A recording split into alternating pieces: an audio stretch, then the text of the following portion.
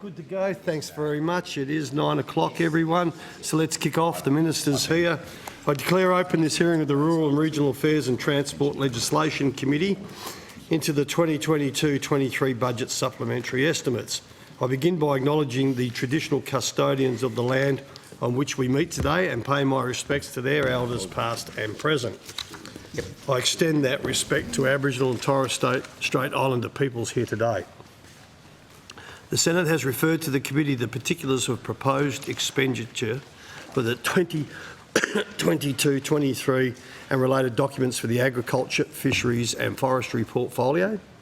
The committee has before it a program listing agencies relating to matters for which senators have given notice, and the proceedings today will begin with an examination of the corporate matters within the Department of Agriculture, Fisheries and Forestry. The committee has fixed Friday, the 31st of March 2023 as the date for the return of answers to questions taken on notice. Senators are encouraged to provide any written questions on notice to the committee secretariat by Friday, the 3rd of March 2023. Under Standing Order 26, the committee must take all evidence in public session. This includes answers to questions on notice. I remind all witnesses that in giving evidence to the committee, and they are protected by parliamentary privilege, it is unlawful for anyone to threaten or disadvantage a witness on account of evidence given to a committee, and such action may be treated by the Senate as a contempt. It is also a contempt to give false or misleading evidence. The Senate has endorsed the following test of relevance of questions at estimates hearings. Any questions going to the operations or financial positions of the departments and agencies which are seeking funds in estimates are relevant questions for the purpose of estimate hearings.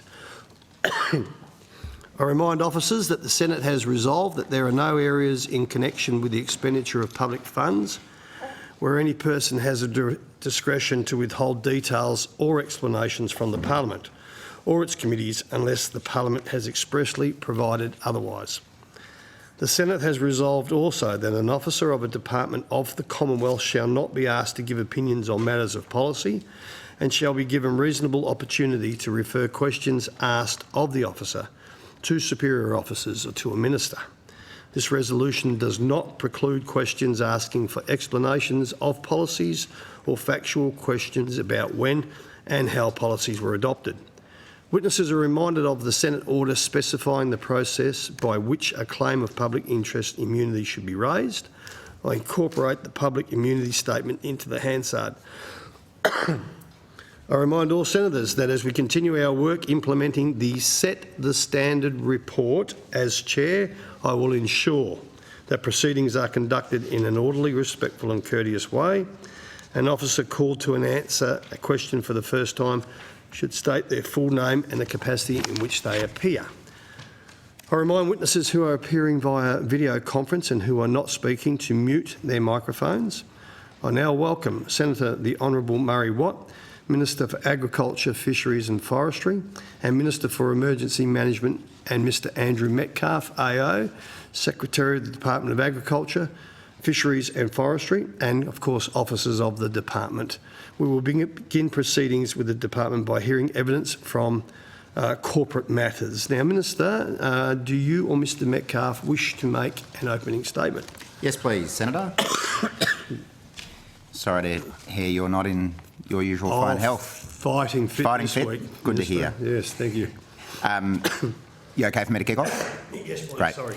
No worries. Thank you to the committee for the opportunity to make a short statement before you today. The Albanese government is a government that listens, collaborates and acts, and that's certainly the approach I've taken since becoming Minister for Agriculture, Fisheries and Forestry. Overall, the industry is in a very good position at the moment, with record production leading to record exports despite widespread flooding in most states and territories.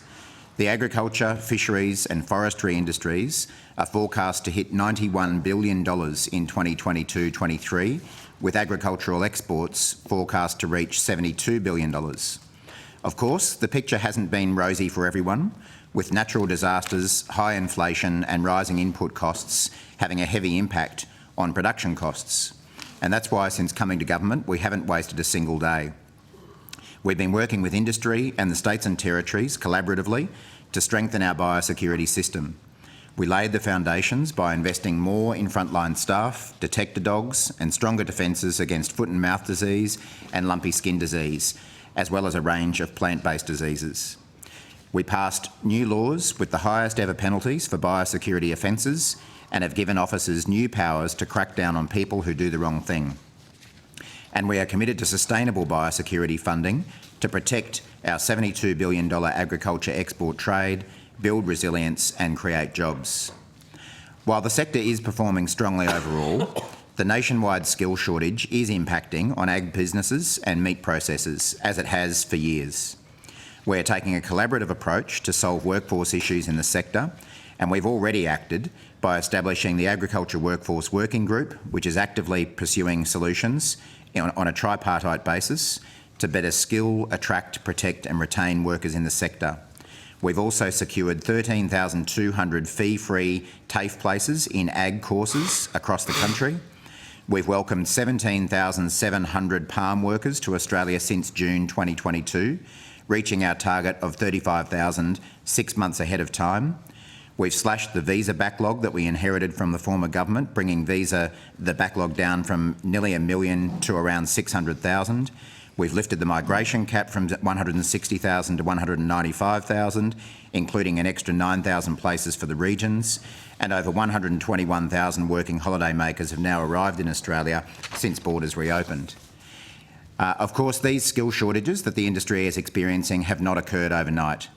As I've said previously, these issues have been around for years and they will take time to solve, but we've definitely made good progress already in partnership with industry and unions. We've also listened to farmers on sustainability issues, and we know that climate-smart agricultural practices are good for business. The Albanese government has proudly collaborated with the agriculture industry to put climate and sustainability front and centre of our shared agenda. We're working side by side with industry to achieve key climate goals like net zero by 2050 and undertake critical work to deliver on the global methane pledge. For nearly a decade, Australia has been viewed as being backwards on climate change, despite the best efforts of the ag industry to the contrary. I was fortunate in the last few weeks to join NFF President Fiona Simpson in London and Berlin to reinforce the message to my international counterparts that we are serious about climate action and sustainable agriculture, both as a government and as an industry. The message we've been receiving loud and clear from our overseas customers is that in order to continue growing our industry, we need to show the world we are serious about continuing to improve our climate credentials and build on the good work that industry has already done. The Albanese government is focused on rebuilding our relationships with our trading partners and ensuring Australian farmers and processors have every opportunity to export their product. We've worked hard to bring the UK-Australia Free Trade Agreement into force, and when that deal is finalised and enters into force, it will deliver more than $850 million a year to producers just in my home state of Queensland, let alone the rest of the country. In the Albanese government, Aussie farmers have a government that backs them and matches their ambition to build diverse and resilient trade pathways that support the growth of the industry. I'd be happy to take your questions. Thank you, Minister Watt. Mr Metcalfe, did you have an opening statement? Yes, thanks very much, Chair. Andrew Metcalfe, Secretary of the Department. Chair and Senators, thanks for the opportunity to make a short opening statement this morning. I'd like to start by acknowledging the many challenges faced by people affected by severe flooding in various parts of Australia. Our thoughts are with the many farming families and regional communities impacted by the disastrous floods.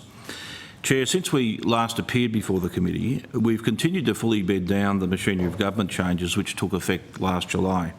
The department's focused on making sure that we can best deliver on our significant regulatory, research, stakeholder engagement, program administration and policy advice functions.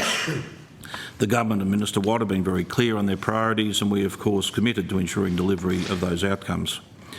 Following discussions and consultations through the department, I'm pleased to advise that we've now launched our new Purpose, Objectives, Priorities, Vision and Values statement last December. This is basically my department's strategic directions on a page, and it will underpin what we do and how we work and inform more formal documentation such as our corporate plan. I have copies of the document to provide to the committee and we'll hand those out today.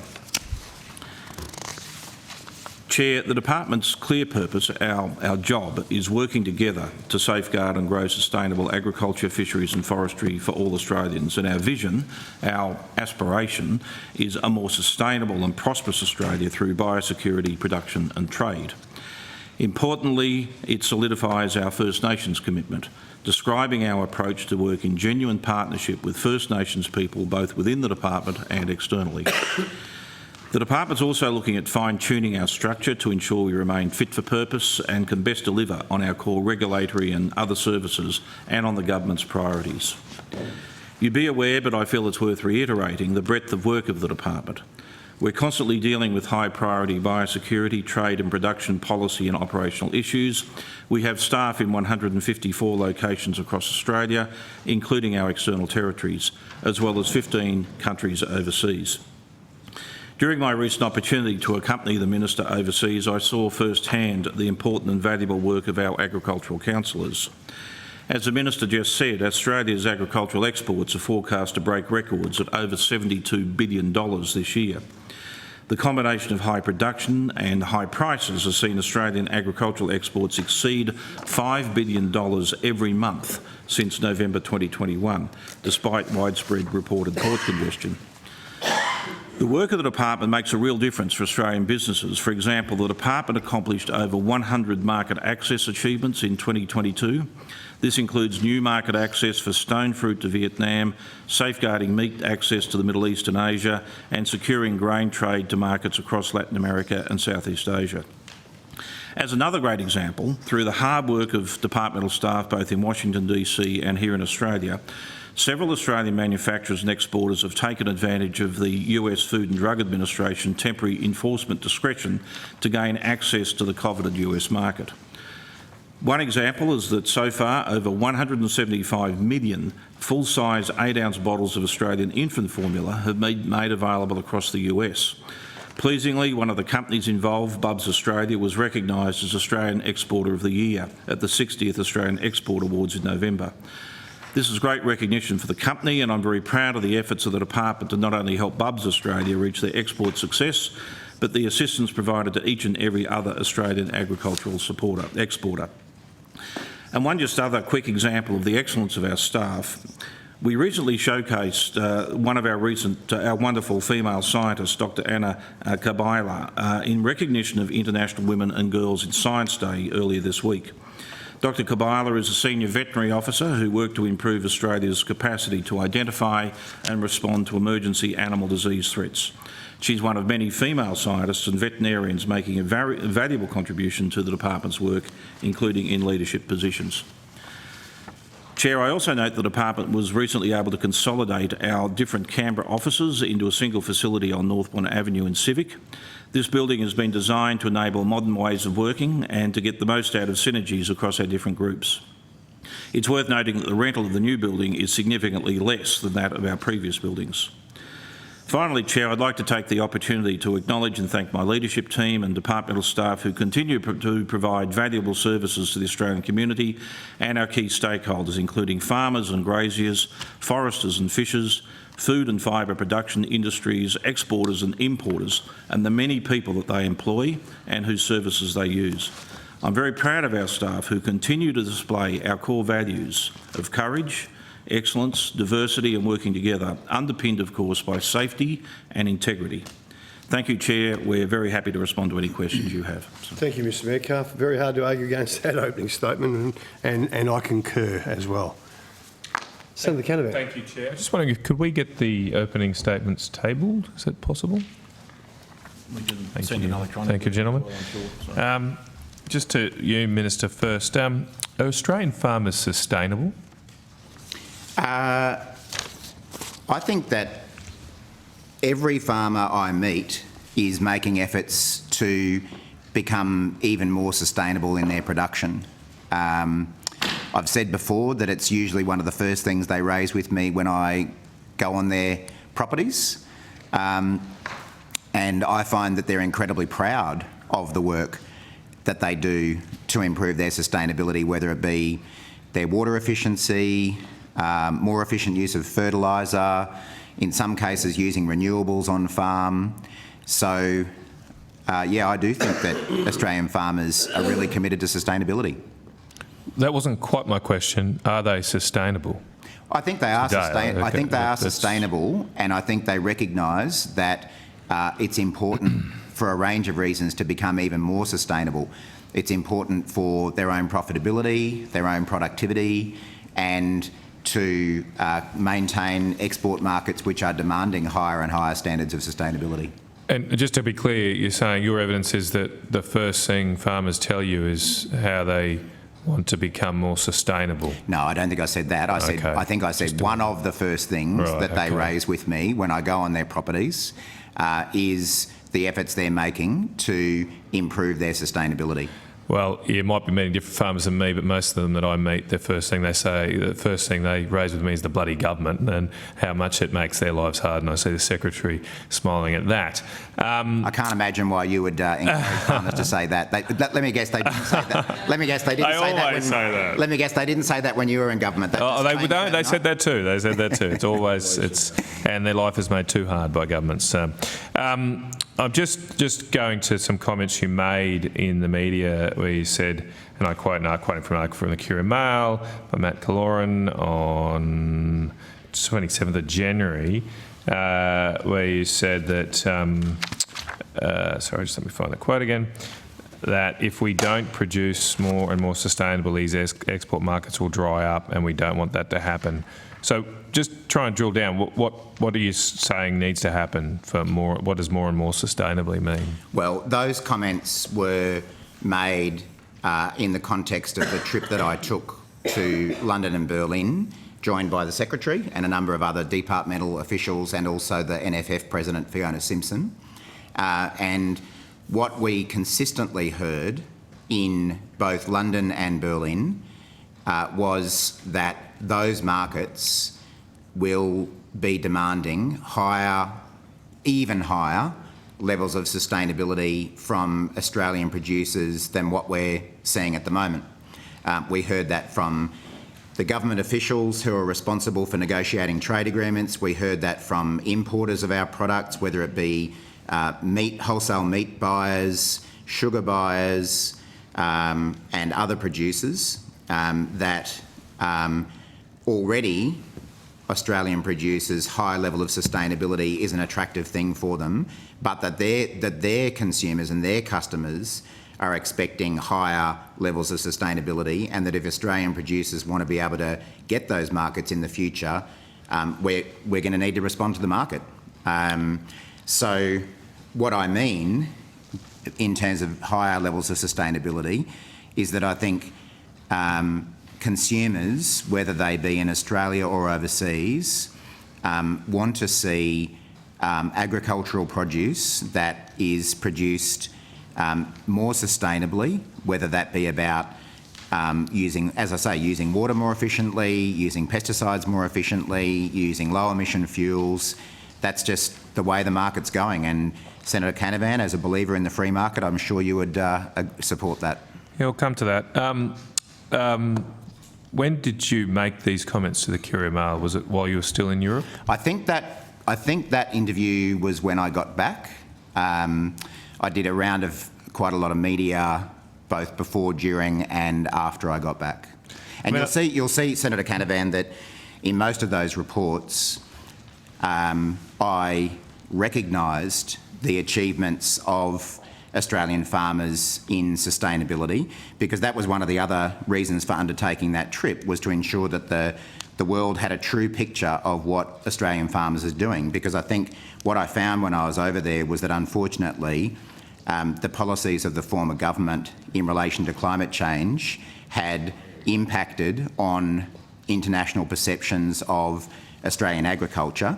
And I wanted to make sure that people did understand that, in fact, Australian farmers are sustainable in their production methods and are doing more and more to become even more sustainable, because we back Australian farmers and we want to make sure those markets stay open. So I think the issue is some farmers have raised with me, a number of farmers have raised your comments with me, and it sounded to them like you're on a bit of an apology tour of Europe to sort of genuflect and apologise for our sins here.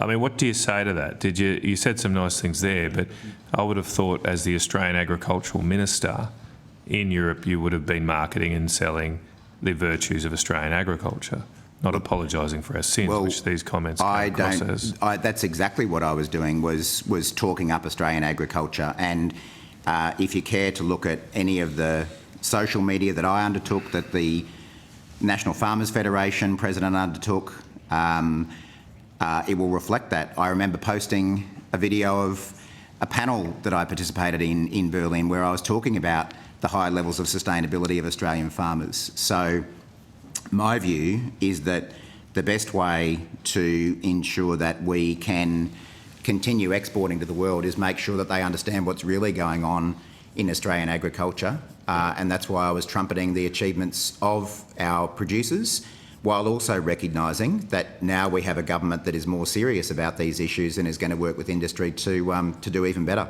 Can you give me some specific examples that you gave to officials in Europe of what Australian farmers are doing well? Yep. Again, feel free to have a look at any of the videos that I put on social media where I, and in fact I remember MLA... I probably won't be doing that, but I'm happy for you to...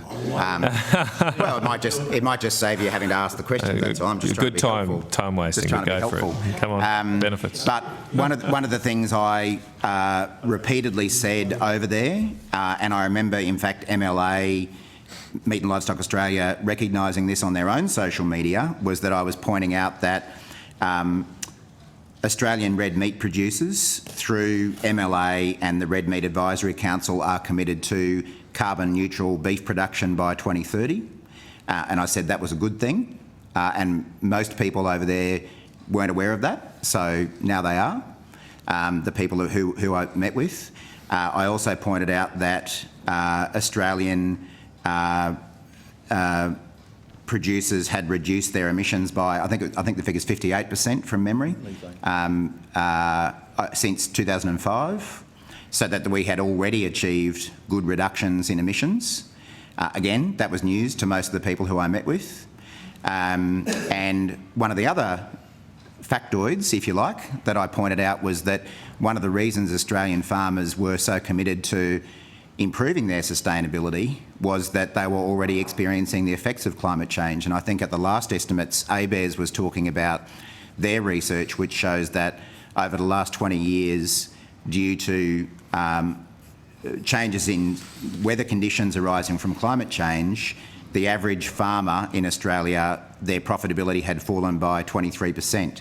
So all of those figures were news to the buyers of Australian products, the decision makers in Europe about free trade agreements, and I think that gave them a level of comfort that we have a government and an industry who are working hard on these issues. So all of those issues relate to climate or carbon emissions, the things you're doing, you say that they're doing, and in fact only one of those was things that have been done in the past, and it's not actually farmers that have done that, it's state governments that are locked up or changed native vegetation laws that led to that 58% reduction. You'll find about 90% of that is due to those state laws. But don't get me started on the NFF. That's another discussion for another day. Not just the NFF. I know you don't like the NFF, but it's also MLA, Red Meat Advisory Council. I don't think you dislike I'm just stating the facts, Minister. The facts is that 90% of that 58% reduction we went through this last estimates, around 90% of that is actually not to do with actions of farmers, it's to do with red tape that's been imposed on them by Australian governments. The industry points to that as a success. Yeah, they also oppose those state laws. All of those relate to climate and carbon. Is sustainability here for you just a euphemism for climate action? No, I mean, I would have thought it's much broader. So what are the other things that Australian farmers are doing? Again, I can go on. One of the other examples that I pointed to when I was overseas was that many Australian farmers had been adopting precision fertiliser technologies, and I always point to the example of Swarm Farm. I'm not sure if you've been there, Senator Canavan, been there a number near of Emerald, times. Who are doing great work, as are many other manufacturers or ag tech entrepreneurs in Australia to improve the application of fertilisers and other chemicals. Good for the environment, good for farmers' budgets. So there was that example. We talked about water efficiency. There were any number of examples that I was able to point to about things that Australian producers are already doing. The Secretary reminded me that one of the meetings we had in London was with the House of Lords Committee that was considering the legislation to bring into force the free trade agreement with the UK. And a number of those House of Lords Committee members had concerns at the outset of the meeting talking about their perceptions of Australian agriculture when it comes to sustainability and animal welfare. And we talked through with them what's actually happening here and what our government is doing with industry. And I might just point out that there were going to be about 30-odd amendments moved to that legislation in the House of Lords, and in the end, not one of those amendments got moved, which speeds up the passage of that legislation and the benefits to Australian producers.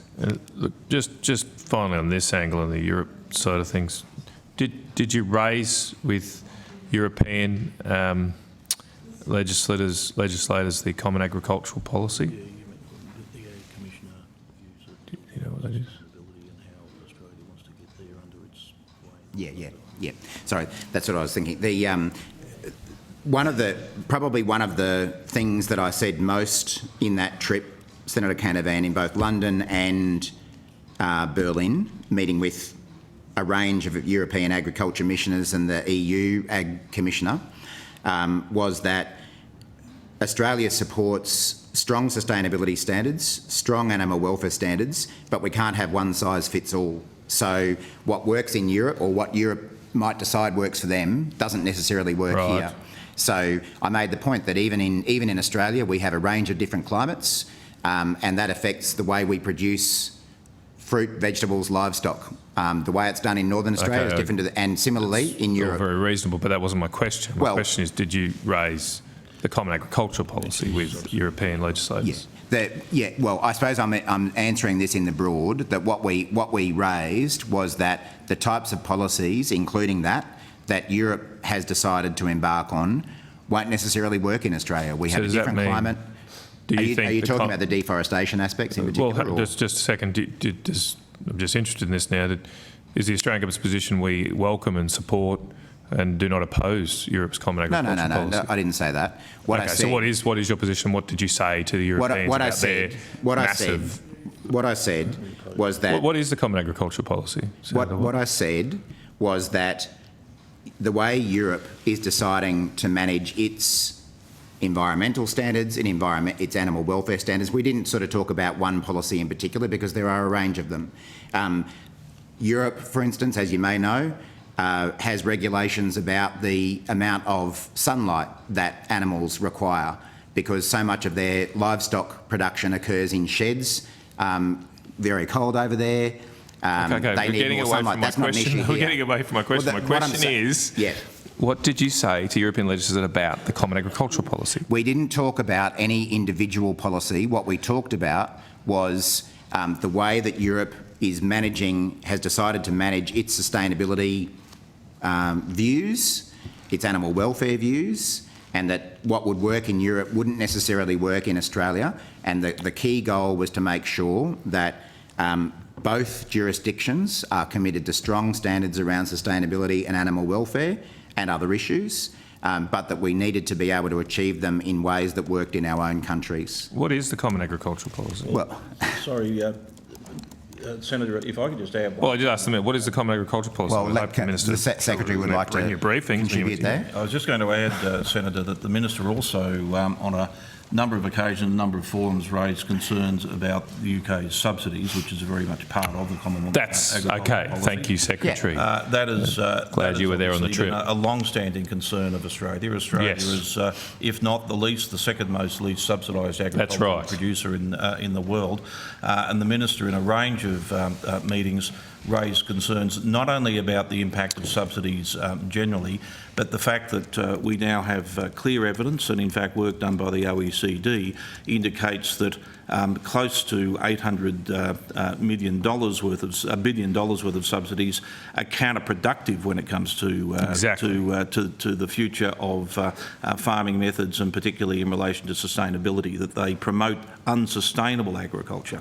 That point was certainly raised by the Minister Minister, and indeed has been raised by other senior government officials and ministers in a range of forums in recent times. Thank you very much, Secretary. I'm just a little disappointed that wasn't the first response from the Minister, because, and I just checked with ChatGPT, they give quite a good description of the Common Agricultural Policy. We need to get up to speed, Minister. But this is a serious issue because honestly, the public statements you've made sound like you are willing to apologise for Australian agriculture, but not rightly criticise European agricultural policies, which are much, much more damaging for the environment than anything we do. The Common Agricultural Policy is an absolute disgrace, and we should not be taking lectures from Europeans about sustainable agricultural policies while that stays in place. Yeah, well, Senator Canavan, again, if you care to look at any of the social media that I was doing, some of which was picked up by the broader media while I was over there, you'll see that I made these points around European subsidies on a number of occasions. Not so much in London, but it was more in Berlin, where we were talking with agriculture ministers in Europe. The presentation that I gave to the Berlin Agriculture Ministers Conference, which was attended by about 70 agriculture ministers from around the world, that point was the centrepiece, was about the damaging impacts of subsidies, not just in Europe, but in a range of other countries around the world, to food security, because it distorts trade, and to the environment. So they were points that I made repeatedly over the course of this trip, along with the ones that I've already gone through. And look, just finally, I don't want to labour this point, but because we've gone on, but you mentioned the market, need to respond to the market, totally accept that, but there is a distinction here between what farmers and businesses in the sector should do and what government should impose on farmers, if you like, to try and think that they're solving the market issues for them. I personally don't think that's your or the government's role. We're not very good at that normally, and it's best to left up to the market. Well, can I just quickly respond? You'll see, Senator Canavan, that's exactly the way that we responded to the Global Methane Pledge, by announcing more grants for farmers to reduce methane emissions, particularly through feed supplements, but other ways as well. And in fact, I remember a range of farm group leaders welcoming the decision of our government to go down that path rather than the regulatory path that we've seen in other countries. Thank you, Chair. Senator Brockman. I'm just going to follow up on Senator Canavan's line of questioning briefly, because I also hear, in my home state of Western Australia, the scepticism from farmers on the ground about the use of the word sustainable. And we've heard a lot about it this morning. But I think that scepticism, Minister, is somewhat understandable when the sheep industry is widely considered to be a highly sustainable industry. I think that's fair to say across the agricultural sector in terms of such things as land use, emissions, etc., etc. You've got one segment of that industry which can show improving animal welfare standards over at least a 30-year period, which I've looked back at the statistics on. And yet, that segment of the industry is being cut off at the knees. So, can you understand the scepticism in the agricultural sector about when we talk about sustainability, but you're happy to ignore the evidence of 30 years of improvement? Oh, well, people are entitled to their opinion. As I say, all I can do is reflect on the very strong commitment that I've seen to sustainability from individual farmers and farm leaders. I'm presuming, Senator Brockman, you're referring to our decision to phase out live sheep exports. That's what you're referring to? That's what I'm referring to. So, and I recognise that that not everyone agrees with that. I recognise... So do you accept that the industry's been improving animal welfare standards for 30 years? I accept that they have improved on animal welfare, but what I also accept is that community opinion more broadly is that industry should be phased out. It shouldn't be done overnight. We've said that we'll do it in consultation with industry, we'll do it in an orderly way, but I've already been on the public record saying that unfortunately for that industry, I think they lost their social licence because of a range of incidents, and that's the reason that our government has taken the decision we have. So you were asked on notice, question 807, for evidence science or evidence that supported the decision, and the answer was an election commitment. So does that indicate there is no science or evidence? Because the evidence is entirely in the opposite direction, isn't it, Minister? No, as I say, I recognise that, and you know, it depends how you measure animal welfare, I guess. But if you're looking at things like mortality rates, I recognise that there have been some improvements on that. But I think for the community generally, there is still, you know, the majority of the community. I think some improvements is underselling the industry, Minister. It's been dramatic. There's been dramatic improvements. You can put whatever label you want to put on it, but surely that's a metric of sustainability, Minister. It's one metric. So sustainability doesn't matter in that case. No, well, again, there are... Evidence doesn't If you want matter. to talk about metrics, let's also recognise that the live sheep trade, export trade, has been decreasing very strongly over recent years. It was 1.9 million in 2017-18. It's down to around 488,000 in 21-22. So in some respects, it's an industry in decline. Well, not just the numbers show it's an industry in decline, and it's not the only way for sheep farmers in your state, and it's primarily in your state, to make money. There's wool, there's processed sheep meat, and these are all sorts of issues that are going to be worked through in the consultation with industry about the future of that industry.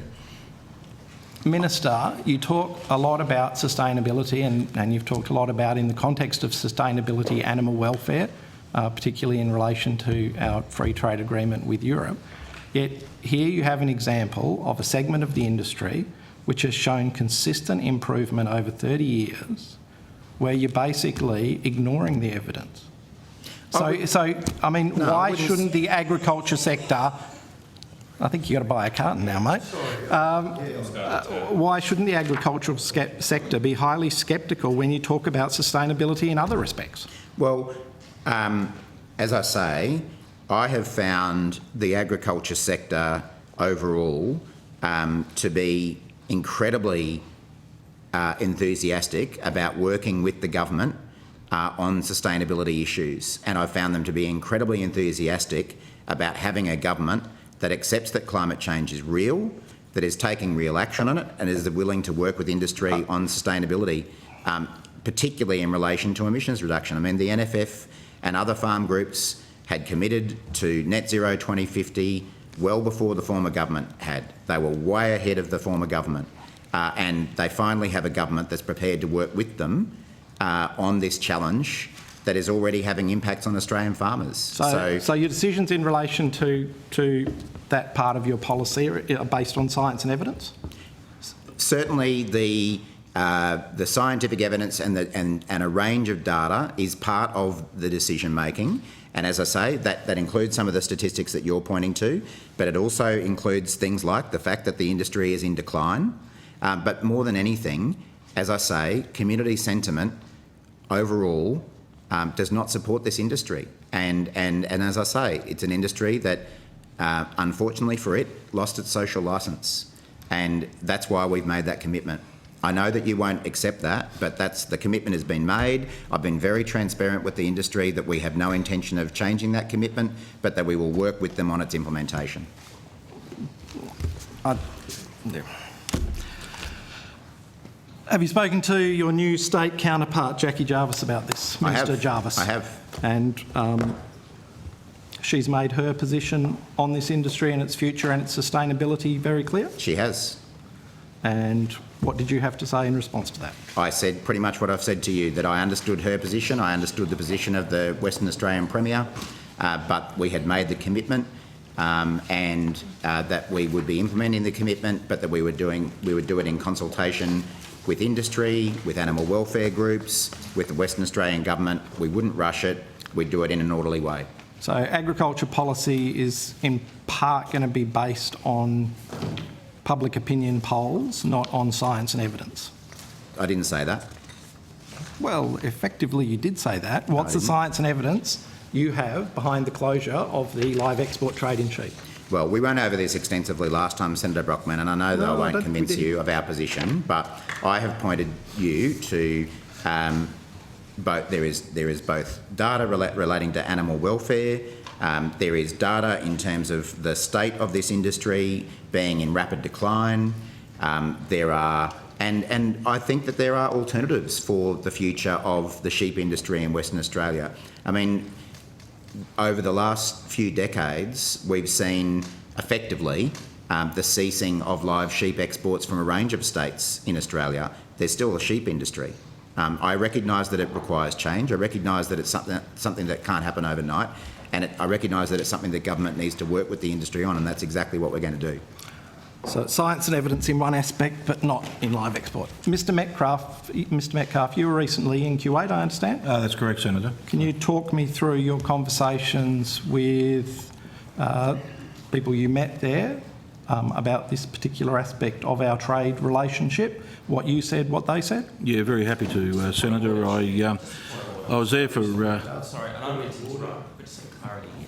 We're sort of, I think, going into other outcomes for later in the day. I don't know if it's more appropriate we deal with these outcomes rather than in cross-portfolio. I'm happy to come back, Chair, if you prefer, otherwise but we might as well just... this is about Mr. Metcalf's visit there. I'll tell you, no, hang on, it's quite all right. I'll tell you what I will do. Mr. Metcalf, are you happy to answer in this area? I am. Or do you want to do it later? I think Senator Cheney is correct. This is probably about international market access issues or trade issues, which is probably program 1.13, but I'm happy to answer the question now. I mean, if you've got yourself here and you don't need backup and all that sort of yeah, stuff, I'm very happy You've to been around answer longer the than question. most people, Mr. Metcalf. Just on the point of order, I am asking about what the Secretary said himself in those visits. So I think it is reasonable to have it in this section. I'm not asking about... More I'm not going to ask here about the broader policy, colleagues, just about I'll make it easy. what Mr. Metcalf is the said. guru here, so Mr. Metcalf's happy to answer, and we won't have to come back to it later in the day. Yeah, thanks, Chair. Okay, Mr. Metcalf. So, Senator, I was in Kuwait for about 24 hours. I met with a range of senior government officials, effectively from their Agriculture Ministry and their sort of Food Standards Authority, and I also met with the CEO of the major company associated with the importation to Kuwait of live sheep, including from Australia. Government officials, my primary intention was to ensure that at a government-to-government level, the Australian government had communicated its stated position that it would be phasing out the live sheep trade, and indicated that Australia was obviously concerned to ensure that that was seen as effectively a policy that was an Australian domestic policy. It did not reflect upon the Australian-Kuwait relationship as such. I'd also note as a footnote that I met with the head of the major company associated with the importation of wheat and other grains. Australia, I think, more or less completely supplies Kuwait with grains products, and certainly all the bread and cakes and biscuits and everything produced by that company. It's a very big company, are produced with Australian product. And in relation to the live sheep issue, with the government officials, I indicated the government stated position, that the government at the head of government and ministerial level had indicated that the industry would be phased out following the next Australian election. In all likelihood, that election would be in about 2 years from now, but election timing is sort of not locked in place. And that Australia was very keen to ensure that we remained a reliable supporter of product to Kuwait. There was quite significant interest from the government officials about the potential for chilled or frozen product, lamb product, to come to Kuwait. And of course, we're seeing record exports of sheep meat around the world at the moment. They indicated that Kuwait is now a modern economy, that it's able to ensure that cold chain does in fact occur, and that therefore live export, which usually happened historically where there wasn't cold chain available, was no longer strictly necessary. The head of effectively the Food Safety Authority also indicated that they had ongoing regulatory issues associated with live exports at their end because of their concerns about the health of animals and the need to check and to ensure that animals that were being imported to Kuwait were, disease-free and healthy, and indicated that that's an activity that they would not have to undertake if, in fact, the trade was ceased. In my meetings with the CEO, we had quite a long discussion at his headquarters, which is not far from Kuwait Airport, where they have a major facility. Not only their headquarters, there is a very large series of feedlot operations where sheep are brought to, and their abattoir processes as well. It's effectively a closed loop, so they retain control of the sheep coming from the ship to the feedlot, to the abattoir, and then out into supermarkets and other meat distribution points. It's clear it was obvious to me that the CEO was not unaware of the decisions that have been announced by the Australian government, that he was disappointed about them, and I repeated the point on a number of occasions that this was effectively Australian government policy, and that Australia obviously was aware that it was going to impact on that particular business, which is vertically integrated and owns shipping lines and also ships and also facilities in Western Australia as well. But I've said that this was a long-standing Australian government commitment from the current government. It's an issue that the current government had in its election commitments prior to the 2019 election. The government, of course, did not win that election, but then that commitment remained in the election commitments that brought forward into the 2022 election, and the government has now been elected and is seeking to implement its election commitments. I also indicated that the government was soon going to undertake an extensive consultation process about not about the whether, but about the how the phase out would occur, and that's a matter that the minister will no doubt make announcements about at some point, and that not only would that consultation occur both in Australia, but it would also occur with key people overseas, such as the company. So. I mean, I guess it really does beg the question, though. The commitment is after the next election. So did you explain to our trading partners that there will actually be an election prior to this commitment potentially coming into force? Yes. So they were fully aware that this position could change? They were fully aware that the current government had given a commitment and that commitment would be implemented following the next election. I've had reports back from people in the industry who said that they heard from, and I accept that this is a chain of communication, that you advised that they should start looking for other sources. That's not correct, Senator. I've heard a similar rumour that's come back. I had both the Australian Ambassador and a senior departmental official present with me, so if you need witnesses, I'm happy to produce witnesses. But more seriously, I made it very clear what I've just said.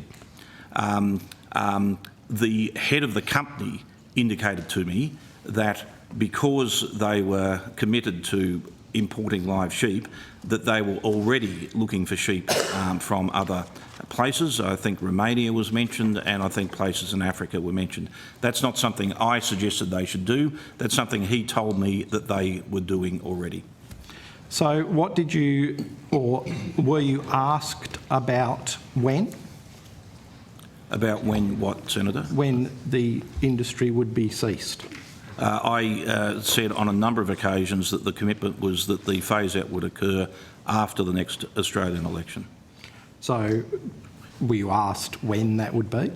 I indicated, as I've said earlier, that ordinarily we have 3-year election cycles, that most likely, therefore, that would be in the first half of 2025, but that Australia does not have fixed terms. So I did not specifically say it could be sooner or it could be later. I've said that our expectation ordinarily is that terms of government run for around 3 years. Have you ever said to Australian farmers that it will be the first half of 2025? Because I don't think I've heard that. The election, No, it's the phase out. what I said was, your question was about the election, Senator, and I said that the election, in my discussion with the CEO, he my said, when question is was the actually election? about And I phase said out, it's normally 3 years. The last election was May 2022. Okay, so you said that the next election is going to be in first half of 2025, likely. Yes, but Were you asked about the phase we out? did not have an advanced discussion about Australian political institutions or public policy, but I did indicate that ordinarily Australian electoral terms run for around 3 years. They can run shorter. I didn't talk about double dissolutions or other things that may bring them to a halt sooner. I indicated ordinarily it's around 3 years. The last election was May last year. That takes you through until the first half of 2025, and that was to put context around the government's commitment that the phase out would not occur prior to the next election. Was Were that you- on your order, Minister? What was that, Was sorry? the Secretary acting on your instructions to have these conversations? My recollection is that the Secretary... So Side you go. we were... I was planning to do this trip to London and Berlin. The Secretary spoke with me suggesting that it might be a good idea for him to go to the Middle East, including Kuwait, on the way there. I said I thought that was a good idea. With a special message from you? No, I For the don't- Kuwaitis? I didn't. No. I think we probably talked about what the Secretary intended to say, but Right. I have confidence in him to be able to work Make out. sure the what- Labor Party line was followed. No. Well, I think that's a very insulting remark to make to meant to be a public insulting. servant. It's actually No, meant no. to be insulting to you, Well, I Minister, think you've on behalf insulted- of the live export No, I think you've industry. insulted the Secretary and public servants in suggesting that the Secretary would go and repeat the Labor Party line, I think is what you said.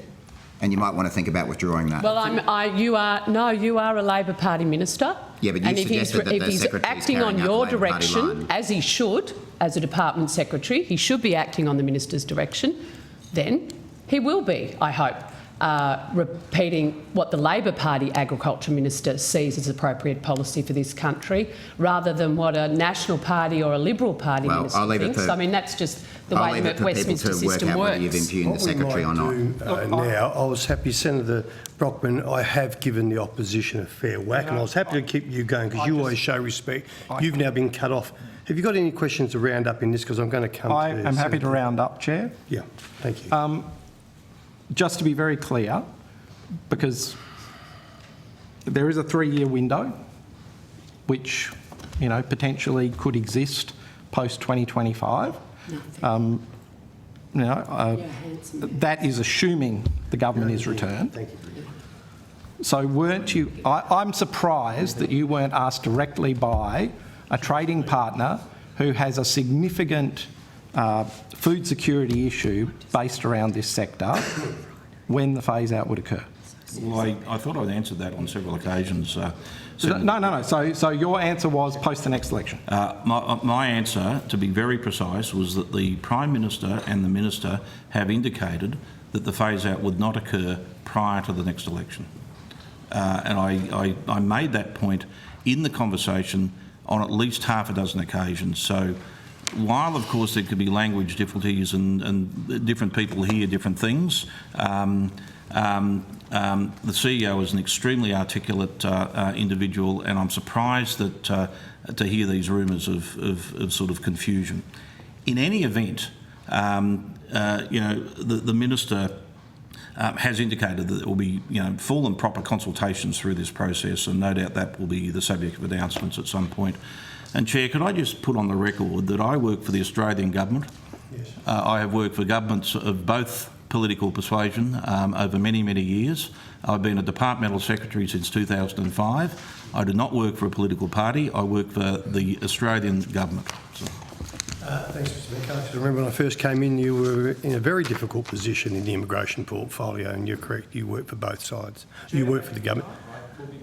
Yeah, thanks, Senator Brockman. Senator, where'd he go?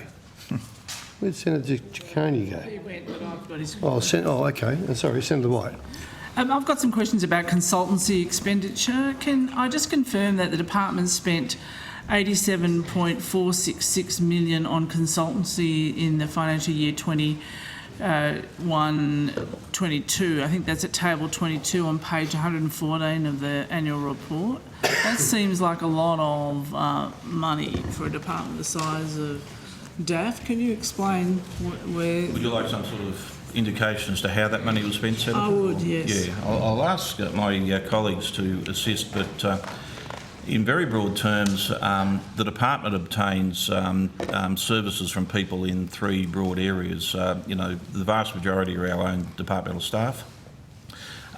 We also retain the services of a large number of contractors, and some parts of government are very heavily filled by contractors, particularly in the IT area. It's sort of the way the industry type of works. And then separately is the concept of consultants who are, the intention is that they are brought in for a specific purpose for a particular period of time to undertake a particular task and then leave. So they're not intended to be seen as an ongoing resource. In 21-22, the department at that stage was the Department of Agriculture, Water and the Environment, and so depending on the figures you've got in front of you, they may either be for the bigger department that included water and the environment. I'm not sure if they only refer to agriculture, fishing and forestry, which is of course who we are now. We can clarify that point for you. It is fair to say though that at that time, through major government programs following the largest deficits we've ever seen in Australian history, largely to ensure strong economic stimulus to keep the economy going along, notwithstanding all of the issues that the pandemic brought. The government provided record funding to the former department, particularly in areas such as the response to issues in the Great Barrier Reef, support for our national parks, the operation of the Antarctic Division, various areas of step up around biosecurity and so on. And a lot of that required short-term additional effort to occur, and consultancies were used as the most efficient way of ensuring that particular effort. So that's a contextual statement about what was happening at that time, but I'll see if my colleagues can provide any further detail on that figure. So. Cindy Briscoe, Deputy Secretary. I can just confirm that, as the Secretary said, that number refers to the Department of Agriculture, Water and the Environment annual report from last year. That's correct. So what's the breakdown between, say, are you able to give us the breakdown between the current department and what proportion that would be in these figures versus the larger department? Yeah, I suspect that the current department would probably have a smaller amount, but it would be very difficult to disaggregate because some of them were spread across different programs. Senator, if it is not too difficult, could we perhaps see if you've got a line of questions, and could we endeavour to try and find the information for you and come back to you during the course of this morning? Okay, because I do have a line of questions because I see that in that report too, it says that over $37 million went to Price Waterhouse in that year. Can you explain what that might be? I can explain that, Senator. It became very clear to us when the former government was progressing these very, very substantial additional areas of funding coming into the department, at the same time associated with the very tight labour market in the country generally and affecting the public service, that we would simply not have been able to deliver what the government wanted through simply the resources we had within our own staffing, that we needed additional resources to be brought in. You may be aware that I spent some years outside government working for a major professional services firm, and I saw how those firms could add value, but I also saw circumstances where they did not add value or where their resources were wasted because departments didn't use them properly. The most effective way of using those major professional services firms is to ensure that they have a defined task and that effectively they are not brought in to just do the task, but they team with departmental staff. That provides two benefits. Firstly, it means that the learning curve of the consultants, who quite often would have very little knowledge of the department, is able to be accelerated because they're sitting down at the same desk, at the same table with people who understand the department, who can help get things done, so that ability to get up to speed quickly is accelerated. But secondly, it is clear to me that those firms do have methodologies, techniques, skill sets which are not readily available in the public service, and that the public service could benefit from some of those methodologies and skill sets.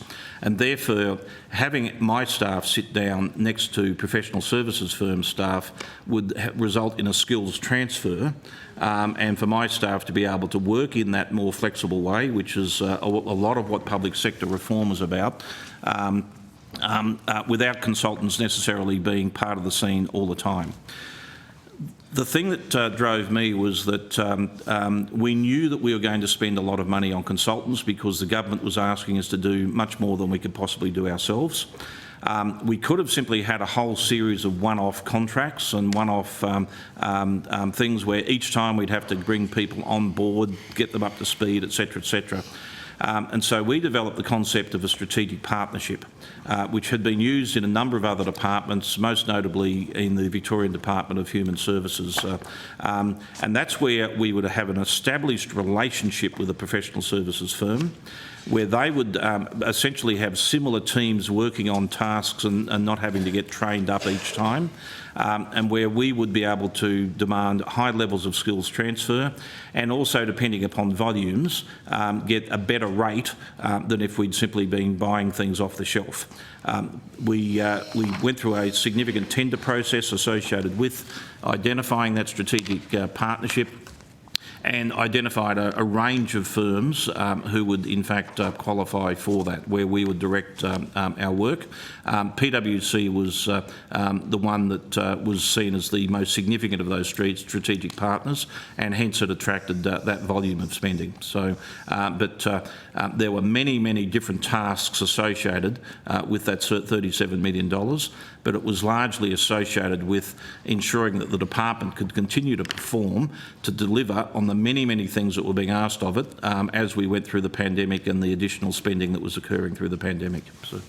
So I understand that explanation, but it is significant. Like the financial year beforehand, 2021, the annual report says PricewaterhouseCoopers got $2.6 million. Yep.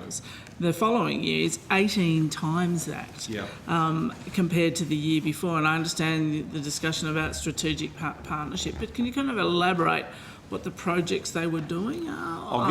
I'll get one or two colleagues to join us who might be able to provide more assistance about that, but I'm not surprised because that was a very deliberate decision taken, and we ensured the highest levels of probity.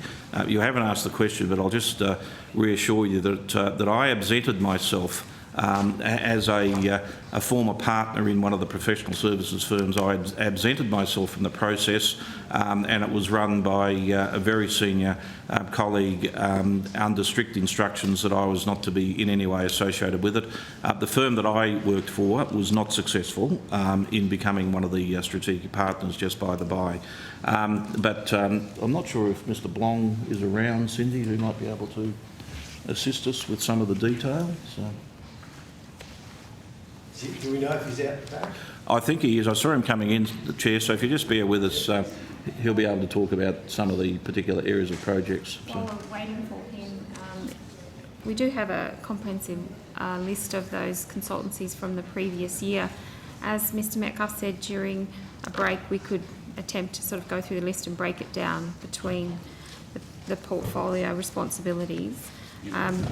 In relation to some of the work that PwC did, as I glanced down the list, there's a range of projects around traceability and trade, water entitlements, a biosecurity strategy.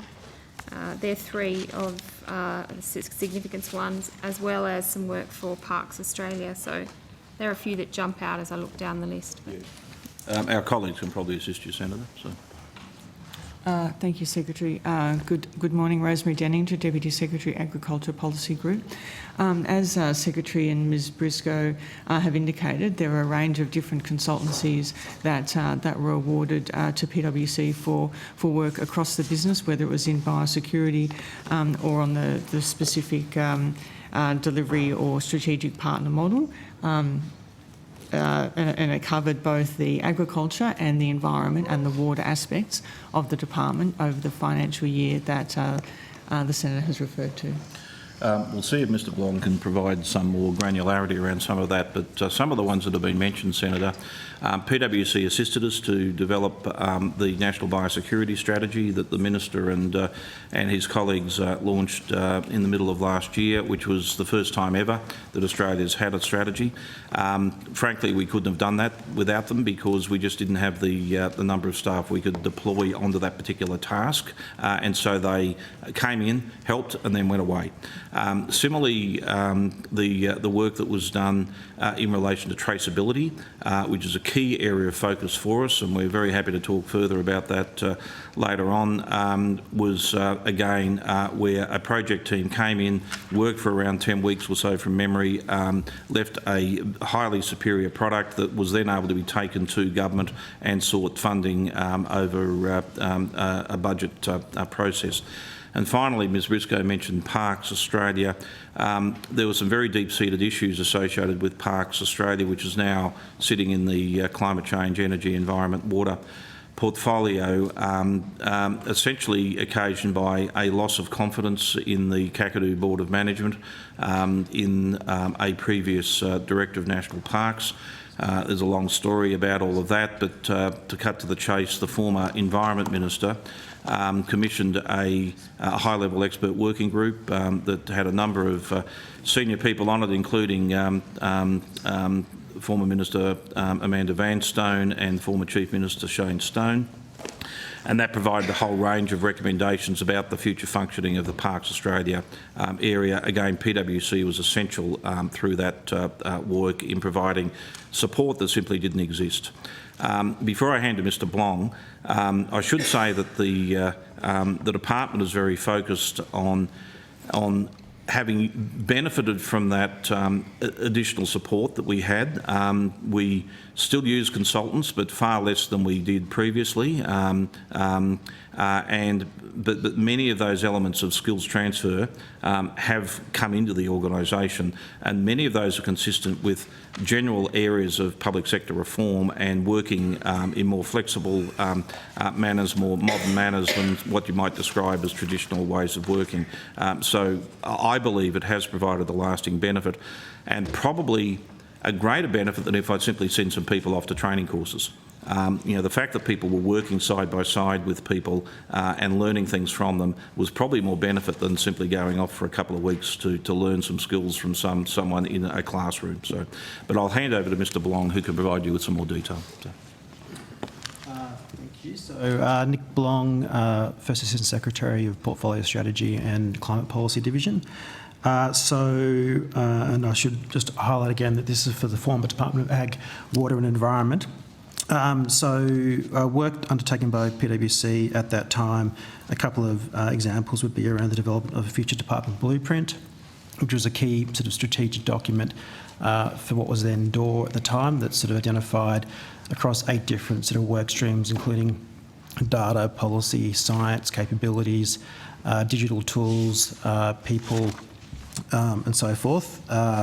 Looking at sort of those 8 capabilities across what was then a very large department spread across the sort of a whole national footprint, and looking at what a world-class organisation would look like, looking at sort of a 3 or 4 year sort of horizon, And there was quite a collaborative exercise. We had joint teams of PwC and what was then DOR officials working side by side quite intensively over a long period. Very collaborative approaches to working with consultants, so they're embedded in our teams. We're learning off their skills and capabilities on a day-to-day basis rather than sort of the transactional approach in terms of how you might historically deal with a consultancy firm. So that Future Department Blueprint, I think, was finished around September, October 2021. And that as a public document, it highlights sort of the pathways in terms of what a public sector organisation could take to build capabilities over a long time, or a medium term at least. So that's an example of one of those projects. I think that project involved something like equivalent of about 3,000 consultancy days over the life of that engagement, so quite an intensive body of work. Obviously had access to PwC's sort of national, international skills and capabilities that was quite informative in terms of having sort of showcases and lunchtime sort of briefing sessions on and deep dives on particular areas of expertise that we could draw on, and that was quite informative, particularly during sort of the COVID period where organisations were undergoing drastic change and disruption, and so getting access to that type of engagement for our senior leadership group was important. So that's one example of some of the pieces of work we did with PwC at the time. Senator, I think we've sort of taken on notice the particular figure that you've given us, and we will see if we can come back through the course of the day and provide you with more details of that breakdown. So. Sure. And what percentage of the total expenditure, so if it was 86.466 million, what proportion of your departmental budget was that, this capability building? And which is pretty much what you've said, 3,000 days of capability building, and so that's a... Yeah, is that right? I'll see if a colleague can provide you with details. $29,000 a day they were getting. Yeah, I'll see if a colleague can provide you with details of our overall budget. A very rough figure was that we had around 7,000 or 8,000 staff through that period of time, and my expectation is we were probably in the range of a $2 billion a year organisation, but I'll just see if the CFO can provide you with a bit more detail, given that we're going back a couple of years. So.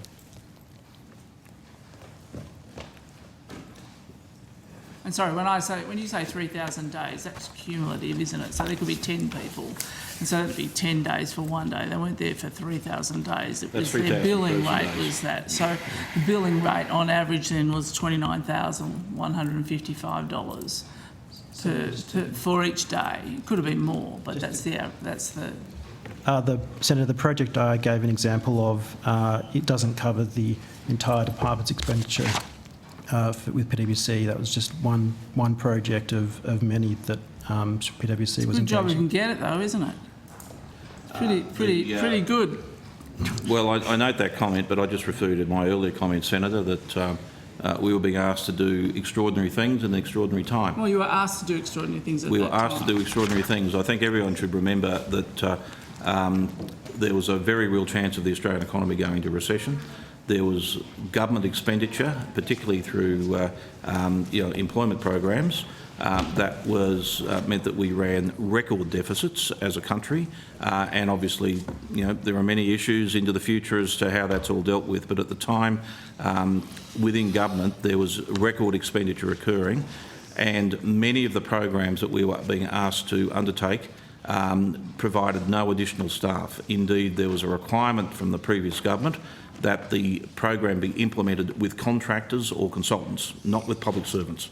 So as the Secretary, I had nowhere else to go. I had an obligation to implement a major program, and I had no ability to employ anyone apart from contractors or consultants. Therefore, what we decided that we would do it in an efficient way to get maximum value for money and to get lasting benefits such as the skills transfer I discussed. So. Yeah, but it's a common thing in the private sector, isn't it? That's what you do. So rather than put on ongoing long-term staff, you just put it into consultancy because you can book it away. But back to my original question, that's what everybody does. Let's see if we can provide you with any more assistance with those figures. So. Good morning, Senator. Paul Packboy, Chief Finance Officer.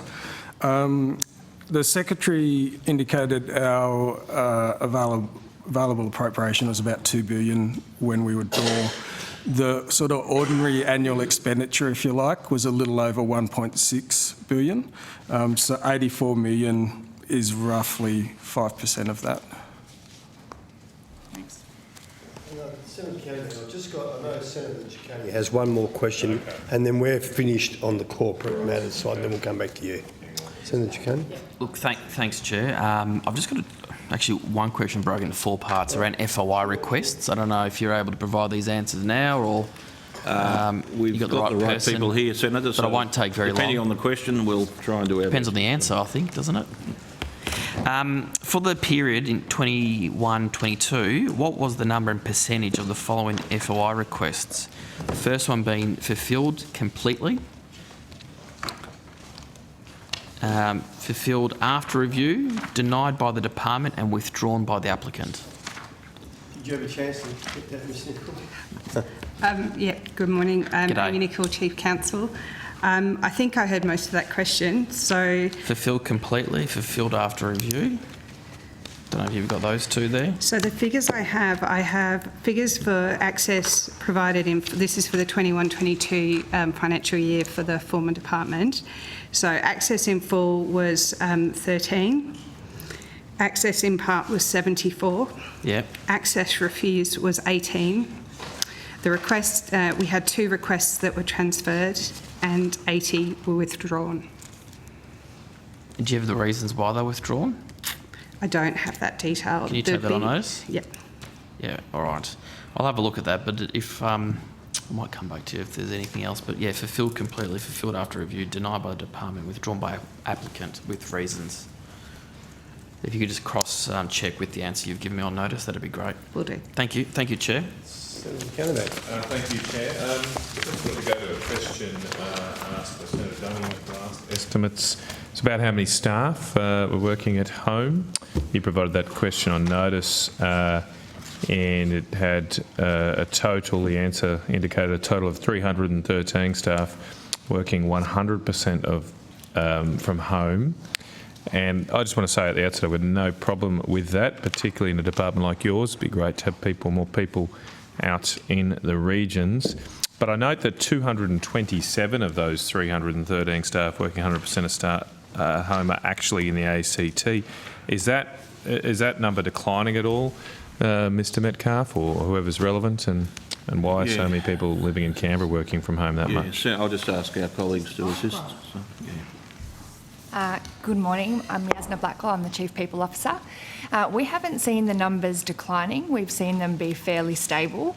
In relation to where they might be, the ACT figure relates to where the position is located, not necessarily where the employee resides. So you might find that there are people who are working from home, but nominally the position when it was created as a Canberra-based position. So it might be that they're living in more remote communities within New South Wales. Well, and that, the I suppose, like. probably didn't give us the full answer of what we wanted, I suppose. Do you have those figures then of where people reside? Or do you know how many people are working from home 100% of the time now, as of today in the department? 100%, yes. Just give me 1 second. Or whatever the latest date you have.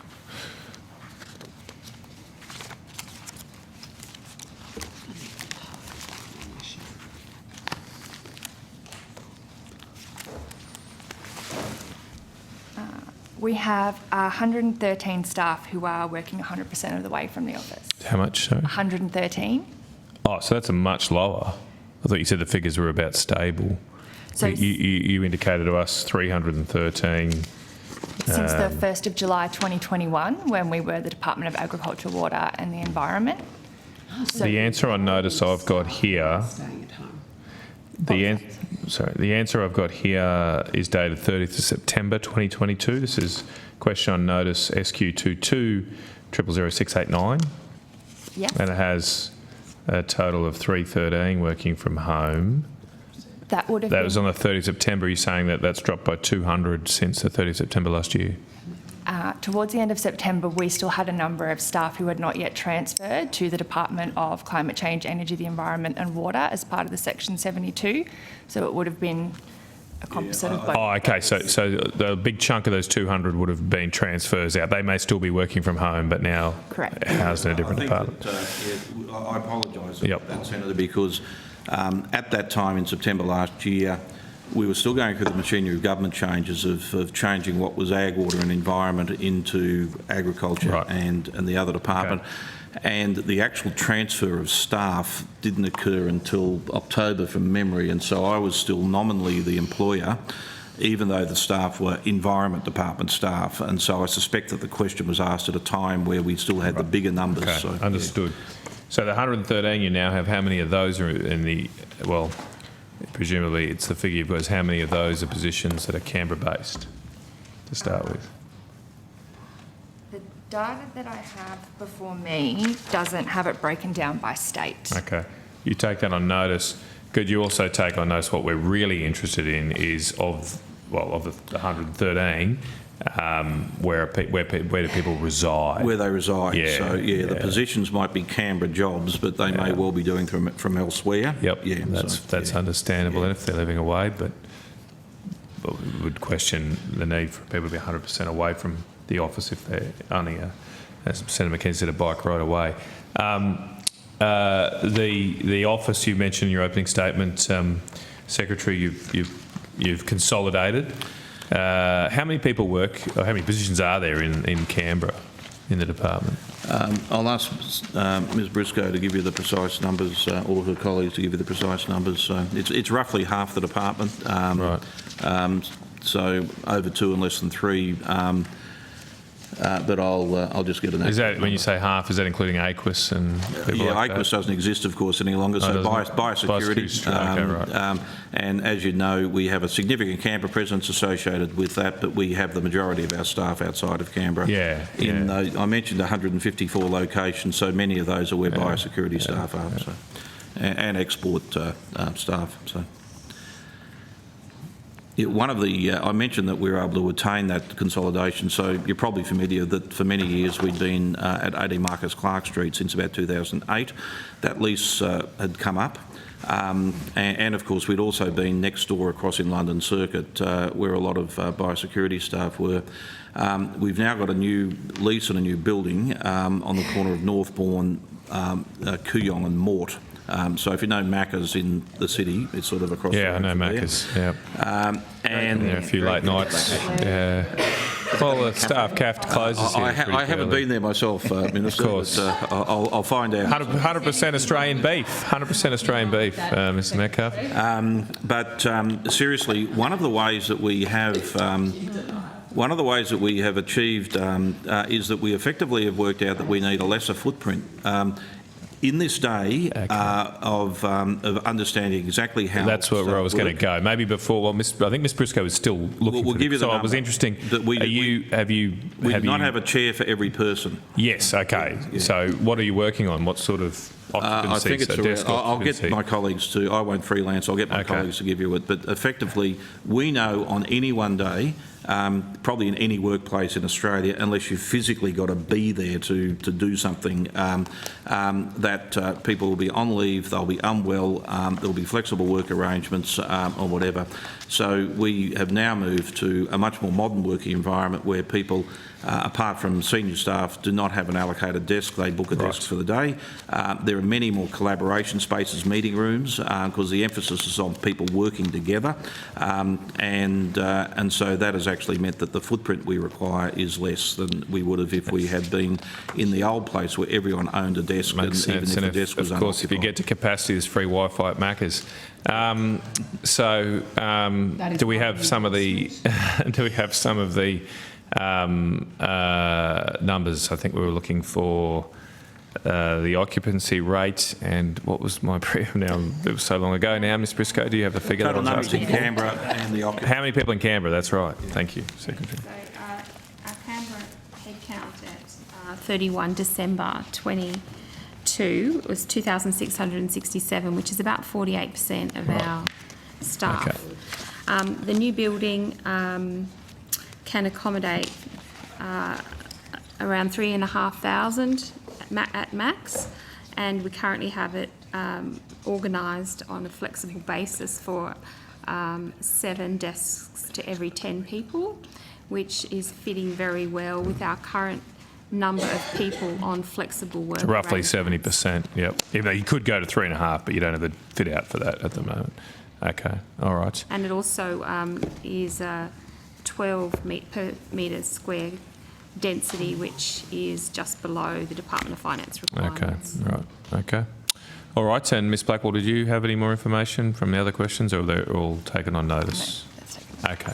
All right, I think Senator Mackenzie, Chair, with your indulgence. Thank you, Senator Canavan. Secretary, I've just been in with the APS Commissioner, and he set me on a little run around to ask the department secretaries themselves, so I will start with you.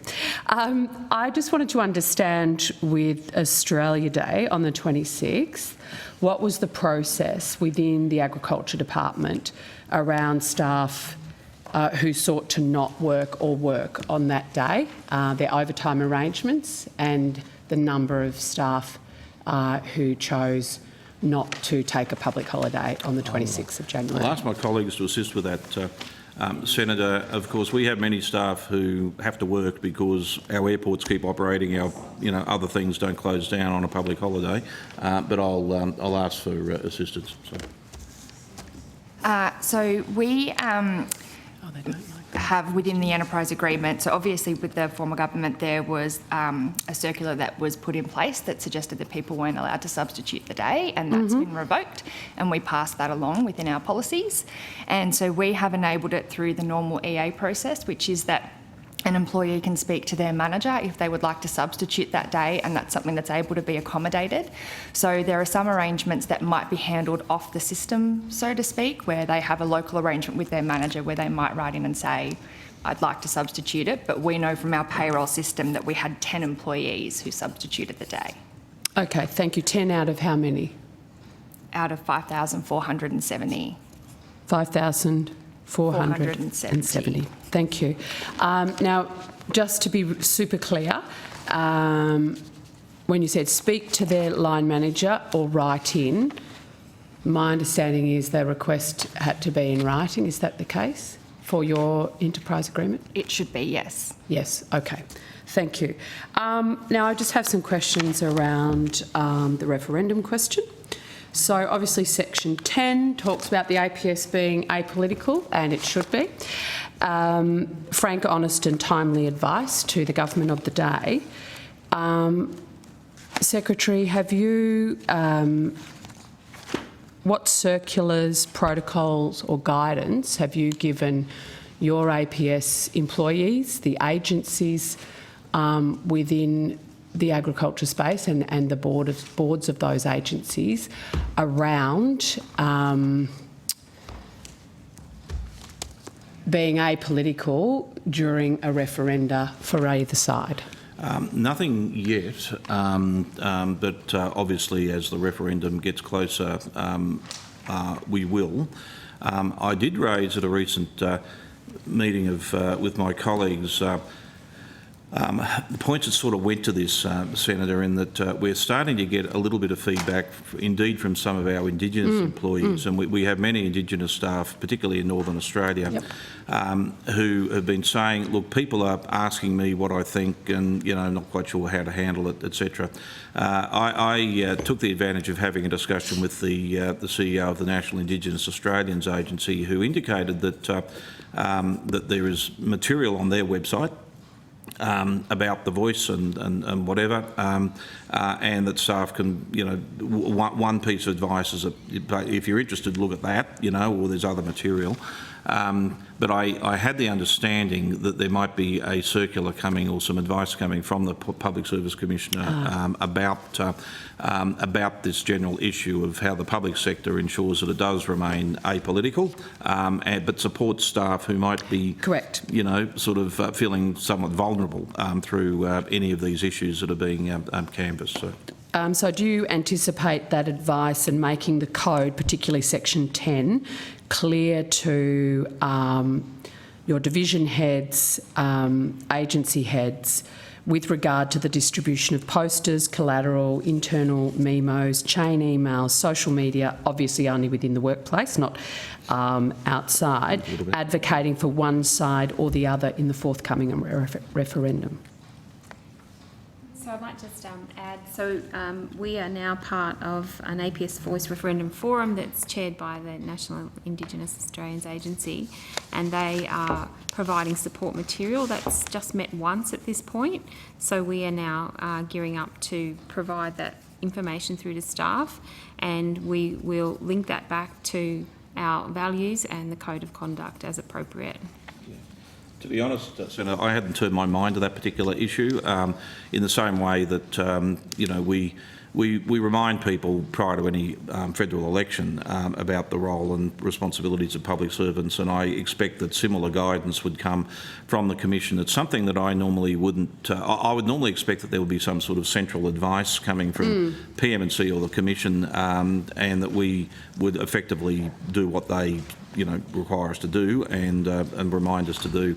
But I don't think there's a date set for the referendum at this stage, and so no doubt as that material starts becoming available, yes and no campaigns are funded, etc., the public service will be thinking about those issues absolutely in accordance with our responsibilities under the Act. So. Thank you, Secretary. Minister, is it your expectation that your department officials and the agencies within your purvey will remain apolitical during the Voice referendum on either side of, the yes or the no perspective? Well, I would expect that all public servants in this portfolio would comply with the Code of Conduct, and the Secretary has already indicated there's some work being done by the Public Sector Commissioner around that, and once those guidelines are developed, I'd expect people to comply. But I have to say, as you can see, we haven't given a lot of thought because we're pretty focused on helping Australian agriculture.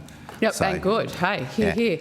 But the other question I just wanted to know about, these are the questions rather than about agriculture, specifically, but anyway. Minister, the agencies under your areas of responsibility and their boards, would you see a role for either yourself or the Public Service Commissioner or PM&C, whereas Secretary Metcalfe obviously has direct responsibility for his APS staff and they're covered by these codes. The boards sometimes of those agencies may or may not be.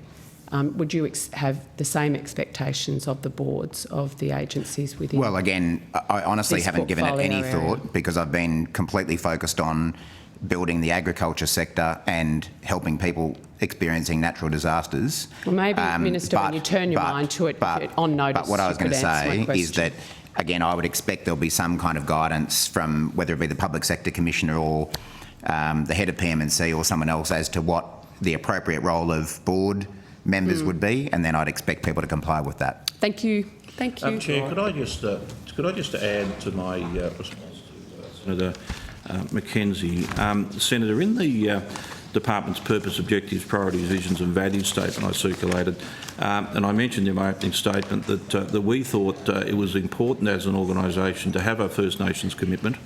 Not only because the fact that Indigenous Australians have been here for countless millennia and have often understanding of the land that is highly beneficial for us. For example, the work our biosecurity Indigenous ranger groups do of using traditional knowledge of what's on country together with teaming that with first fire management, with advanced Western science, fire management, other things. In that statement that you'll see at the centre of that document I referred to, we are very focused on the fact that a very large part of Australia is now effectively subject to economic management by First Nations people as a result of native title claims, particularly in Northern Australia.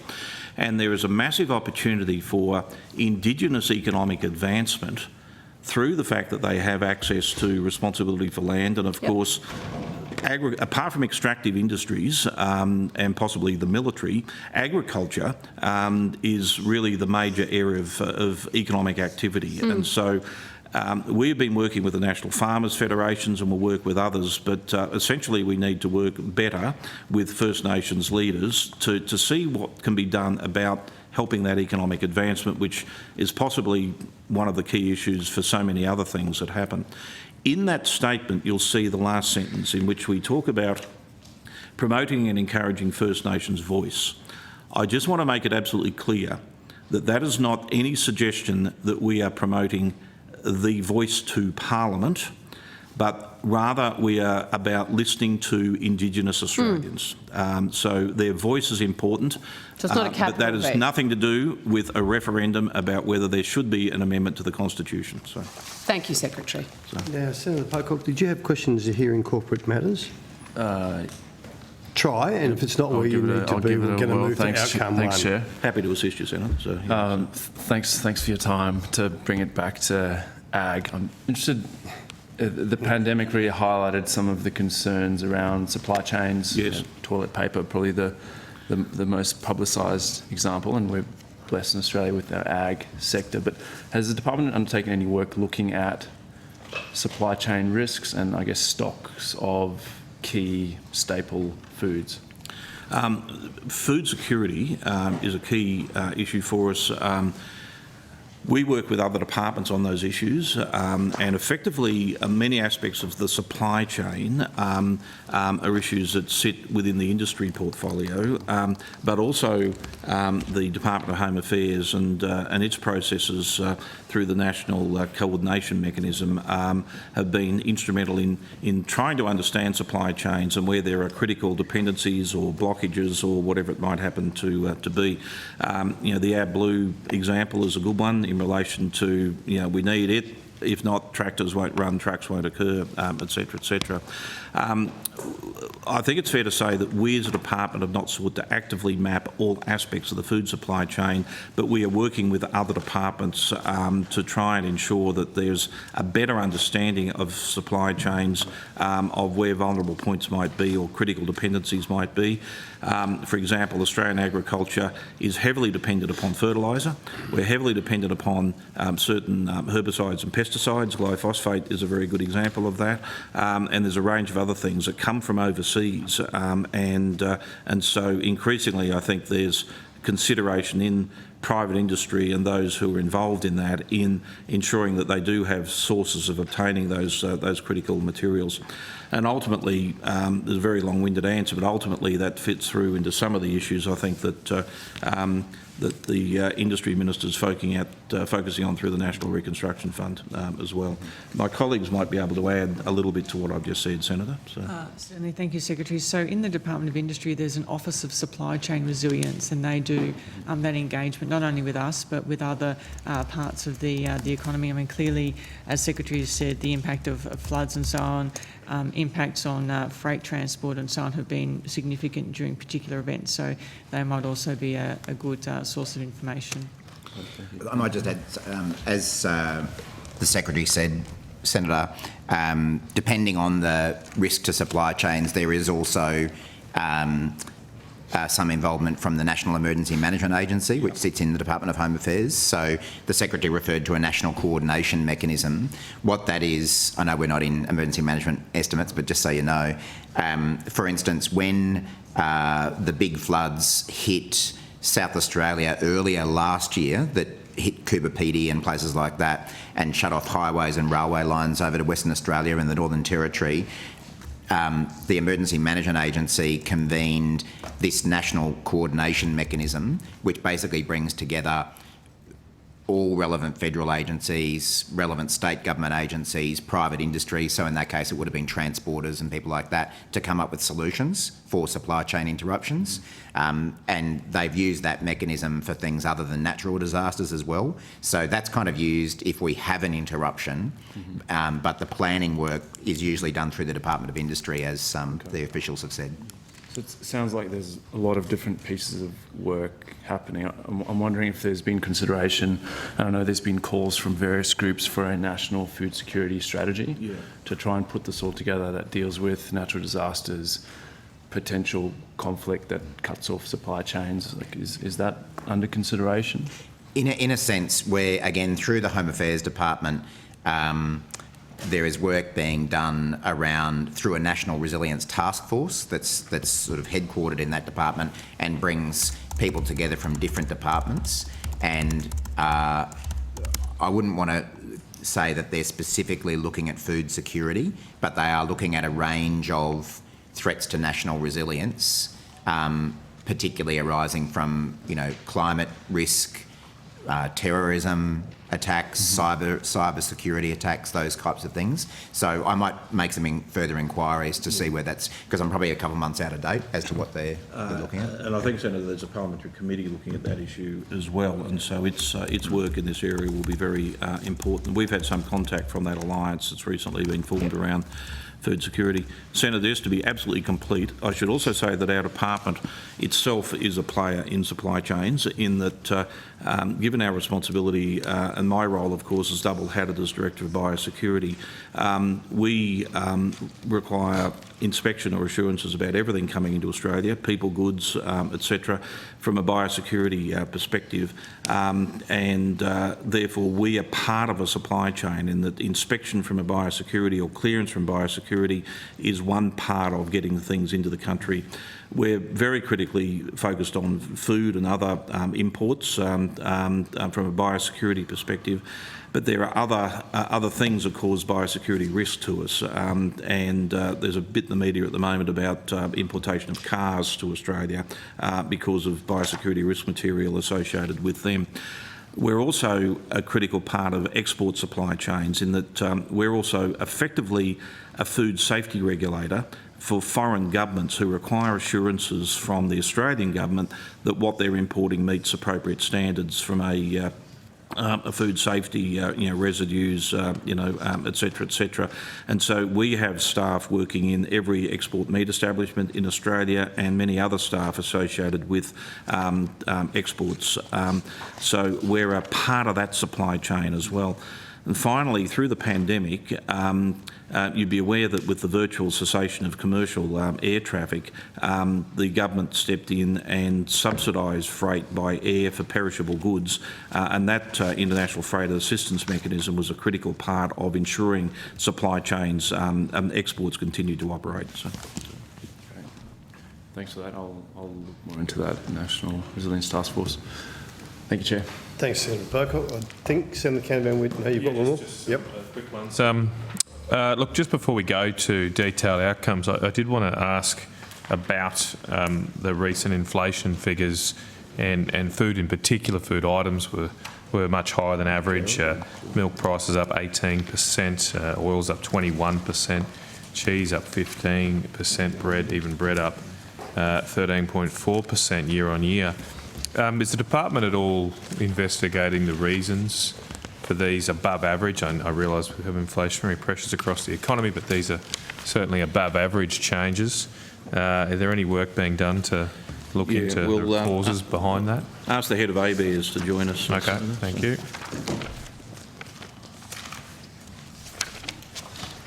Good morning, Jared Greenville, Executive Director of ABARES.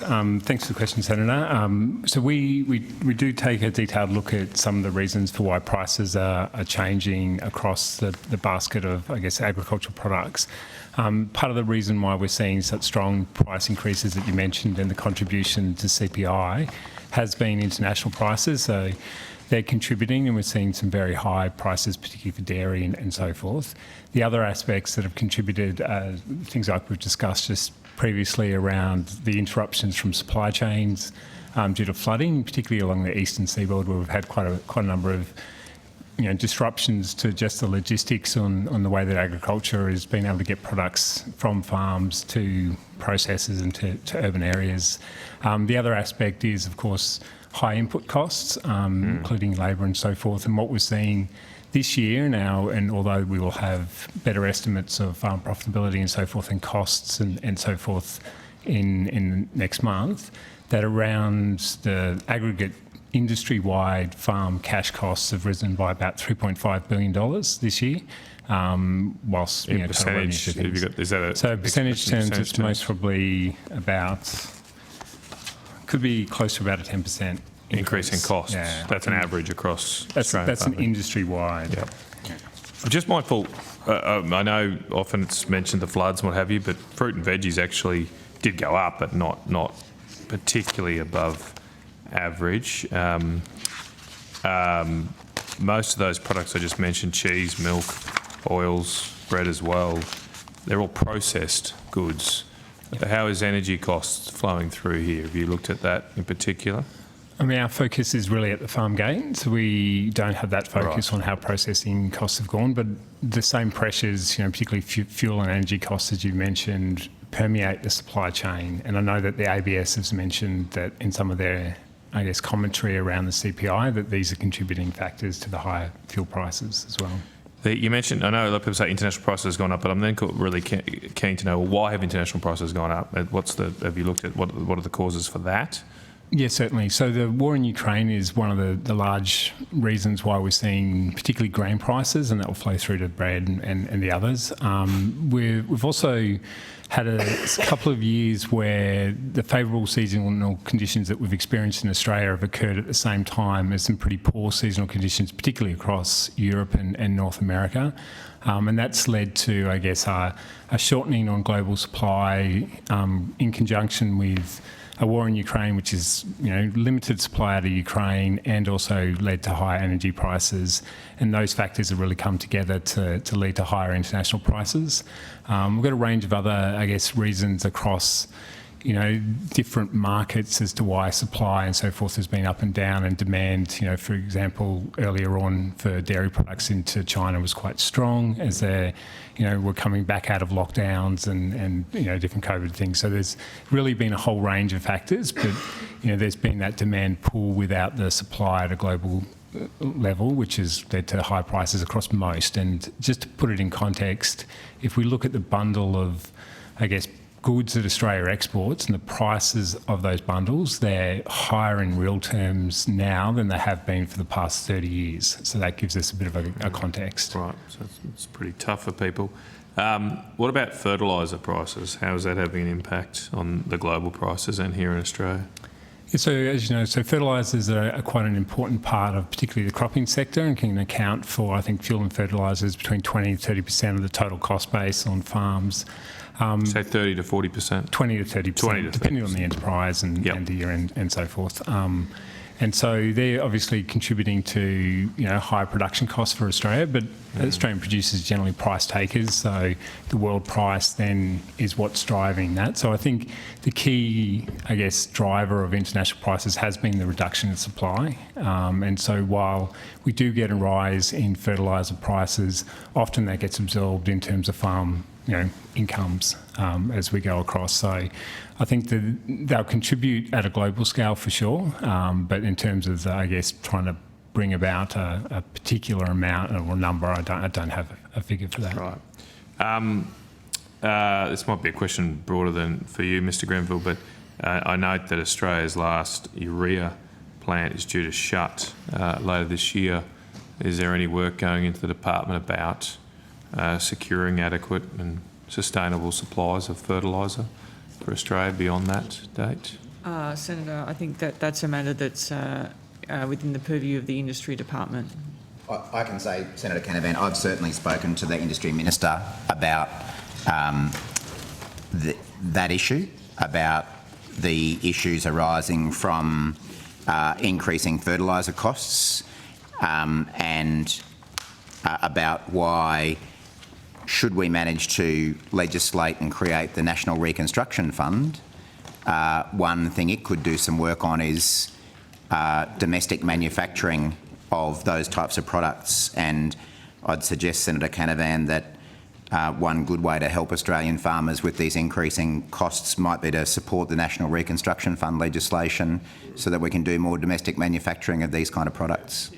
Were you aware that, Minister, are you aware in those discussions that the Senex $1 billion gas proposal included the construction of a new urea plant at Dalby? I'm aware of that, and I'm also aware that there's nothing in the government's actions that we took through legislation late last year that would have impacted on that project. I'm sure you're aware that Senex have paused that. I am. Well, the joint venture between Senex and POSCO have paused that investment, and they have particularly identified the government's actions as the reason for that pause. They can choose to attribute that decision to whatever they wish to, but there's nothing in the government's legislation. Well, there's nothing in the government's legislation that impacts on that kind of a project. Except for the continual regulation of gas prices, which impacts obviously their risk. No, we were very clear. Apart from that, there's no we were impact very at all. clear that there was nothing in our legislation that impacted on a new project like that. But if Senex have decided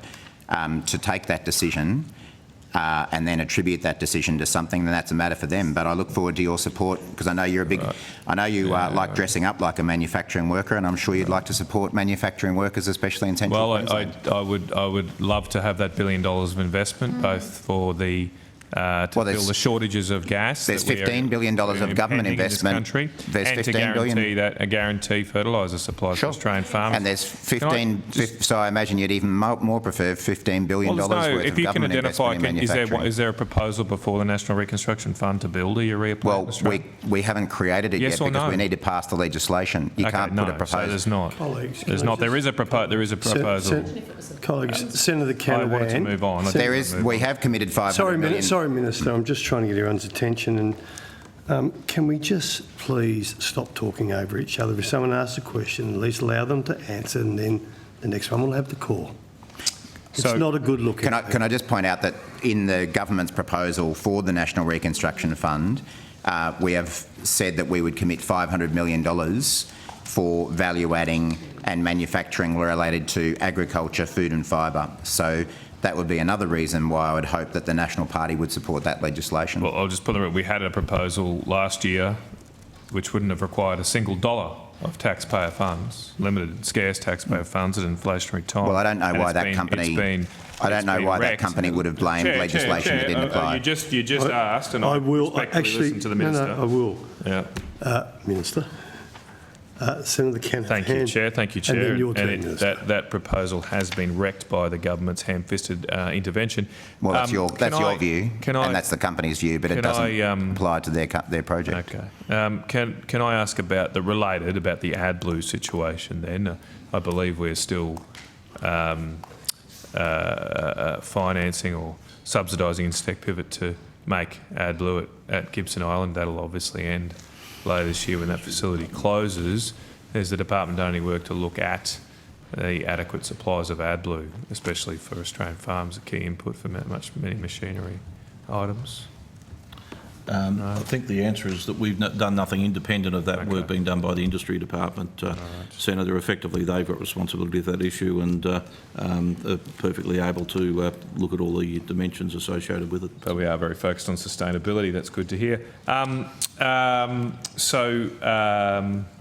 thought I heard earlier, Minister, did you mention that the live sheep trade is declining? Is that what you said? The numbers are, yeah.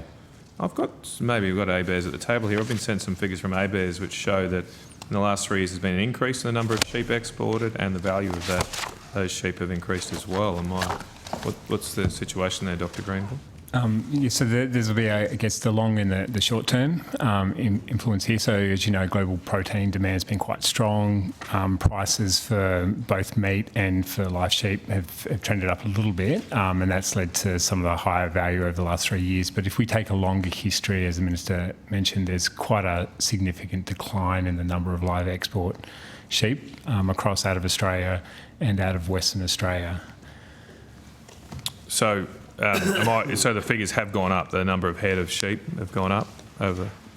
I believe that's correct. I don't have the figures right in front of me, but I can have a quick check if you could go and check and bring them back to us, that'd be great. All right. So the figure, if you're interested, Senator Canavan, the figures I've got, and I'm very happy for ABARES to produce figures, but the figures I've got are that since 1988, live sheep exports have fallen from 7.1 million to 1.214 million in 2018 and to 488,000 in 21-22. Well, I have different figures for 21-22 from ABARES, and I'm also not comparing from 1988. Okay, thank you. And sorry, Chair and Senator Canavan, there was just one other, in terms of the impact on fruit and vegetable prices, which I know is a big concern for Australians. ABARES actually has some very recent figures on that, which I thought the committee might be interested to know as well.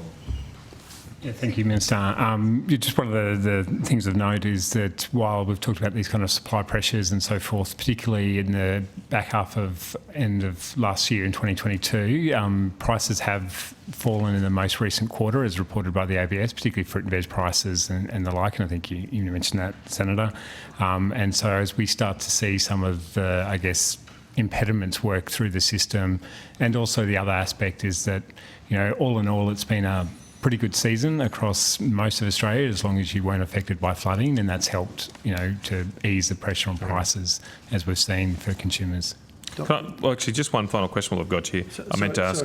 Yep. Senator Kennedy, just one moment. Dr. Grenville, can you table those figures that you have to show the decline? If there's two sets of different figures floating around, it'll help the committee. So, yep. Yes, certainly. Please. Thank you. Can I just check on the margins? Have we got figures on that, on margins for farmers? You mentioned the 10% increase in costs. Over that time frame of that cost increase, what has happened to margins? Yeah, so we'll have the most up-to-date figures on margins in March, because what we will have is our latest kind of farm survey report, which will have detailed estimates, which gives us profit, interest rate payments and the like. But to give you that context, so I mentioned that at the industry level, farm cash costs have gone up by about around $3 billion. What we see is that farm cash income or net income has fallen back by about $3.5 billion, but it remains at levels that we saw a couple of years ago. So in terms of the long history or the last 10 years, it's still very high. Right. So overall profitability we'd expect at an industry level remains quite high, even though those margins. There's a lot of positivity still out there. Yeah, but there will be swings and roundabouts for individual producers depending where you are, your product mix and the like, and interest rate payments and your current debt structure and so forth. So we'll have detailed profit estimates in early March. Do you collect data on the investment or CapEx into agriculture? Not at an industry level, no. We do investigate farm level investments, how much investment's been made, why farmers are making those investment decisions, how much of that's debt, those type of things, as part of our detailed financial survey, but not at a broad level. So can you tell whether over that past year, when the costs have gone up by 10%, how much has investment been increasing or decreasing? Or?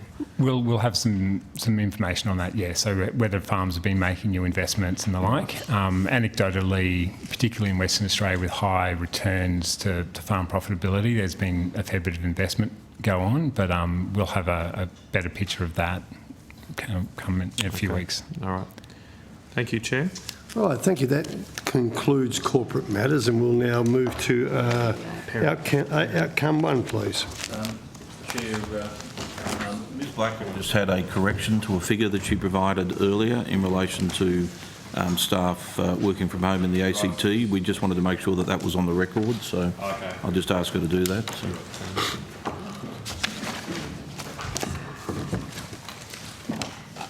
Yes, thank you. I just wanted to clarify from the figures I provided earlier. With the ACT, we have a total 273 staff who are 100% working from home, which is 46 more than it was in the question on notice that we provided. I just missed the start of that, sorry. I'll blame my colleague, but sorry, Ms Blackwell. So the ACT has 273 staff that are 100% working from home. Oh, okay. Which is an increase of 46 from the information that we provided as at the 30th of September. And since between the period of 1 July and the 31st of December, we've had 113 requests that have come into the system that are either for new arrangements or renewals. So the total number is 273. Right, okay. And I'm still working on... So the 113, that was wrong earlier. The 113 is how many requests that have come in for new or renewals in that period.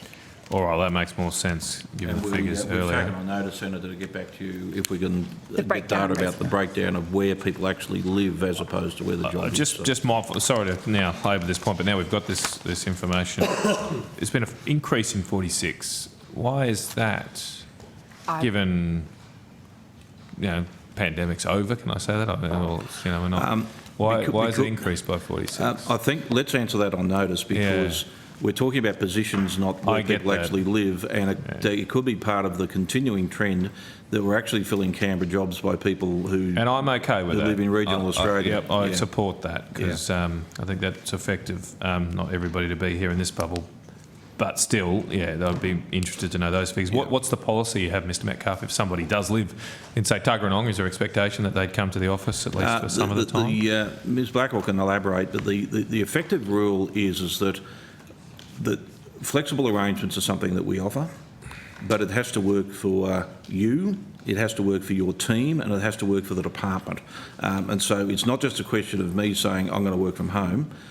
There is a proper process to consider whether in all the circumstances, and there could be personal or other reasons why it makes sense for that particular individual, it's got to work for their team and the people that they're working with, so it doesn't disadvantage the team dynamics, and ultimately we need to assess whether the department as a whole is able to. What's your expectation, though, the default, if you like? Apart from some people might have some very my expectation is the vast majority of people come to the normal workplace, right? But I accept that for some people, for a whole range of reasons, flexible arrangements are important for them.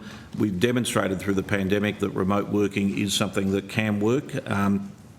But there can be circumstances where it works well for individuals, but I also am a strong believer that the team dynamics and face-to-face contact is far better than doing things remotely. So that's the general philosophy we have. But I suspect each case is almost based on its own merits as to the circumstances. But we'll try and give you more information. I am really proud, though, of the fact that through the pandemic, not only were we able to, have a very large number of people working from home and continuing to provide services to government and the community, but we actually were able to bring in people that we may not normally. And you may recall that one of the key pieces of work that the former minister did was in relation to cross-border travel for agriculture workers, farmers, veterinarians and others, because each state had their own rules and whatever. The person who did the heavy lifting on that lived on her family farm outside Tenterfield. Indeed was personally disadvantaged. The reason she was there because she had support needs for a child who had particular needs, and she was finding it very difficult because the support was in Warwick and Toowoomba, not in Tenterfield, but that's by the by. But it actually has changed our way of thinking that we can draw in a bigger pool of people, which is a great thing. And as I said, I think it's very good that you could employ farmer spouses and things like that in a department like this. That would, I think, make a big difference. Okay, thank you, Chair. Thanks, I think we're done. Can I just share with the committee and everyone listening my thoughts on team meetings for Senate inquiries, if you haven't heard it? Terrible. Not a fan? Absolutely terrible. It was. It destroyed the work of this committee, I can tell you. Anyway, just wanted to share that. Now, outcome one, now, I will let senators know 11:15 we have a scheduled break. I'll go to Senator Canavan. Senator Ciccone, you have some questions? Senator David, you have some questions? Or you? Okay. I'll go. I've got two blocks of questions. All right. I'll seek through Senator. Did you want to start? Yep, I'm happy to start. Are you a call? Yeah. To 11:15? Yep. I will. Senator Davey. Thank you very much.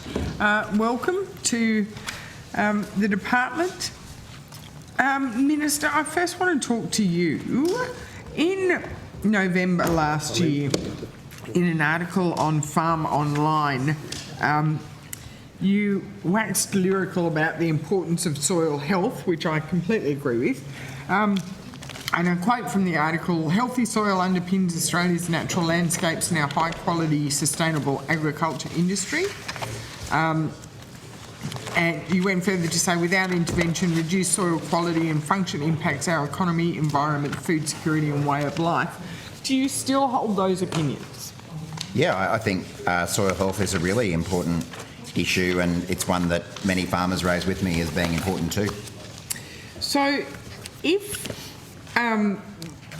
you understand the importance of soil health, can you explain why the government cut the $54 million soil monitoring incentive program? Can you justify why that decision was taken? I can. I can certainly give you the overview, and departmental officials might be able to give you the detail, but that program was wound up due to an extremely low uptake from farmers. And the informal advice I've received from industry is that, unfortunately, when that program was created by the former government and the former minister, Mr Littleproud, there wasn't a hell of a lot of consultation with industry in the design of that program, so it wasn't particularly surprising that farmers and industry more broadly didn't really have a lot of interest in applying for it. So very low uptake, and our decision was that that money would be used better for other soil and related programs that were designed more closely with industry. But as I say, if you'd like sort of any details about numbers of applications and things like that, we could get that for you. I will get there, but if the reason is low uptake, why does the department's website say due to climatic conditions around the country, including flooding? Sorry, that was the other, and I'll hand over to Ms Denninger, but the other issue is that the service provider, which was Southern Cross Uni, also noted that soil monitoring for the small number of participants who did get involved was hampered by flooding in Eastern Australia. So I might just add, Senator, if I might. So the program was originally always intended to run for 2 years, to conclude on the 30th of June. So there was an expectation that it would run for 2 years. As has been discussed, take-up has been lower than expected. And effectively what we have sought to do is to ensure the sensible wind down of that program. So we've advised that it's closed to new applicants because there is a process that needs to be gone through in order to involve participants, and that takes some lead time. So because the funding was always intended to finish in June, we didn't want people registering, for example, in May and then not being able to go through the process. So there are a range of drivers for the low uptake, as the Minister has indicated. There has been flooding, there has been higher than average rainfall that has impacted on sampling as well. There were also some people already have established arrangements for soil testing that they prefer to continue to use rather than establish a new arrangement and so on. So there are a range of factors that have contributed to that. But as I mentioned, the program was always a 2-year pilot, really to understand the effectiveness of those approaches. Can I just make the point as well, Senator Davey? This is, of course, far from the only soil program that this department is funding. So, for instance, we're currently funding under the National Soils Package a pilot to incentivise soil sampling and testing in exchange for landholders sharing their data with the Australian National Soil Information System. I think that was something our government... Yep, but we've retained the funding for that. Yep. We've just towards the end of last year, released the National Soils Action Plan for public consultation. There was really good engagement around that, and we're considering that. Of course, we've got the Soils Advocate, which did exist under the former government as well. We are currently considering how to use the next round of funding under the Natural Heritage Trust, and I would be reasonably confident that there will be some funding for soils programs there as well. So very committed to doing work in soils, but we're very committed to doing what works. So you mentioned the National Soils Advocate, and they are very passionate about soils. Were they consulted about the decision to cut this, the $54 million pilot program? Not by me, but I'm not sure about the department. I just wanted to clarify, Senator, that the program was always intended to go for 2 years. It was demand driven, and so to the extent that demand has been lower than expected, it's not, I perhaps wouldn't classify it as a cut. because it is a demand-driven program. And as I mentioned, there are a range of practical reasons why we have sought to have a sensible transition, if you like, to the end of that program. We engage very closely with the soil advocate. I'm not sure if Mr. Blong would like to add further about that engagement. So, Senator, on the specifics of whether the advocate was consulted on this particular program and its timeline, I have to sort of take on notice. But as Ms. Denninger has indicated, the advocate has sort of a broader role around advocating for the role of healthy soils and resilient soils across Australia. I should also say... But I would have thought, as the advocate, when we're talking about soils programs, that would be someone who would be high on the priority list to seek their input or their opinion about whether... and I appreciate what you said about it being a 2-year pilot program. However, I've also had feedback from people within the community and certainly consultants that were working on the program that despite the flooding and the conditions, as the department has said, has led to a reason why, and you said Southern Cross Uni is a reason why you brought the end of the program forwards. A lot of people were actually expecting that it could be extended to allow for the make-up post so they could get out and start monitoring again as soon as conditions dried up. But that feedback I'm getting is there was no consultation. There was just a letter saying we're not taking any more applications post-January. So the decision, it's a decision for government, as Minister has indicated, how to take policy work or programs in relation to soils forward. And that's a separate matter, if you like, and the Minister's mentioned links into NHT, and there's the Future Drought Fund as well has a range of programs that are related to the health of soils and our natural environment as well. Senator, I guess the other comment I would make is that I think at the moment we have around 279 applications in the pipeline being considered. So the program has been open for producers and landholders to participate in for, I think, since early 2022 in terms of Southern Cross University's sort of administration of the program. And there's the uptake is much lower than was expected, and there might be many drivers for that. But certainly closing the program and announcing the closure of the program late last year and allowing applications in the pipeline to continue allowed or sort of tried to minimise disadvantage to particular landholders that may have been interested in the program. But it also means that we can sort of take stock earlier and perhaps look at how best to sort of, target soil programs in the future. And so that's another reason for that decision. I can also just say, Senator Davey, in relation to the soils advocate, I have met with her roughly a fortnight ago as part of a stakeholder roundtable, and she certainly didn't raise any concerns about this decision. Was the National Soil Strategy Implementation Committee consulted prior to the cessation of this pilot?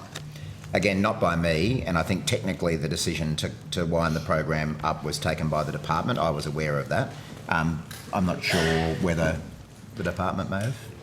Yeah, that's right, Minister. And I guess to highlight that the role of the Implementation Committee is very much focused on the National Soil Strategy, as you indicated, and they're closely involved in the finalisation of the National Soil Action Plan, and that's something is a key priority for the Minister and the Department, and I guess that's the context in which we are looking at how future soil programs might be targeted. So there's a very clear link between that Implementation Committee and stakeholder engagement and looking at where future soil programs might be focused. So I'm interested to know, of the 54 million that was set aside for the pilot, how much has been expended, and and then on notice, I'd like to know how many applications. You said there's 279 still in the pipeline, but how many applications since the inception of the pilot?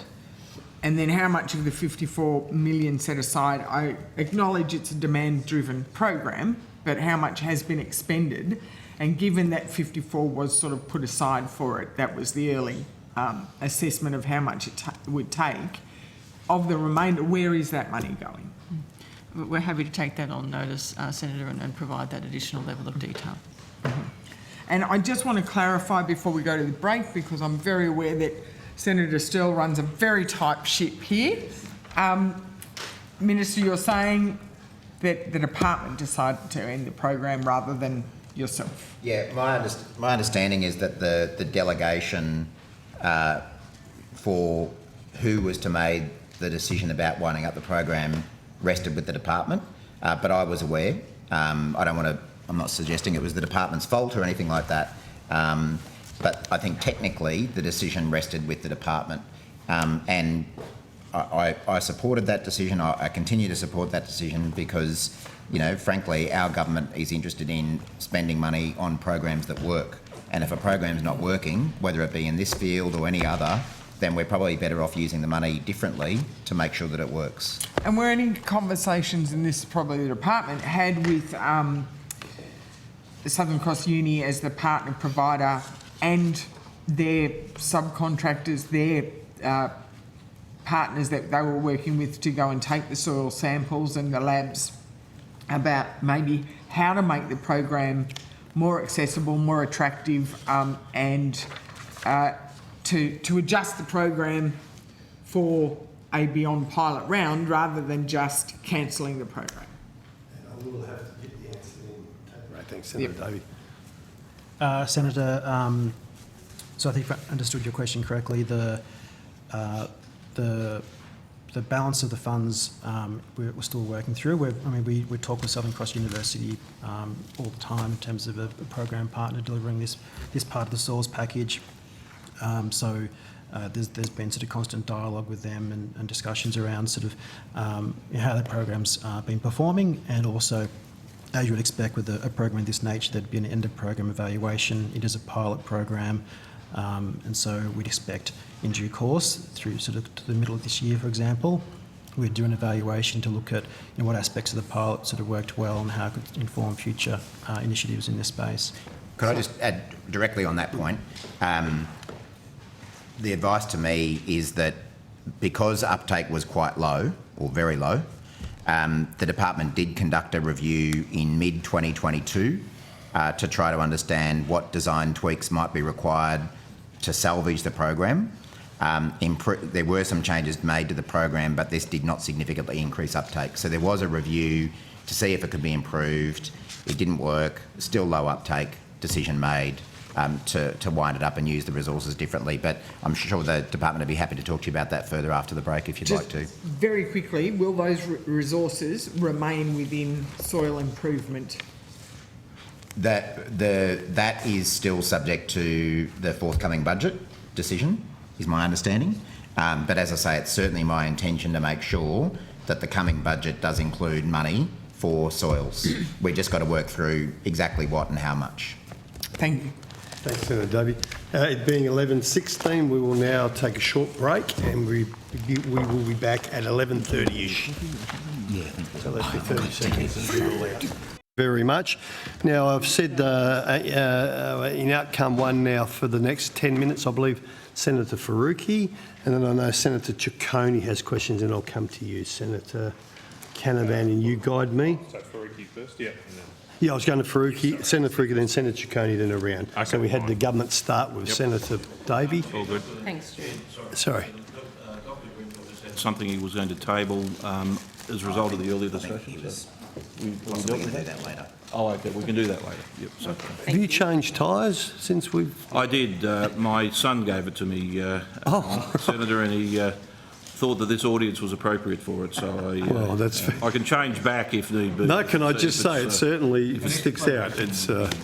Sorry, Senator? An explanation of the pattern. Well, look, there's a prize involved, just to be slightly flippant. If anyone can tell me which flag this is, then I'll give you a chocolate biscuit. But it doesn't indicate any allegiance. I'm proudly Australian, but it was given to me my son who lives overseas. So. Fantastic. Well, we'll all walk past. Those of us who can't see that far, but it's certainly bright, so that's great. It makes you look younger. Senator Faruqi. That's sorted. Thank you, Chair. No, that's all right. Good morning, everyone. In the November estimates, there was some uncertainty, you might remember, and inconsistency on the question of whether the proposed Inspector General of Animal Welfare would be limited to considering animal welfare in the live export trade.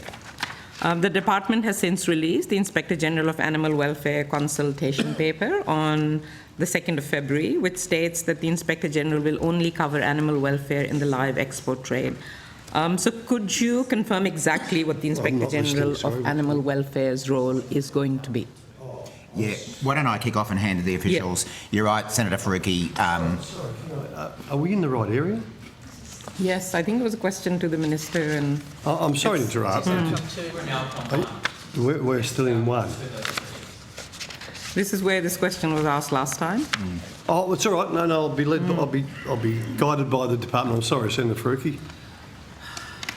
We've got the right people here, Senator. Okay, that's great. Yep, all right. You're right. There was a bit of imprecision last time round on this topic, and I can understand the confusion. To be crystal clear, the new Inspector General of Animal Welfare will be focused on the conduct in relation to livestock exports, and that's because, as you know, I think, Senator Faruqi, it's livestock exports that falls under Commonwealth jurisdiction.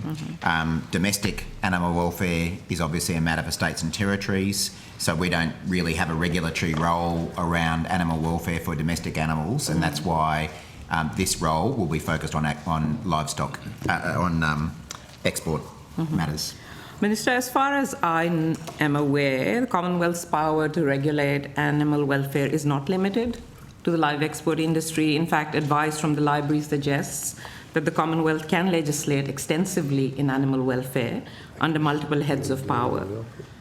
So I guess my question to you is, wouldn't it make sense for the Inspector General, who's called the Inspector General for Animal Welfare, to have a broader remit? Well, again, the officials might be able to give a bit more detail, but certainly my understanding is that the Commonwealth's jurisdiction is limited to export, the export of animals. Well, we can send you the advice, if you like, that we have received from the library. But if anyone else would like to comment on that? I mean, the other role, of course, the Commonwealth does have is, you know, we play a role at the Agriculture Ministers' meeting and at the relevant officials' body as well in working with the states around national standards for animal welfare. But our clear understanding is that, or my clear understanding is that the Commonwealth's direct jurisdiction is restricted to export animals. So, Minister, if I could take you back to Labor's election promise, where Labor did promise an independent office of an Inspector General for Animal Welfare, and Labor's election policy, which was titled Strengthening Animal Welfare, states that the Inspector General of Animal Welfare's functions would strengthen reports to the Parliament, including on allegations of breaches of animal welfare standards and investigations undertaken, and any sanctions or other actions taken for breaches of Australia's animal welfare standards. And I think that gave a very clear indication to voters that the role was much broader and much more far-reaching than the live export industry. So I guess my question is, are you now backtracking on that policy, or does Labor still have, kind of a plan to actually have broader roles for such an office? No, I don't think it's fair to say that we're backtracking on the election commitment. I think we're doing what we said we would do, which is to create a new role. But only for live export? Only for live export. Which was not what you said. Well, but I mean, I think when parties make election commitments, and I'm sure this is the case for the Greens Party as well, you can only commit to do what's within your power to do. I mean, we can't, actually there are some political parties who like to make commitments for things that they can't do, Senator Faruqi, but certainly that's not the practice of the Labor Party. We stick to what we can actually influence. So if I could turn to the proposed animal welfare strategy now, in the November estimates, you stated that the first step was consultation with industry and that work was underway. So could I ask what consultation has happened and who have you consulted with? Just while the officials are coming to answer that, Senator Faruqi, it's also been pointed out to me that our election commitment also stated that the Inspector General of Animal Welfare will strengthen reports to the Parliament on new and emerging live export markets, the number of head exported and mortalities, and a number of other issues. So I think there was a pretty clear reference to the fact that it was going to be focused on exports. Mr Cavale can assist you, I think, Senator. So Senator Matthew Cavale, Acting Deputy Secretary of the Agriculture Trade Group. What we're also doing as part of the process of defining, we're asking stakeholders about the actual skills for the role of Inspector General for animal welfare for livestock exports, to make sure that we have a full comprehensive range of skill sets to actually make sure we can look at new and emerging live export markets, a number of head export and mortality, so we actually have this proper skill set to actually complement the Inspector General of live animal exports. So we have a fully functioning office with a broad skill set. Okay, sorry, my question was what consultation has happened? Last estimates, it was kind of relayed to me that in relation to animal welfare strategy, the first step is really consultation with industry. So my question is, what consultation has happened? Who have you consulted? And have animal welfare organisations been consulted? So, Senator Faruqi, we have had some discussions, bilateral discussions with the states and territories in the time since our last estimates. I mean, it has been a shortened time, obviously, with the Christmas break and so on. There's an animal welfare task group that is a subgroup of officials that sits beneath the Secretaries Committee of all the states and territories, and we've been engaging with them. They are the experts in animal welfare matters from each of the jurisdictions and who we work with on the standards and guidelines. So that is the first step. So there's no consultation that has happened to date? Not well, with the states and territories there's been consultation. With the industry? And we'll have, we expect to do that post-budget. And what animal welfare groups are you putting on there? We haven't decided on the public consultation and specific engagement processes yet. It was only it was only launched last week. Okay. And when is that? Is there a timeline for that? We're still developing the list of stakeholder consultation. Okay. And Minister, will the May budget include funding for the strategy? The new animal welfare strategy? Yes. Oh, I mean, we've got to go through the budget process, but I would expect that we will. You will, okay. That's good to know. Back in November, it was also unclear whether the Inspector General of Animal Welfare, who now we know is just live exports, would see the animal welfare strategy. I'm assuming not. I didn't quite understand what you were still talking about live exports. But will they have a role in this strategy, given their role is very limited now? Well, we haven't appointed the Inspector General. So once they are, will they have that role? Well, we'll work through that with... Yeah. So, Senator, we'll work through that with once the Inspector General of Animal Welfare live animal exports is sure, but you've determined a role and responsibilities. Does that include that? It does not depend on the person. It's what their role and responsibilities are. Yes. And does that include that responsibility? So at the moment we're out for consultation, and we include in that is looking for the skill sets and those type of things. That is something that will come through the consultation process. We'll work with the animal welfare strategy once that is launched, and that's going through its consultation process. So there's 2 consultation processes that will run, and we'll bring them together in coming months. So in the current responsibilities, so there hasn't been the responsibilities for the Inspector General haven't been determined yet? It is for livestock exports. Okay, but it's not determined whether they will have any role in this strategy? We haven't written the strategy yet, so I think that will come once I'm we get the asking about strategy. development of the strategy. I'm happy to jump in there, Senator. Look, I mean, depending on timing and appointments and so on, it's likely that we would consult the Inspector General. We haven't settled that yet because these things are all happening in tandem. Minister, when will the appointment be made? I don't think we have set a time frame for that, but I think we also mentioned last time that this role will be combined with the existing Inspector General for live exports. Our decision was to combine those roles to reduce the potential duplication of functions, given that they both have a role in relation to live exports. So you don't have a timeline? There's a current person in the role, there's not really a need for a separate appointment to a new role. It's a combined role. Okay, so will that role, can you answer that question? Why do you have to consult people? When will it happen? Yeah. I don't think I've been advised about that at this point, but I'm not sure whether the department might know. So Senator, perhaps if I can help. So we're at the consultation at the moment, which closes the 2nd of March, around what are the skill sets that the Inspector General should have.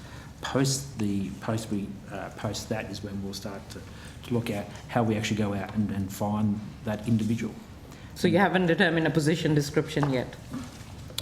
We have a general description, but what we're really looking for is actually what are the skill sets that individual should have, and we're also speak to Inspector General to make sure they're complementary to the skill set of Inspector General. And at the moment, as I say, that's open to. And you don't have a March. timeline for that, like how? So it's open at the 2nd of March. So far, in the first week of actually being open, we have 96 downloads of that document that you've referenced. So we know there's a lot of interest. It would depend on how many submissions we get that we have to work through. Okay, sorry, I'm very confused. You always have a timeline for when you recruit people, but I'll move on. Well, but the point is, Senator Faruqi, rather than appointing a separate position. I understand that, Yeah, it's Minister. a combined role, and I if you like, it's an understand that. expansion of an existing role, and the responsibilities have yet to be properly defined because we're going through the consultation process. But Do obviously, we understand want to have that. it up and running as quickly as possible. And I can tell you that the October budget did provide funding for the new Inspector General role, because of course they'll require staff as well. Yeah, the strategy was what I was Yes, I know. asking about. And you said that the May budget will have. I would be confident. I mean, I can't funding. guarantee it because we've got to go through the budget process, but I would expect we Sure. probably will. Minister Diane Hayter, the chair of the House of Lords International Agreements Committee, who I understand you met with in January in relation to negotiating a trade deal, stated, and this is what she said, I think Senator Watt was quite surprised by how frequently animal welfare came up as a discussion topic during his visit to Europe. Is that a fair assessment? Were you surprised? I was, in the sense that, I mean, certainly before I went on that trip, I was aware that animal welfare is a concern not just of Australians, but people living in Europe and the UK. I guess what I was surprised by was exactly how high it rated on the list of issues that were raised with me on that trip, including by the House of Lords Committee that Baroness Hayter is a member of. And so I expected it to be raised, but probably not quite as prominently as it was. Chair, I just have a couple more questions and then I'll finish.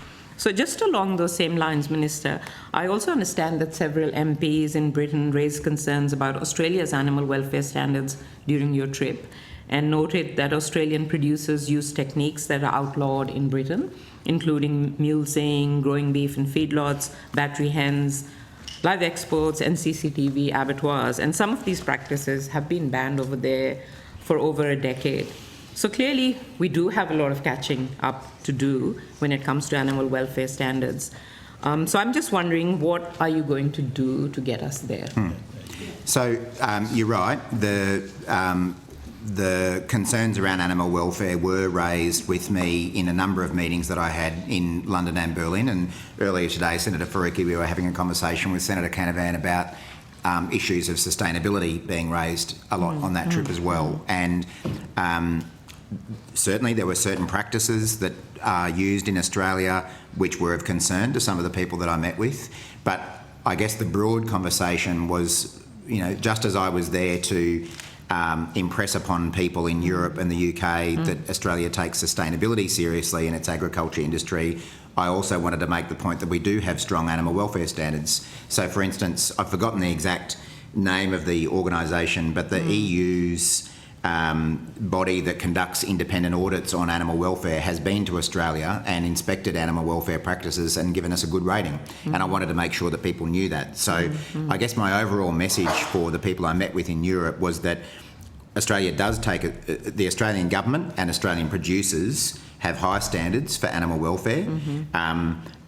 The way we do things might be a bit different to Europe because we have a different climate. earlier I was making the point to Senator Canavan, they have regulations about the amount of sunlight that animals need because a lot of their livestock production occurs indoors. They have regulations around the amount of time that animals can spend on concrete. Again, because a lot of it happens indoors. In Australia, we've got different issues. We've got to provide shade to animals that graze in open country. And so I guess the point I was trying to make was that we do take animal welfare seriously. The way we're going to do it is inevitably going to be a bit different to Europe, but just because we do it a bit differently doesn't mean that we have lower standards. So, but in terms of what more we're doing, I mean, you've already made the point where we went to the election committing to appoint an Inspector General, a new role which will be combined with the existing role. We intend to renew the animal welfare strategy. There's been a lot of discussions about this at the Agriculture Ministers meeting. The Agriculture Ministers have collectively made animal welfare one of our priorities that we're working on collectively. There's work already going on around national standards. We've agreed to guidelines for national standards around poultry. I realise there's different views about those standards, but there's a fair bit of activity going on in this space. Just on poultry, when it was announced back in August that Australia would continue to use battery cages for egg-laying hens until 2036, Angus McNeil, who chairs the Commons Trade Committee in the UK, accused the Australian government of throwing animal welfare out the window to make cash in literally a filthy and inhumane way, and for being unscrupulous and careless regarding animals for trade advantages. So I was just wondering, is that a reputational risk for Australia, particularly that issue of battery cages? And I know that process is still kind of sitting there and nothing has happened because certain states, and I think New South Wales is one of them, have not agreed to them. So, where is that at and what can be done about that? I have a feeling that the gentleman you just named might have actually been in the meeting that we had. I think he's a Scottish Nationalist Party MP from memory. And yeah, look, I mean, as I say, in a number of meetings that we held overseas, the general topic of animal welfare was raised as a concern, and particular issues such as mulesing, such as poultry, were raised with us. I guess that the benefit of being there was to be able to talk with people about what we are doing. And I remember the Secretary talking about work that's going on to reduce the amount of mulesing that is occurring and the increasing use of painkillers or pain medication in the practices. Similarly, we were able to talk about the standards that are coming in relation to battery hens. And I guess maybe one way to judge it as to how we are perceived is that, as I was saying earlier, the amendments that the House of Lords members intended to move to the legislation that underpins the free trade agreement, none of those amendments have gone forward. So I think we had a degree of success in convincing those members that we do take these issues seriously. But just as I was saying on sustainability, I think Australian producers do have a good record on animal welfare, but we're going to have to keep improving because the world and the market is demanding it. And I'm looking forward to working with the industry on that. Yeah, just on last question from me, like in terms of poultry standards, which is what Angus McNeil was talking about, which I guess you would agree at the moment is pretty inhumane and morally reprehensible how, hens are treated. How will you harmonise the poultry standards and guidelines if states and territories, continue to disagree with them? Yeah. And this is, I think, coming up at the next Agriculture Ministers meeting, as far as I understand. Well, I think it was a previous Agriculture Ministers meeting that essentially endorsed some proposed animal welfare standards. The implementation of those, as you say, rests with the states because domestic animal welfare is a state and territory responsibility. I might get one of the officials to give you the most up-to-date version of where that's up to. Yep.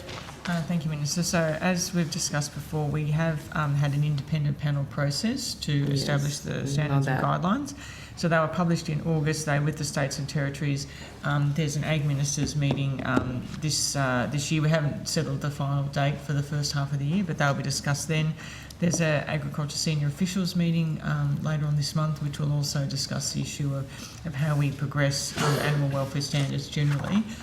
So the idea of the standards is that they are a baseline, if you like, and certainly there are industry participants who are already above those standards. So it's not designed to be an upper limit, it's designed to be a base standard and guideline. And I do understand that. Are you confident that they will get through in the next meeting?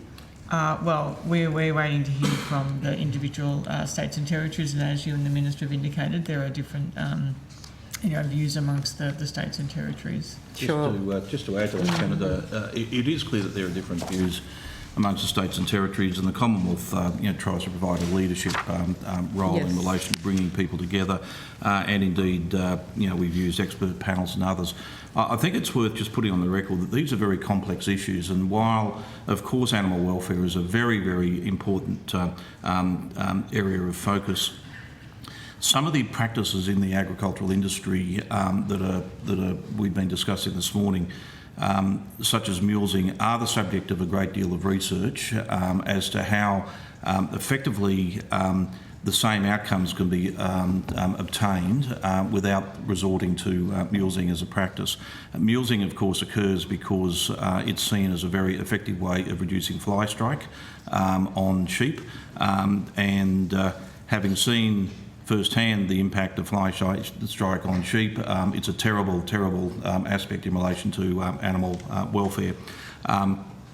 Australian Wool Innovation is appearing before the committee later tonight, and one of their primary areas of focus has been how to prevent fly strike and at the same time not require mulesing as a practice. Similarly, in relation to egg production, I think many people through choice, would prefer to have access to free-range eggs.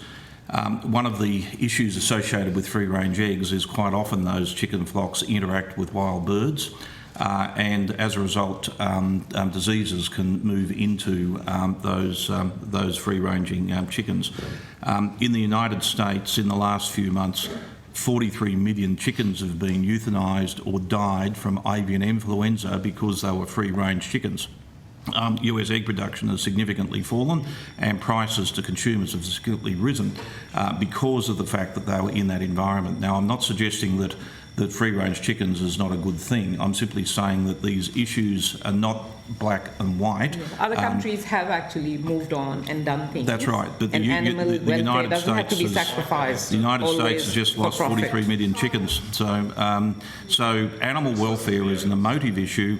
It's an issue that I certainly see the industry right across the board trying to have the highest levels of animal welfare while sustaining production, and some methods will differ depending upon the particular circumstances. Sure, but we were behind many other places, and I think we could do better and not sacrifice animal welfare. I think our farmers are always looking to do better, and that's why our Research and Development Corporation is very focused on this and other issues. So. Now, before I go to Senator Ciccone, I've got one question. My question is to Jerry McAnally, the Committee Secretary. What's that tie that Mr Metcalf's wearing? The reporting we have is from the US State of Maryland. Oh, that is absolutely correct. Well done, Jerry. Mr Secretary. And so give that man a promotion. There is a small prize here at the back of the room. Yeah, but you've got a computer. You were Googling it, weren't you? All of us can Google it. Jerry's broadcasting the Just for the record, I have absolutely no allegiance to the state of Maryland. It's simply that my son lives there. The Food and Drug Administration, who I recently visited, is also located in Maryland, and the flag is an interesting one. It's a symbol of reunification, in that Maryland, of course, in the Civil War was a state that was effectively between the North and the South, and so the two emblems on this tie represent that coming together. Senator White said to me that it was a white tie before you had spaghetti marinara. I thought that was a bit rough. If you'd like, I can also produce a beanie in the same design. No, there's no need for that. No, she didn't say that. I just made that up. Sorry. So, you get a chocky picky. Well done, Jerry. And don't give up your sources. Senator White. Can I just ask a couple more questions on that same topic that Senator Faruqi has been talking about? You were talking about that this position of Inspector General of Animal Welfare went out to consultation last week. I just missed how many downloads you said there were, and are there any other things that you can, since it's been on the website, that you can point to about how the consultation, although short, has been going? Certainly, Senator. So It was released on the 2nd of February, so I have statistics for the 2nd to the 9th of February for the first week. So we've had 227 site visits in that week, and we've had 96 downloads of the document in that first week. Okay, and so have you had, is there an opportunity for people to ring in and ask questions? Yes. or correspondence? Have you had any of those sort of correspondence yet?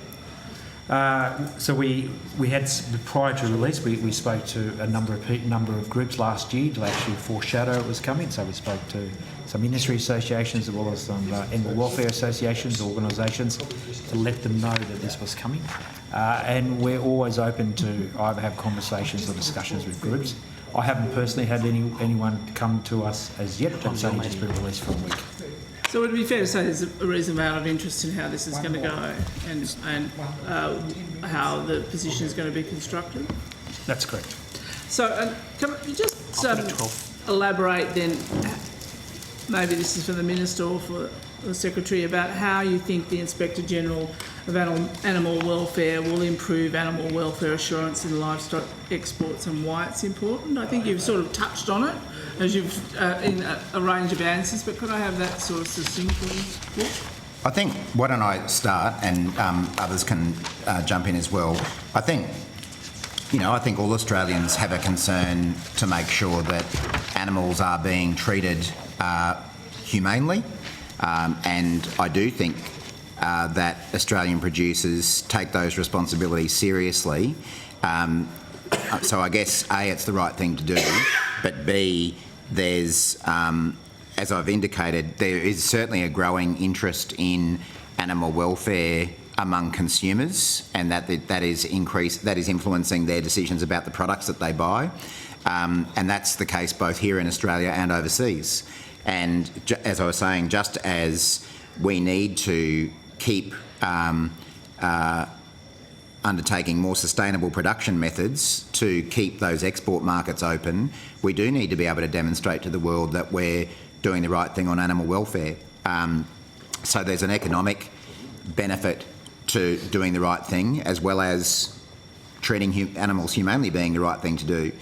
So that's the sort of things that are motivating us, is responding to both consumer and economic demand, as well as doing the right thing. Does that sort of answer your question? It does answer the question. So, and I think we just heard that that the states and territories are predominantly responsible for the animal welfare laws and systems in Australia. Do you think they're on board with this? How you envision the role of this job, and also, how we fit into the bigger picture in the world? I think that my discussions with state and territory ministers suggest that they do recognise that it's an issue, and as I said, we have collectively made this one of our priorities for work through the Agriculture Ministers' meeting. It's also, there are some states that are more ambitious than others, as there are with any issue. The other piece of work that's happening through the Agriculture Ministers' meeting, which is related, is the reforms that we are collectively undertaking around traceability. You might remember in the last budget we provided a significant amount of funding for livestock traceability, particularly in relation to sheep and goats. And a lot of the debate that occurred around the time of that was about the biosecurity benefits of being able to track where animals have been, which farm they've come from, or which other animals they've interacted with, that kind of thing. And without doubt, there are biosecurity benefits if there was to be an outbreak, being able to work out where an animal has been and what other animals it's been in contact with. But it's also really important for these sorts of issues as well, because if producers are able to say that particular sheep or cow or whatever else came from that farm, which is fed that kind of material and enjoys these types of animal welfare circumstances, that's actually of value to that producer, because they can then achieve usually a higher price for their product. So that sort of work is related as well, and that's all happening with the states and territories too. So is it fair to say that the Inspector General of Animal Welfare is part of an integrated strategy to cover off a range of priorities that you see in your department in this area? Yeah, I think it's obviously one of a number of steps that we're taking to strengthen animal welfare. in response to that consumer and economic demand. We've obviously also made a commitment to phase out live sheep exports, and with animal welfare being a key reason for that. We're beginning work on extending the animal welfare strategy. So I think there are a range of measures that we're undertaking, but as I've made clear, we're doing that not just in partnership with the states and territories, but also with industry as well, and I've found them to be very willing partners. Thank you. Thanks, Senator White. Senator Davey. Thank you very much. Minister, on 7th of November estimates, you mentioned at the last estimate, that you spoke at the Organic Conference in July 2022. Yep. And about your government's commitment and plan to act in this field. Do you have an update on progress of domestic regulation of the organics industry? Again, I might hand to the officials in a moment after I kick off, but that is something that is still a work in progress. I'm certainly aware of the strong views of some parts of the organics industry that they would like to see a national standard.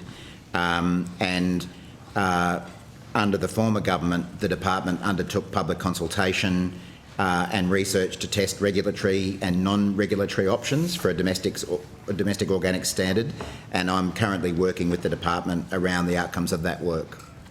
But happy to get the officials to fill you in about exactly where that's up to.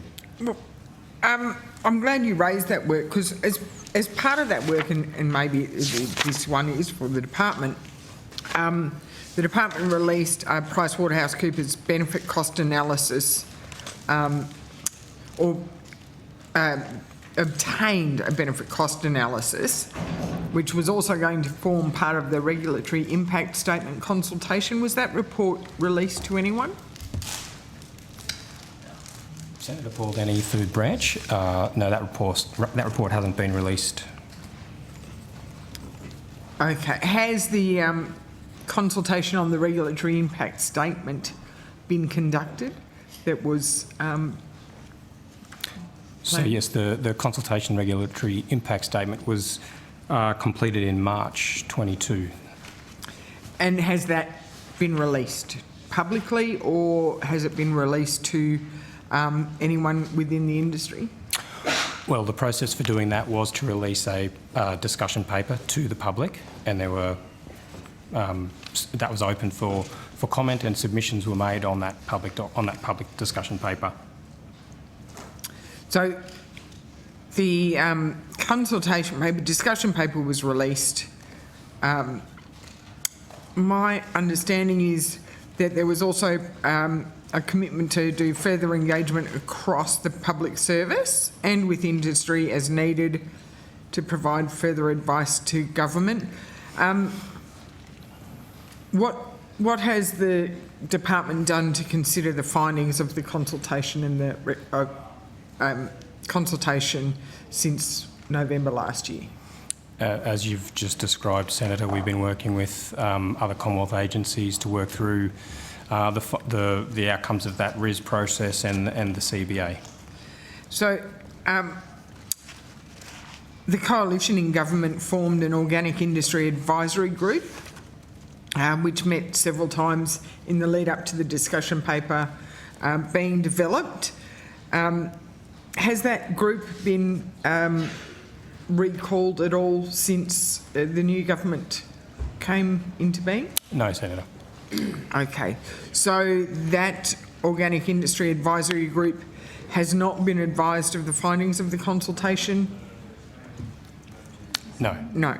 So, Senator Davey, I might jump in there. So, as Minister and Mr Denny have said, we're considering the outcomes of that consultation process and the RIS process, and engaging with government as appropriate on that. So, the consultation paper, I think you said that the discussion paper was put out in March last year? Yes, it was. Yep. It would have been put out. I can check the exact date. It would have been around February, okay. And then it closed. So it was closed for submissions in March. Right, closed in March, and We haven't gone back to the Organic Industry Advisory Group.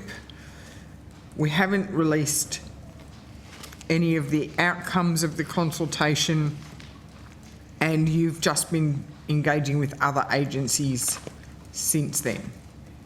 Primarily, Senator, we have had engagement with individual members of that Organics Industry Advisory Group and provided updates from time to time, but primarily the engagement has been internally with Commonwealth agencies. So, given that there was already an Organic Industry Advisory Group who were very committed and engaged in the process, why would you not go back to them to seek further consultation with industry?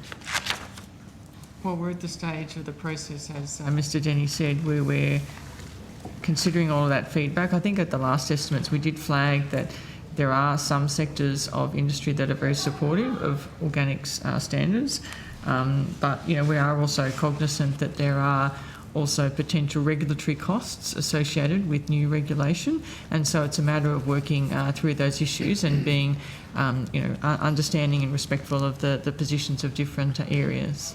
So how do we compare with other like nations around the world when it comes to organics accreditation?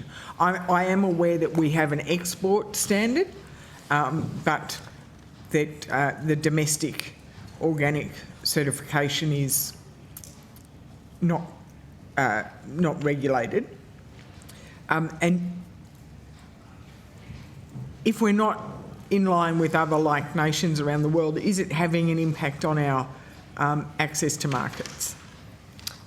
That's probably a question for our colleagues, but I would say that there is ongoing access to markets at the moment. So perhaps, well, So look, I think that we can take on notice if there's any information that we can provide around the different arrangements in different jurisdictions around the world. I'm not sure if others might want to add on to the trade point. Yeah, happy to. Good morning, Senators. Tom Black, Acting First Assistant Secretary, Exports and Veterinary Services Division. We're the export regulator for organics. Australia has a number of equivalence arrangements in place with a number of markets.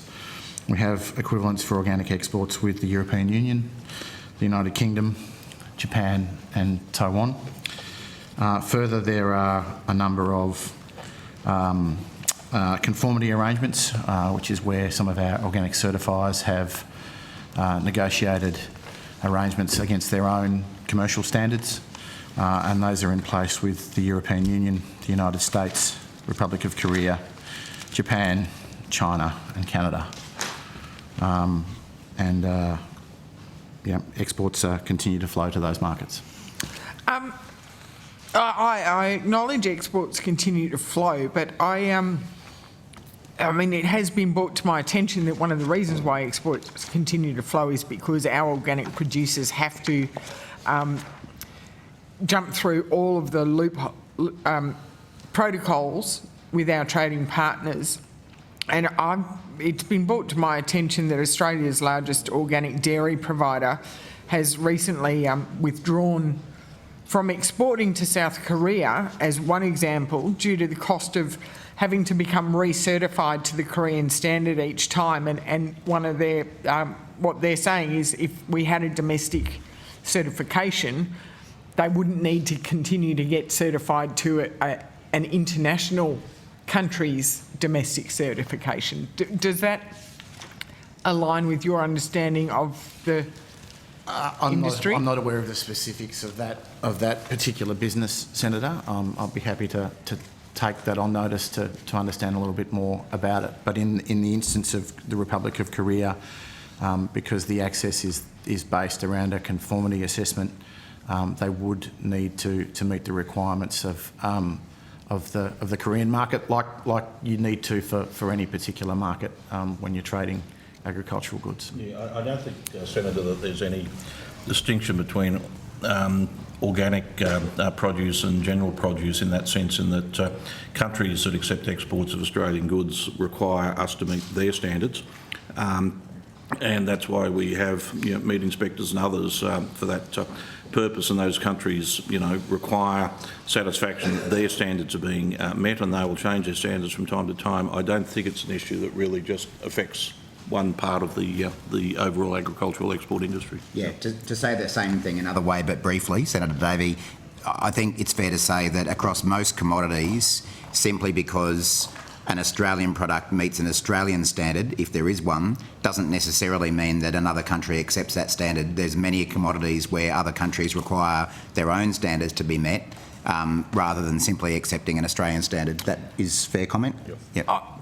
And I acknowledge that, and I understand that, but one of the limitations that the industry keeps raising with me is the fact that if we had an Australian standard, then our international trading partners could compare domestic standard to domestic standard instead of actually having to go down individual product lines. So they could look and go, well, Australia's got a domestic standard and that company complies or conforms with Australian organic standards, therefore we'll accept it. And one example of that is the USDA National Organic Program has said to the Australian Organic Limited that discussion of equivalence would only be able to come after Australia has its own domestic program in place, aside from the current export standard. So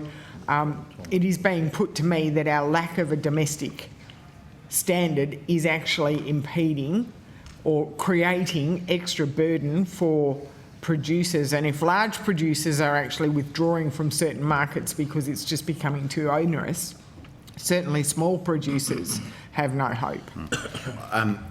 Australian Organics Limited has certainly put that argument to me as well. I not only spoke at their conference last year, but I met with them in November last year, and I know my office has met with them separately as well, and that is certainly the view they've put to us. As to whether it's accurate or not, that might be more a matter for Mr Black. Sure. Thank you, Minister, and thank you, Senator, for the question. Certainly we have had a number of consultations with Australian Organics Limited. I think it's... well, first of all, Australia has an export standard for organics products. So we have a standard that we use for exports. In lots of instances, domestic products are certified against that export standard, but we are not a regulator in the domestic market. There are requirements around consumer laws, consumer fairness, that are available in that regard.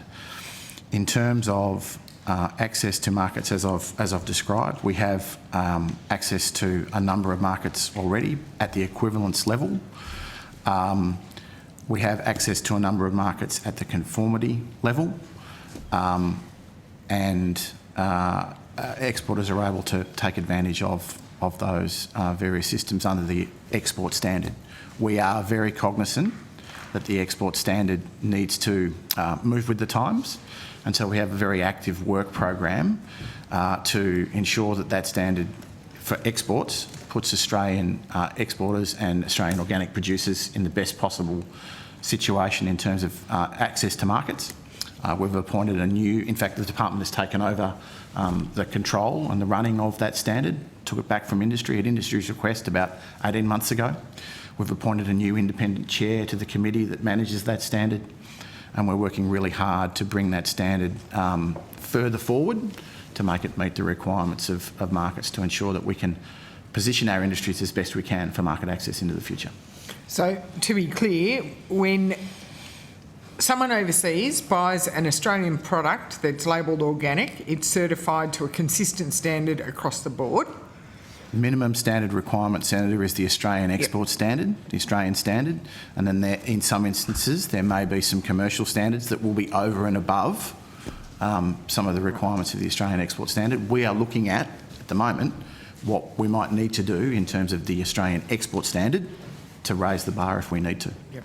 But domestically, if I purchase an organic product, certified organic product, it could be certified under a range of certification schemes that are unregulated?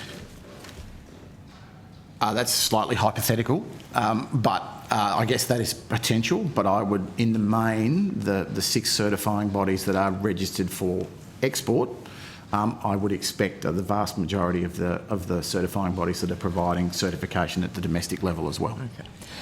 Is there a time frame for conducting the next stages of a potential domestic regulation for organics, given the amount of work that has already gone into it, including the consultation and the ongoing conversations with other agencies?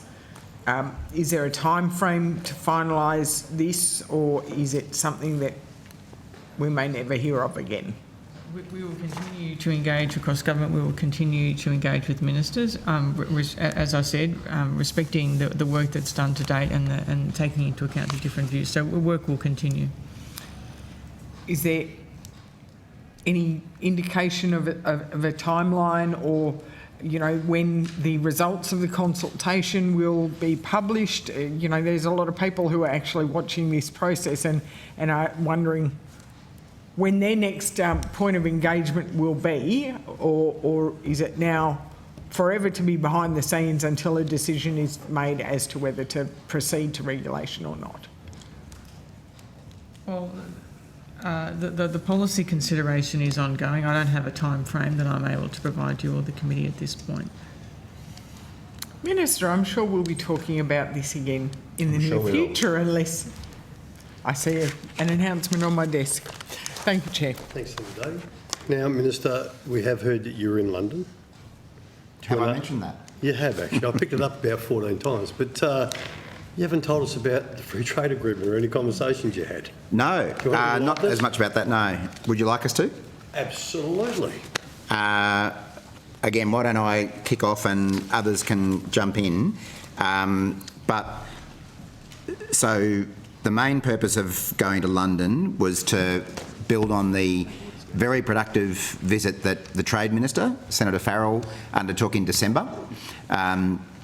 You'd be aware, Senator Sterle, the former government, to give credit where it's due, signed the free trade agreement with the UK, which delivers substantial benefits to Australian producers. What hadn't happened by the time of the election was the legislation that underpins that agreement coming into force in both countries. Our government managed to get that legislation through on the Australian side at the end of last year. So the last piece of the puzzle, if you like, is getting the UK to pass their legislation to bring that agreement into force. So really the point of me going there was to encourage our British friends to get that legislation passed as quickly as possible. And as I mentioned earlier today, I had a number of meetings while I was in London with my counterpart, the Agriculture Minister, one of the Trade Ministers there, the Shadow Agriculture Minister, and most importantly the House of Lords Committee, which was considering the legislation. And unless if something's happened since my last update, where we're up to is that the House of Commons has passed the legislation. It's obviously a bit similar to our system. It's with the House of Lords. They had referred it to a committee. It had passed the first reading, been sent to a committee. We met with the committee. We discussed the legislation and the agreement and why it was beneficial to both countries, and encouraged them to pass it as quickly as possible.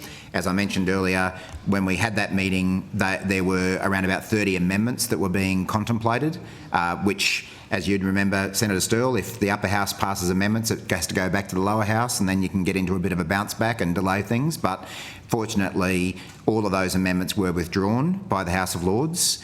So it passed the committee stage, and my understanding is that all that has to be done now is it has to pass the third reading stage of the House of Lords.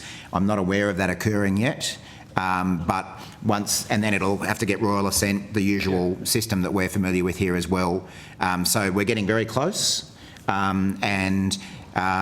mean, while we were over there, the other thing I guess we did was meet with a number of large potential importers of Australian produce. So in particular, we went to the Tate & Lyle sugar refinery in London. We went to the Smithfield wholesale meat market at an ungodly hour of the morning when we were still all jet lagged, but that's our commitment to Australian agriculture.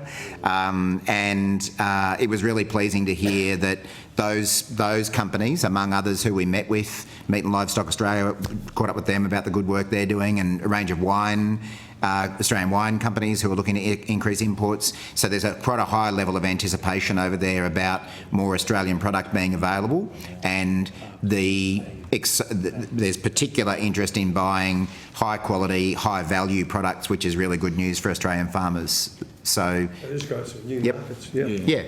Certainly, Minister, my colleagues could outline some of those particular values and benefits. And Chair, of course, free trade agreements are much bigger than agriculture, but agriculture is obviously what we're focused on. Sure. And trade is two ways, so we can expect access for some British goods into Australia. We see a fair bit already, particularly in the beverages market, for example. But this free trade agreement will provide real benefits for Australian agriculture. Why don't you get your officials up here? Let's take the opportunity. For Well, we sake of certainly 10 can or outline 15 that. minutes. It also assists in our overall strategy of diversification, so that we're not just reliant on one or two big markets, but that we do have, and that ultimately consumers around the world can enjoy the great Australian produce that comes from our farmers. So. Well, after the tickle we've had over the last few years and lost a few markets, I think it's good to hear good news. So and the fact that Chair, that notwithstanding all of those issues with our biggest trading partner, we will export more this year by value than we have ever had in history, and so that's a tribute to the fact that our producers and our exporters have been able to find markets and supply into them. So, well, let's take the opportunity to brag while there's some good news around. For sure. Mr Tinning? Senator Chris Tinning, First Assistant Secretary, Trade, Market Access and International. So as the Minister said, the UK Free Trade Agreement will eliminate tariffs on 99% of Australian goods and when exported into the UK when it enters into force, which we hope will be in the next few months. It will include immediate elimination of tariffs on wine, a range of grains and other agricultural products. And for key agricultural... Sorry, Mr Ting. What are those agricultural products? So for example, in the case of beef, we estimate that in the first year of the agreement there'll be potential benefits to industry of 465 million just in the first year of the agreement. For sheep meat, 215 million. For sugar, 37 million. For dairy, cheese and butter, up to 200 million. And for wine, 55 million. So they're the potential benefits under the And we're talking box agreement. meat, so that's quite exciting. That's correct, yes. And as the UK, obviously an important part of our broader diversification efforts that we've been pushing for the last few years as we've experienced disruptions due to COVID and China. Tremendous. Look, thanks for that. Is there anything else you want to add? Because before I ask Minister Watt, that while you're over there in Germany, you didn't bump into anyone from from Belgium, did you? As in someone who used to be European around Union? this Parliament? No, European Union, I should say. Yeah. Because I know where the UK, the Australia-UK trade agreement's quite exciting. Yep. What about it? Well, I actually don't. No, we haven't had a chance to catch up about it, have we? Finish surely if I did. The Minister also met with while in Berlin with the EU Agriculture Commissioner and with a range of officials, and importantly, Minister, you're able to meet with a series of agriculture counterparts from some major European countries, so France, Germany, Spain, and so on. So. Yeah, I think in Berlin, the two purposes really of that trip, when we were there for 3 days, was firstly to progress a deal with the EU, a free trade agreement with the EU, and secondly to talk up Australian produce in terms of sustainability, animal welfare, and all those concerns that we were talking about earlier. With the FTA, again, that was backing up the visit that Senator Farrell had made to Europe at the end of last year. and things aren't as advanced with the EU free trade agreement as they are with the UK. We're still in the process of negotiating that. And, you know, like in any negotiation, each side wants something and each side has things they want the other one to give up, and that's what we're sort of in the middle of at the moment. In fact, I think EU negotiators have either just been here or are here at the moment as part of the negotiations. But really, I guess the Secretary's right. I met with the EU Agriculture Commissioner, and ministers from France, Germany, Spain, Italy, a number of other countries, both in Europe and in other continents. And my sort of consistent message to them was, if Australia is to sign up, we want this deal, but we want to have meaningful new market access for our producers. We're not just going to sign up to any old deal. We want something good for our producers and our processors and our workers in the industry. But we have very high quality product, meets high sustainability standards, high animal welfare standards, all of the things that they were raising as concerns. And I guess the other thing we wanted that came up a fair bit that we were able to talk about was, as the Secretary says, you know, Europe and the UK are opportunities to diversify our trade. The reality is that Asia is probably going to remain our major market for agricultural exports for a very long time, probably forever.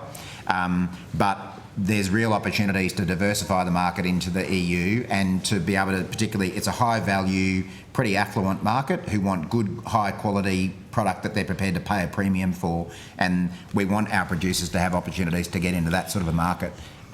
There is some concern, you know, that gets raised in Europe about, you know, whether Australian product will swamp the market over there, and understandably their farmers are worried about a bit of extra competition from high quality Australian product. But the reality is that, you know, the European market is just so massive that even if we're able to negotiate good access for Australian producers, that'll still be a pretty small fraction of the overall market over there. So there's no danger of us swamping the market, but it'll make a really big difference for Australian producers to have a more diverse options than what they currently do. I mean, it's nice that you think that we do talk about being the food bowl of certain parts of the world, but the reality is we can be a fantastic little deli on the corner, can't we?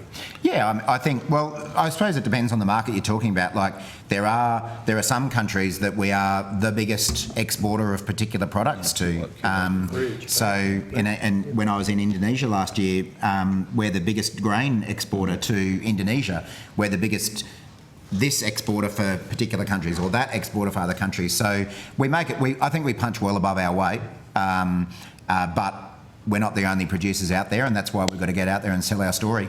Chair, one of the more sad statistics that my staff in Brussels were able to put together is that if you were born in Europe and you wanted to eat steak and you had a steak every day for your whole life, you'd be 60 before you got to have an Australian steak. There is so little access for Australian beef into the EU at the moment that I can't quite do the maths, but, you know, it's 20,000 days before you get to have that Australian steak. And we obviously want to make a difference. Australia is never going to, completely dominate these markets, far from it, but it does provide access for premium produce, and it allows that diversification to it. Well, like the Minister said, for our producers, our processors and our workers in the industry, which is fantastic. Look, I'll ask about the elephant in the room. And Minister, do you think we've had this escalation now where the UK's really keen, and we're nearly there, thank goodness, and they got rid of those pesky upper house self-entitled. I love the way they give themselves. I'm going to be the Earl Stirl from Perth, Bill. Not Baron Stirl? Yeah, Baron Stirl, that'd be right. Earl Stirl. Enough of that. Do you think with the movement towards the net zero policy, do you think that might have opened doors quicker? If it's out of order, I'll just drop the question, but I'm very keen to get a handle on it because you read things. No, there's no doubt, and, you know, I would say this, but it's actually based on the conversations I was having over there. There's no doubt that the change in Australian government policy around climate change has helped to open doors. from a trading perspective, especially in places like Europe. Well, Senator Rennick, you've grown, but I've actually been there and had the conversations with the ministers who are negotiating these deals. And, you know, I don't want to be a minister who holds back our agriculture industry because of some backwards-looking policy. And there is no doubt that the EU are more enthusiastic about negotiating a deal with us than they were previously because of the change of policies. The Prime Minister often makes the point that when you go to these international forums or meet with people internationally, ministers internationally, having climate policies that are contemporary and real is the ticket to entry. If you don't have those policies, you don't get in the door. So I think there's no doubt, based on the conversation that I had, that it's made a big difference. Right, well, I'm buoyed. Been around this committee nearly 18 years. I'm buoyed. That sounds good to great. hear. Senator Canavan, yep, sure. I might just pick up there on the FTA with Europe. So would there be an expectation that the FTA would require Australia to maintain a certain climate change policy?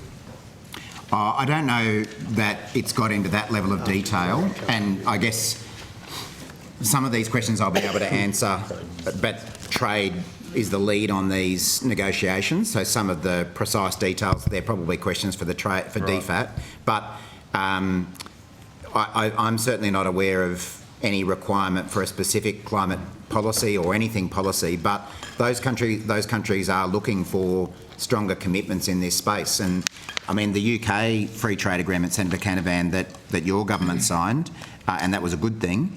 That was the first free trade agreement that Australia had ever signed that had a specific chapter on animal welfare, for example, and it had a range of commitments around climate and sustainability. So, I'll be more specific then. Would it? Is there expectation as draft text or any discussion about the agreement with the European Union, including details about methane reductions? Not that I'm aware of. Nitrogen use? Not that I'm aware of, but I don't think we've really got to the stage of, you know, actual draft agreements. The officials might know better than me because they've been involved in these negotiations. Is that an item of discussion at the moment around tables? Europe has certainly made comments, or European diplomats have made comments publicly around wanting to see commitments, climate commitments from Australia. Have they discussed methane or nitrogen use? Yeah, I'll ask my colleagues to assist as far as they can, Senator. I am conscious that, you know, there are negotiations and negotiations are very free-flowing, and there are many issues in there, and we as the Agriculture Department certainly can't, you know, in a public way preempt anything that may be under discussion, and particularly I'd refer you to Foreign Affairs and Trade. But having said that, I'll see if we can assist. Yeah, so as the Secretary-Minister said, DFAT lead on the negotiations. We're heavily involved, obviously, in advancing our agriculture interests. There's certainly discussion about cooperation on issues around sustainability and climate in relation to agriculture, but generally in free trade agreements we do not enter into specific commitments around issues such as that. Well, I'm just mindful, I presume, Minister, you didn't get a chance to catch up with some Dutch farmers there. They're probably too busy on their tractors, blocking highways. But that particular protest around the enormous reductions in nitrogen use they're being asked to do, that follows a court case using European law, not Dutch law, taken by environmental activists. So I just wonder, is the department getting any legal advice at the moment about the proposed text? Especially but its potential to be weaponised by environmental activists to transfer European laws and regulations onto the backs of Australian farmers. Yeah, so obviously lawyers in any free trade agreement are very heavily consulted, and there'll be no specific commitments that bind Australia into any European standards around issues such as that. I welcome that statement, but my concern is that whatever you say won't matter after it's signed. It'll be up to the courts. So are you getting legal advice on this particular issue from the Australian Government Solicitor? Yeah.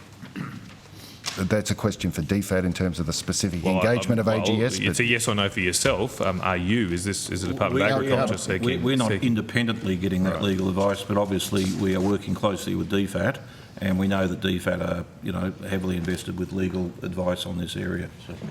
Okay. While we're on this topic, I might also just ask about the geographical indicators as well. How many GI labels have Europe raised with us? Is there a number of different indicators that they've given us a list of that they're concerned about?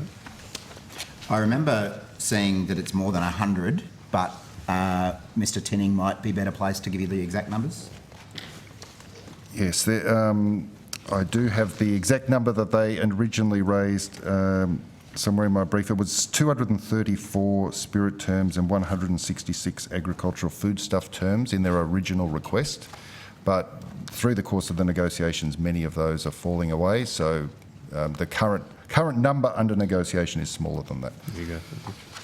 On behalf of the fabulous King Valley, as we like to call it, Prosecco Road in the northeast of Victoria, is Prosecco still on the list of contested GIs? It's still a request by the European Union. But Is that a red line for the government, Minister, given that it's not technically a GI at all? No, as and you would appreciate. That's the argument that I was putting in Europe, was that we don't regard it as a GI. We regard it as a grape variety rather than a place. Well, it is a grape variety, not a place. Exactly.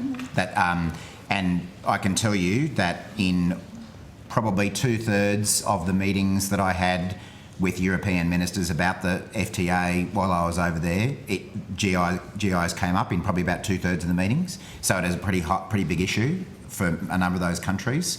And Prosecco specifically came up in a number of those, not every one of them. But both I and the Trade Minister have made it clear that we understand the sensitivities around GIs for European countries. There's some emotional attachment there, but there also is for Australian farmers as well. And Senator Mackenzie, I've met some of those Prosecco growers from the King Valley, and I know exactly how passionately they feel about this. So we are pushing back very hard on that, and we hope to convince Europe that they should back off on that request. So my question is about red lines, though, Minister. As you would appreciate, these are always negotiated outcomes.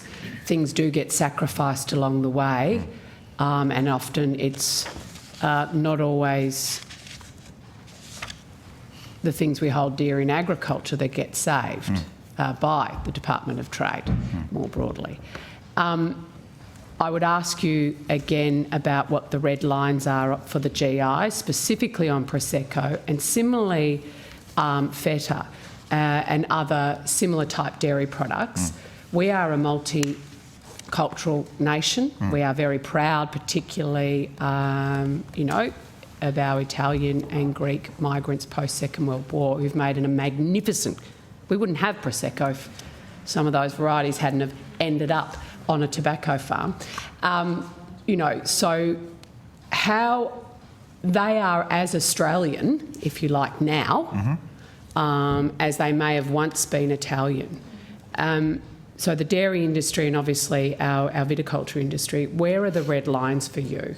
I'm not, again, it's probably, to get the most complete answer, it's probably best to ask that at Trade, who are the lead negotiators. But it'll need your sign-off, though. But the position that I've been putting is exactly what you've just said, that these issues are as significant for Australian producers for historical and cultural reasons as they are for European producers. I wouldn't necessarily say that we've set red lines for any particular aspect of this deal, but what I would say is that both officially and unofficially, we've been strongly resisting the EU's requests around GIs. In terms of secondary impacts, so whilst the EU any decision out of this trade agreement having impacts on other agreements we may have. So there, we won't be able to, for instance, export our Feta, our Prosecco, to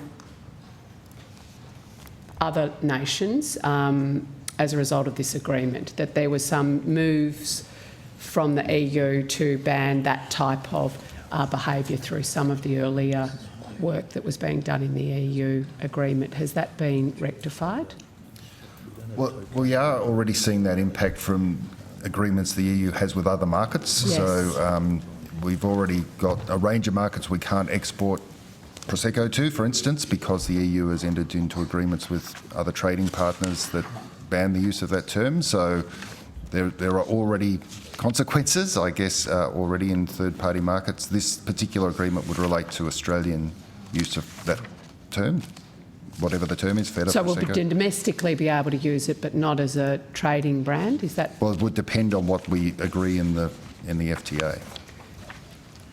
So, Mr. Tinning, like at what point, like we've dropped the GIs from 234 to 166? Oh, no, sorry. The original request from the EU was to protect 234 spirit terms. Spirits on 166 and 166 foods. agriculture. What are we down and to now? foodstuff terms. We don't sort of get into details of the current state of negotiations. We're in the middle of a negotiation, so... But it's dropped down. There are still things, and you can confirm that Prosecco is still, we're still holding the line on Prosecco. Yep. We're still holding the line on Feta. Are we still holding the line on other cheese varieties that we make? Yep. Scotch fillet, are we holding the line on Scotch fillet? Well, I think we call it something different in Queensland. Well, that's So it really- because it really do you isn't really clear. want to go to where the and Ciccone will back me in on this, the southern beef industry versus the northern beef industry. Do you really want to take on that fight? I'm the Minister for all beef. Yes, yes, we all love all beef. But so in terms of Scotch, is that still Yeah, so we've not agreed to protect any GI terms. so that and their we'll- request and we'll- still sits on the table at 234 and 166, and we have not changed, agreed to any of that? So through the course of the negotiations, well, we've not agreed to protect any GI terms, and we won't until we can assess the overall package. And obviously, GIs is a high priority for the EU, and it will be subject to sort of decisions by government close to the end of the negotiations. Okay, so Senator Watt, it's all down to you on the GIs, I suggest. It's in good hands. Me We'll and see. Senator Farrell and Senator Ayres and all sorts of other good people. I think it's your signature. Ask one final question. In terms of the other direction, in terms of our ask to the European Union, are we asking them for any reform to the Common Agricultural Policy under the Free Trade Agreement? Good question. Well, I'm happy to hand it to the officials for a direct answer, but as I said earlier, the matter of subsidies covered by the Common Agricultural Policy was something that I regularly pressed in both the individual meetings that I had and the sort of presentations I was making at conferences and things like that. But Mr Tinning might be able to... Yeah, our primary ask in the negotiations is market access for core agriculture products. Issues such as subsidies are not the subject of issues in free trade agreements. But those subsidies are much, much more harmful to our agricultural sector than the market barriers. So the they're border issues, market barriers.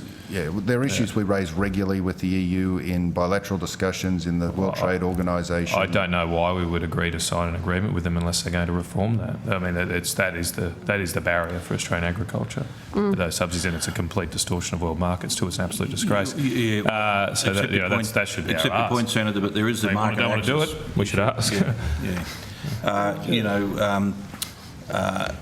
Ultimately, the EU and the Common Agriculture Policy, which has many aspects, including some of those matters we discussed before, about their preferences as to how things are produced. Market access for us is a very important issue, and no doubt all those issues have been canvassed by negotiators as we speak. So. Now, Senator, how long did you have, Senator Rice? No, really? It's probably 20 minutes. Okay. John, we haven't had that much time. Oh, sorry, I thought you'd since- finished. I'm sorry. Well, I'm finished this section. Okay, I just wanted to check with Senator sorry. Dunningham because we haven't had a lot of time since Because you said last the question. break. The last question on FTA, yeah. But, okay, Senator Dunningham's okay. Happy to move over. You've got it sorted out? Sure. Okay. I suspect you'll probably both want to talk about the same thing. Yeah. Well, why don't you do 10 minutes, then I'll check with Senator Dunningham and see how he's tracking. All right. Okay. So maybe I'll get very concise, straightforward answers. It won't take so long. Minister and Ms Denninger, nice to see you here to talk about forests with me again. And yes, Ms Campbell, sitting there probably waiting to come to the table.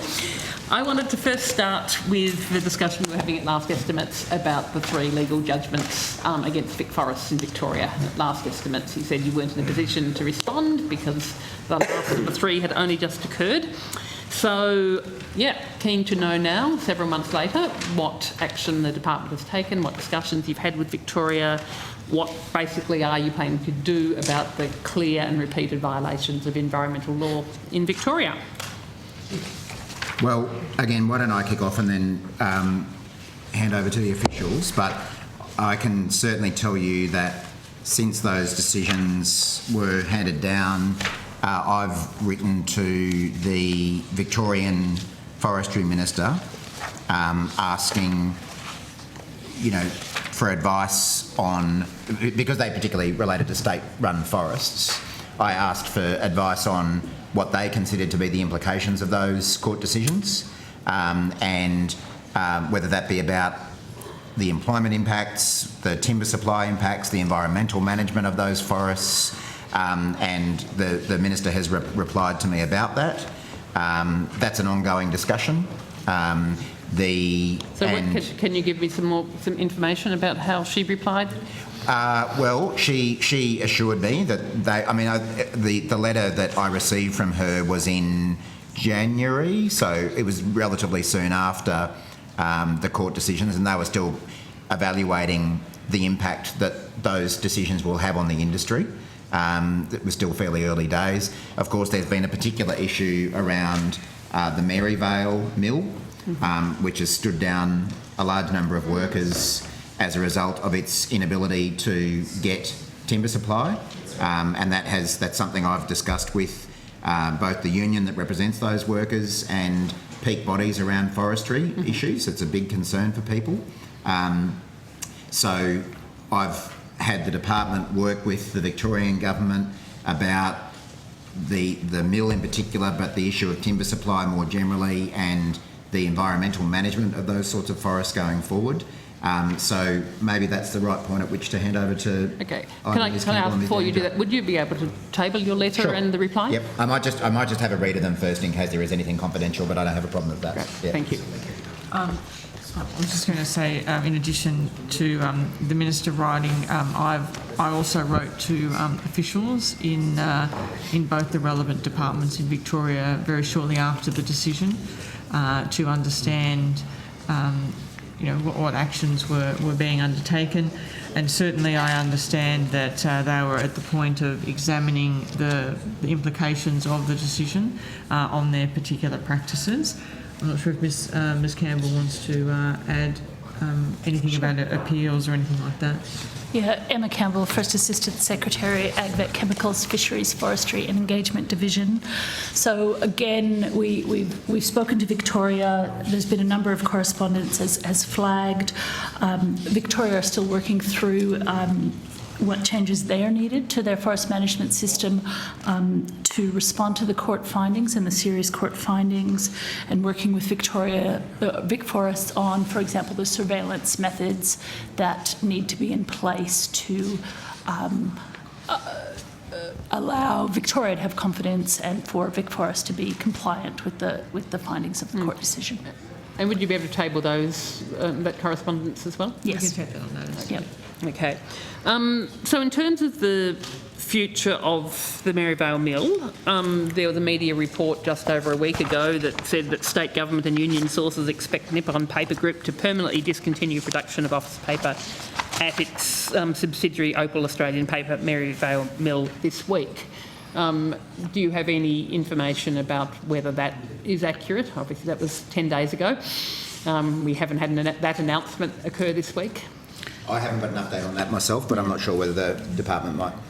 So again, we understand that the supply issues are having impacts and flow-on impacts on the mill, including that Maryville mill, and VicForest is not able to meet its supply contracts, requiring some processes to slow down and or cease operations. Victoria, we've been talking to Victoria about options and temporary solutions to support the mills through that, and we understand Victorian Government is providing assistance to the Opal mill, but really this is an issue for Victoria. And can you tell me, because I understand from the investigations that were done in Victoria a few years back when we had the task force that was bringing the industry and the environment movement together, that my understanding was even for that white paper supply, that in fact 80% of their fibre was coming from plantations. Do you know whether that's still accurate? I don't know about that number, but I certainly know that the litigation is impacting mills such as Opal, and so I'm not sure what the percentage is. I also note that plantations in that region were also bushfire affected as well, so some of that softwood coming through, but we can take the detail of that on notice. Okay, if you could, that would be appreciated. So what engagement has the department then had with Victoria about potentially procuring non-native forest timber for supply for Maryvale, e.g. eucalypt logs from plantations that are currently being exported out of Western Victoria, and from Tasmania for that matter? So we've certainly talked with the Victorian Government about solutions for the mills that are facing challenges, including the Maryville mill. Often in the short term, and I think in the Maryville case, it's not like for like, or it's not easy to replace one form of timber with another because the mills aren't kitted for that. Those examples that I was quoting there, such as the eucalypt logs that are currently being exported, they are hardwood eucalypt logs. So my understanding is Victoria doesn't think that that's a short-term solution, and that might be because there's supply contracts for those laws for other markets, but we continue to work with Victoria on what solutions they're looking at. I'm interested, could you get me some more details on that? Because I was just looking at the statistics in the last ABARES statistics, and there's been a decline in global demand for hardwood eucalypts for wood chips. That is the case, isn't it? I was just looking at it this morning with the graph, and that was one of the notable things. So I'm interested to see what active work the department and Victoria are doing to, make the most of that situation. If there's a decline in our wood chips that are being exported, surely there would be the opportunity to be redirecting them to be supporting the mill at Maryvale. I'll make a couple of comments there. First of all, I understand Maryville makes different paper, not using the native forest, white papers from native forest pulp, and plantations are for other paper types. No, these are these are eucalypt hardwood logs that are being exported is what I'm specifically talking about. Okay. Again, one of the questions is whether mills are fit for purpose for the wood supply that is available now. There is funding available, and we do have an open funding round about funding support to support mills transition to different types of timber, and that has been a barrier to using different types of wood in the past. Similarly, there will be work on it's an election commitment on a fibre strategy for Australia, which is really looking at how we get the best economic uses and the best value out of the wood that we have available in Australia. So that's policy work that the government's committed to. In terms of the discussions with Victoria at the moment, are you able to give me on notice more details about what the various options that the Commonwealth is suggesting to Victoria or discussing with Victoria for alternative supplies for Maryvale? Again, I can certainly do that. I think I would characterise our discussions more with Victoria about what they're seeing. They're the experts on what their mills need, and are there any ways that we can help, including with engaging with wood from other states and working across different jurisdictions on what available supply might be. Okay. Well, even characterise that way, I would appreciate to have more details about what is the discussions are focused on with Victoria. Are you also looking at greater use of recycled fibre? Because I know some, it must be 15 years ago, the Maryvale Mill in fact had a whole new line. It was going to be 100% recycled white office papers that they produced for a short time, and then they discontinued that. What I would say again, that fibre strategy is looking at how we use recycled timber, and I think that those processing grants could certainly support that. And under the previous iteration in the bushfire processing grants, there were certainly grants that supported greater use of different types of fibre into that paper process. Okay, so is that an active consideration then for Maryvale? I'd have to ask Maryvale about what they're considering. I think we'd be open to supporting mills in the ways that would meet their needs. Okay. All right, moving on then. I also had a question in, I think it was last year's estimates about the, yes, no, that was last estimates about the the Victorian Forest Coop regeneration and reintegration procedure, where there was Victorian government announced 2.38 million to develop a new best practice procedure. And so October last year, you said that Victoria had advised the Commonwealth and that work was in progress. So I'm wanting to know what's happened since October. Again, and I'll see if my team sends me any updates. I think I don't have an update on that. My assumption is it still is in progress, but I'll get back to you when my team lets me know if there's been any update on that. Okay. I think it's. There's no one here that would know now about that process? No. Senator, we'll see if we can check through the course of today. Is that possible? Yep. Yeah. Okay. Yes. Interested to know whether that procedure has been finalised. We'll try and do that Yep. today rather than taking it on notice. Yes. But if we can't, we'll take it on notice. But we'll do our best to give you an answer. Okay. Thank you, Mr Metcalfe. Minister, in the Nature Positive Plan, which incorporates the government's response to the Samuels Review, the government acknowledges that, and I'm quoting from that forest areas that are exempt from forest areas under RFAs are exempt from assessment under the current EPBC Act and are unique in that respect, and that there is work to do for stronger environmental protection. Is that an acknowledgement from the government that the current RFA framework is failing? I wouldn't put it in those terms, Senator Rice, but you would have seen Minister Plibersek in responding to the Samuels Review noted that RFAs are currently exempt from the EPBC Act, which I think makes them kind of unique to be exempt, that sort of activity, and she said that it's the government's intention to apply the new national environmental standards that we're developing to RFAs. And that we'll undertake that work in consultation with all stakeholders. So I wouldn't put it in the terms that you did, but we think that there are some improvements that can be made.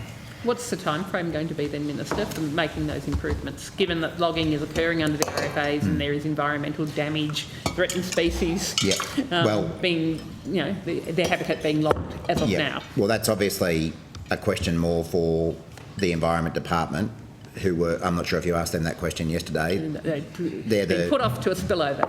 Okay, well they're really the lead agency on that. I couldn't really comment on the time frame unless if the officials know anything more.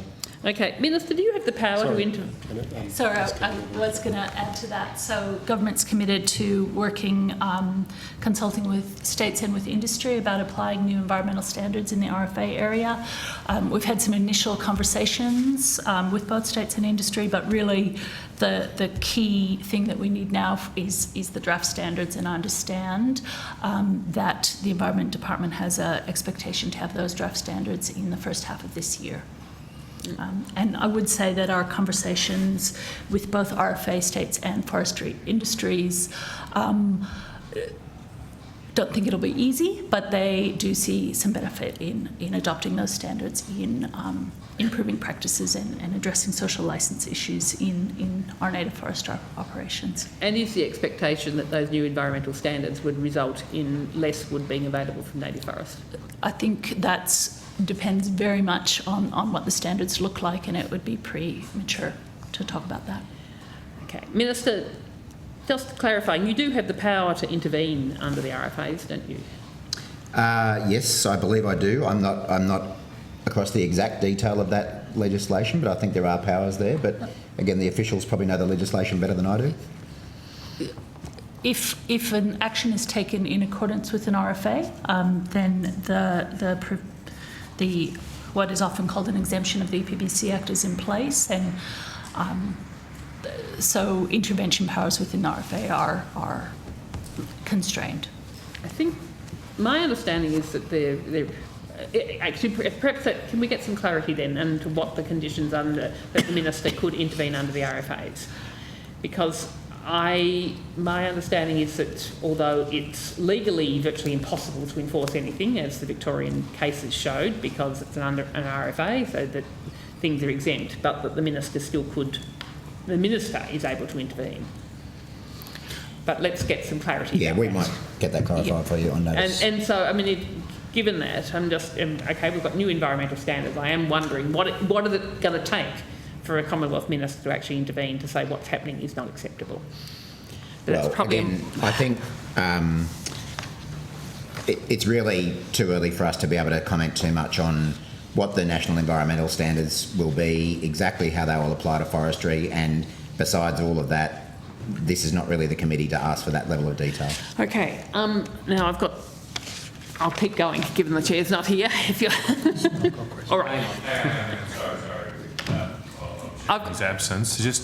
I'm just mindful, since the morning tea break, there has been very few questions from the coalition senators. I might just check with Senator Dunningham first. Senator Rice. Senator Dunningham, would you like to take over here? Or? I've probably got another 10 minutes, so I can come back. Keep in mind we have a 1:30 coming lunch back to break. this group after lunch. After lunch. So why don't I come back after lunch? Yep. 9 o'clock. So. Well, I'm happy for you to take the call, Senator Dunningham, if you like. No. Okay. Let Rice. Senator Rice. Okay. All right. I'll keep going. Can I answer the question about the regen question? We understand from Victoria it's still in progress and we haven't got a further update. We do have our annual meeting with Victoria scheduled late March, and we're hoping for an update at that time. All right. Minister, in your responses to me at last estimates, in response to my question to you in question time last week, you repeatedly make the assertion that if we were to end native forest logging, then we wouldn't be able to meet our timber, paper and other wood supply needs, which was to quote you from your response at last estimates. You are aware that according to ABARES statistics that 87% of the wood produced in Australia comes from plantations? Yes, I am. And of the production of hardwood from native forests and plantations, which is where, the critical thing about logging native forests is hardwood rather than, obviously, than softwood supplies, that 70% of that hardwood is exported as wood chips, only 20% is used domestically here for sawn timber, and 7% for domestic paper production here in Australia. I've seen figures like that. So, and that even for the native forest logs used for sawn timber, a very substantial proportion of it gets used for low-value uses such as pallets and tomato stakes. So I would like to get some background, please, or some analysis, please, behind your statements that ending native forest logging would mean that it would be a disaster for being able to meet our timber needs. This topic is a very controversial one with very strong views on either side of the debate, and I've certainly had it put to me by environmentalists, the view that you're putting forward now. Equally, I've had the view put to me by forestry businesses, the Forestry Union, and I might say the department, that we are not at a point where we can meet all of our paper needs and timber needs through plantation timber.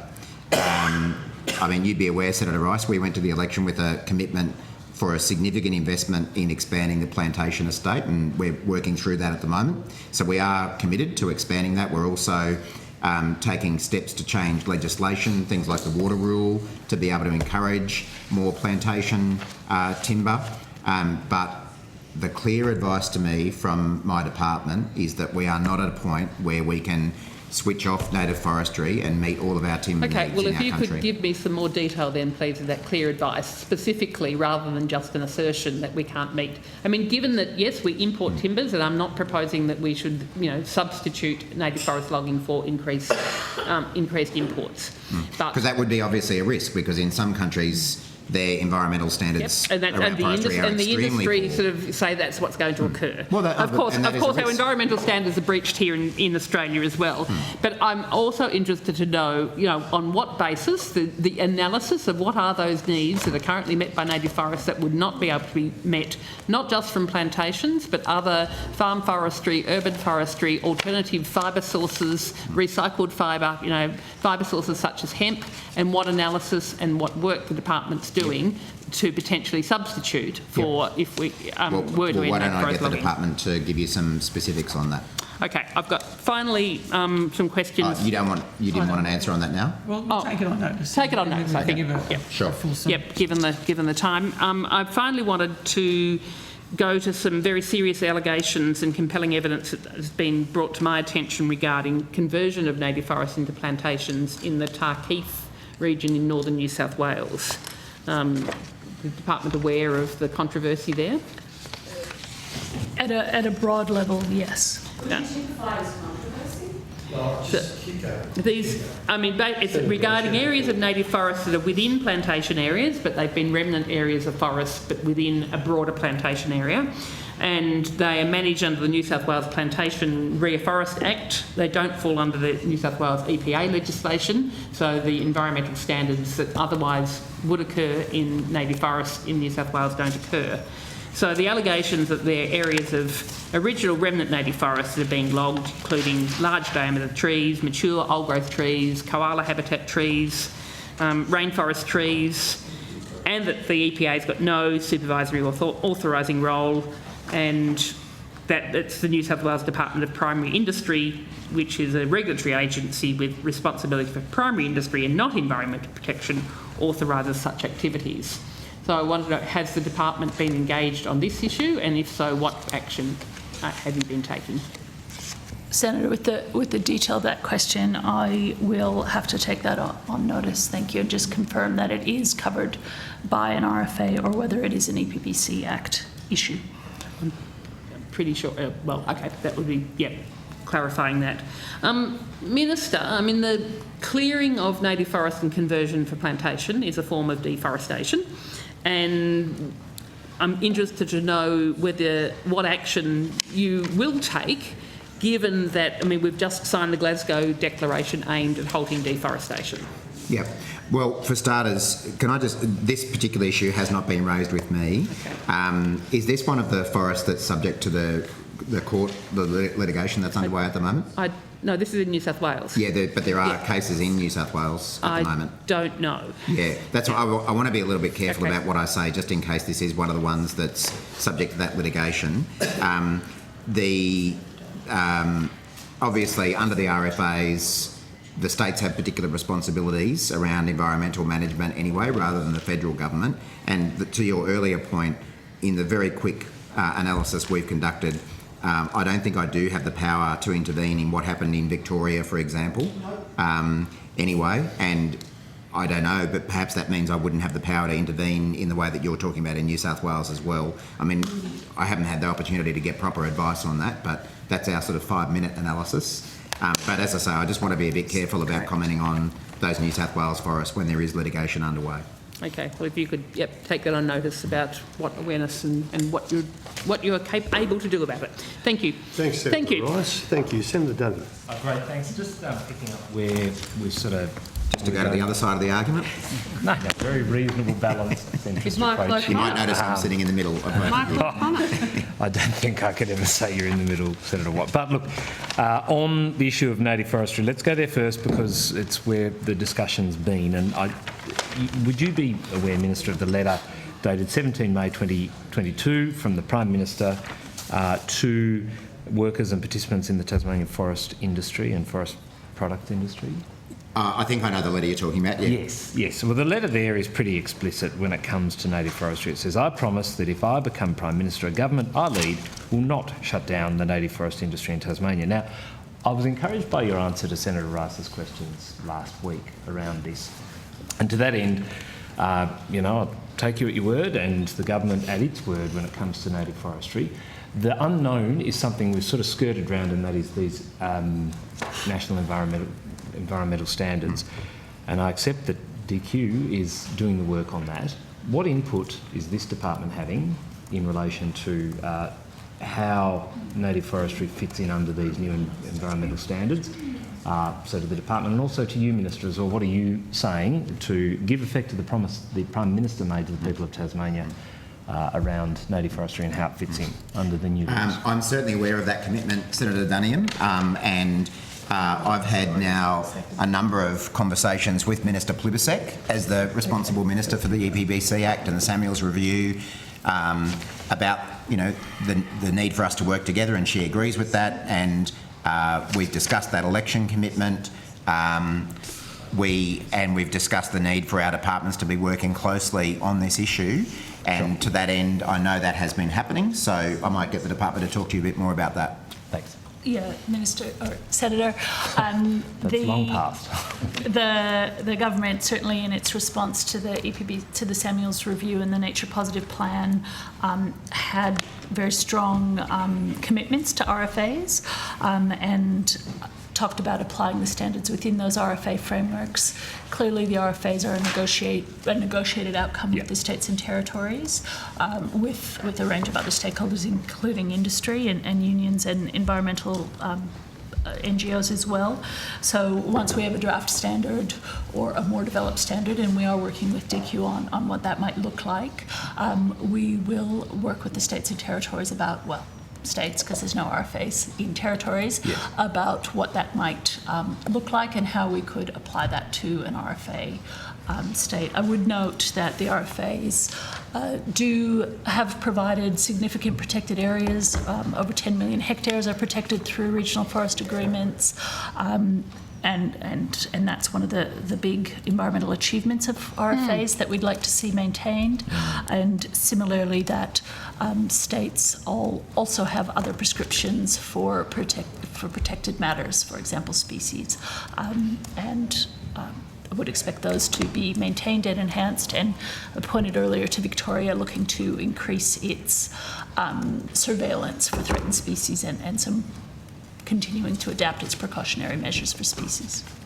Okay. Well, look, on notice, if I can ask for any formal communication between the Minister for Ag, Fish and Forests and the Minister for the Environment around honouring this commitment, and also if there's an engagement strategy around what this portfolio is seeking to ensure is looked after when it comes to native forestry and the establishment of the national environmental standards. I'd appreciate that on notice as well. Any written input into that process, noting that much of this will happen verbally, I'm sure. And I would say, because the Samuel response was part of a cabinet process, I'm expecting that most of that difficulty, but I'll still have a not be available. But we'll see what we can find. I think for my part, most of it's been verbal, but we'll certainly have a look if there's been anything in writing. So it's just a net in the water. Okay, thank you very much for that. Just on that commitment that the PM made with regard to native forestry in Tasmania, does that commitment apply to other states? Well, I mean, you've read it yourself there, Senator Duniam. That was a commitment made in relation to Tasmania. Correct. I'm not aware of any other commitment having been made for any other part of the country. If you're aware of... No, I'm asking you whether the government and the Prime Minister in particular, who was very clear about this with regard to Tasmania, has a similar view with regard to New South Wales, Victoria, WA. Well, I don't think any commitment was given for any other part of the country, and I'm not aware of any commitment being given since the election either. Of course, you and I are both familiar that the Victorian and Western Australian governments have made their own decisions about the future of native forestry in those states, but that's the only commitment that I'm aware of. But you would say, in the absence of a commitment, it's not an abandonment, surely. The government still remains as committed to native forestry in any other state. Yeah, well, I mean, there was obviously an explicit commitment given in Tasmania, and we recognise that Tasmania in particular, it's a particularly important industry. I guess that's why that commitment was made. I wasn't the shadow minister at the time, but I guess I'm assuming that's why the commitment was made. But I've been on the record a number of times saying that our government supports a sustainable forestry industry, and native forestry is part of that. So then it might be something to take on notice, but will the same level of written commitment and as much certainty with you now as the Minister be given to the other states that currently do have an RFA and a native forest industry contained within it? Well, there's not many of those states that... No, but you should do your bit to... Look, I'm happy to take that on notice. Okay, all right, thank you very much.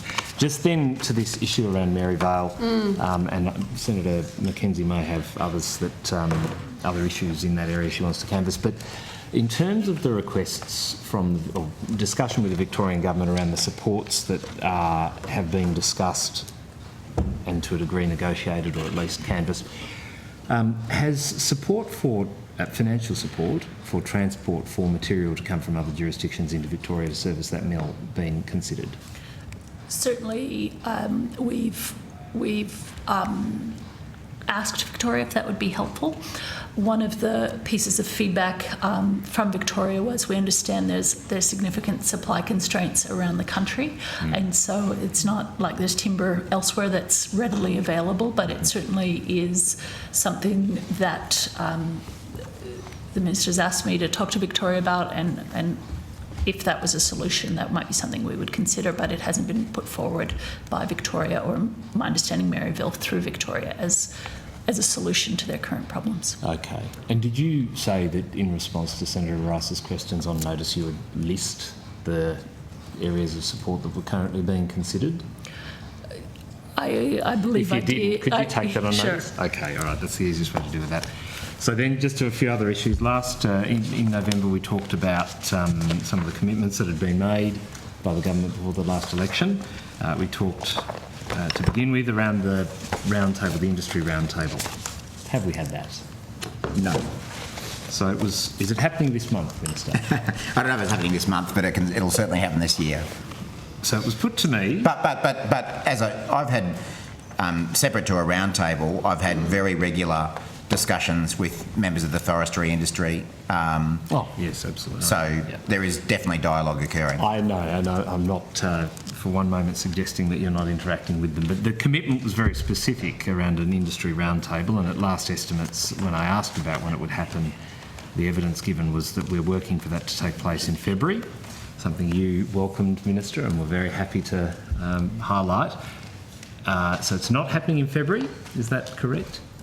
That's, I think, given where we are in February, I think that's a fair assumption, and I think it was myself that said it would happen in February, and I was perhaps, in hindsight, overly optimistic, but we're certainly still working towards having that, and as the Minister said, for this year, and I'm hoping for shortly. This year. So perhaps we won't give a precise date, but when this year do you think we might have it? Well, I think we need to engage with the Minister further, I think, is where we're at. Minister, when would you like to have the roundtable? I'd love to have it this year.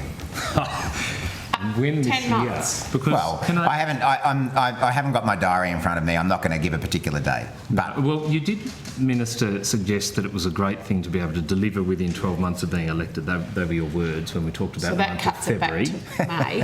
So we have it before May, the 21st? If everyone is available before May, then that's what we'll do. But also, I mean, you're probably going to go through the other commitments. We've already advertised and opened grants for our $112.9 million Accelerate Adoption of Wood Processing Innovation Fund. There's things happening. Sorry, Senator Dunning, sorry, just before you do, okay, there's a photographer in the room, so I know the Minister will be pretty cool. You've got his good side, but the officials at the table are right. You know I hate media, Senator Steele. The right ties on. Okay, go for it, mate. You know you can't take any photos on the desk. There must be that tie. I reckon it's that tie. Senator Dunning, I'm sorry I interrupted. No, that's fine.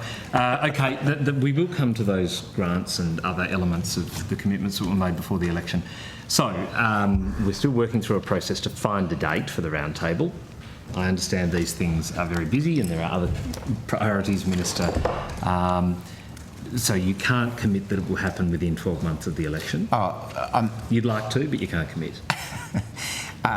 Okay. Have we identified the attendees yet? There was a process, you're about to commence a process to identify the attendees, last estimates. Has that process commenced? Same as the partnership, or is it different? They're related. Yeah. That one, there could be a little bit of confusion here, Senator Dunham, in that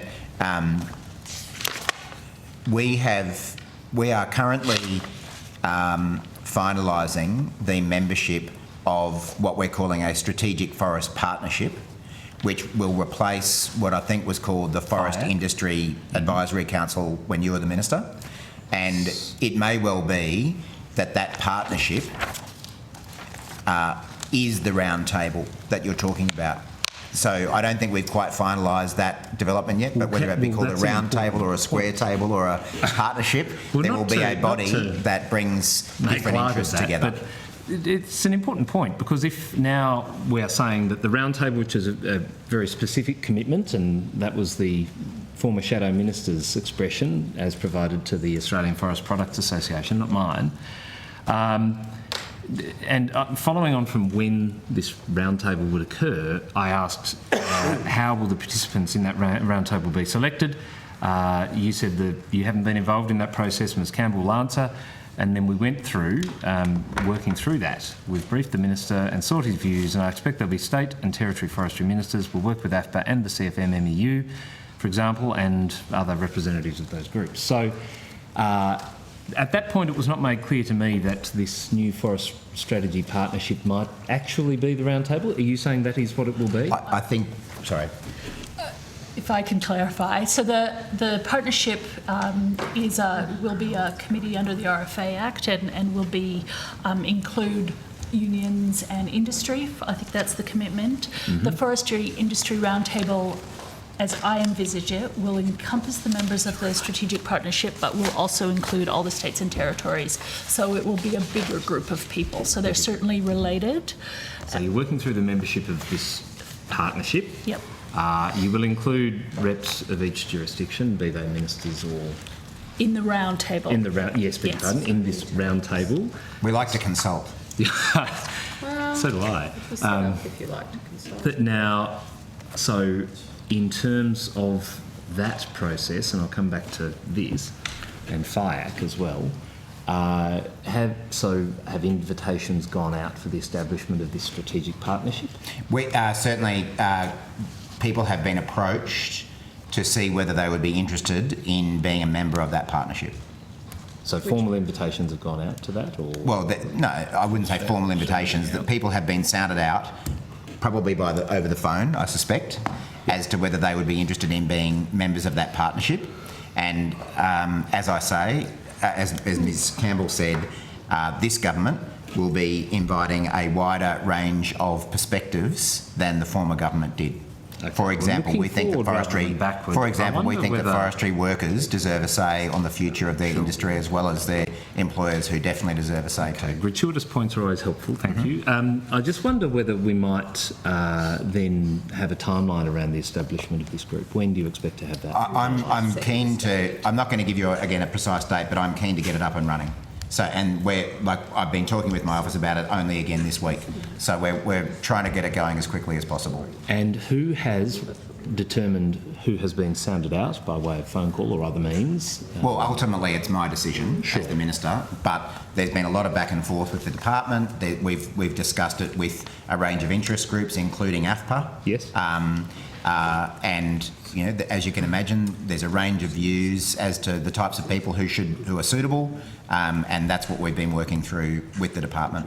Are there standards or criterion against which these people are assessed? Is there a process to go through, noting it is ultimately your call? Like, has there been a recruitment process, a call for expressions of interest that's formal? I'm not sure that... Not a formal recruitment, but we've certainly sought views from key stakeholders, for example, AFPA, on who would be appropriate representatives, and similarly for the unions. So noting that this entity is going to be an entity that discharges an obligation under the RFA Act, can you then, on notice, explain to me how these names were identified, what process was gone through, what communication was had, any standards and criterion against which these names are measured?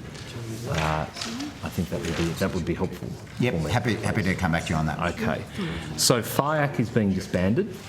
I don't know if it has been, but it will be replaced. By this? Yeah, but yet. Members are aware of that? I think they are. If not, they are now? If not, they are now. Have members of FIAC been consulted with about future steps in this space? I'd have to take the detail of that on notice on the current FIAC members. There were a number of lapsing members, so we can certainly take on notice what the formal and informal communications have been. Right. So, yeah. And I'm advised that FIAC members have been told. Have been told? That's what I'm advised. On notice, can you tell me when they were told? Sure. Thank you. Hopefully it wasn't today. So, then, on that basis, has FIAC met since the last election to date? Not that I'm aware of. No, they have not. Okay. Was there I'm trying to remember, was there a prescription under the Act for FIAC to meet a certain amount of times in a calendar year? Yes, FIAC is supposed to meet twice every calendar year. There was no meetings in 2022. Okay. And no scheduled for 2023. Well, it's being replaced, so no. So they haven't Sometime met in the in next 12 months. 2023. So has FIAC done any work since the election? Do we know? I mean, noting that in fact, on notice, can I be advised about when the government made a decision to switch to this strategic partnership entity away from FIAC? Because Happy to come back to you on that. Yes, I'm not. It was certainly last year. I can come back to you about when exactly. Yes, I'm not aware of that ever having been publicly announced. I may have missed something. Possibly not, because I think we've probably been waiting until we had the membership finalised to make the announcement. Okay. It's not fine. Yeah. Okay. Well, you're working through that. So if I can have the date when that decision was made to do that, sure. If any announcement was made, and indeed when FIAC members were advised that they were going to be going through this change. So there's been no work program for FIAC in terms of providing advice to government since the election. That's correct. Right. Have any FIAC members reached out to the department to inquire about what they should be doing as members of this entity? Not to my knowledge, but we can take the detail of that on notice. If you could. That would be helpful, because we've got a massive program, some very good policies and programs, and do you want to... sorry. I just find it passing strange that the peak entity of advice to government from industry and other sectors, noting it's not as broad as perhaps the new one will be, hasn't met provided advice or been communicated with in any formal way. How often will this new strategy partnership meet? Will it be the same? I think the expectation is twice a year. And I think that's probably because it's required under the Act as the new body. But so was the last group. Okay. Well, obviously, you were the minister for the first 5 months of last year as well, and it didn't meet while you were the minister. Which was caretaker. Yeah. Senator Dunham. Yes, happy to come back after. Yep. Sure. Okay. Sorry? Can we start with the Greens when you come back? Can we start with... The Greens when we come back. No, the Greens had a big chunk. Sorry, Senator, because Senator Cicconi's got to have a go too. So it is 1:30. Let's back at 2:30. knock off for an hour and back at 2:30. Thanks. Worth a try. Yeah. Okay, thank you. And in continuation, the minister's not going to be far away. Senator Dunham, you had the call before we went to the smoko break. Sure, okay. Well, look, you still got more here in this area? I do, This is on forestry? Yeah, and that will be it for me. Okay, well, once you finish forestry, then we'll come to Senator Ciccone. Yes, okay. So, look, I do have some other questions for the Minister. I'm sure is not too far away. But while we await his return, so I'll deal with that with the Minister and that. Let's go to the issue of Forestry Ministers' meeting. Obviously, under the Common Review, those ministerial councils were abolished, of course, and there was just an Ag Ministers meeting, and often Ag Ministers double up as a Forestry Minister. Has the Minister had a meeting with his state and territory counterparts since the election? An Ag Ministers meeting. Forestry Ministers meeting or equivalent. Meeting of people with that portfolio. So Minister has held 3 Agriculture Ministers meetings. He is yet to hold a Forestry Ministers meeting.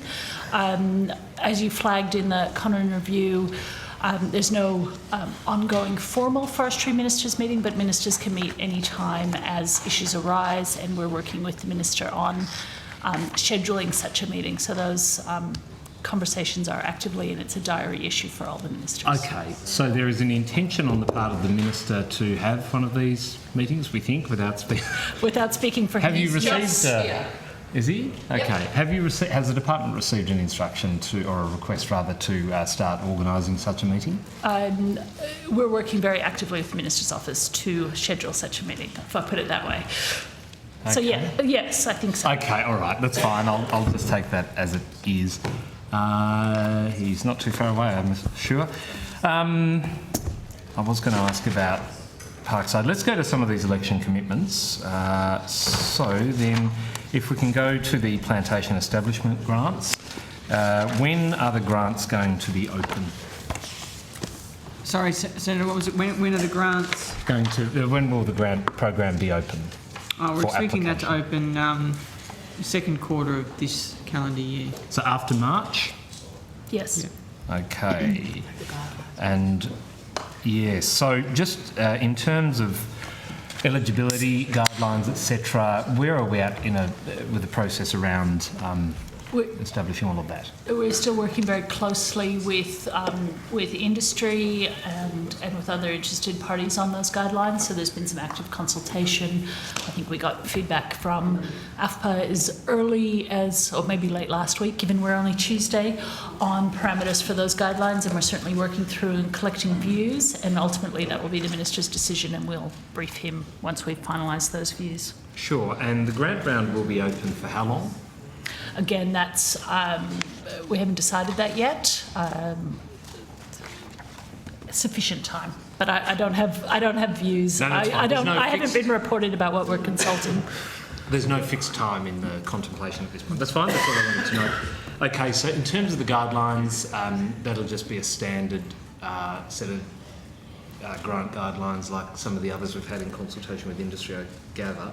Has there been a draft circulated with industry at all? Yes, certainly we've talked to industry with the draft guidelines for consultation. Okay, and who within industry have you? Certainly with AFPA and the CFMEU, but broader than that, I'd have to check with the team. Okay, no consultation with members of FIAC in their role as a member of FIAC? Not to my knowledge, but I can check that. If you could, that would be great. Okay. Do we have any work done on how many hectares of new plantations we expect to be realised as a result of the grants being fully expended? I think that I'd have to take the details on notice. Certainly it's something we're conscious of, and it will affect the design parameters of the grants, will impact the number of hectares and the applications that we get forward. But I'll see if we have any more up-to-date estimates on hectares from that program. Yes, okay. So on notice then, if you do have that data, I'd be grateful for what the expectation is. Obviously, there was a high degree of conversation about billion trees goal, etc. Just to head you off at the past minister in the last term. I'd be keen to understand with the design of this and the grant guidelines, as you've just mentioned, around where you expect to get to against the billion trees. The project, you may not have an answer to this, but are the projects that are eligible under this, will funding be available for conversion projects, so going from short rotation to long rotation plantation? Again, it's premature to talk about that because we're still in the consultation on the guidelines and the program parameters, and Minister will need to agree. I'll also add that we've also consulted with state and territories and the NFF on the guidelines. Okay, look, and there are other questions I put on notice around the guidelines, but just as we intervene, Senator McKenzie. Just to follow up with that one, and I'll hand back to Senator Dunning. Just when you said you were hoping for this grant program to open in the first quarter of this year, was that? Second quarter. Second quarter. And you're consulting the guidelines right now? That's correct. When does that consultation, is that complete? I'll see if people will let me know. I know we've... I know you'll have a... It's working backwards document from when Yes. you're hoping to launch the grant guidelines. Yeah, I don't have that detail with me, but we can take those key dates on notice. Okay, sorry. Sure. No, all good. All right. Just on the billion trees then, it's obviously still the government's goal as it was in the last term. Is there any updates on the amount of plantation expansion that's occurred since November, since we last talked about this? Again, we haven't had the ABARES statistics to inform that at this stage. So the data which from the middle of last year is still the most up-to-date data we have. Okay, and just so that's the data available to tell us whether we're reaching the goal. Are there any, beyond this grant program, are there any other policies of government being structured around meeting the goal and certain goals along the way, milestones towards the billion trees? So again, what we see as the role is supporting industry, removing the barriers and providing the incentives to grow the plantation estate and the forestry estate. So government's doing a range of things to support that. It includes the program we've just talked about. We continue to have the Regional Investment Corporation have plantation loans. Industry has asked for the removal of the water rule as a significant policy constraint on the expansive forestry plantation, and that work's underway in DECU, and consultation, I think, has completed, and DECU is looking at the results of that. Continuing to invest in the Regional Forestry Network Hub, which is about getting the right trees in the right place, is part of that commitment. And we talked earlier, before the Minister arrived, about the Forestry Ministers meeting, the Forest Roundtable earlier today. All of those are about consulting and working with industry about options to expand that estate. Okay, all right. Well, that's something I'll continue to interrogate. Moving then to the acceleration adoption of wood processing innovation program. How many applications have we received through that program? Just while Ms Campbell is getting the detail, the applications are actually still open. Okay. They closed on the 28th of February, so we're not in a position to advise how many applicants we've got. Okay. Maybe if I put on notice, as at the 28th of February, when that date, I'm not sure when the due date for return of answers is, but can I preemptively ask? I think the 13th of March we said. Oh, okay. I'll put on Was notice. it the 31st of March, Chair? I will find out. Either way, We're happy I'll to put on take it on notice notice. for the 28th. Can I understand how many applications will have been received? Early indications, will it be fully subscribed? Again, Hard to know? it's too hard to know, but I think we've certainly had interest, so I'm optimistic. And this is open to native as well as plantation timber users? Yes. No, that's all right. All right. And when do you think assessments will be completed for that program? We're expecting applications close on the 28th of February, and we're expecting applicants will be notified by the end of April. End of April. Okay, excellent. All right. If I can move to the NIFBI, Super NIFBI, where are things at with that? So as you know, the election commitment was to set up a NIFBI centred in Tasmania with the University of Tasmania. Yes. In Launceston, and so we're in active consultation and negotiation with the university on the head funding agreement, we'd call it, and so that's well progressed. And then when do you envisage a contract will be signed on that head funding agreement? Again, my hope is to get that done relatively soon, and certainly this financial year, to allow the hub to be up and running for the 1st of July. Okay. Sorry, not the hub, the NIFBI. The NIFBI, To yes. be up and running by And the the 1st Centre of of July. Excellence, got you. And then the others will flow from there once the main one's done in Tassie. Okay. And funding will flow from the 1st of July then, on the basis of what you've just said. We understand how... Is the number the same as was envisaged in the election commitment? I think we were looking at 5 across the country, the number of centres of excellence. We're working towards 3 centres of excellence around the country. Right, okay. Is there any further detail around governance of the NIFBI? Is there a set of arrangements around a board or some sort of committee to manage and steer this? It's not finalised yet, but this is one of the things that we're working on with the university, but also with key stakeholders as Okay, well. on notice then, if I can, whatever detail is available, understanding it's not yet finalised, but if there's anything available, that'd be good. So then, if I can go back to the secret abolition of the Forest Industry Advisory Council, Nice I was try. told before Nice try. lunch. I was told before lunch that members had been advised that the committee was being abolished. Is that the case? Can I just double check? So we emailed FIAC members on the 14th of July and informed them of the election commitment and the partnership, and the Minister would work through what the role of the partnership would be and whether it would potentially replace FIAC. So feedback, whether it would potentially replace. whether the new strategic partnerships would effectively replace FIAC.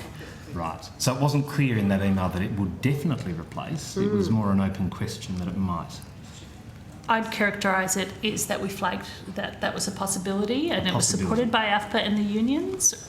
And really this was about whether we have one organisation, one committee or two. So have they been advised that FIAC's being abolished? Again, we flagged an intention, but that decision... I spoke to a member of FIAC, at least they were a member of FIAC until just before the lunch break, and they weren't aware that this Industry Advisory Council was going to be abolished.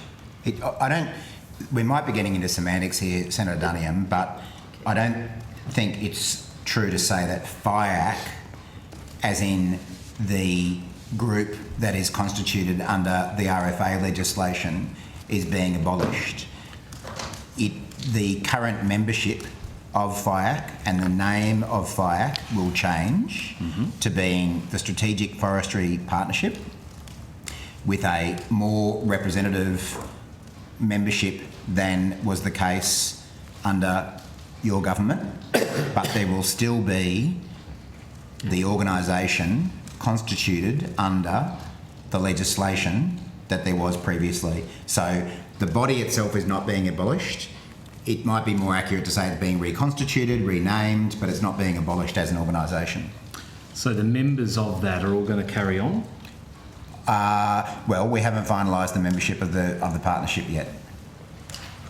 So there seems to be a void of information on this peak forestry industry advisory entity that had been providing advice to government. I don't know, officers. I've checked this over the lunch break, and I don't think it met terribly regularly when you were the minister either. Oh, I had a number of meetings with them, and often remotely too, as a matter of fact, through COVID. Didn't meet with them during caretaker period or the election. Or the first 5 months of this year. Well, given the election was in May and we had caretaker period before that, it was a bit difficult. But that being said, you've actually not met with them at all since the election? No. Yeah. And they're not aware that the entity they are a part of is going to be replaced by something else? Well, it sounds to me like that possibility was canvassed with them very soon after the election. In July it might happen, but no one's told them it has. So when do you intend to meet with this new strategic partnership? When it's established. And when will it be established again? Well, I think we were talking about this before the lunch break. I'm keen to get it up and running soon. Okay. All right, well, look, we've established no ministers' meetings for forestry ministers, no FIAC meetings since the election, no advice to them about the future of the entity they were a part of, and we've got some big commitments going on here. Many meetings and events, both involving me or members of my office, with peak organisations ranging from AFPA to I've met with the Forestry Contractors Association. I've met with individual board members of AFPA. I've met with the union that covers forestry workers. I've been to at least 2 forestry forest operations and mills. So there's been plenty of dialogue with members of the forestry industry, but you are correct, there hasn't been yet a meeting of the new Strategic Forestry Partnership because it's still being established. Okay. So can I just ask how, you made claims this would be more representative body, how so, Minister? Well, if you have a look at the membership of the FIAC, the group that existed under then Minister Duniam, the only members of that organisation were business representatives. And I'm all for business representatives having a say, but I'm also in favour of forestry workers having a say through their unions. But they, as one example, were completely shut out of FIAC, and I don't think that's the way to go. You will have noticed at the moment, nobody's having a say, are they? And haven't for 12 Well, months. not through that body, but plenty of them are having a say through direct meetings with me and my office. And as I say, I've had numerous meetings with AFPA. I've had numerous meetings with members of AFPA. I've been to their operations. So I don't think it would be right to say that that's the only way that the industry has a say. So can I just run through some names then, given these people do or don't know the status of FIAC at the moment, soon to be defunct. Will you be reappointing Mr. Rob De Fegley? I've already said we're in the process. We have approached a number of members. Is he on the short list? Has he been one of the ones to get one of your phone calls? I'm not going into who we have or have not approached until that membership is finalised. I do know Mr. Fegley is on the panel that is assessing the Accelerated Adoption of Wood Processing Innovation Fund. That's correct, Ms. Campbell? I'm pretty sure.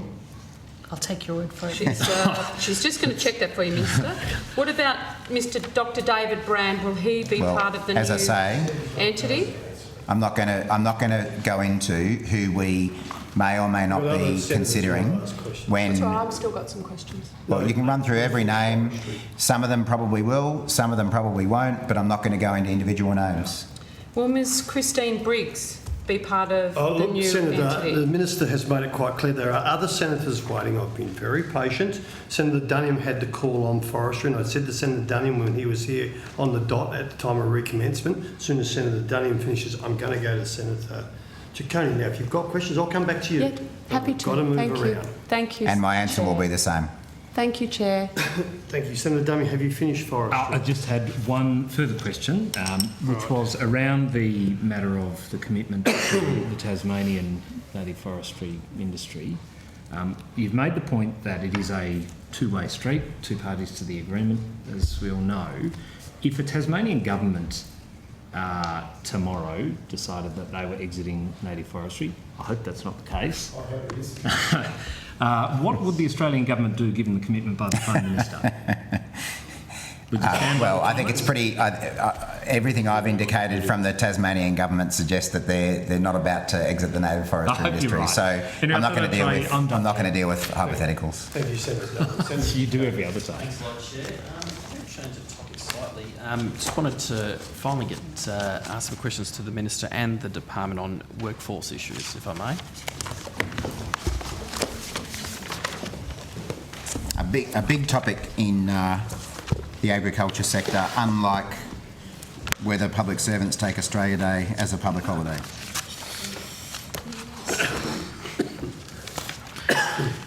And maybe on that note, Minister, I don't know, you or the department could just outline some of the changes that the government has brought to the table with respect to solving some of these issues since you've become Minister.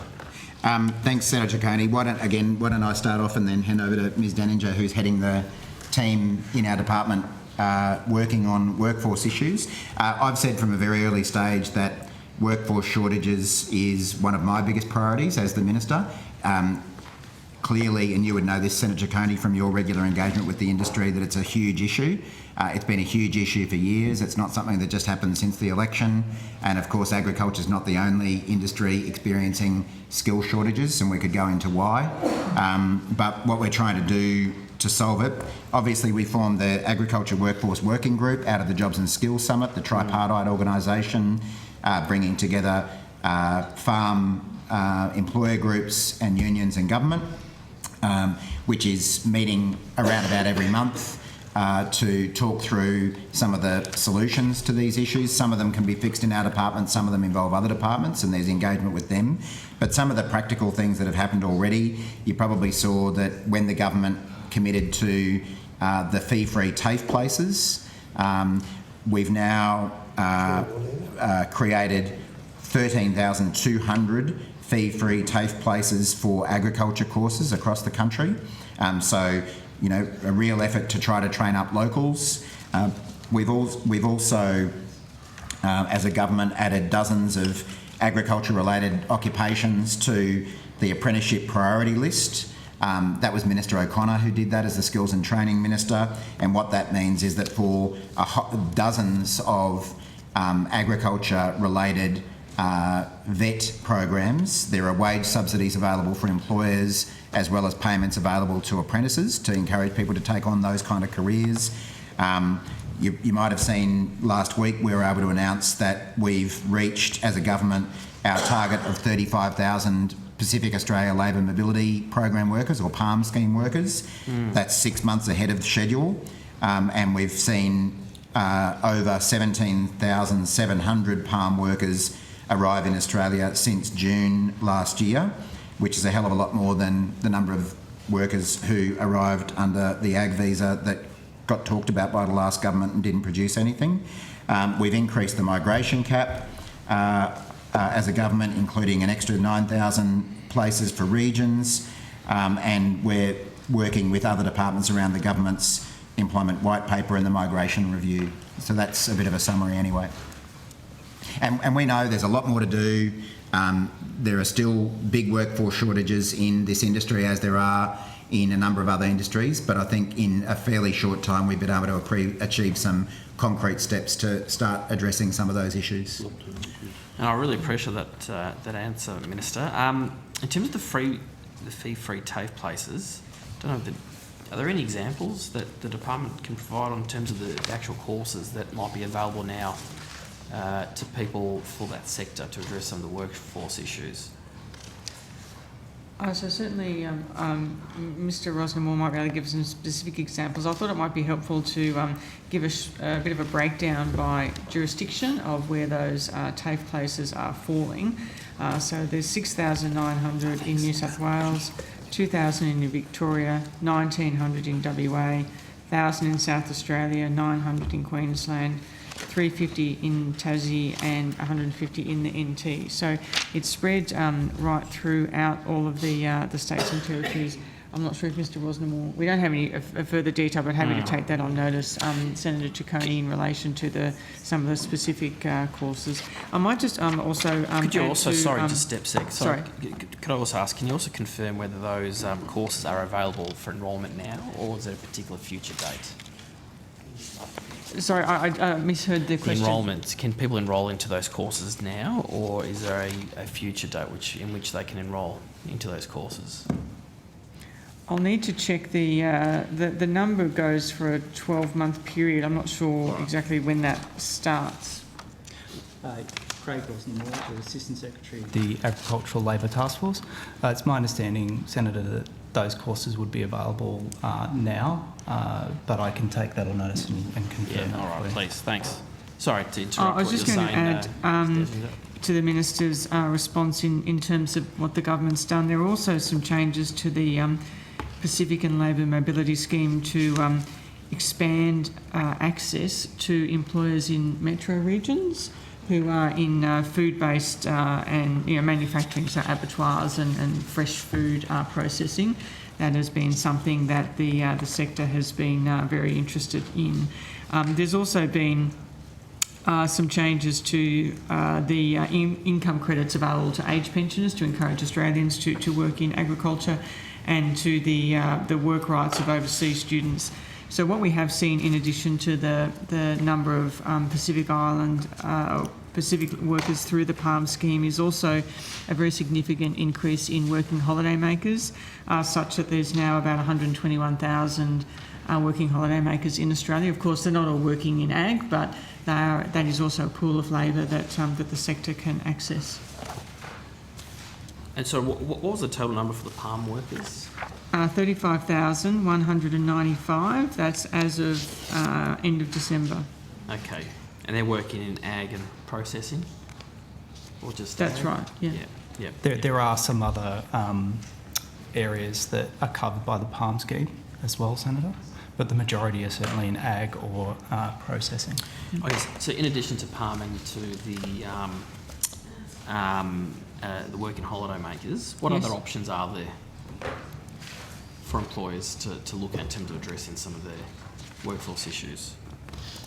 So certainly the Department of Employment has a very strong outreach program. There are 410 employers currently involved in the Pacific Australia Labour Mobility Scheme, and so there is a very significant engagement of that department with potential employers, so that they can undertake the necessary sort of registration through that program and start to use it. There's also information available on our websites and so on, but but obviously engaging with the enrolment in that program is a key first step. I could just add, Senator, that there are a range of other visa options available for the agriculture sector. So you've mentioned Working Holiday Maker program, the Skilled Employer Sponsored Regional Provisional Visa subclass, the Skilled Work Regional Visa, the Temporary Skill Shortage Visa, the Temporary Work Visa, and also through industry labour agreements. So there's a range of other options in terms of visas that the sector can access. Okay. I know the Minister mentioned about the ag visa. I'm just curious as to how many countries, if any, have actually signed up to that visa to date. This is being led through our Foreign Affairs colleagues. So the government's commitment is that the agreement with Vietnam would be relocated into the PALM as an aspect or as a stream of opportunity through that. So that's being handled through Foreign Affairs and Trade. And do you have any data in terms of how many workers have come under that visa or that stream of the PALM now? So our understanding is that negotiations and discussions with Vietnam, between the Australian government officials and Vietnam, are continuing. So I expect that none to date. Okay. Has there been any updates, or are you able to provide any updates with respect to the Ag Workforce Working Group? How many times has it met?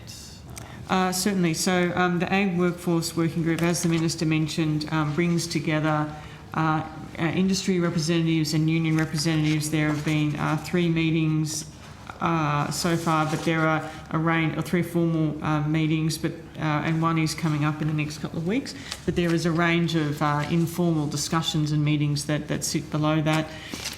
The Ag Workforce Working Group has made a submission to the migration review that is currently underway. It's looking at a range of high priority areas for the agriculture and related sectors, including improving skills, migration options, worker protection, attracting Australians, inclusion, housing, and data accessibility and information sources to support decision making. Well, thank you. Could I also just quickly ask a couple of questions on trade? Not sure where Senator Stewart left off, but I think the Secretary made some statements in his opening remarks at the start of the day around access to new markets.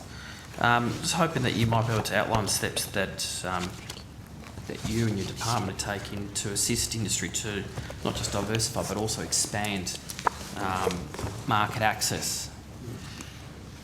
Thanks, Senator. I just asked the relevant colleagues to join me here at the table. I think in my opening statement I referred to last year over 100 agreements of one type or another, and that's very much built upon the active work of our agricultural counsellors in key markets around the world.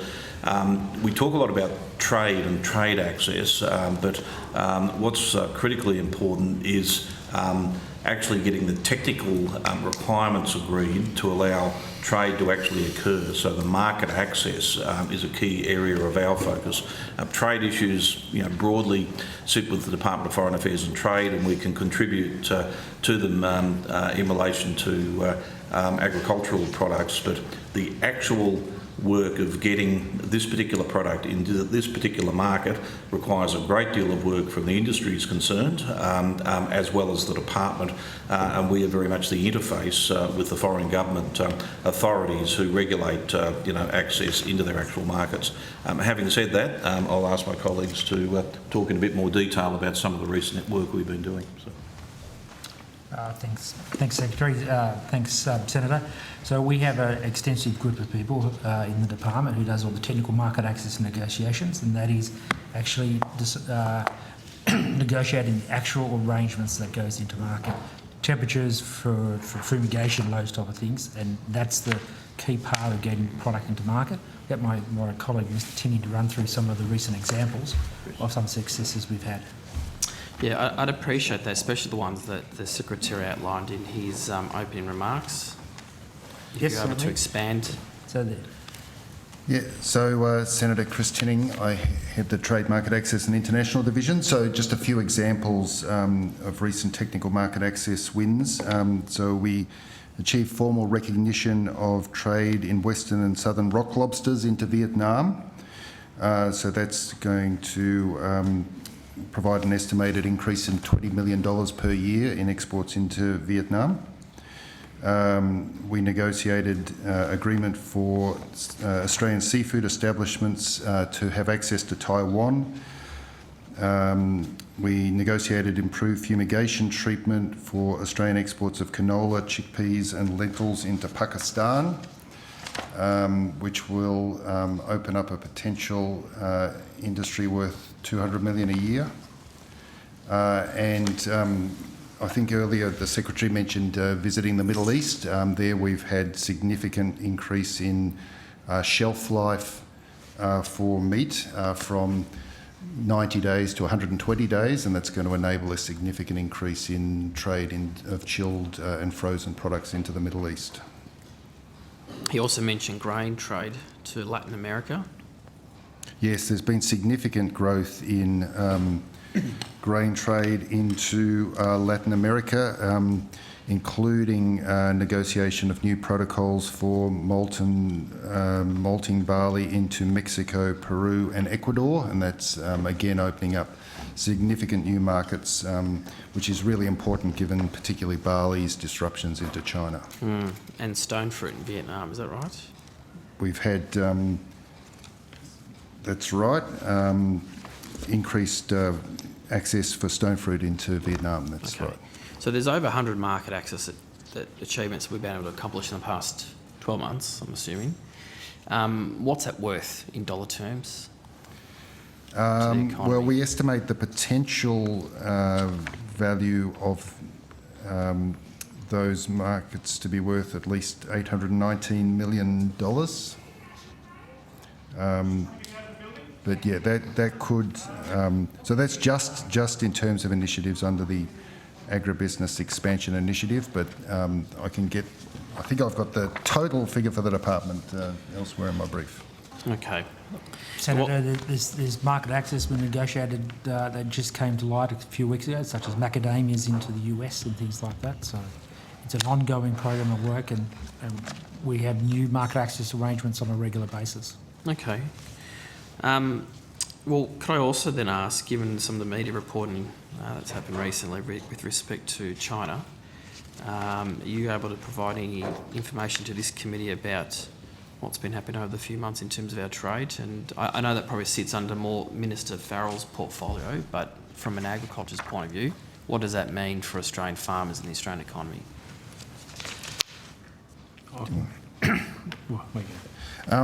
So China has remained our largest export market right through the past decade, and continues to be by far our largest export market. So last year we had trade worth around $13.9 billion. Obviously, there's been some high-profile disruptions to aspects of that trade, and a range of products remain blocked to China. At this stage, we haven't, obviously, in recent times, we've had a warming of the relationship, including greater interaction with officials in the Chinese system.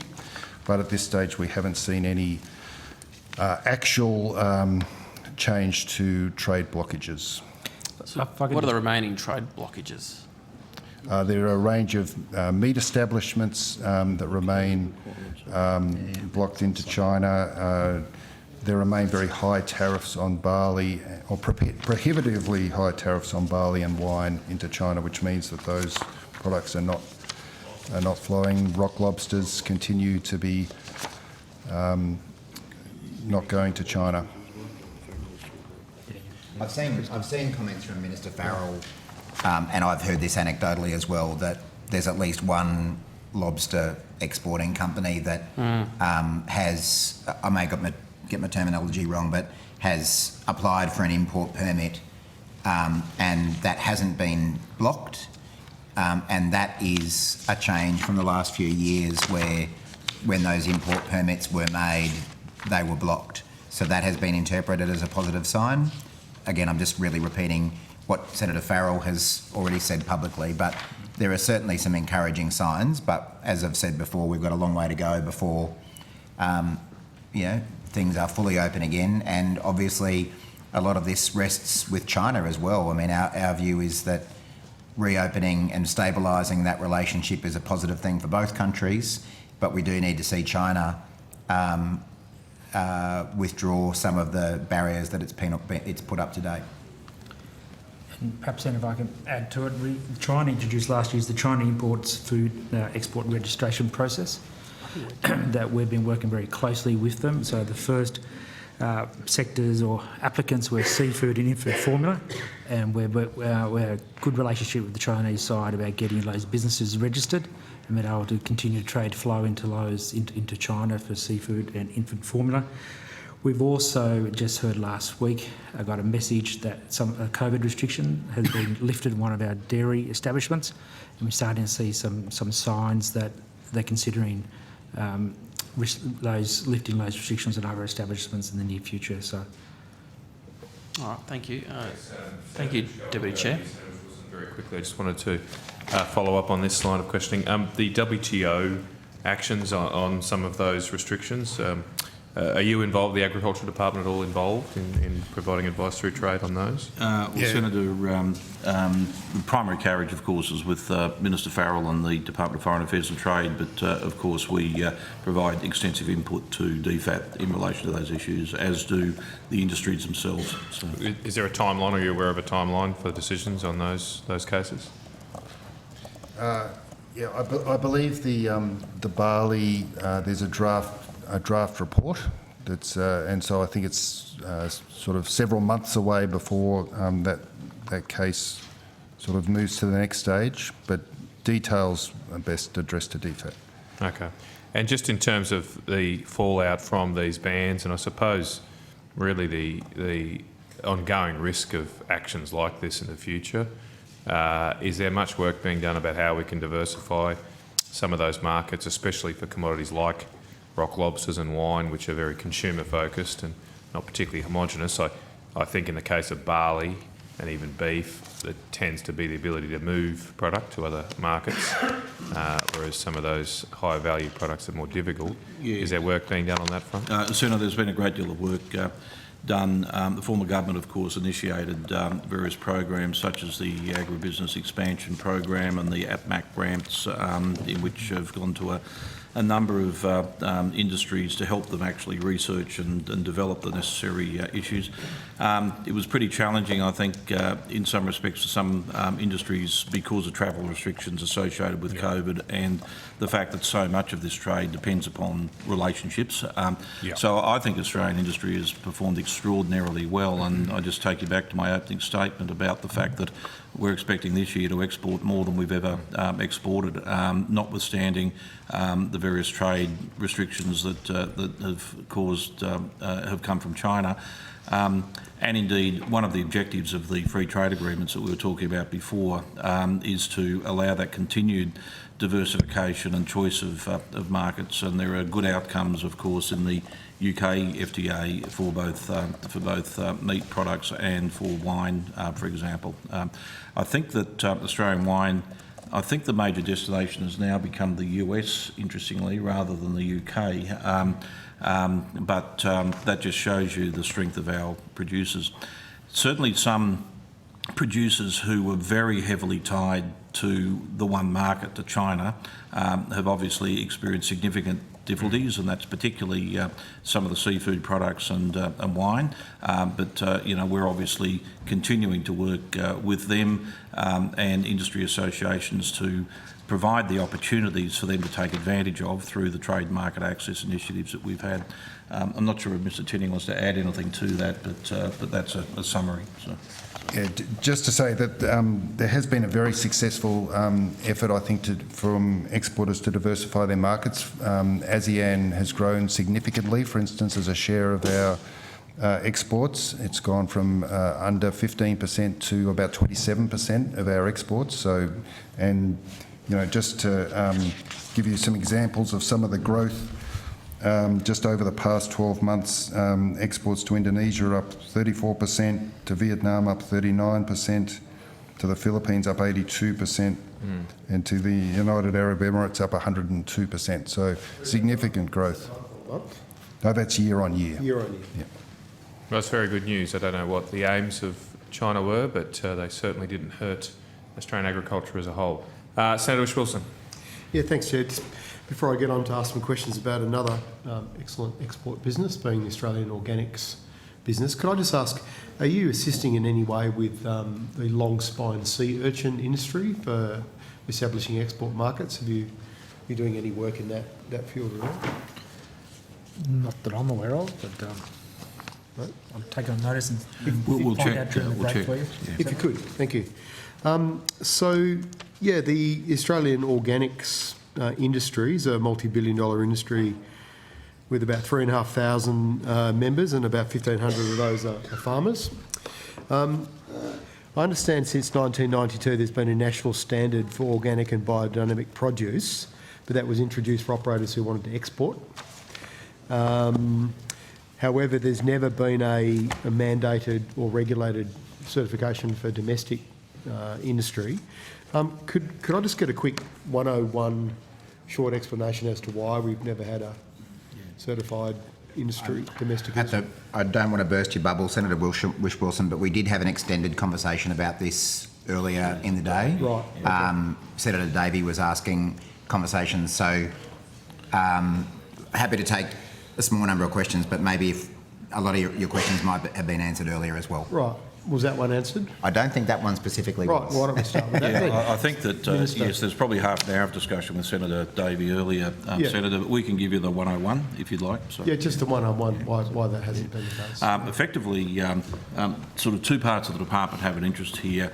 My colleagues to my left are focused on sort of the trade certification aspects, and my colleagues on the other side of the minister in relation to the domestic industry. So we might just briefly tell you about our involvement with certification for export and why that's important. And then You've got Mr. Metcalfe, no, I already understand that. We'll talk I understand we have a system for export. Yeah.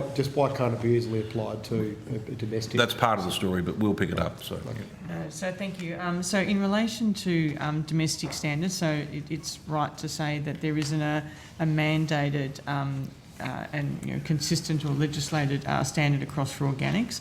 We have done considerable work and we canvassed that with Senator Davey earlier.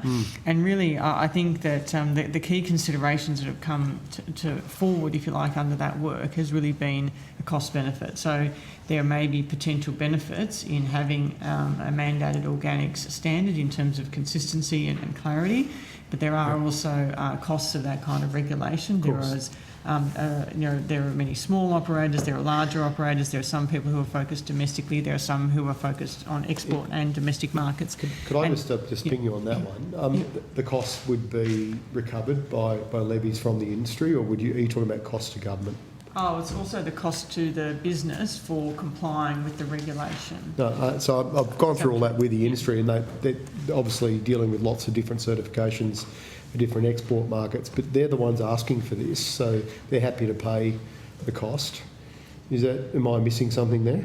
I think, and Mr Denny might want to add some content, but my understanding of the consultations and the engagement we've had is that there are differences of opinion amongst organic producers. There are some who are supportive of regulation or others who are concerned about the potential cost of then complying. I mean, certainly there may be a benefit in terms of being able to sell at a higher price or benefits to consumers from a different information base, but there are also costs to businesses for complying with a new set of regulatory arrangements. Right, but at the moment they don't have, if it's voluntary, they don't have to comply. Is that correct? That's right, there's no They can just say they're mandatory organic standard. and then go out there and potentially mislead consumers. Well, I think there are some arrangements that some supermarkets have, or there's consumer laws and that kind of thing that are designed to prevent misleading and deceptive conduct and those kinds of things, yeah.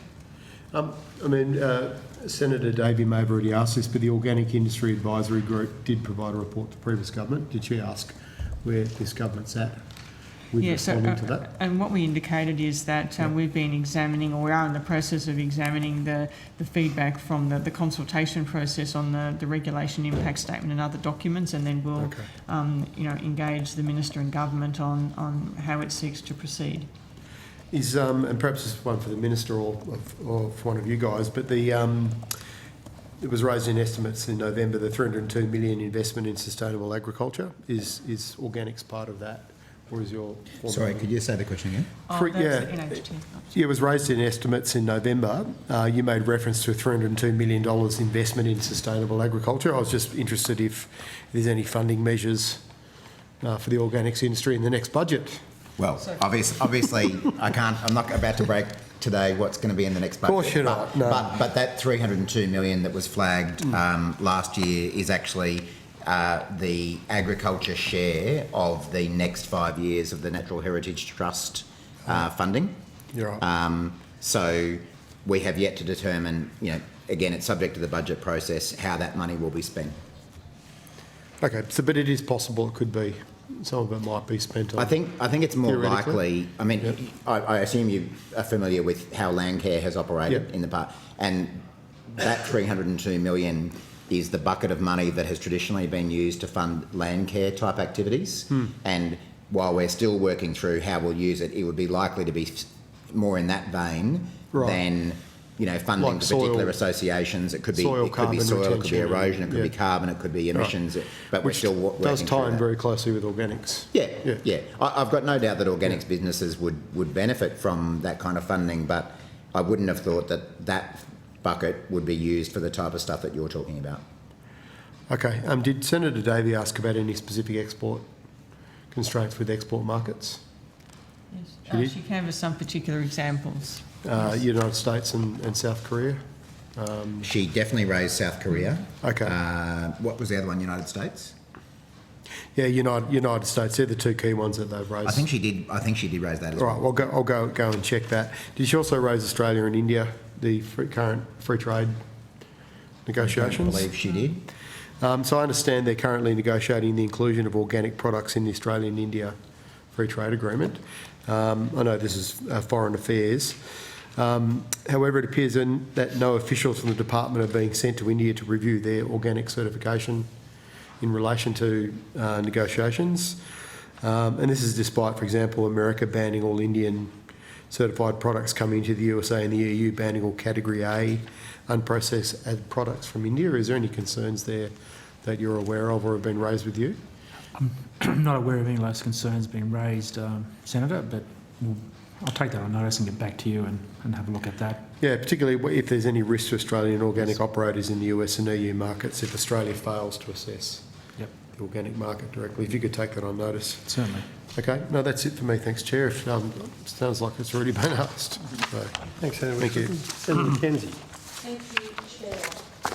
Minister, the phone calls that were made sounding out people, was Ms Catherine T one of the people? She's not in business. She's not what, sorry?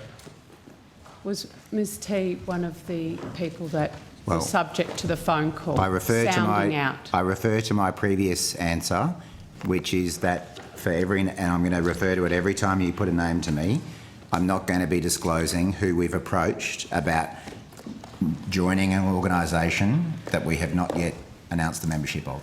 Okay, so have you spoken to Ms T in any other capacity since becoming Minister? I'm trying to, I mean, I've spoken to so many people. Can you remind me, I feel like the name is familiar. I'm just trying to remember exactly the organisation. Well, I assume it would be. She is the principal of a consultancy specialising in empowering people to drive sustainable development. She's worked on forestry and deforestation issues in Tasmania, Victoria, South America, around the world, etc. Studied poli-sci, ESG. She is a member of your current FIAC. The answer, it would seem, from Ms Campbell is yes. I've just had a text that yes, I think we've briefed the Minister for such a conversation. Thank you so much. Thank you so much. Have you spoken to Mr Miller? Again, I'm not going to... Not about the setting up of the new agency? Yes, I have. I distinctly remember I've met with Mr Miller. Yep. Not as part of the FIAC formal? Yeah. I've met with Mr Miller as part of a function with agriculture and forestry industry members in Darwin. Fantastic. Ms Lloyd? South Australian Forestry? Yeah, I've pulled up the CV. It's possible I've met with Ms Lloyd, but I couldn't say for sure. Just on notice then, Minister, Mr Andrew Herford, Mr Russ Hughes, Ms Katie Fowden, and I apologise if that's not how her name is pronounced, Mr Ian Telfer and Ms Penny Wells, all are members of your current FIAC. Yep. And my understanding from your evidence to Senator Duniam earlier is that none of them are aware that there will be no FIAC. Oh, well, that was formally. Senator Duniam's interpretation. So, Minister, are they formally aware that their role on FIAC has ended? I think will end? I think the department took on notice what formal notification has been provided. You heard the department say that shortly after the election, people were saying it was being reconsidered, but I think they've taken on notice whether people have formally been advised. I'm happy to take on notice whether I've met with or spoken to each of the current FIAC members. I'm not going to be disclosing whether we've approached them about joining the new body. You've offered them a role on your new thing. But I can tell you that there's at least 3 names on that list of current FIAC members who I have definitely met with or spoken to since becoming the Minister. But not FIAC formally. So given the current constitution of FIAC is for 12 members, up to 12 members, including the chair, how many roles will be on the new version of FIAC? That we're still finalising that as well. And that is to be announced in the second quarter of this year? Well, no, I don't think I gave a precise date, but I said I'm very keen to announce it soon. We're not far off finalising it. Before the budget? If possible. Well, that's up to you, Minister. It is. At the end of the day. It is. And so is it possible? It is definitely possible that we will announce it before the budget. I mean, to be fair to the industry, and I appreciate that you have a different idea of who should be representing industry on this body, the fact is that it hasn't met for over 12 months if you don't get it done before budget. That's right. In fact, it hasn't met since July 2021. So there was nearly a full 12 months under your government that it didn't. No, I appreciate it, but you are now sitting in the chair you're sitting in. And so my question, it hasn't met. My understanding, has there been a Forestry Ministers' Council meeting? No, but I believe we've set a date and I think we're looking at March, April for that. March, April. Would you hope to get this set up prior to that to assist your Forestry Minister to attend that meeting? Again, I'm not going to give a particular date that we're going to have this new partnership established, and I think the key point is that both I and my office, along with the department... I just don't know why it's taken so long. Because we've tried to get the right kind of membership, and we are trying to get a more representative body than what your government did. I don't think Michael O'Connor's dragging the chain on making sure that they're going to be around the table. There's plenty of industry people that are already involved in that type of partnership. The state ministers that you've spoken about being part are already roped in. So who is dragging the chain then, Minister? I don't think anyone's dragging the chain. We have been working through this while undertaking very regular discussion with members of the industry. As I said before lunch, I've had several meetings. I would have had more than a dozen meetings, phone conversations, other engagements with representatives of AFPA as the peak body.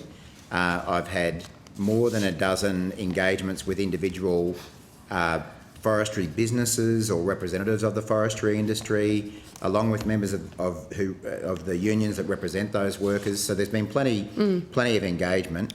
And as I understand it, the forestry ministers' meeting was actually abolished by the former government. Yep. So thank you, and I'm thankful for that advice being passed over. We would be, when we have that meeting, we would be reviving a body that was disbanded under your government.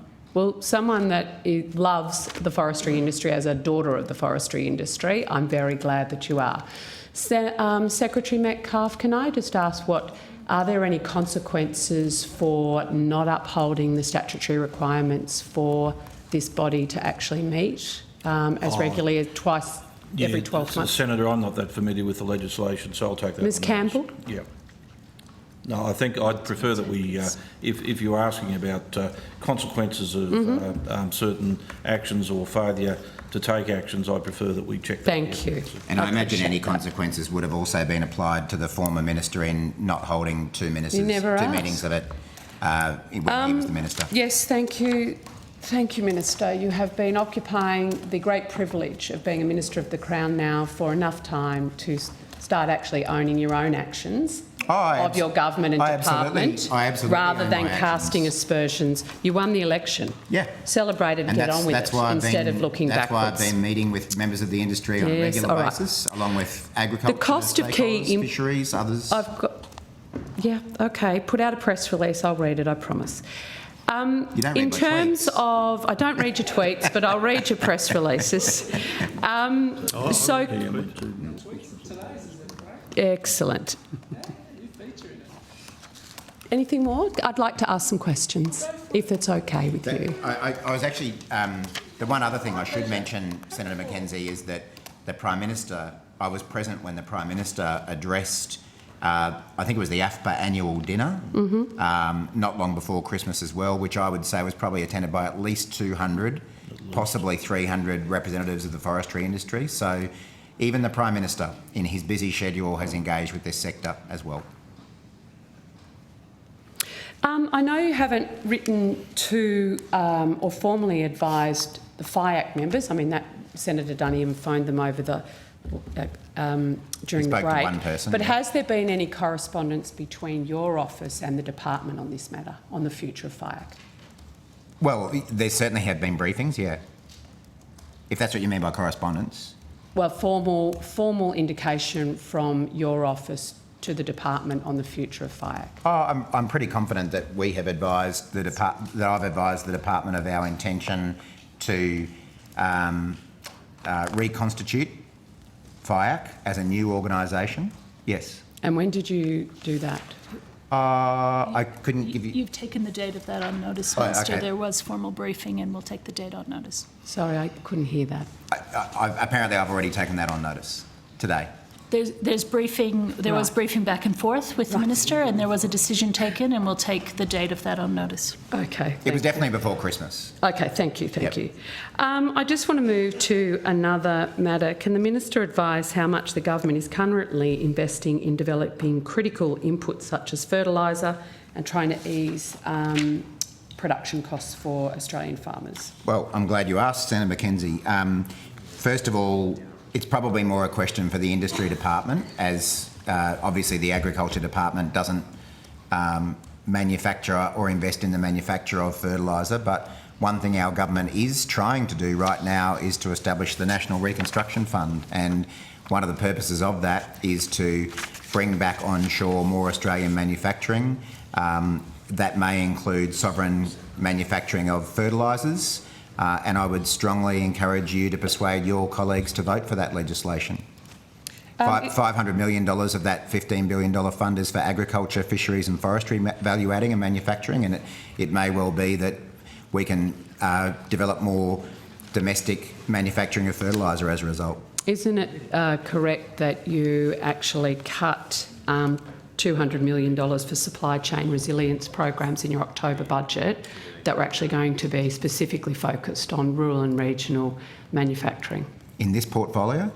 In the October budget. So the supply chain resilience initiative was actually going to be focused on, well, I'm pretty sure the $15 billion National Reconstruction Fund isn't all for the agriculture portfolio either. No, that's why I'm not going to give you chapter and verse on what it involves. That would be for the industry department. So my question, well, you're going to, you're spruiking that. I'm asking about the cuts to actually deliver on 12 fertiliser projects and $11.6 million for 9 agriculture chemical projects. We're actually going to go to the heart of the cost of production and, as you mentioned, sovereignty issues here on shore for Australia. Well, my question is, you've decided to cut it, that's your decision, you won the election, no one's arguing about that. What practical measures are you doing now, Minister Watt, to actually ensure that production costs go down for Australian farmers? The practical measure that I'm taking at the moment is voting for the legislation to create the National Reconstruction Fund, and I'd encourage you to do the same. Can you identify critical agricultural input vulnerabilities and outline what you're doing to address them? Well, again, I'm happy to give you an overall picture, but probably it's the industry department that's better placed to answer those questions in detail. And Dr. Greenville from ABARES was talking about, I don't know if you were here when he was talking about this a bit this morning, about the input cost rises, but... So you don't know? No, I was about to say... You meet with industry all the time. I was about to say the key input cost rises that farmers have been experiencing relate to everything from diesel to electricity and gas if they use where and when they use it. Fertilisers, I think, is certainly the main one that is raised with me. They would probably be the predominant ones, but it's certainly the case that input costs have been rising for farmers, and that's why we introduced that legislation at the end of last year that you voted against to cap energy and gas prices. That's why we delivered through that legislation. And so how's that impacting particularly on the, let's say, the horticulture industry that uses a lot of cold storage in the dairy industry? What have they told you about electricity prices? They have certainly complained to me, as have many agriculture sector representatives, about the rising cost of energy, and that's one of the reasons. That's one of the reasons. Told you that your legislation was actually going to support? Is that direct feedback? They haven't necessarily commented on particular legislation, but they've certainly asked the government to take action on energy prices, and we have. And so the previous government had a program specifically for high energy intensive agriculture industries to assist them to find innovative and technological solutions to reduce their energy prices. Have you cut that program since coming to government? Is that funded through this department? I'm looking at the secretary. It wasn't? No, I'm not aware. Has the government, though? I don't know. I'd have to take that on notice. Okay. Can the Minister advise if he or the department were involved in the development of the National Reconstruction Fund? I've certainly spoken to the Minister for Industry about it on a number of occasions. We're still at a fairly early stage of the development, and unfortunately, if that legislation is blocked by the unholy coalition of the Liberals, Nationals and the Greens, then we won't have a National Reconstruction Fund. But I've spoken with the Minister on a number of occasions about structuring that fund in a way that enables more value adding in agriculture. So how were you involved in the development of the fund? You've spoken to the Minister responsible. How were you involved? Well, I'll hand over to the department, and I think it sounds like there's been discussions at agency level as well. As I say, I've spoken with the Minister on a number of occasions. Why don't I let the department talk about their involvement? And Senator, just before Ms Dettinger speaks, I've also had the opportunity to talk directly with the Minister, who assured me of how important he saw involvement by his department with my department and other departments in developing these issues, and we obviously are committed to work very closely with them. Was he equally concerned about other departments with respect to programs assisting dairy or high energy intensive agricultural industries reduce their energy costs, as we were speaking about earlier? So it seems sometimes the Minister is not concerned about what's occurring in other departments that have direct benefit to his portfolio area and his stakeholders, unless it's things like the Reconstruction Fund. Senator, if I could just assist, the Minister was making it clear which departments have the actual appropriation responsibilities and whether or not this department is funded to do certain activities. In this case, we're not. The issue of the National Reconstruction Fund and associated issues sit with the industry portfolio. Yes. But we have a very clear and good working relationship with that department. And I was simply adding that the Minister and I had the opportunity for a brief discussion, and he indicated, the Industry Minister, that he certainly expected my department and his department to work very closely together. And we can give you some information about that. That'd be great. Yeah. So it's actually Mr McDonald. So the department has been engaging with DISA, but it's better for Mr McDonald and Mr Caval to answer that. Thanks. Yes, Senator. So Andrew McDonald, Acting First Assistant Secretary. So we have been working with the Department of Industry, Science and Resources around the National Reconstruction Fund. It's largely been done through an interdepartmental committee process. And I can elaborate a little bit further should there be more questions of detail. So you're part of an IDC led by industry? Correct. Who else is on the IDC? It's a whole of APS, so all Commonwealth departments. Every department. Okay. What stakeholders have you consulted with to inform your input on behalf of Australian agriculture, Mr McDonald? This department hasn't engaged with stakeholders, but we've provided a number of stakeholders to the industry department for them to do their own consultation. So industry is going to talk to agriculture stakeholders about the Reconstruction Fund development? That's correct. And yes. so what's the agriculture department's role then on the IDC?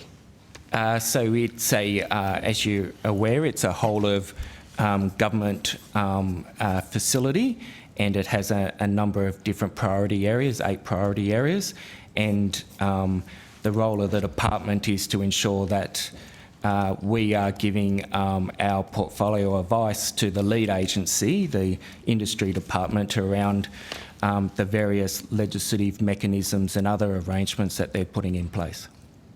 So we'd expect that industry are consulting with a whole range of stakeholders to develop their thinking, but we obviously want to be in the room when ideas are being canvassed, when advice to ministers are being provided to ensure that the perspective of agriculture is well and truly representative. So if you're not in the room, your voice doesn't matter, and we're in the room. So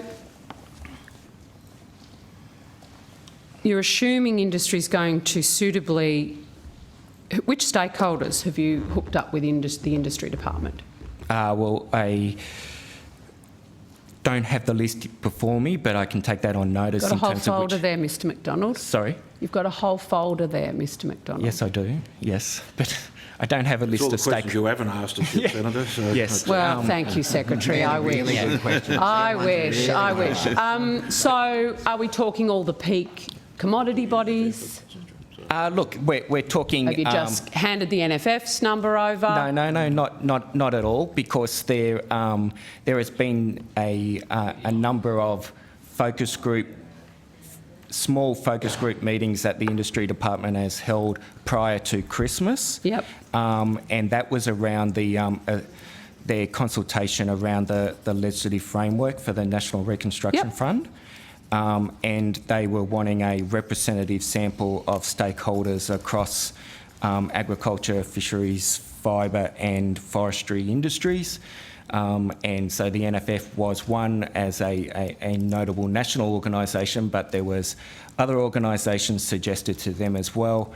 Which you'll get me on notice, won't you? I will Thank you. provide to you on notice. I'll also add that the legislation to date, the consultation to date has largely been about setting up the legislation that's before the Parliament at the moment, and there is a range of further consultation processes being planned by the Industry Department in consultation with relevant other portfolios, including ourselves, where the details around the co-investment plans and the investment mandate will be thrashed out in greater detail, and we expect to be engaged as part of that.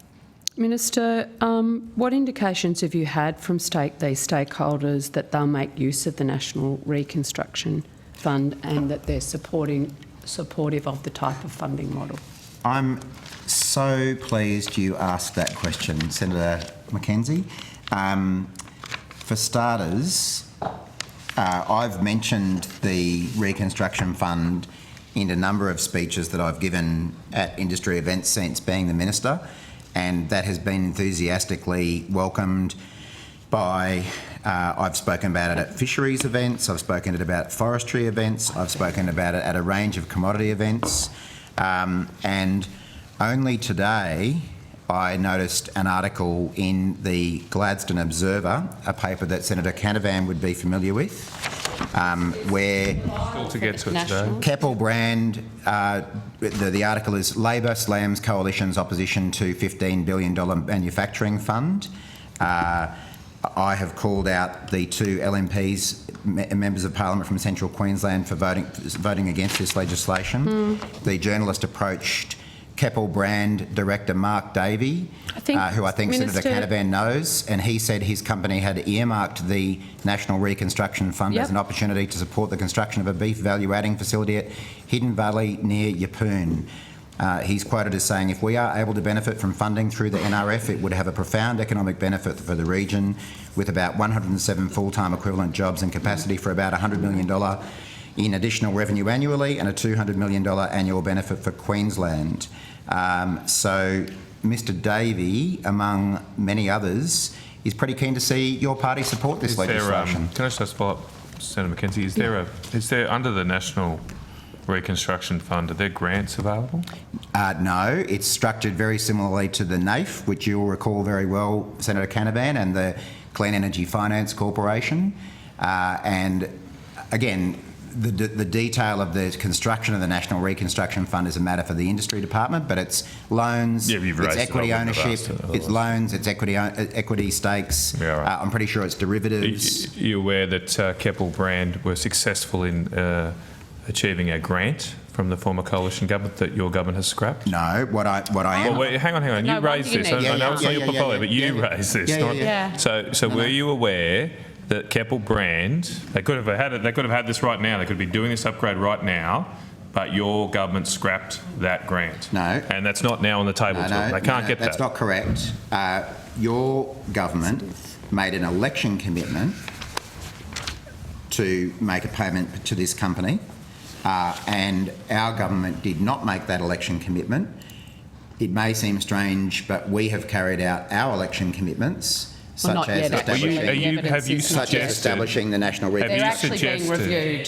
Have you suggested, okay, he has finished, I think. Have you suggested at all to Keppel Brand that they would be able to continue with the investment they had proposed to the Australian government on the same terms? I haven't had any contact with Keppel Brand about their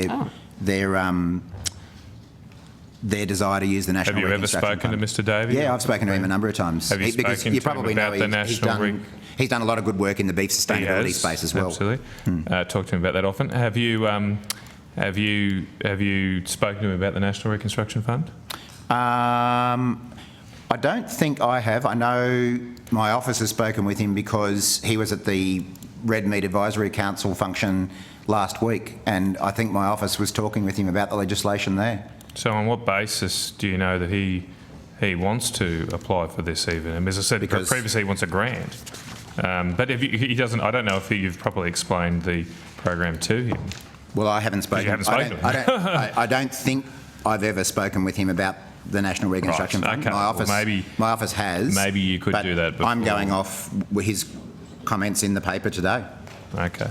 All right. Thank you. I'll hand back Thanks, to Senator Mackenzie. Senator Mackenzie, Yep. I think, who's still going. Thank you. I'm sorry to interrupt, but can I just to clarify that the committee wants to let you know, Mr Metcalf, that RIC and HIA are not required for this afternoon. If you could pass it on, please. All right, we'll certainly pass that on. So, thank you, Chair. Thanks very much, Senator Mackenzie. The National Reconstruction Fund Corporation Bill includes $500 million worth of financing available for value adding.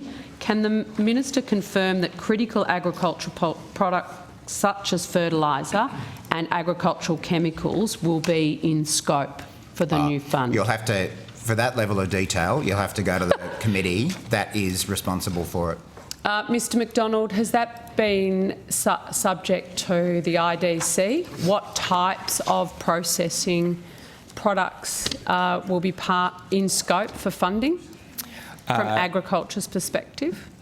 I think that level of detail isn't determined yet, because the National Reconstruction Fund will be overseen by an independent board, and the government will be giving broader investment mandates to that board, but the decisions about which individual products or otherwise may be funded will be a decision for that board in a future timeframe.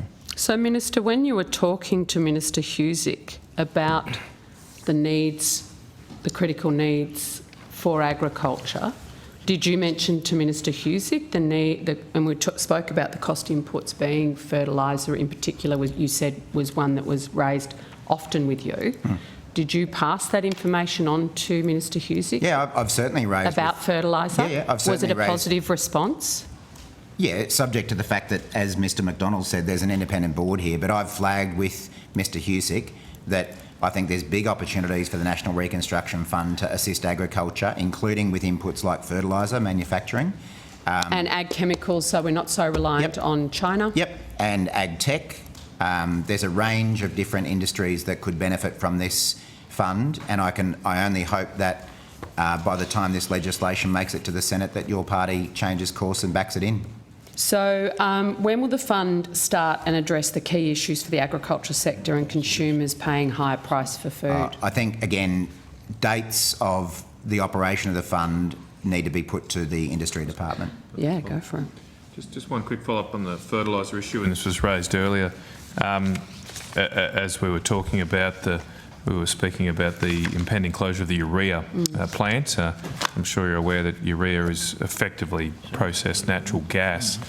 I note that the Australian Greens are proposing that no fossil fuel investments would be allowed under the National Reconstruction Fund. Can you rule out that the government would not accept that and therefore leave, as you've said this morning, you've been saying that a urea plant could potentially apply for the NRF. Could you rule out any possibility that the government would accept those amendments and therefore scuttle any potential investment in a urea plant? I'm certainly not aware of the industry minister or anyone on behalf of the government agreeing with what the Greens have said, but you'd need to get an answer from the industry estimates about that. Okay. What impact is the gas price having on manufacturing of agricultural fertilisers? Well, again, I think to get a really complete answer, you should go to the department that is managing these issues, being the industry department. But well, you sound like you've got had multiple conversations from ministerial, secretary, I'm happy to, official level down. I'm happy to be as helpful as I can while recognising that we can't give you complete answers on matters that are for other portfolios. Gas is obviously a key ingredient in manufacturing a range of chemical products and fertilisers and things like that. And it was because of the rising gas prices that was impacting on manufacturers that the government introduced legislation and passed legislation last year to cap gas prices. And again, your party voted against it. So at every opportunity you've had to assist with energy prices, assist with manufacturing, the answer consistently is no, no, no. So, Minister Watt, have you made advocacy then, given what you've said, that again, fertiliser, key input cost driving up the price not just of goods for Australian families but price of production for our farmers. Have you made representations around fast-tracking gas projects such as that in Narrabri and Roma to actually get more gas onto the domestic market so we can put downward pressure on prices? I'm not sure that I'd want to check. Could I encourage my you records. to, when you next bump into your ministers from the other place, to use your important role around the cabinet table for Australian agriculture to actually push for stuff that'll make a difference? Yeah, the reason I'm not giving you a straight yes or no answer is that I'm just trying to remember every conversation I've had with my ministerial colleagues. But as you know, the government, our government supports extra gas supply. We support the Narrabri project. And I look forward to it being fast-tracked. Gas supply is one of the issues that needs to be resolved. I've got some questions on the Drought Hub. Under the former government's Future Drought Fund initiative, a total of $8 million was invested from the Commonwealth to establish the South Australian Drought Hub at Roseworthy campus of the University of Adelaide. Can I please get an update on the work being undertaken by the Drought Hub and how industry is being engaged in setting priorities?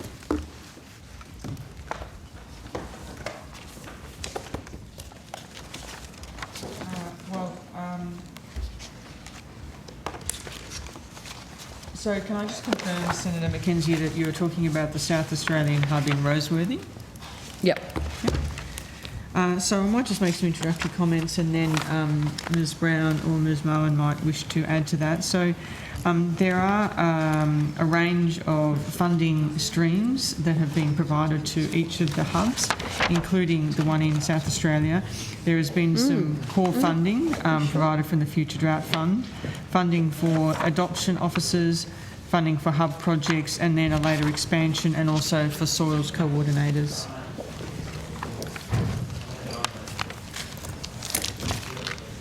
Yep, thank you. There are concerns the South Australian dairy industry, which predominantly operates in those high rainfall areas, obviously, are not being provided with opportunities to engage in program development for the South Australian Drought Hub, often learning about priorities after decisions have been taken. Is that feedback you've received? Melissa Brown, First Assistant Secretary for Farm Resilience. No, Senator, we have not received that feedback. Minister, have you met with the South Australian dairy industry? I would have to check my diary. Or your Twitter? Or my Twitter. But I don't recall meeting with them, but I'd have to check my diary. There is concern. I have been to that. I'm pretty sure I've been to that Drought Hub, though. So there are concerns from the industry because they are typically down that Mount Gambier end, that they're learning about the priorities of the hub before actually being engaged. Is the department otherwise aware of any concerns about industry bodies being able to participate in the program prioritisation within that Drought Hub? No, I'm not aware, Senator, of any How concern. often how do you get reports on what's going on from the Drought Hub? So we Hub? have a Hubs Advisory Committee that meets regularly with each of the 8 hubs that are within that, under that program itself. And that feedback comes back through to our teams, and they meet quite regularly with the hubs. Yeah, you're meeting with the hubs who'll be telling you everyone's happy. And are you meeting with anyone outside of the hubs to see if the hubs are meeting industry's needs? Yes, we do. So we do go out and meet with the individual areas that those hubs are within to seek feedback from stakeholders, NRM bodies, agricultural industries, etc. But you haven't met with the South Australian dairy industry? No. Senator, if there are particular concerns, we'd be obviously very happy to look at them. Following this conversation, we'll make a point of getting in touch with the industry to see what the issues are and how they could be addressed. Thank you. So just on that then, being told you engage with industry, so who have you engaged with in South Australia? So, Candice Mohan, Acting Assistant Secretary for Policy and Program Delivery. Each of our hubs engage in different ways. They're deliberately set up to be a different model in each place to try and match the needs of what's going on in that place. Get that. So we don't have that level of detail on hand. We can take that on notice and give you some more information about the industry-specific breakdown for the South Australia hub that they've had that engagement with. No, so, okay, I just want to be clear because the reporting mechanism of the hub to the department seems to be there's an advisory body, they engage with the hub, you hear from the hub how they're going. I then asked a question, well, how do you know that the hub is actually doing what it says it's doing? And you said, I was told that there were other mechanisms for the department to check with industry. Yeah. So my question is, in South Australia, who has the department met with about and got that feedback around the drought hub in South Australia? So in addition to the Hub's Advisory Committee, there is a standing forum with the hub directors as well, and that's where the department meets regularly with the hub directors around the governance and the operations of each hub. It is a part of the operating model of the hubs that each hub do engage with industry, so that is part of their core business. No, I get the that. level of detail for South Australia specifically we would have to take on notice. That's not what I want to know. I don't want to know what the hub's telling you. I want to know... Chair, Senator, you know what I'm asking no, we get for, the point. But I'm not sure the officials The point you're do. making is, we're having a conversation with the hubs, but how do we know that the hubs... Well, I was told that you were having separate conversations. Are you or aren't, Ms Brown? Can we just check, and we'll endeavour to get back to you during the course of the hearings today, as to whether we have had any conversations with others directly about the hub's performance or inclusive nature or whatever. We can check specifically whether we've had any contact from the South Australian dairy farmers, particularly if the point I think you're making is that they're in a geographically different part of the state to Roseworthy. And the whole commodity, like you're either above or below the goiter line in South Australia. Now, we can't have a drought hub only focusing, assuming that droughts only happen above that. I think the goiter line is probably a very old measure. Fairly historic measure. Correct. But you know what I'm saying. Yeah, rather than us just sort of continuing to not provide the answer that you're looking for, let's check and we'll come back to you. So, thank you.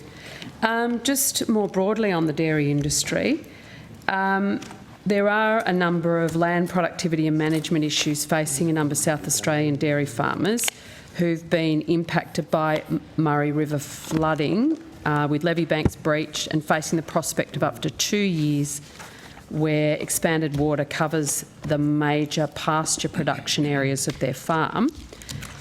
It's good that you hold both these portfolios, Minister. It's understood that farmers have been eligible to access the disaster recovery funding as other producers impacted by floods, but there is now a longer-term issue about farm business retention over an extended period where the flood waters will remain. So when you're in a really good irrigation country, the reason it's great for irrigation, it's incredibly flat and water doesn't shift, and that can wreck pasture growth, which is critical for grass-fed systems in dairy for a long period of time. And we saw that after 2010 in the Goulburn Valley in the dairy industry. So what longer-term measures and mechanisms are there to support pasture production for the South Australian dairy industry? If you're talking about disaster resilience, then that's really more emergency management estimates issue, which we covered off yesterday. I mean, if the officials have got anything to add from an agriculture department perspective and what we've got programs on, they can contribute. But I'm certainly conscious of the impacts of those floods on South Australian dairy farmers. I was in Murray Bridge, Mypolonga, Mannum after those floods. I've actually forgotten now whether it was early this year or late last year. There's been so many floods, and met with dairy farmers who'd been directly impacted by those floods. As you mentioned, there's a range of assistance in place for those the immediate farmers who've been affected. I mean, I can tell you in general terms, you're familiar, we've created that new disaster ready fund. You voted for that, and I appreciate you doing so. And that's the fund that's going to have up to $200 million a year in disaster resilience funding. We're waiting on the states to come to us with what their initial asks are. It's conceivable that some of that funding would go towards the type of disaster resilience you're talking about. It's different. I guess what I'm talking about is some commodities you recover quite quickly from the flood. Those immediate grant opportunities we have are available at state and federal levels, assist with that.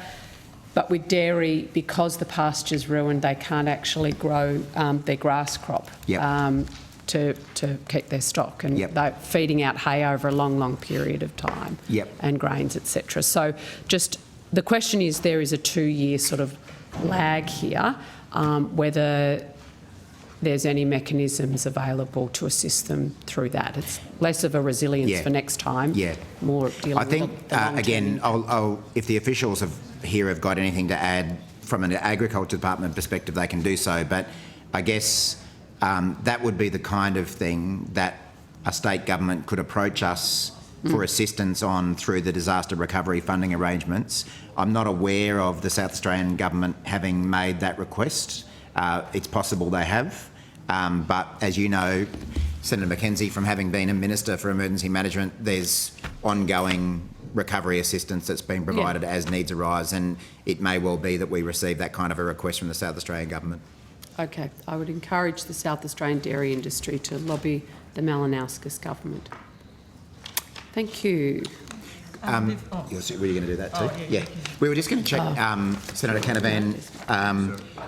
Senator Sterle said that Horticulture Innovation Australia won't be required tonight, and I think he said the RIC. Yes, the RIC. Did he mean the Regional Investment Corporation? RIC, yeah. Because I don't think they were on the program. No, the rural industry, not RIC, not RIC. RIDIC. Yeah, the rural. Sorry, we all heard. So AgriFutures. AgriFutures. Yeah. We all heard RIC. Okay. Sorry. Yep. Lots of acronyms. Yes, there are. Yeah, I do. I just have some questions in program 1.9 around the national identification livestock. Yep, traceability. Traceability, thank you. Agriculture Ministers agreed. Question 1, what date was You might just check, sorry, Senator, for traceability. Well, it's in both. Yeah, I'm happy to save it for outcome 2. Well, yeah, we might just It might be better. I know it's not just a biosecurity issue, but we probably have the right people. Yep. Do we want to... We're here. Let's just go to Secretary, outcome 2 yeah, and get some progress. Secretary has indicated he can answer your questions now. Senator McKenzie, or would you like to? We'll go to labour shortages. Okay, well, actually, I'll just go to eggs, actually. Oh, yeah. So I just had some questions about the draft, I believe the draft, Australian Animal Welfare Standards and Guidelines for Poultry. Yep. So is this the right section? Hang on, we're not doing livestock traceability? No, we're going to do that in outcome 2. Okay, gotcha, sorry. Yeah, that's sort of... I think technically this would be outcome 2 This is outcome 2 as well. Okay. Well, no, let's Oh, no, it's one. Sorry. It is outcome 1. Okay. It is one. Senator, you may be aware we had something of a discussion earlier with Senator Faruqi on some of these issues as well. Oh, I might have missed that. I was tuned out for most of that. So let me know if I'm repeating myself. I probably will come from a different perspective.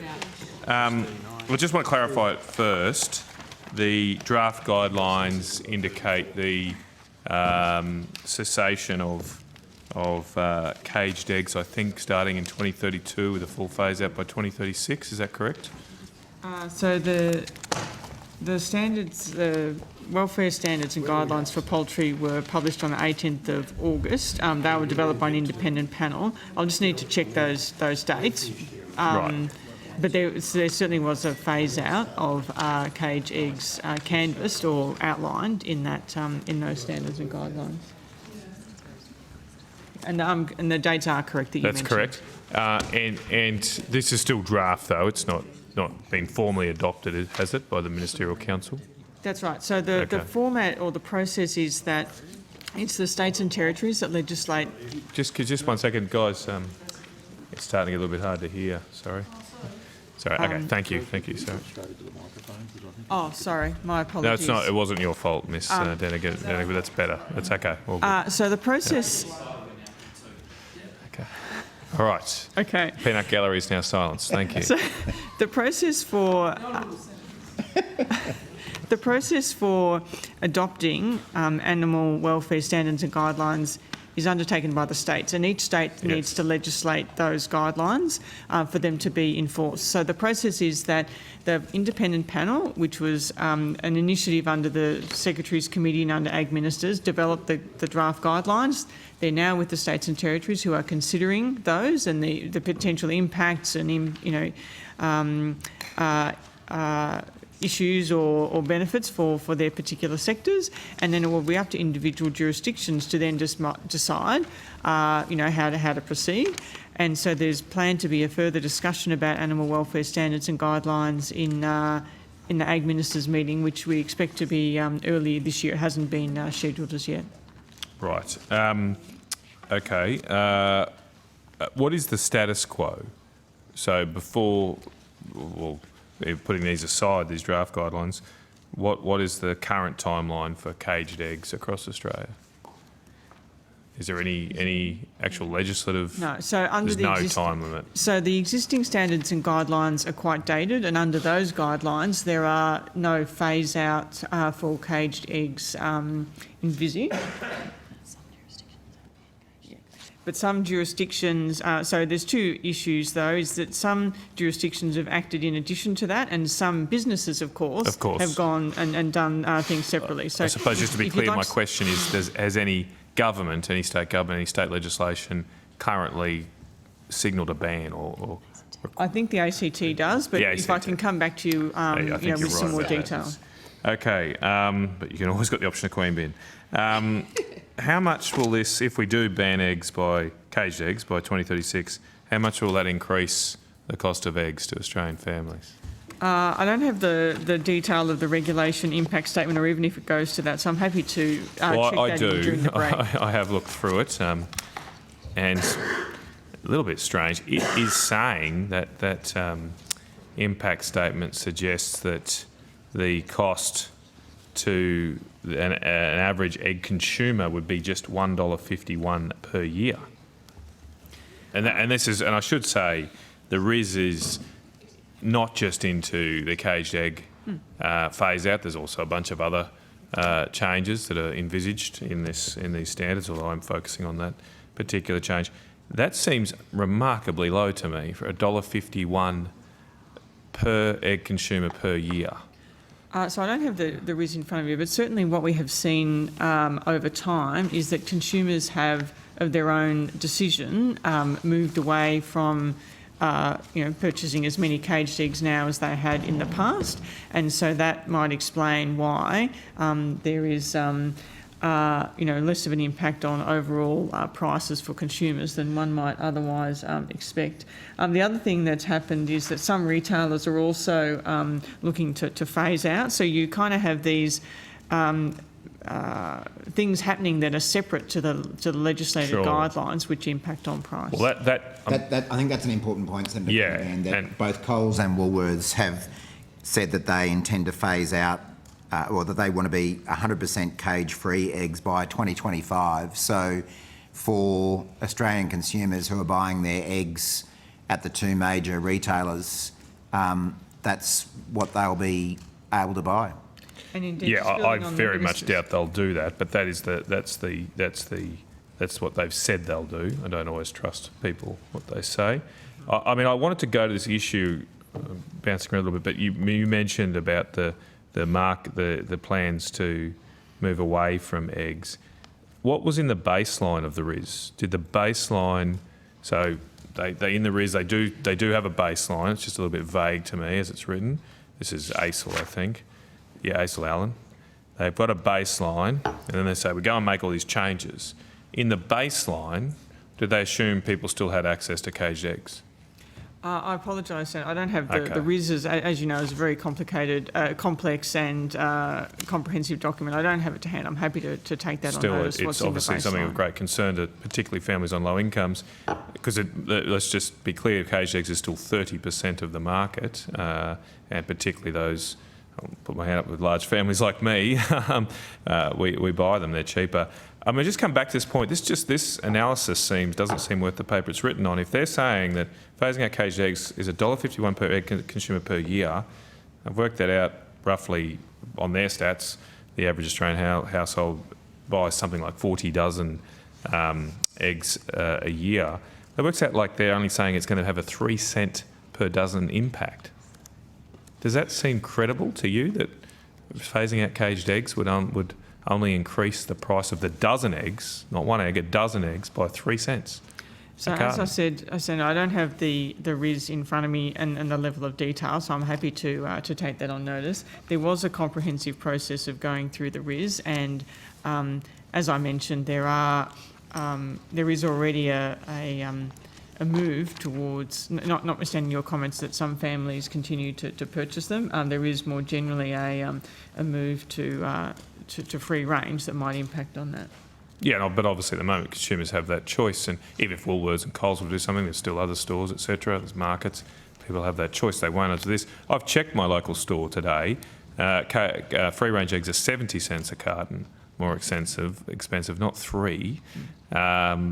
I hope perhaps the department does, and I know it's a matter for the states, but I believe this will be debated at the Ministerial Council. I hope that there's some rigorous analysis of the numbers here, and we don't just rely on consultants who quite often get it wrong, in my experience.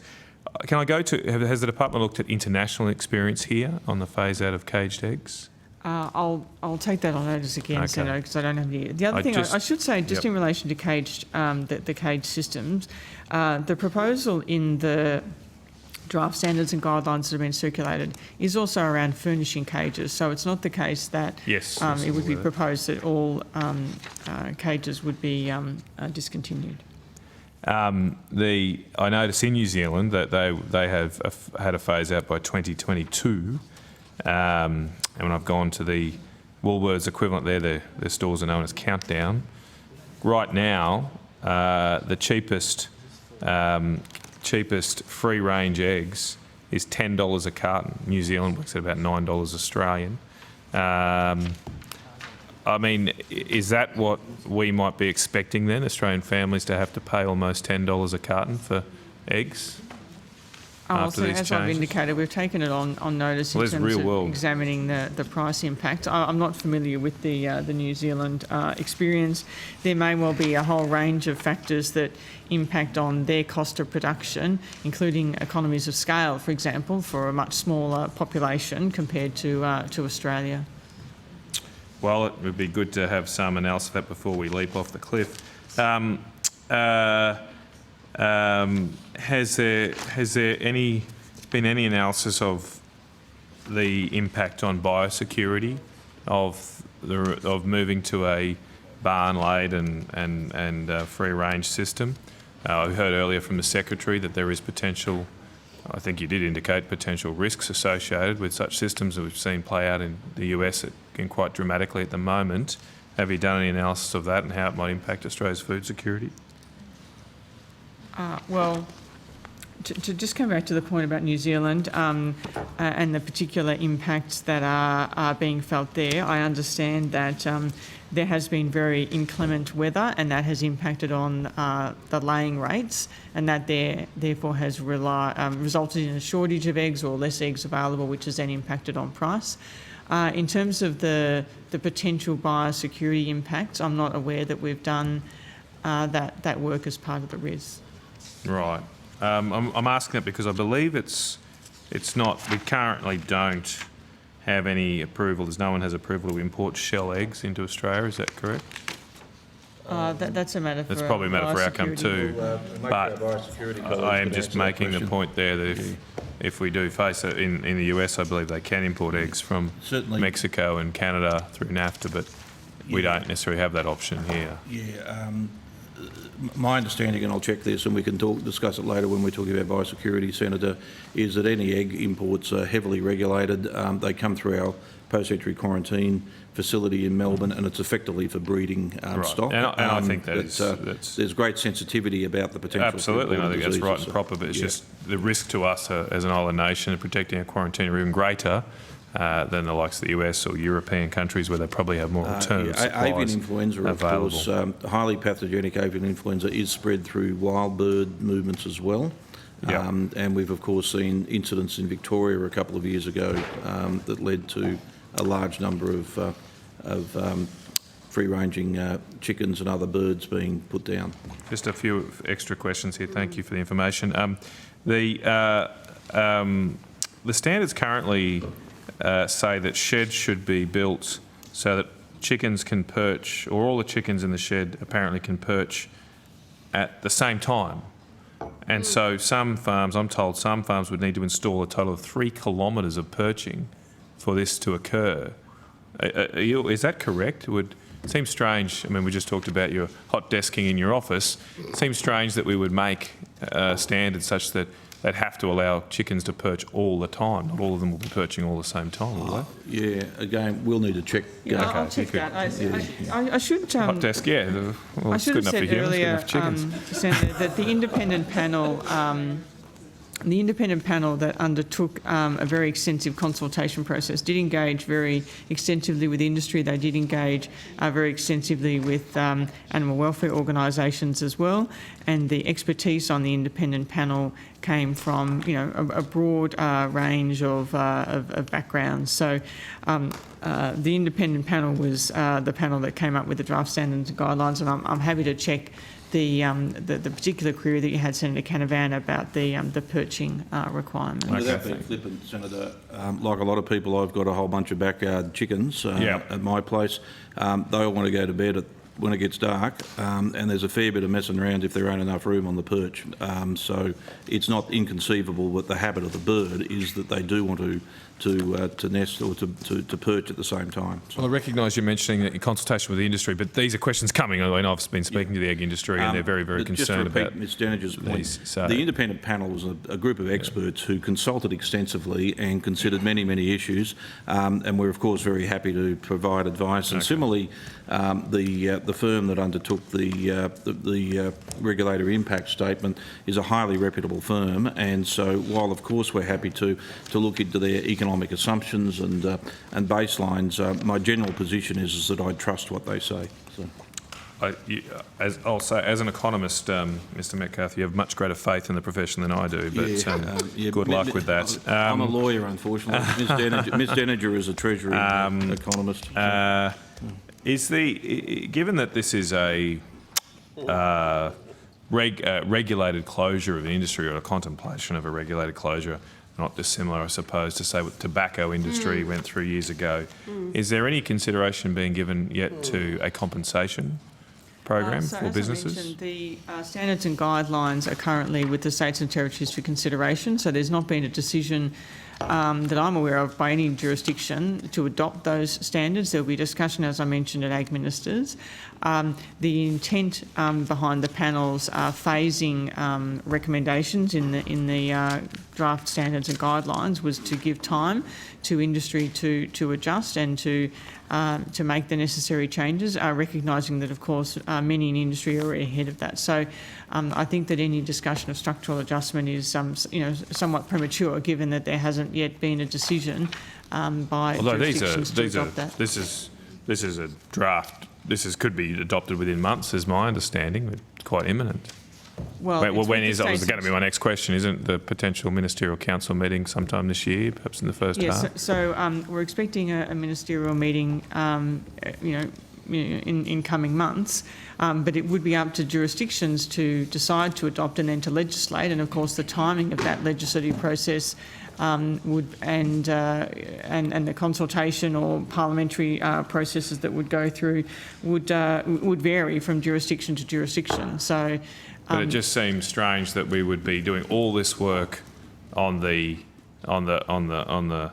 axe coming down this industry, but nothing at the same time on work about how we make that adjustment easier and less painful for the victims. It seems to be putting the cart after the horse. Why wouldn't we do that work simultaneously, the structural adjustment with the actual planning of the adjustment? So the standards and guidelines for poultry have been under development in varying sort of guises since 2017, and has been a very protracted process. Especially given, of course, that there are different views and opinions. The poultry panel, independent panel, was a mechanism that was agreed by the Commonwealth and the states and territories to try and find a way through, given the varying views and circumstances of each jurisdiction. So, and there are things in the as I mentioned, like the transition phases or the transition periods are in the draft guidelines as a means of trying to address some of the structural issues that you've flagged. It's a protracted period, but this to me indicates why. So no work has been done. Has there been any discussions? Has there been any work at an official level between states and the federal government around a compensation package, a structural adjustment package for egg producers? So, as I mentioned, the standards and guidelines are currently with the states and territories, and they're having separate consultations, so separate to the consultations we did with their industries about what they might need, and then perhaps they will come to us then, or come to the AGMI. This is a very simple question, Mr. Deniger, and I'm not trying to talk over you, and I don't want to extend the time of the Senate. Has there been any discussions, work done on a structural adjustment package by officials to feed into a ministerial council meeting? I'm not aware of any. Okay, thank you. Yeah, not by Commonwealth officials, Senator, and we'll correct that if we're wrong, but that's my understanding. Okay, thank you very much. Chair, with your questions. Will we be finished by 4:30, or will we still be in outcome one after they come back from the break? We should be close, but we'll be close, we'll but see we'll how we see go. how we go. I ask a simple question, just... Well, it depends on the answer. Okay, all right, go. Keep going, David. Keep going. Okay. Thank you so much, Chair. What will the government do about some industries and the Retail Association calling for an agriculture visa through the Standing Committee on Agriculture's inquiry into food security in Australia? No, you feel free. No, I think right. We canvassed this in relation to some questions from Senator Ciccone earlier. The government's commitment was to place the Ag Visa as a stream under the Pacific Australia Labour Mobility Program, and to engage with Vietnam in relation to that. That engagement, those discussions with Vietnam are being handled by DFAT, and they are ongoing. So the worker shortages need to be fixed. It's impacting not just production and processing, but it is adding to domestic inflationary pressure, and we've seen food inflation exceed other inflationary figures within our economy more broadly, heading towards the 10% mark.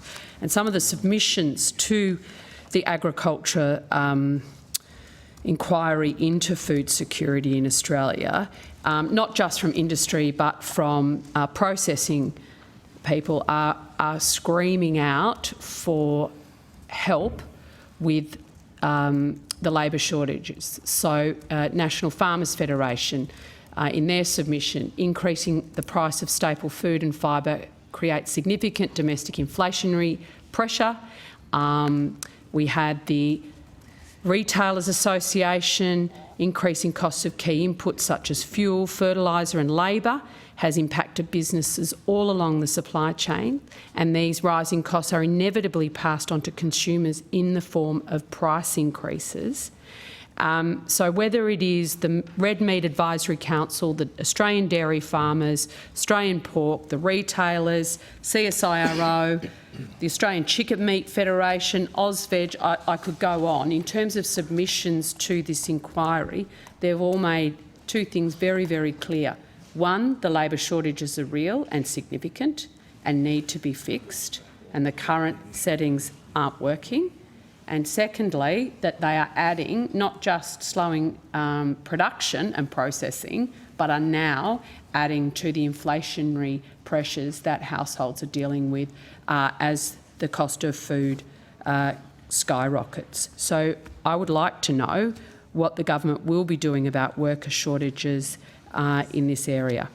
It's probably best if I kick off on this, Senator Mackenzie, and I'm not sure if you were here when I went through some of this with Senator Ciccone, but you're right. Employer groups in the agriculture sector have been saying for quite some time that they have serious labour shortages, and they've certainly been saying that since we've been the government, and they were saying that for a long time before the election when there was a different government as well. And as I said before, unfortunately, agriculture is not the only sector of the economy that is experiencing really severe labour shortages. Some of the other point I just wanted to quickly make, obviously the figures are there for anyone to see about inflation. I'm not sure if you caught Dr Greenville's evidence from our ABARES earlier that in the December quarter we'd actually seen a fall in fruit and vegetable prices of about 5%, which is a good thing for Australian families paying for their fruit and veggies. But of course there's big inflationary pressures. In terms of what the government's doing about it, we're doing a range of things. So there's obviously a lot of focus on overseas workers in this industry. We have already slashed the backlog of visa applications that we inherited. When we came to power, there was a backlog of 1 million visa applications, many of which were in the agriculture sector. And I certainly, in the first few months that I was in this job, had many agriculture employers screaming to me about how long they'd been waiting for visas to be processed for workers that were ready to come here. We've got that backlog down from about 1 million to about 600,000, and with intention to get it down further. We've delivered over 13,000 fee-free TAFE places just for agriculture-related courses to make sure that locals have opportunities. They're new fee-free TAFE places to make sure that locals have an opportunity to take up careers in this sector, as well as adding dozens of ag-related occupations to the apprenticeship priority list, which provides wage subsidies for employers to take on apprentices in these fields and provides payments to apprentices to take up apprenticeships in agriculture careers. We've increased the migration cap, including an extra 9,000 for regions alone, and of course we've seen over 17,700 palm workers arrive in Australia since June last year, which means that we've already reached our target of 35,000 6 months ahead of schedule. So, as I said before to Senator Ciccone, and sorry, the other thing that I did forget to mention before was the expansion of the palm scheme to urban meat processors, because they've obviously been experiencing big labour shortages as well. So, as I said to Senator Ciccone before, we do have serious workforce shortages in the agriculture sector, as we have for several years. For years I've been seeing the reports of farmers saying they need more labour, so this is not a new problem. And it's not only in the agriculture sector, but we're doing a lot of work in a lot of different ways in partnership with the industry, in partnership with unions to try to address it. Are you confident that the Pacific Australia Labour Mobility Scheme will provide enough workers to fill the current agricultural workforce shortage? I don't think that anyone has said that the palm scheme is the only solution to our ag workforce shortages, but it's a significant part of it, and it's a significant help. And having those extra 17,700 palm workers in Australia is making a really big difference on Australian farms now. But it's going to take a range of different measures to meet the workforce needs of the sector, and that's why we're also increasing the migration cap, clearing the visa backlog. Backpackers are back in increasing numbers, and importantly, why we're investing in locals with fee-free TAFE and other assistance as well. And you're confident that these measures will put downward pressure on food inflation? Oh, well, there's a lot of factors that contribute to food inflation. But I'm only going on the submissions to the inquiry. Yeah. I don't, again, just as palm is not the only solution to our labour shortages, addressing labour shortages in agriculture is only one component of what's putting inflationary pressure into the system. You know, the war in Ukraine is having a big effect. Energy and gas prices are having a big effect. Just to clarify, the PALM scheme, you're confident it will provide relieve substantial workforce pressures, or it will contribute in a small way? I mean, can you quantify the contribution it'll make? I think it's making a significant contribution to the workforce needs of Australian farmers and meat processors. It's not the only solution, and that's why we're doing all of these other things like fee-free TAFE places, apprenticeship subsidies, lifting the migration cap, slashing the visa backlog. I actually think that slashing the visa backlog is making a really big contribution, and even those numbers, bringing it down from 1 million to 600,000, that's 400,000 more people who've got visas. Not all of them are going to work in agriculture, but some of them would. What percentage are going to work in agriculture? I'd have to take that on notice. Could you take that on notice? Sure. I'd be really interested. When is the MOU? Sorry, Secretary, I know the Chair's very keen for us to move on, so I'm trying to move through these as quickly as possible. When will the MOU commence with Vietnam? You'd need to put that to DFAT because they're managing that. Do you have someone in DFAT that you would be in conversation with about this, Secretary? We talk to DFAT about this all the time, Senator, but it's their, it's their responsibility. We can check and see if there's any update that we could provide you. Thank you. But otherwise, you I don't suggest know. you talk to This was an election DFAT. commitment, wasn't it, Minister? Is this part of? You mentioned a whole raft of policies that were going to assist in the labour workforce shortage for agriculture. You didn't mention the signing of the MOU with Vietnam, which, as I understand it, was a commitment Labor said they would honour during the campaign of May last year. Is that also a mechanism that you see being part of your government's strategy to address the workforce shortage for agriculture? I'm not sure, not having been the Shadow Minister, I'm not sure what we did say in the election about the Vietnam MOU. I'm very confident that it would be a commitment that you would honour. Yeah, I don't know. I wasn't the Shadow Minister, but obviously, look, I really think that you should put questions about that MOU to DFAT. So you don't think the Vietnam visa component will be part of, as you said, a variety of strategies that the government is using to address the workforce shortage? I didn't say that, Senator McKenzie. I'm just trying to clarify, because it wasn't in your list. Yeah. It was an election commitment.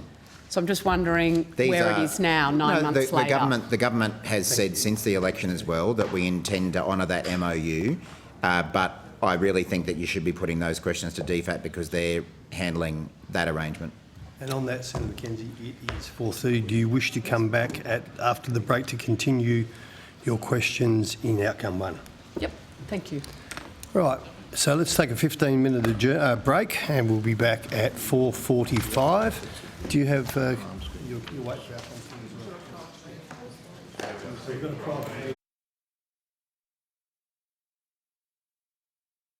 well? Now, before I go to Senator McKenzie, Jerry, I'm happy to say that you have been awarded something really special that we'd all love. What is it, Mr. Metcalf? A calendar of... Yeah, I think the prize has got to you, Jerry. And if you look at the back of the calendar is actually the best part because it's got photographs of many of our Indigenous rangers who undertake biosecurity in Northern Australia and whatever, as well as some of our other scientists. So it's a great calendar. So. And did you get your Chocky Bicky? No. I'll get it for you. Senator McKenzie. Thank you, Chair. Just still on the MOU with Vietnam, are you aware, and if you're not Minister, obviously the Department, are you aware that the MOU with Vietnam has been capped at 1,000 places? You really should be talking to DFAT about this. So the Secretary said he meets regularly. We are aware of that. You are aware of that? We are aware of that, but, as the Minister says, DFAT is responsible. Yeah, no, I'll follow up with DFAT. Will you, understanding that DFAT's the responsible aid department, will If that isn't enough, is there a review process for the program in place in terms of the cap? That's a question for DFAT.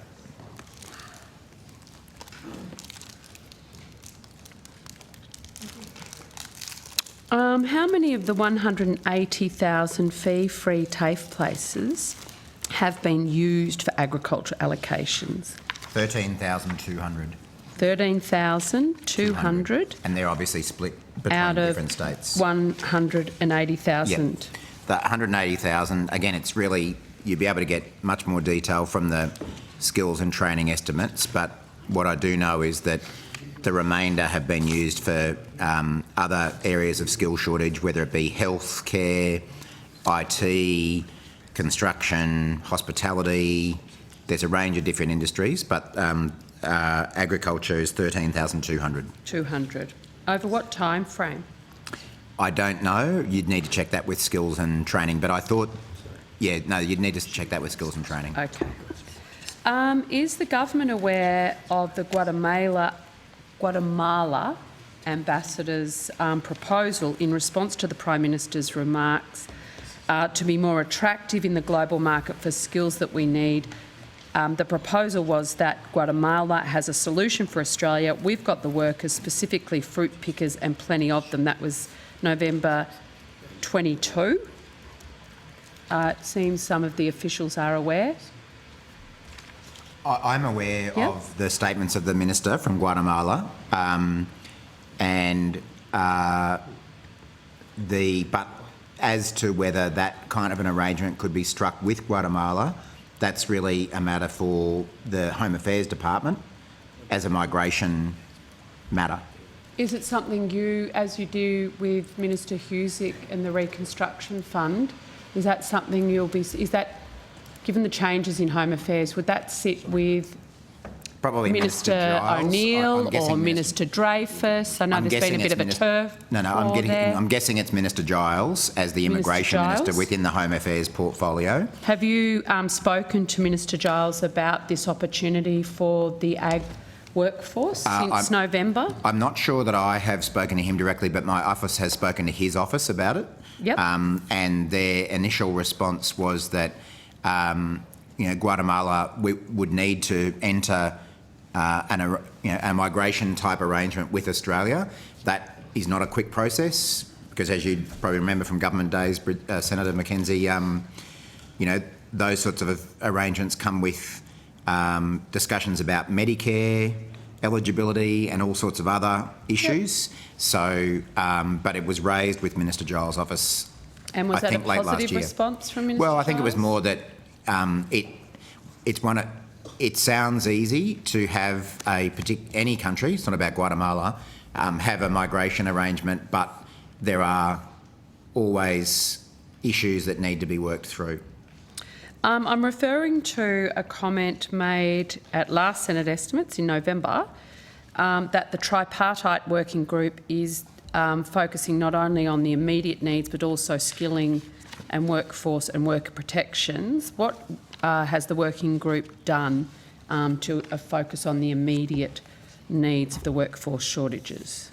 Well, I think that the workforce group can take some credit for some of those early wins, if you like, that I've gone through around addressing workforce shortages. One of the things that we've also done through that workforce group is not only include representatives of farm employer groups and agriculture and meat processing employer groups and unions, but we've also used it as a mechanism to work with the responsible departments. You'll probably remember from your days as the Agriculture Minister, Senator Mackenzie, that there's not an awful lot of levers within the Agriculture Department to address workforce issues. They're usually with either Home Affairs from a migration perspective, employment and workplace relations from a workplace conditions perspective, training. So what we've done through this working group is also bring together representatives from all of those other agencies that can actually do things to fix these problems. And I think by doing that, that's what's resulted in us getting these fee-free TAFE places for agriculture, getting the PALM scheme moving, getting the migration MOU with cap. Vietnam? Is that an agenda item on that workforce group? I don't. Well, I think it's certainly been discussed. I wouldn't say it's necessarily an agenda item, but it's certainly been discussed. And there's obviously a level of interest in it from some of the farm groups. And DFAT's got a person on that working group as well? So is that department with stakeholders or just stakeholders? The members are the stakeholders, and depending on what's being discussed, representatives of other agencies are brought in. In and out. Yep. Has anybody from DFAT met with that working group to discuss the MOU with Vietnam and when it may be coming to force and the opportunities that I wouldn't may be able to arise? identify exactly which departments each of the officials But I'm who've sure one of attended have come from. your but- officials will. Thank you, Senator. I don't believe that to date the MOU has specifically come up, but certainly there was a representative from DFAT attended one of the working group meetings. I think it was the one in November. That has been more in the status of observing, so listening to the issues that the working group members themselves have raised, whether it be from an industry or union perspective. Obviously, we, through the department, engage quite a lot with our counterparts, whether that is in Department of Employment, Workplace Relations, DFAT, etc., outside of that process. Home Affairs have also attended, and of course they're critical in relation to visa issues. Of course. Senator. Treasury, I know Treasury people have been there because Very they're leading Treasury the work on the employment white paper. Yep, thank you. I've just got a few questions around live export. Okay, you know that we did a fair bit of that this morning. Yes, I do. Okay. We'll just get the right people back again. Thank you. Senator.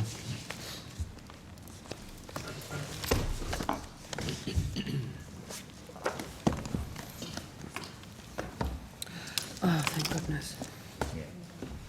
I've been reminded this is also outcome 2. Oh, I've been trying to get there since 10 o'clock. Yeah. Does this... Well, Senator, no, 12 o'clock. Maybe we're getting into outcome 2, Chair. So. Oh, I hope we are. I was waiting for you to say, let's do it in outcome 2. Because last time we raised it, you said you had the right people here. I So do. we would have got away from it, I reckon. I'm sort of forever They're hopeful. here now. well, seriously. No, it's about... Would it be possible to finish outcome... I'm happy to talk about anything in outcome 2 when we get to outcome 2, but... Yeah, this is pretty sure it's in outcome 1. It's not. No, It's not it's about not. regular. It's around. I'm sure the secretary will be able to answer these questions. Oh. In terms of the live animal regulator being responsible for making independent regulatory decisions regarding consignments of livestock for export. Does that regulator come under the Plant and Live Animals Export Division as the department's currently structured? So where does the regulator sit within the current structure? Is it in the Plant and Animal Division? We currently have a division called Plant and Live Animal Exports Division, Senator. Yes, and that's where the regulator sits under? Yeah, or within? To be honest, I'm the regulator. Right. So it's actually the secretary that's the regulator. But the way I've chosen to organise the department is to have a division focused on effectively. There are a couple of divisions focused on exports, one of which deals with plant and live animal exports. So. Yep, okay. So then the principal regulatory officer is yourself, Secretary, not your first Assistant Secretary of Plant and Live Animal Exports. Sorry, I'll just to be absolutely clear, I'll get Mr Caval to answer that question. So, Senator McAvell, Acting Deputy Secretary, Ag Trade Group. So the Principal Regulatory Officer is the First Assistant Secretary of the Plant and Live Animal Exports Division. Thank you. It's a Principal Regulatory Officer That was my understanding. live animal exports. Yes, and has the responsibility for regulatory decisions. For live animal exports. Yes. Yep. Yes? Excellent. The reason I mention my role, Senator, is that, for example, on major areas of legislative instruments, such as, for example, something we've talked about before, the Northern Summer Order, it's my signature on that document. Yes. So. I understand that the new Acting First Assistant Secretary for Plant and Live Animal Exports Division was the Assistant Secretary of the Live Sheep Phase-Out branch within the Trade Reform Division. Is that correct? That's Mr McDonald. Sorry. It's Mr McDonald, Senator, who's here. So. Yes, I'm just going on rolls. I didn't... Yep. Yes. Is it also the case that the live sheep phase-out branch will be moving from the Trade Reform Division to the Plant Live Animals Export Division? That's correct, Senator. I have been, as I indicated in my opening statement, looking at fine-tuning and making as efficient as possible the operations of the department. One of the identified areas for better synergies was to combine the Trade Reform Division together with the Plant Live Animal Exports Division. We had planned that to occur in 2 or 3 weeks' time, but for other reasons associated with acting arrangements, I brought that forward to happen more or less now. Okay. Secretary, and I'm sure you've got processes in place, and this is nothing to do with Mr McDonald as a personally, but is there a concern, or has a concern been raised with you, that having the same person in both responsible for the live sheep phase-out as well as the regulatory role could be perceived as a conflict of interest? I've heard a rumour to that effect, Senator. I've had nothing raised with me directly. I don't think there's any conflict of interest at all, to be perfectly honest. Otherwise, I would spend my days totally racked by conflicts of interest because everything comes to me. The Minister would be racked because everything comes to him. But it is very common for regulatory functions and policy functions to be located within the same division, and that's what we are doing here. In relation to the proposed phase-out or the I think announced that's phase-out... the issue, not that a policy function is sitting with a regulatory function, but that the policy is to get rid of the very industry you're regulating. Yeah, That's where I don't see any conflict at all is. between the fact that there's an ongoing regulation required, which is contained in the various export control legislation and instruments, with implementing the government's decision that the industry should in fact be phased out, and to ensure that those issues occur well. There will be different branches associated with this, and so it's not as if while it's within the one division, there will be different groups of people working on the different issues. So have you put in place any particular processes around ensuring, whilst you are confident there's no inherent conflict of interest, that the perception of conflict of interest is, I can't even see, is allayed? I hear what you're saying, Senator. I don't see at first glance, there's certainly no real conflict of interest. I can't even see why any reasonable person would have a perceived conflict of interest. Well, the debate about conflict of interest is one that anyone could actually take to the courts. That's right. Whether it's reasonable or not, or whether it's imaginary, is something that I'd be happy to think about. If there is a individual or group who believe that there's a conflict of interest, I'd be interested to hear their views and to take appropriate advice into the matter. But certainly there's no real conflict of interest, and if the perception, I think that perception is ill-founded. But I'm happy to take any issues on board, as I always would. And so there hasn't been put in any sort of particular process to deal with any real or perceived conflict of interest? No, because it has not crossed my mind, and you know I've been around these issues for a long time. Didn't cross my mind that there could be any real or perceived conflict of interest. If a person, individual or group believes that they are perceiving a conflict of interest, I'd be happy to engage with them to understand their concerns, to hopefully allay those concerns, and if ultimately, on reflection, I believe that there is a perception, whether it's well-founded or not, yes. to deal with how to manage that appropriately. Thank you, Secretary. Yeah. Thanks, Senator. What have we done? Come one. We done? One very quick question. Yeah, sure. Senator Duniam. Minister, in the October budget, there was an allocation of $9.8 million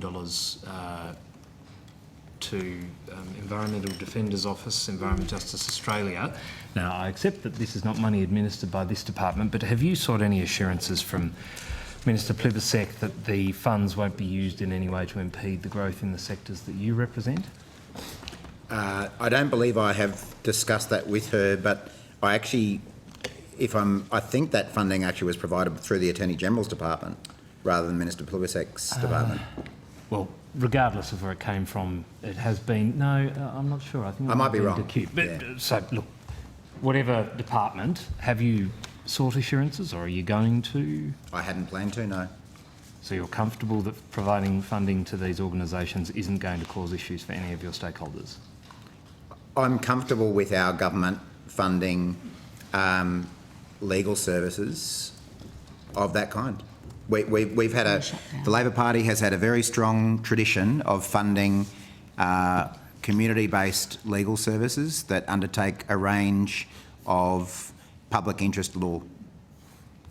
And I'm also confident that I and the department have the interests of the agriculture, fisheries and forestry sector at heart, and will continue to advocate for them in government.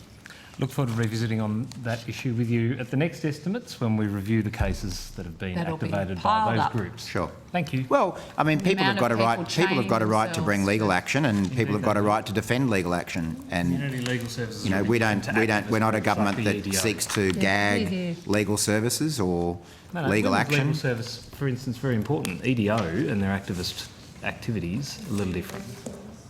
Right. Please don't speak over each other, Minister. Mr Metcalfe, would you like to tell the officials finally from outcome 1 that they can go? And we will go now to outcome 2. Thank you very much, Chair. Ciao, ciao. You better be coming back at 11 o'clock. So we'll move to biosecurity and export services. Yes, please. And I'll kick off the questioning when we've got someone at the table. My questions will go to cargo delays, Mr Metcalfe, so give you a heads up where I want to head. Sort of expecting that. So. Yeah.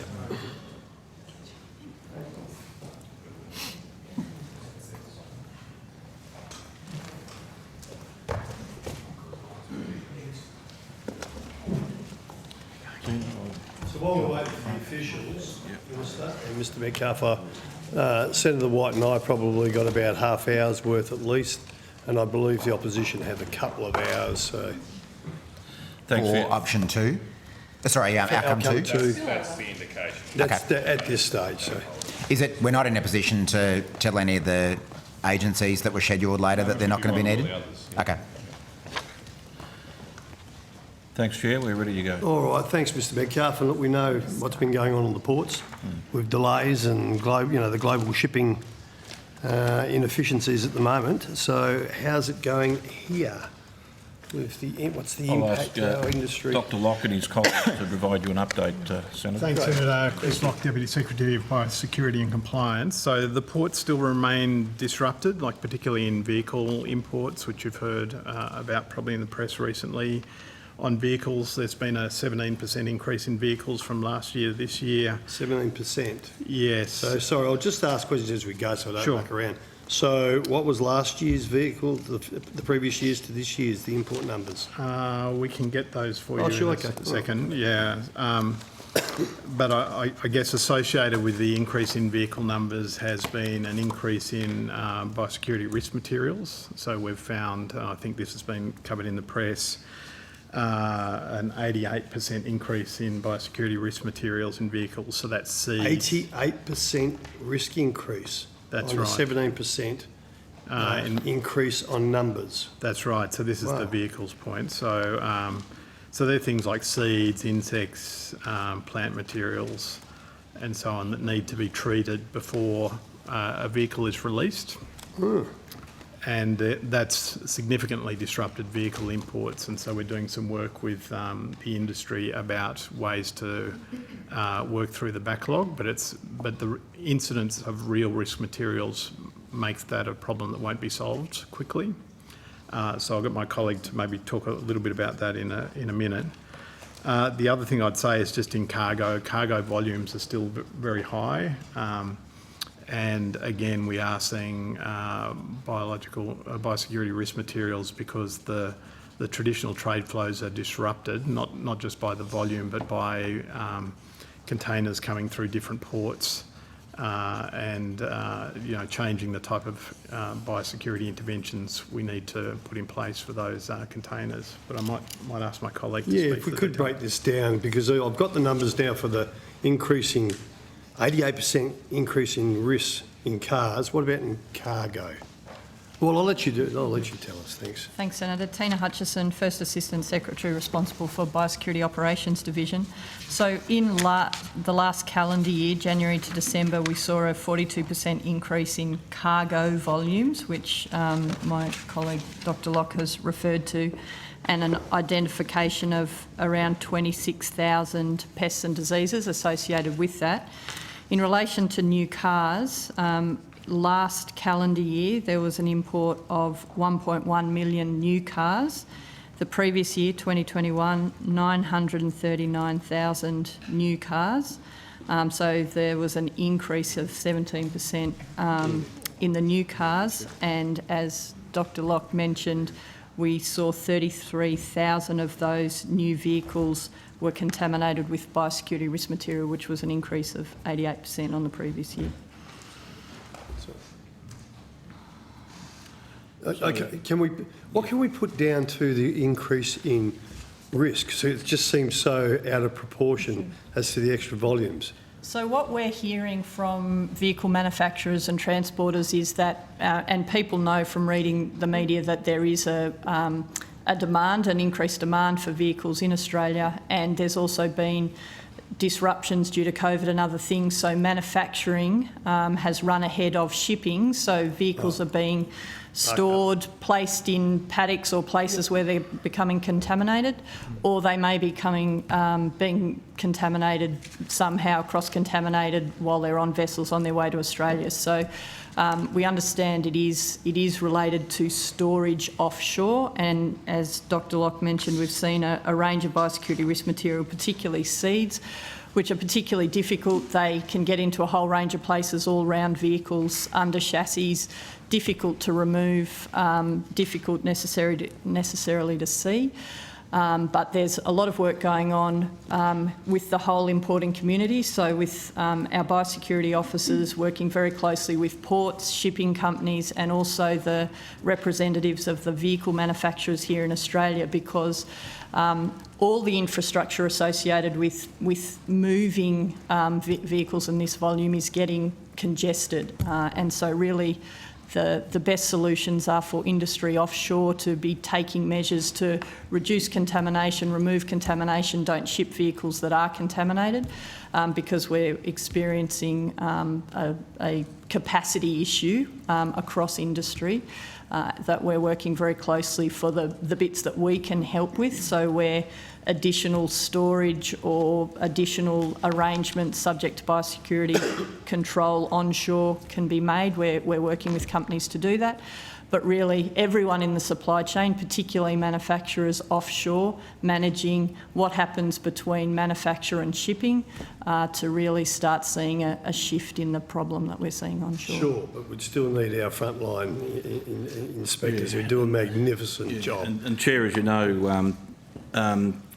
biosecurity risk material can have a whole range of different implications if it got into the Australian environment, particularly the rural environment. Some of the pests and seeds and other things we do could establish either significant challenges for agricultural production. We've a particular pest of concern that we focused on for quite a few years is the brown marmorated stink bug, which we do not want in this country, and yet we have detected those bugs on some of these vehicles or in the port areas. So we obviously take very seriously our responsibility to the Australian community and to Australian agriculture and the environment around doing everything we possibly can to reduce the incidence of biosecurity incursions into Australia. But we have seen a significant uptick in the sort of material of concern. And so we are working really carefully with the industry and the ports and others, but ultimately there's a sort of a red line that we can't cross. We can't just let stuff in because the implications could be very, very dramatic. So. No, I get that. And when you talk about 937,000 cars the previous year as opposed to 1.1 million this year, then you think of the extra, like 200-odd thousand cars. The workload upon our inspectors would be horrendous compared to what they were before. Take that into under-resourcing, take that into also the failed container levy. I can only understand, now puts it into perspective why there is those bottlenecks and why we've got those cargo delays. So it's great that we are getting them, but anyway, the list goes on and on. Now, how's the department working with industry on this? So we work really closely with industry at a very tactical level. There's daily meetings at places where there's significant bottlenecks so that everyone knows what's going on and what's coming up in a particular day. And then there's more sort of less regular weekly meetings with manufacturers and others. And we also work very closely with the peak bodies. Part of the really important part is getting information flowing around the system. So as I said, manufacturers and people offshore who aren't directly here on the ground seeing the problem start to understand what's going on. So I think the department takes, as the Secretary says, very seriously our role and making sure that others understand what the seriousness of the issues are, how we can manage them to the extent that we're able, but also engaging effectively with people who can get the messages back to those who are generating the risk to start making changes in their supply chains or shipping practices. Sure. So Senator, if I could add, sorry. So the Minister announced on the 28th of September last year the formation of a cargo service delivery rapid response team. So we call that kind of cargo task force. There's an existing cargo consultative committee the department works with all the shippers and major players, and that meets fairly regularly. But we put in place a team specifically to try and work through some of these measures to do with getting higher throughput without compromising biosecurity with these disrupted supply chains. And they developed a roadmap for things like industry wanted us to be clearer and more consistent in our regulatory approaches. We wanted them to be more aware of their responsibilities and to make sure that they were properly presenting cargo to us with the right materials and the right treatments in place. There were some opportunities to expedite some risk assessments, so they're the things that allow us to turn on and off searches in different places. And then some better use of data to help us to identify the risk and also put some people in some more strategic places. So all that work has been continuing, and I think it's improved the partnership with industry and trying to resolve this. So I guess it's not an us versus them, it's us with them to try and solve meeting the biosecurity risk while speeding up the throughput. Thanks, Dr. Locke. How many are in this team?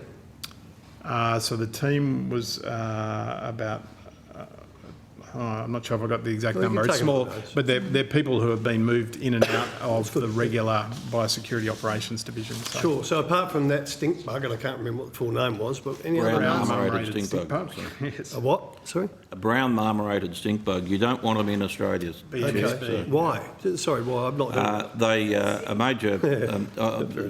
Senator McKenzie can probably talk about it because it's been... No, I'm asking you. It's all right. It's all right. I've got more questions. Effectively, and we can get an expert here to talk more about it, but effectively a pest that can develop very large numbers very quickly, get into houses as well as sort of agricultural produce, renders produce or stored produce sort of unsellable effectively, and it's called a stink bug because if irritated it lets out a very powerful smell. So it's one of those, it's sort of like the equivalent of a sort of a European wasp, that sort of, really you don't want them in your house, you don't want them on your farm.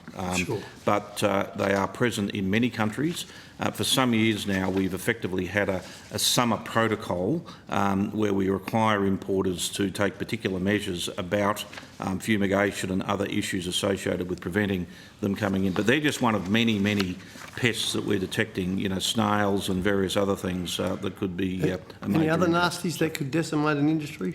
Sorry? Have we found any other nasties that could decimate an industry if I'll there was get an outbreak? Ms Hutchison to talk about the sort of things we're finding. Well, let's have it. Yeah, let's do that.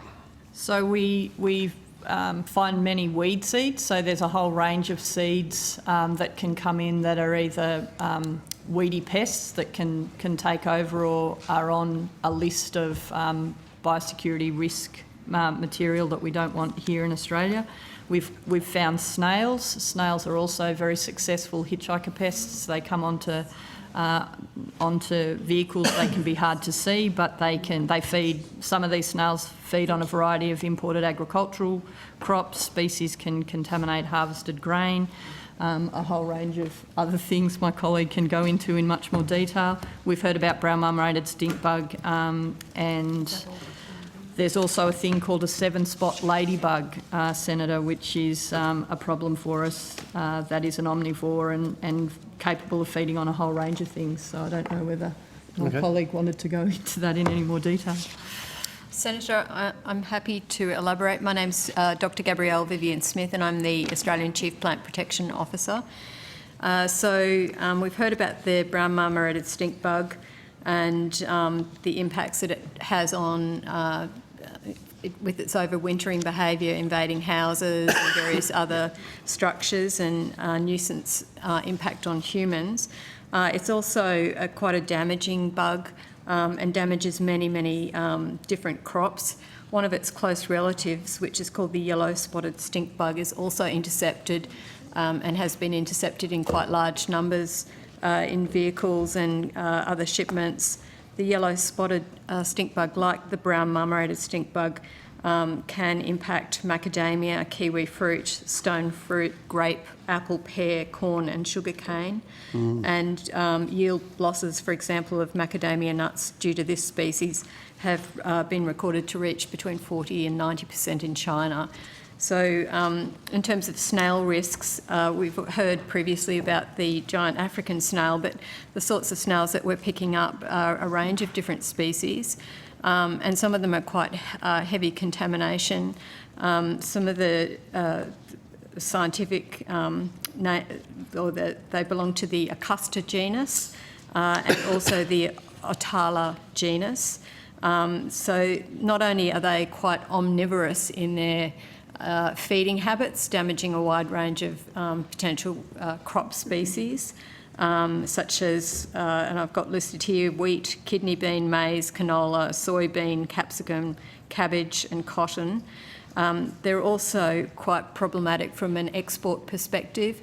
A number of these snail species have a behaviour which when they go into dormancy, they climb up into machinery, harvesters, and onto the head of the crop, and so they end up becoming a contaminant species for our export markets and can cost quite a considerable amount in terms of loss of export markets through contamination. And so preventing that is of high importance.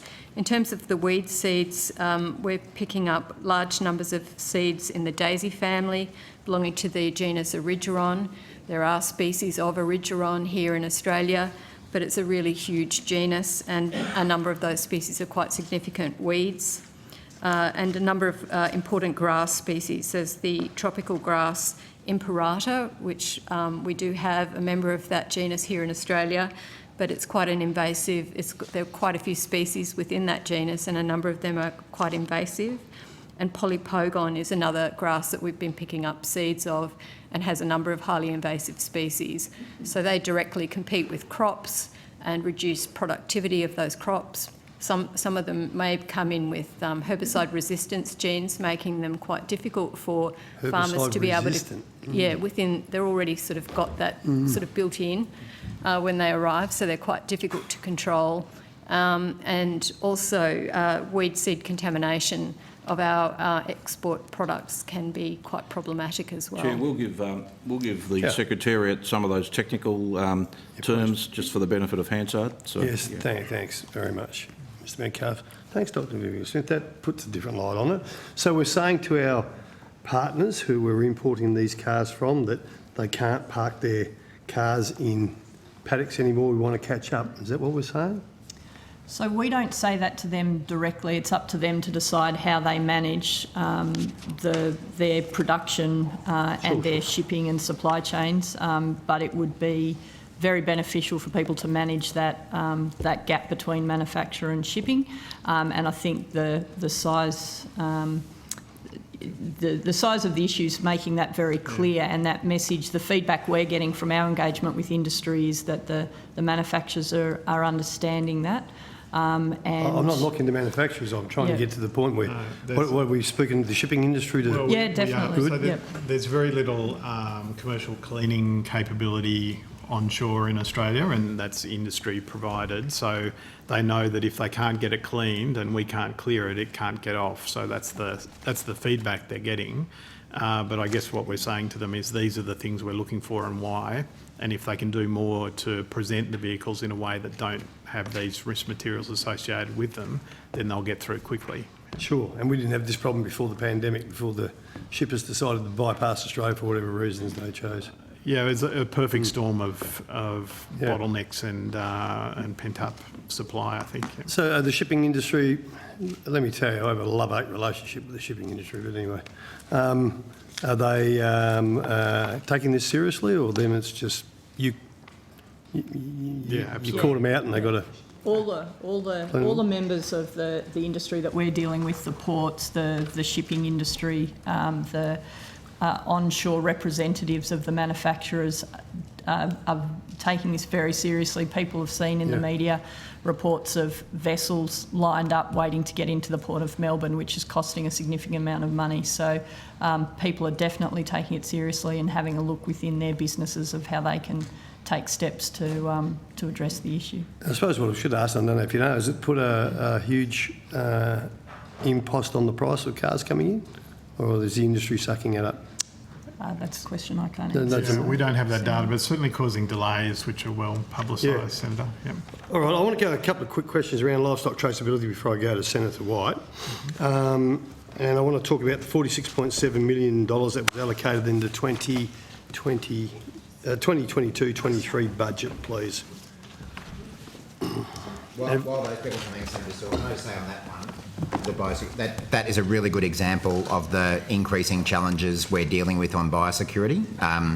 You know, the system is under a lot of pressure, lots more threats, lots more imports, not necessarily enough being done at the, before things are brought in to keep them clean. So that I just want to congratulate the officials for the work that they're doing on that. It's tough work. Absolutely. Okay, so thanks, Sherman. Can I get a breakdown on the $46.7 million for livestock traceability? Yes, Senator. How's it used?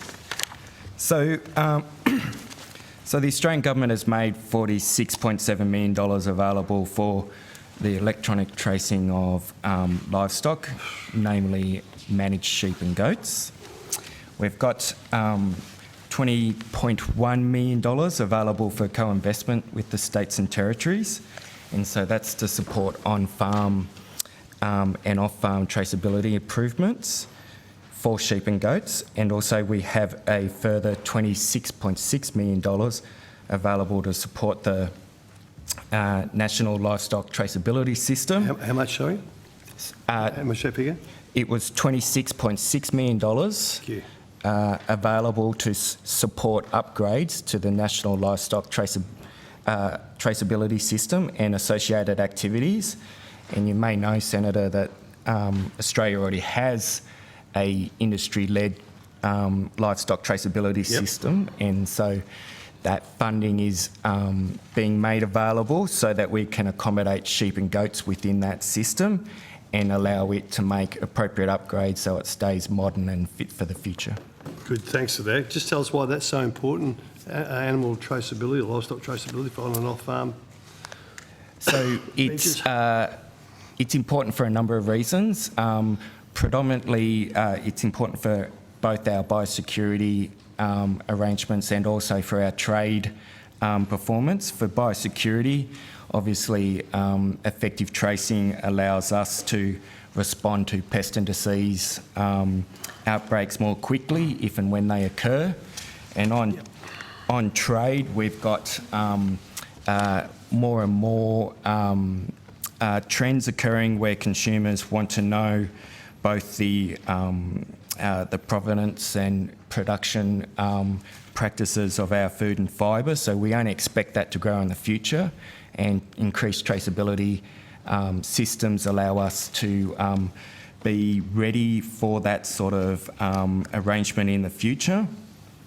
Enhanced traceability systems also allow us to demonstrate various credentials such as sustainability, and we anticipate that things such as sustainability credentials will become more and more prominent as a marketing edge in the future, and certainly that's something that the Minister has spoken about earlier today when he was recalling his European trip recently, where we've got consumers in European markets wanting to understand more about the various production methods of products. No, good, thank you for that. Now, you said there was 21 million for the states and territories? So 20.1. 20.1, Yep. my apologies. Yep. So what are we doing with what states? So we're in negotiations with the states and territories around co-investment strategies with each of them, and so that's something that's currently live at the moment. Each state and territory will be responsible for rolling out traceability improvements for their respective jurisdiction, and they're working up their implementation plans at the moment, and we'll put a proposal to us as the lead Commonwealth agency, where we will look to match their funding and implementation plans. Oh, good. So my last one in this area before Senator White is working with the states. I've got a question specifically on this program as well. So when you're finished, and given the government has had over 10 minutes, I'd be Senator Davey, willing to accept. You are one of my favourites, and I'll do everything I can to assist you, but I'm not timing who's getting the share of things, so I can, but I don't want to get into that. Right. Because I might talk for another hour. So, but on this, you've got a couple of these. Yeah, But Senator this, White has been exactly, waiting, but program. so how important is working with the states? So, what's our next step in ID for goats and sheep? What are we up to? In terms of all state agricultural ministers and Minister Watt have agreed to work towards all managed sheep and goats having electronic ID from the 1st of January 2025, and that will involve having the tagging of farmed sheep and goats born on or after the 1st of January 2025.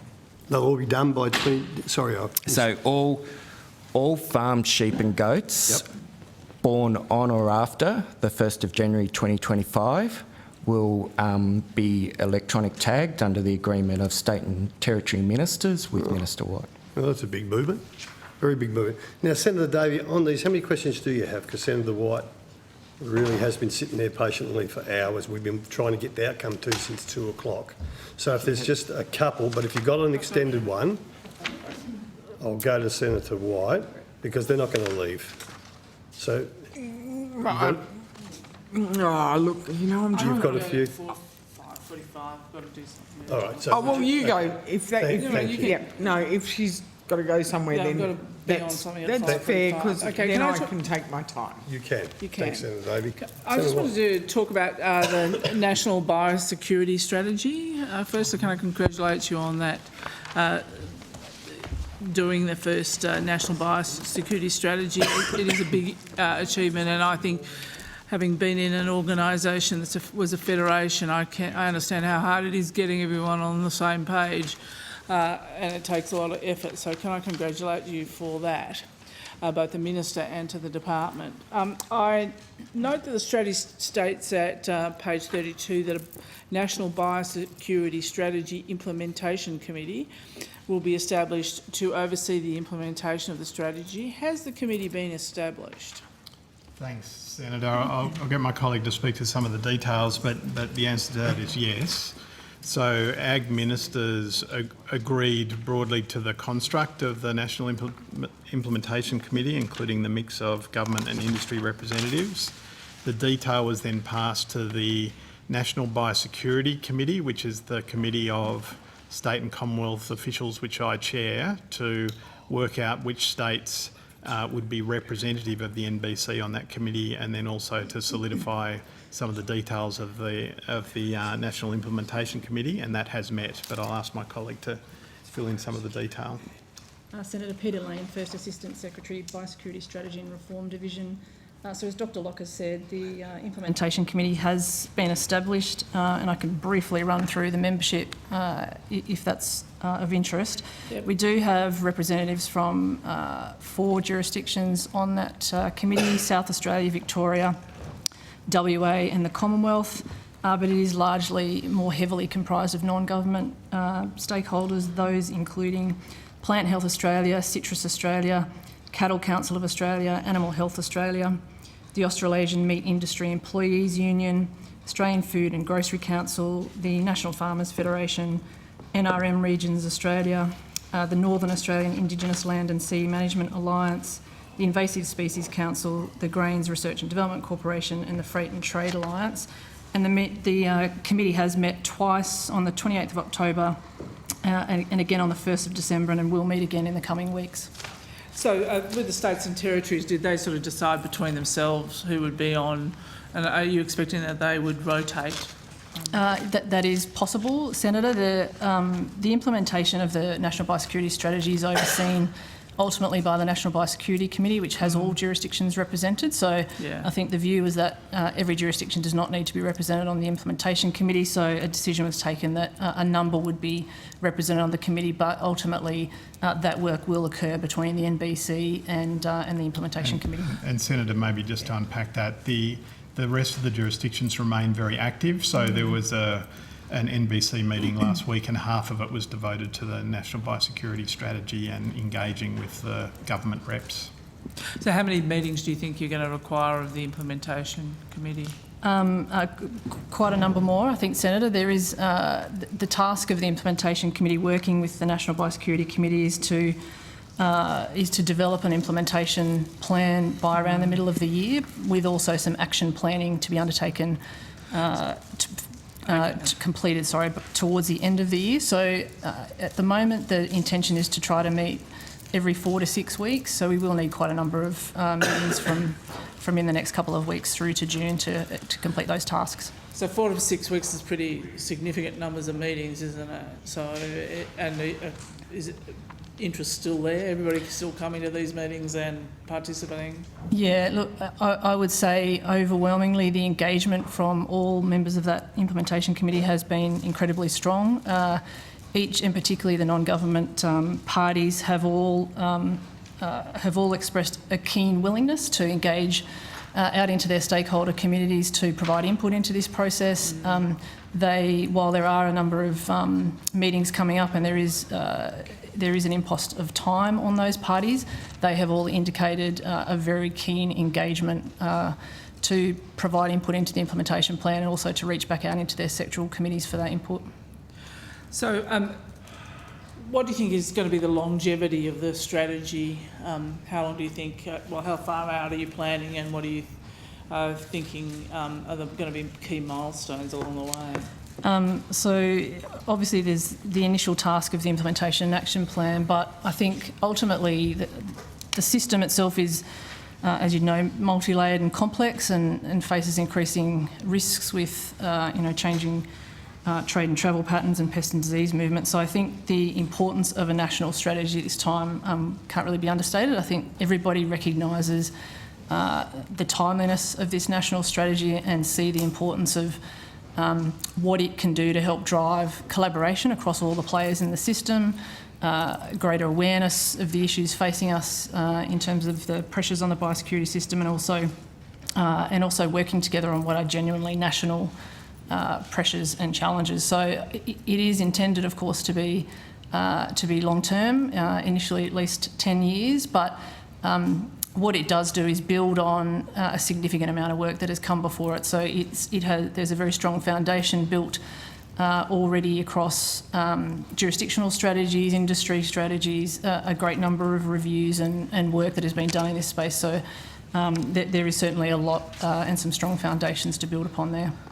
Well, certainly with the committee, the References Committee, the inquiry that was done certainly showed there was significant interest and deep concern and willingness to participate, and that's been my brief experience in dealing with some of the stakeholders. So can I congratulate you on the work you've done so far, and all power to your arm. Can I talk about detector dogs next? Everyone's favourite. A favourite.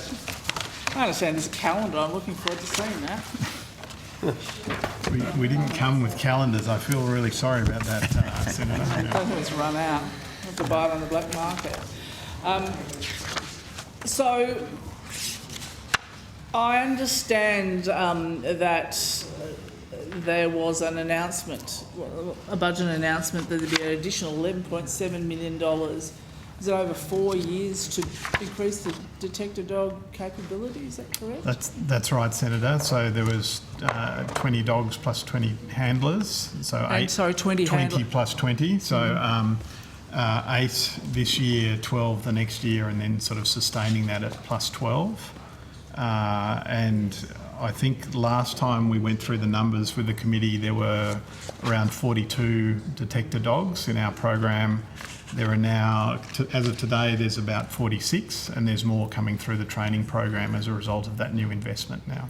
So I read somewhere that they've also been trained to detect new and different things. Like, what did I read?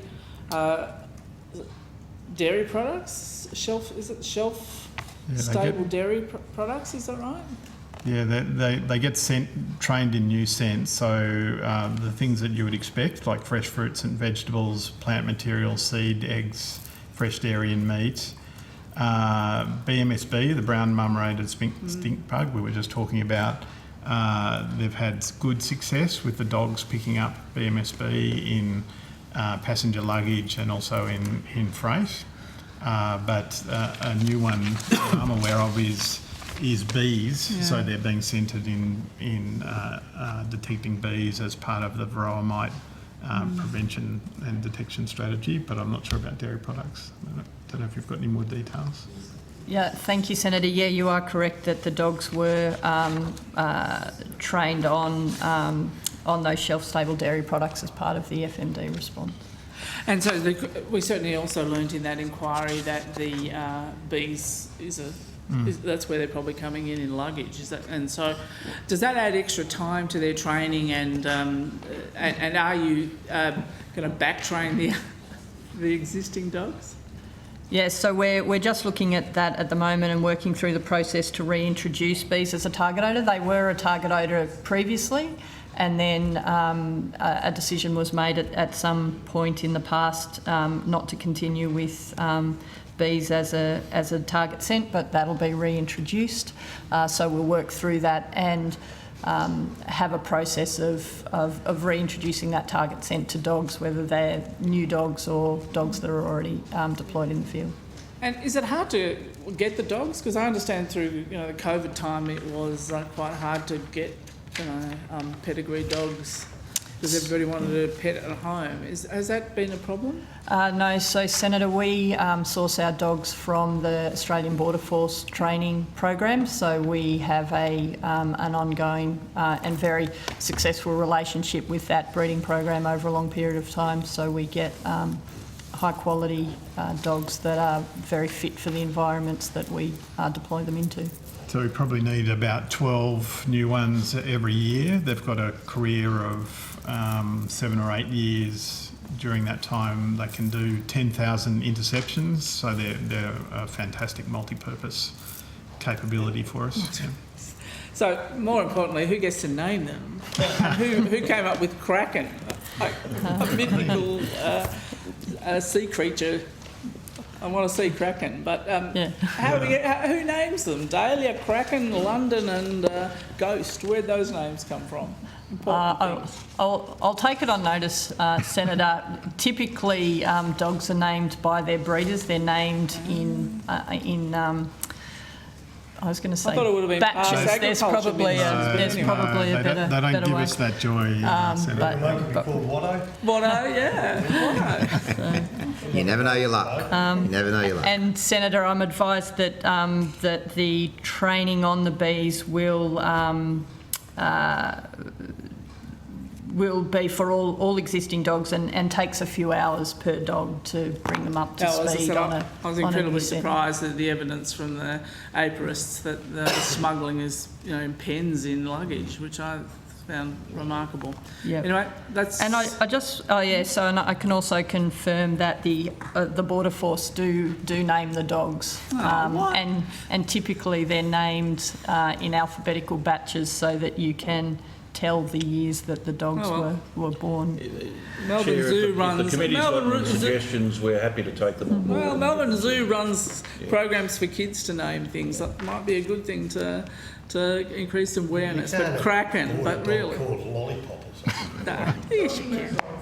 Doggy McDog face. But anyway, thank you very much. I appreciate the discussion on the dogs. Or tiddles. Anyway. Or Watto. There you go. Thank you. Thanks, Senator Watt.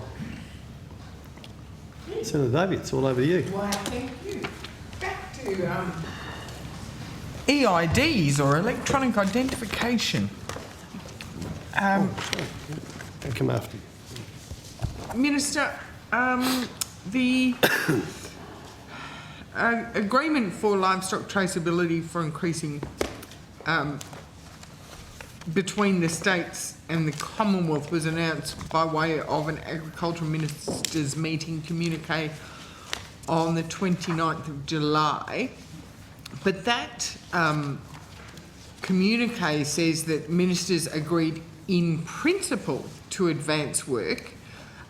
Given that we've just taken evidence today that the agreement is for all sheep and goats born on farm after 1 January 2025 to be tagged, do we take it that it's moved from in principle to a committed agreement? I think it'd be fair to say, I also remember that communique used the words that we agreed to work towards 1 January 2025 as the implementation date or start date, and that was because there were some states that needed to go through budget processes, needed to discuss matters further with their cabinets before locking into that date, but everyone was comfortable to commit to working towards that date. And my understanding, and it's backed by the evidence you've received today, is that states have moved further towards that commitment and feel comfortable with that time frame. Is that anything you'd like to add there? Certainly, Minister, if I can just add to that, in between the 20th of July and the next ministerial meeting, we ran a policy sprint, if you like, where we got together stakeholders and we went through the process, how would this work? And then they went back to ministers and went through the detail of if ministers make the decision, what would be the time frames and those type of things that came out. So. And can I just add one thing, Senator Davey? We've since that communique that you talked about from July last year, we've had another meeting since then in December, and the communique from that December meeting noted that ministers reiterated their intention to implement harmonised tagging requirements for all managed farm sheep and goats using individual electronic identification, working towards 1 January 2025 implementation. So there's if you like, been a hardening of the language and the commitment towards that. If I may, Minister, I'd just add that Agriculture Ministers made the decision at their meeting on the 9th of September, and there's a communique around that as well. Right. So can I just understand how the Ministers' Council meeting works? Is it a agreement by consensus or agreement by majority? So far, I think it's worked differently under different ministers, different federal ministers, because the federal minister of the day chairs it. But certainly since I've been the minister, all decisions have been arrived at by consensus. So we haven't had a single vote on anything. Sometimes sometimes there's been, a bit of tweaking of the language to get agreement across everyone, but everything has been agreed by consensus. Okay, so we took evidence that there's 20.1 million set aside from the Commonwealth to support the states to work towards EIDs for sheep and goats. there's also 26.6 million to support an upgrade to the existing NLIS, which is in operation for cattle. Correct. So can you explain how an upgrade has more funding put towards it than a new build? Because concerns that are being raised with me is that the 20.1, even with state co-contribution, is not even going to touch the sides. Well, again, I might get the officials to take you through the technical reasons why upgrading the databases matter so much, but in essence, the way we've always sort of talked about it is that the database that underpins this traceability system is a bit like the hard drive of a computer. The tags are a bit like the software. If you don't have the hard drive, it's no good having the software. And similarly, you need a strong database in order for the tags to work. The officials can give you more technical, information than me about that. The other thing I think to bear in mind here is that, and again, the officials can add to this, my understanding is that traditionally traceability has been something much more led by states and territories and funded by states and territories. So we are making an unusually high contribution to this by a federal government, but that's because we think it's a really important thing for the country. So I would argue that the contribution we're making is much higher proportionally than we've seen from federal governments in the past, regardless of their political persuasions. But the officials can expand on that. So I just want to understand. So the idea is for the EID tags for sheep and goats to record and feed into the existing NLIS back system. That's correct, Senator. So the current NLIS system does already record cattle and sheep as well, sheep on a mob-based process. So if you go down to recording individual tags, we're talking about enough 70 million tags over the time and all those movements. We're also looking in that process, if you're going to do that, to expand the capability of the system, why not actually expand it to actually how you get better back-end processes, so how it makes it more effective for producers, how it makes it more effective for agents, stock agents, sale yards and processors, how you can use it also potentially to look at things like connect the electronic national vendor declaration, those type of things to actually make it much more seamless for producers. And we're really keen as we think about the uplifting the database, actually make sure we get a strong representation of all the users with Integrity Systems Company to make sure that the new database is fit for purpose for everybody, not just for one or two parts of the supply chain. And so the 20.1 and the 26, that's basically for setting up systems and the upgrades. Is there going to be any support for implementation costs? My understanding is that through the consultation that the department has had, outsourced modelling estimated that implementation costs could be between 350 to 450 million. So the model you're referring to, Senator, is a model we put together with some consultants to actually, so you can run through some scenarios to see where the cost lies and how you might change that process. So it's a modelling exercise. To actually work out if we're going to support the supply chain, but producers, sale yards, stock agents, or processors, where's the support best spent to try and reduce the burden and the cost burden. So that was the basis of the modelling. One of the items that's still on our work agenda. So what we also set up is a sheep and goat traceability task force to look at actually how we run this over the implementation of it. One of the activities that's still we yet to turn our mind to, and we'll do so over the next 12 to 24 months, is what a sustainable funding model looks like for running the system. Excuse me, sorry about that. So that what a sustainable funding model would look like, I take it there will be a lot more industry consultation on that? We're already working, so we work extensively with the traceability, Strip and Go Traceability Task Force, which has the industry on it.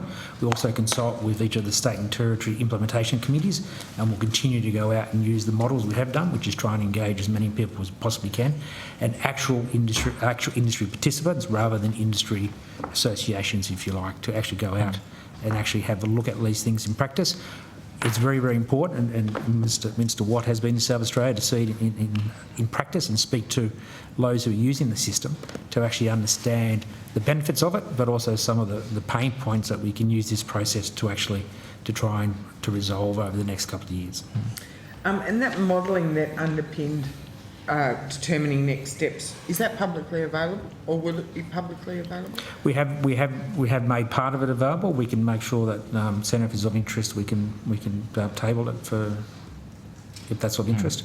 That would be good. Senator, it's important around that cost model to understand that it's scenario based. There's a number of scenarios. There's a number of assumptions, and so what it allows and in its primary purpose for which it was built was to allow the states and territories to play around with some of those assumptions, some of the timings around implementation, the volume of infrastructure and equipment that you might need, so that you could make some assumptions around what might be needed from an implementation point of view. The costs within it include the costs borne by everyone, both from a system and infrastructure and equipment perspective. And what's really important here is that traceability is something that is a responsibility of everyone, both industry participants themselves, state governments, and the Commonwealth. And that's why we've recognised that and are supporting it from an upfront perspective. It's why we've got money upfront for the NLIS system, but ultimately these are things that need to be borne by everyone in an ongoing cost and expense way. And with the NLIS upgrades, yes, are we confident that they will be complete in time for a 1 January 2025 rollout of the... We're working on that time frame, and we have no reason to think otherwise, Senator. And Minister, will responsibility for mandating the EID program be with the states, or will it require federal regulations? That's states. I think it's state. That'll it's be states. states. Yeah, correct. And so will the states be given briefing packs, and all states will, because we have seen state agreements in other areas where one state might go ahead as agreed and other states then become a bit... Well, we already have it in Victoria operating now, Senator.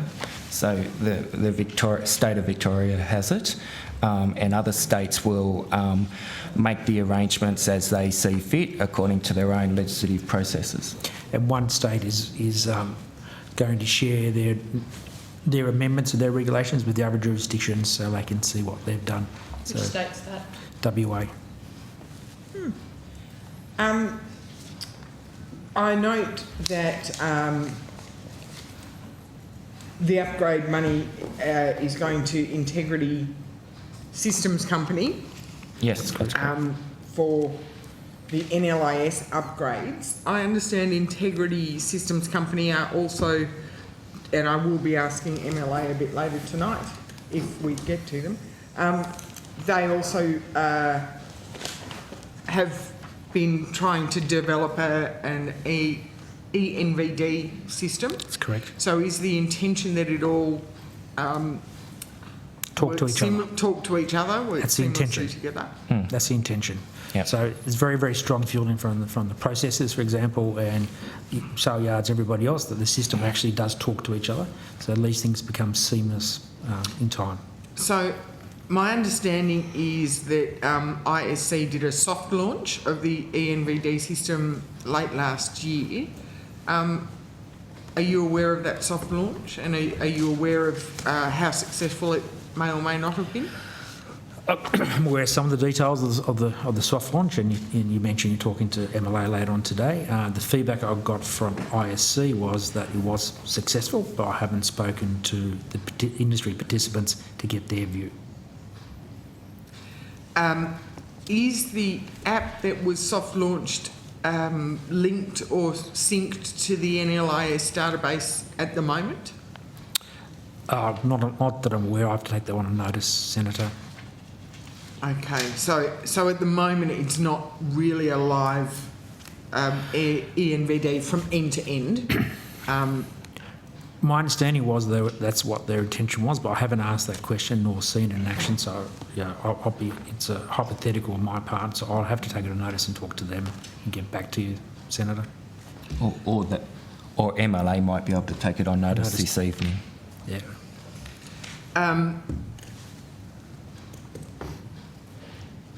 How many? I will ask MLA. So, when it comes to things like how many movements have been processed through the app to date, is that a question for MLA, or do you have that information? I don't have the information, Senator. You don't have that information. So, federally, we provided, I think, was it 11 or 20 million to 20 million for the development of the ENVD? I'm not aware of us. The ENVD is being developed through industry funds through ISC. So okay, so there's no federal funds there. We haven't funded the development of that, Senator. Right. Department versus the Commonwealth. Yeah. I missed that. When you said Yeah. we aren't, did you mean the Ag Department? Well, the Ag Department hasn't, as a particular element of the electronic ID or traceability initiative. We haven't funded that particular app. No. Right. So. Okay. So I think just to clarify, so the current ENVD being developed by ISC in conjunction with SafeMeet has been funded by ISC. The 26.6, which is about how you actually modernise and uplift the current NLIS database, the design for that will actually make sure it talks to those other systems, so you have that seamless transfer of information. I'm not aware of the current app talking to the current system, but you're talking to MLA this afternoon. I can foreshadow that to them, and I'll make sure they're ready to answer that for you, Senator. Yes, I hope my other commitments and estimates will allow me time to come back for MLA. They love seeing me here. So, just while we're talking about traceability and the importance of traceability, in the 21-22 MyEFO, the former government invested 68.4 million into agricultural traceability. Does this EID system fall into that agricultural traceability, or is that 68.4 million entirely separate and focusing on other areas of agricultural traceability? Well, it's all related in the same direction and same ambitions, but it's separate funding, Senator. Separate funding. So we've got 68.4 for the Australian Agricultural Traceability system, and then we've got the other 46 point. There's over $100 million for traceability, of which the National Traceability System is the system as a whole for all agricultural products, and $46.7 million is for sheep and goat ENVD. So, of the 68.4, what programs are being implemented through that program? So we have a number of initiatives, and Mr McDonald will go through some of the numbers shortly. So the idea for that is we build a national traceability strategy, which we've developed with industry at the moment, and we're just going through a consultation process around implementation plan. That is designed to think about how we as a sector, governments and industry, think about where we want traceability to go in the future. Underneath that program, there are a couple of initiatives. One is a leadership about how we actually join up industry to how we want to do that. We have some grant applications at the moment around sustainability, looking at what are the data gaps for sustainability, for traceability. And we have some grants at the moment around RegTech to looking at how we actually get into the concept of rules as code for that, which has enormous benefit, reducing costs for producers. But Mr. McDonald, do you have additional? Yes, thank you, Mr. Cal. So as we've just outlined, there is funding being devoted to a industry and government national traceability strategy. Underneath that, we're also working up a 5-year implementation plan. On the 19th of January 2023, the Minister announced a $4 million competitive grants round for sustainability credentials, and that provides funding available for peak industry bodies, research organisations or consortia to support agricultural stakeholders to identify and collect sustainable agricultural data and to develop consistent ways for reporting that for both their trade and marketing advantage. And then there is also a $6 million competitive grants process announced by the Minister on the 6th of November 2022, which is our regulatory technology grants for traceability, and they're about trying to identify where there are cost-effective digital traceability and regulatory systems that we could bring together. You are probably aware that one of the big gaps around traceability is the sharing of data. It's probably the biggest gap that we've got. And what that competitive grants process is seeking to do is, rather than trying to redesign it all and come up with one system, how do we, so to speak, try and tap into all the various bits of data and systems that are out there and find solutions that might operate with each other for broader sector gain. Senator Davey, sorry to interrupt. Can I just get an indication, because Senator Roberts has questions, whether Senator Roberts comes back after the dinner break? And I know Senator Faruqi has questions. And not rushing you? How long you'll be? Well, probably after, I think, because I've got quite a few questions on this. And then Senator Faruqi. Chair, I have only a few questions. So can we squeeze Senator Faruqi in before the dinner break? Will you be No, fine? I've got 6:45, so I think that's 45 minutes away, so it should be possible. Yeah. Should be possible. Yeah, because we'll let you run out, and Senator Faruqi's only a few Senator minutes. Davies already had 20 minutes. No, I'm not counting Senator Faruqi. Trust me. Sure. We've had this. I'm happy to start the It's a count, time but I for don't think the opposition. senators would like that. So Senator Roberts, sorry, after the dinner break, if you come back, can we afford to go to Senator Roberts for a couple of minutes after when we commence on the dinner break? That's fine. That's All fine. right, mate. 7:45. So, I'm glad you mentioned not reinventing the wheel, because one of my biggest concerns, particularly about grants processes like this, and when we talk about traceability, industry has already done so much work in traceability. You've got the cotton industry, where you can now get QR codes and you can see where that T-shirt that you buy, what paddock that was grown in. So that is end-to-end traceability, and I commend Cotton Australia and the cotton industry for doing that. Wool is getting up there as well.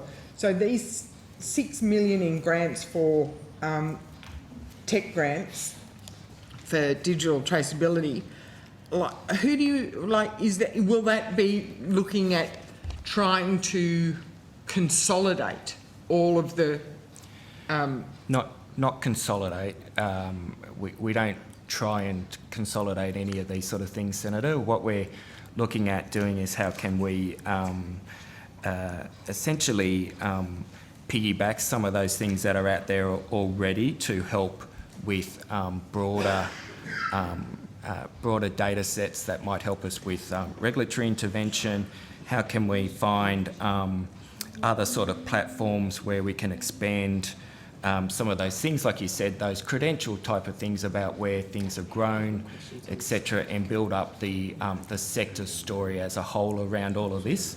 That particular program received over 80 applications, which we're currently being assessed at the moment by a departmental advisory panel, and we hope to be able to provide something to the Minister around those successful decisions soon. If I can just add, Senator Davey. So through 2022, we did extensive industry consultation, and what industry were telling us was, one, they want some national leadership here, which we're stepping into that space to do. Other one, which is you already hinted at, Senator, which is they already have good systems, they already have good data sets, and how do we actually start to use those natural systems, and how we start to bring that together and connect them together to allow them to tell that story. So so what we're trying to do is say, let's as a whole of industry get together, let's actually work out where we want to go. How do we use those natural systems in a way that in the best interests of the supply chain, the producers? How do we actually make sure we set up a system that they actually control their own data, and they can actually choose how they use it, and how can they use it in such a way that allows them to talk to their consumers, whoever that may be, whether it's domestic or international. And if we can do that, then that's a big boost for the sector, and goes to the heart of some of the comments the Minister made about his overseas trip, where our consumers want to see some of these. Industry already has very good systems. It's how we actually bring that to life to allow them to do it. And Minister, with the $4 million in competitive grants for sustainability, can you reassure us that this won't be a program where early adopters miss out because they've already undertaken, you know, as I said, industry's already well advanced in traceability. They're also well advanced in doing things like monitoring their soil carbon loads, not just for carbon credits, but often so that they can reassure their buyers that they're a sustainable practice. And I've had farmers raise it with me that because they're ahead of the game, that they're very worried, because we've seen it with past reforms that are for the good, but some of the early adopters, some people who've adopted really good sustainable practices miss out because they can't prove the additionality. I've certainly had that issue raised with me as well, Senator Davey, not specifically about this grant round, but around this sort of innovation in general. It's also come up in the context of what changes might get made to carbon markets, biodiversity markets, that people who, if you like, have been doing the right thing for some time don't want to be disadvantaged. I'm not totally across the eligibility for this particular grant program. I remember making the announcement about it, but the department might be able to say a bit more about that. Certainly, thanks, Minister. Look, you know, the challenge you raised about those early adopters who are disadvantaged, for want of a better word, about these programs. So the idea of this is actually how you start to join all these systems up, and how you actually, there'll be some around looking for some data gaps, which may some industries will be better served than others, but it's really about how you join the system up and how you start to connect these things. So some industries, as you quite rightly point out, Senator, the cotton industry is a very good example. With the Better Cotton Initiative and everything else, have been well advanced in how they actually collect information and tell a story. There will be opportunities, not necessarily depends on the merit of the applications and everything else, for us to continue to work with industries like cotton, the cotton industry, about how we can help them in developing a better story, or a story for export markets, how we can do it. I don't have the eligibility criteria in front of me.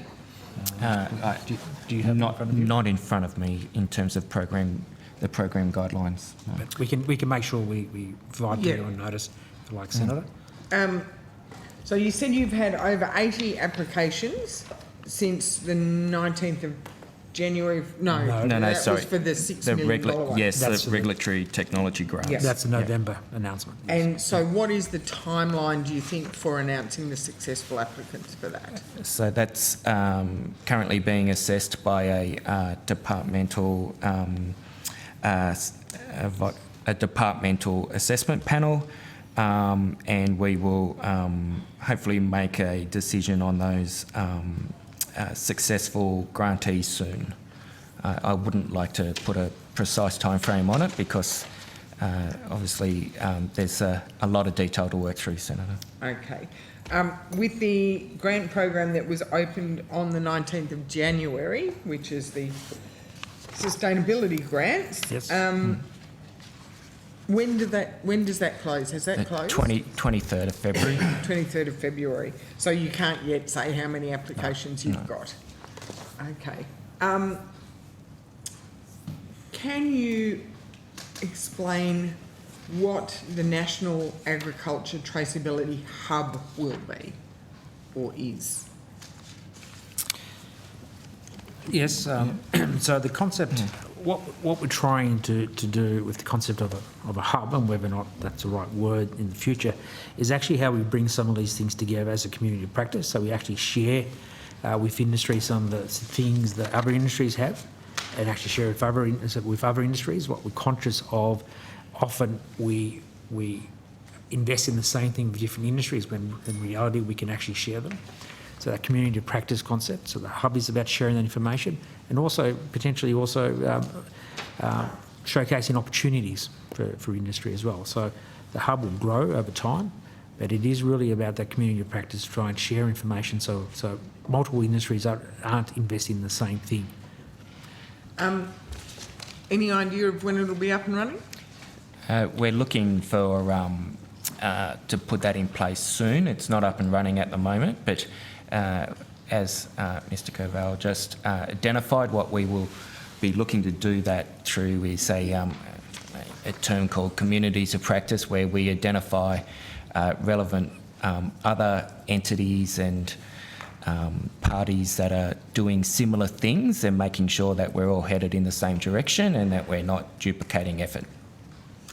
And that will feed into the strategy. When the website says the strategy is scheduled to be released mid-23, is that on track? It is. We have a draft strategy right now that's being consulted on, Senator. And can you tell me what industry groups are being consulted on that? So the draft strategy went out for broad consultation. Okay. And so we had a working group, if you like, where we actually had a small group of people work the strategy up and put it out for consultation. The working group consisted of industries like Sheep Producers Australia, Wool Producers, AMIC and a few others. I've got it here somewhere. But Mr. McDonald is just looking for the list of...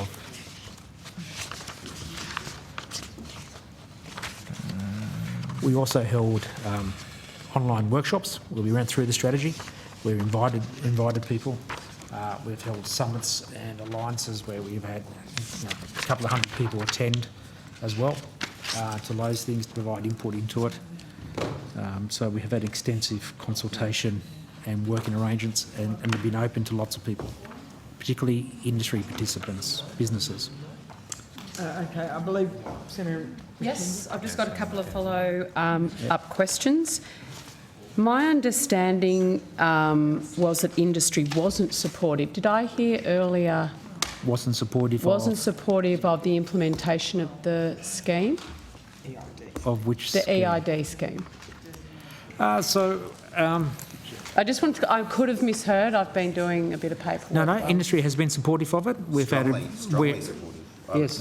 Industry strongly supportive. Which industry? Who have we spoken to? I mean, the most recent activities have been regarding sheep and goats. Yep. Sheep Producers Australia. Yep. In my pack here somewhere, I've got the quotes from, Safe Meat Chair Andrew Henderson.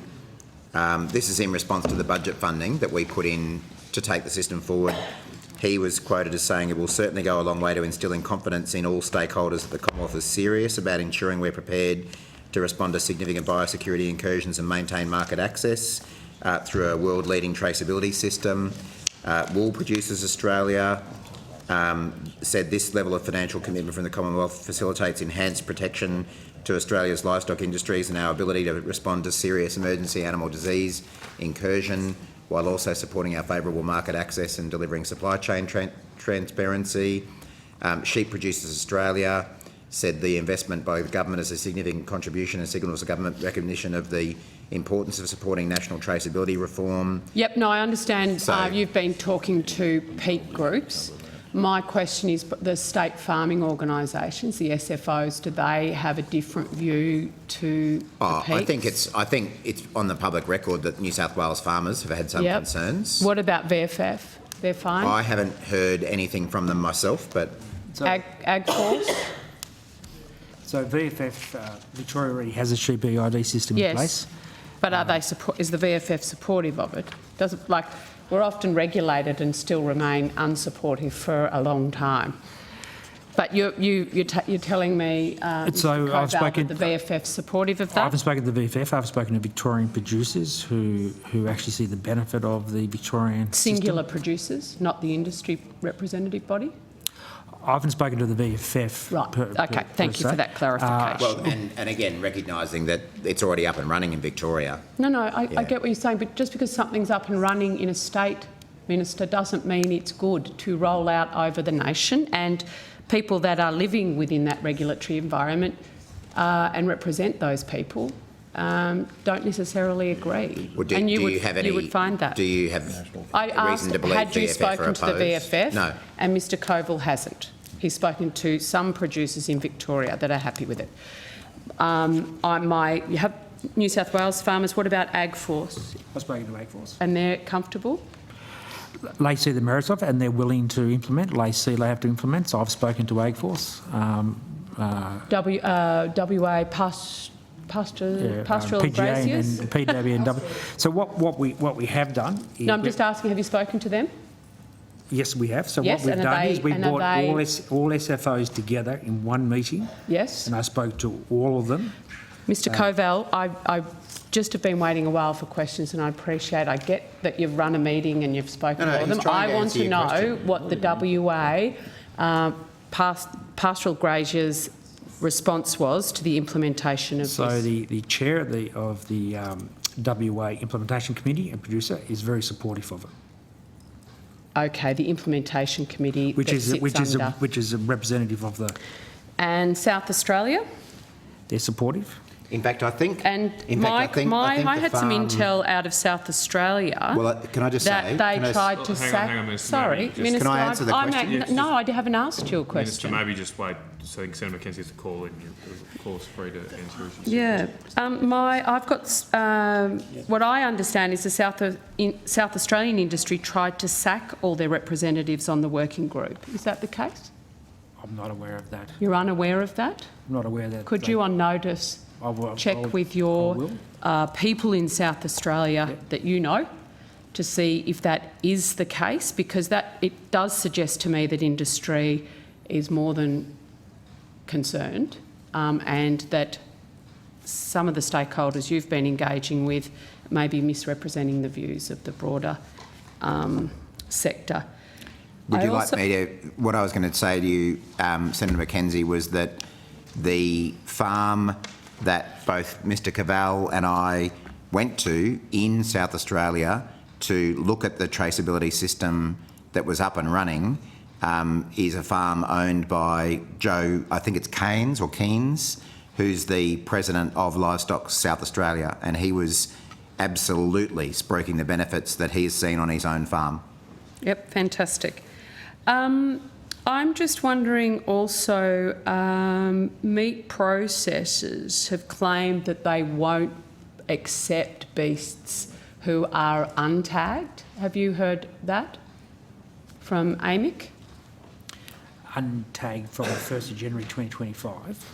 Untagged, like not post 2025, pre, and there's concerns from producers that this will have an impact on their ability to sell their beasts on an open market. I remember some comments to that effect by AMEC probably 3 months ago. And I'm just wondering where that, I'd heard those I comments. can't remember exactly what they said, but I certainly remember them making comment about this, yeah. So AMEC was seeking a faster rollout of the electronic tagging of sheep and goats. Once the decision was made on the 1st of January 2025, AMEC have accepted that is the date. They still would like to see faster rollout, but they know the date has been agreed for January 2025. I've not heard anyone mention to me that any animal without electronic tag in it is not going to be accepted by a processor between now and... Can you clarify that? Because I think it would give great comfort to primary producers, given the consolidation that's gone on within the processing sector, that there's nowhere else you can sell these beasts. I will follow that up. And there were concerns around the ACCC as well. So I would really appreciate if you could get a direct statement from AMEC turning over that claim, because there are concerns amongst producers. I mean, having said that, when we can't control what industry bodies say on behalf of their members. Well, I would hope, we're in dialogue that with if them. you have the processing sector of whether it's dairy, whether it's meat, chicken, etc., given the consolidation in all of those industries, if the processing sector of that supply chain is basically saying we won't accept product from farmers for processing, and therefore the farmer has nowhere to sell it, that would be a matter that you would be taking to the ACCC Agricultural Division. No, but you're assuming that the deadline won't be met by farmers, and we're working with farmers. No, I'm not assuming that. No, I'm not. What I'm saying is between now and the deadline, AMEC needs to make it clear to primary producers that they will be accepting untagged beasts. Well, I'll leave it for the department to have some discussions with AMEC. Thank you, I look forward to that. But we're committed to getting this to happen. I've got some questions on RDCs. I just want to know how many meeting requests has your office received, Minister, from RDCs since becoming Minister? Senator? No, this is a general question to the Minister. I don't think we're in this outcome. We've moved on to outcome 2 after a very long So your outcome diary 1. doesn't extend to outcome 2? Sorry? Your diary doesn't extend to outcome 2? Where we're talking about plant health and biosecurity. No, I'm asking if you have received requests from RDCs to do with health, plant and animal health for meetings? I've received and met with representatives of RDCs on numerous occasions since becoming the Minister. Have you met with AWI? Sorry? Have you met with AWI? Yeah, I've certainly been at events with all the RDCs that AWI have been at. I would need to check my diary to see what other engagement I've had with them. Thank you. And I'm sure there'll be lots of people back on the blue carpet that will be able to help us before we adjourn tonight about the meeting requests you've received from RDCs. About biosecurity and plant health matters? Well, I don't care what the topics are. Well, that's the section we're in. I'm interested in the Research and Development Corporation's access to their Minister. Well, most of them will be appearing tonight, so we can talk Minister, about it tonight. it's a batch lot. Because I'm not asking the chair of the RDC or the CEO of the RDC. I'm asking you if you've had meeting requests from RDCs and which ones you've met with. Well, that's it. We're trying. It's a simple question. I'm not trying to be difficult, but we've had cross-portfolio at the beginning of the day. We've had many hours of option 1. We've finally had an opportunity for people to ask questions about biosecurity, I'm and allowed you're to wanting ask to the sort of jump questions, around Minister, about meeting as requests. you reminded me when I sat where you're sitting numerous times. So I'm asking the question, meeting requests from RDCs, which ones you've met with and which ones you haven't. And specifically, I'm happy AWI Hawk Sorry, Australia. Chair, can I just say a point of order? Absolutely. All right, thank you. Look, just on I guess the relevance and the appropriateness of whether these questions should be asked in this outcome or earlier in the day during cross portfolio. I'm just trying to get some clarity from you or the secretariat around whether they should be asked now. I think in fairness, education seems a little bit of a grey area. The questions do go to organisations that do work in this outcome. I realise it might not, the Minister might not have the officials in this section. The Minister's obviously has the right to answer in the way he sees fit and or take the question on notice, but Minister. Did you have anything further to add, Minister? I haven't got anything further to add. So are you taking that on notice? I'm happy to take it on notice. Okay. How many times have you met with the Council of RDCs? Chair, we're not going to pay any attention to the outcomes that we're in? Well, Senator, this is a broad-ranging estimates hearing. We're trying some of the RDCs, as we've established, as I've just ruled, some of the RDCs do relate to this outcome. Does this program have any relevance? Well, Minister, I cannot direct you how to answer the question. If you do not think it is relevant, you can take that position. I don't. But I'm also going to be liberally minded, as I was as chair of a Senate committee. When you're in opposition, I will be quite liberally minded about what questions can be asked, but I'm not going to direct you how to answer them. That's up to you. I have met Troy Setter, as you know, is the chair of the Council of RDCs. I have met with him in that capacity on a number of occasions, most recently probably a fortnight ago. And I've actually got a meeting planned with him before the end of the week, ahead of the I think it's a meeting of the chairs of the RDCs that's occurring in early March. So I'm... Will that be your first meeting with them? With the chairs of the RDCs? As a group? No.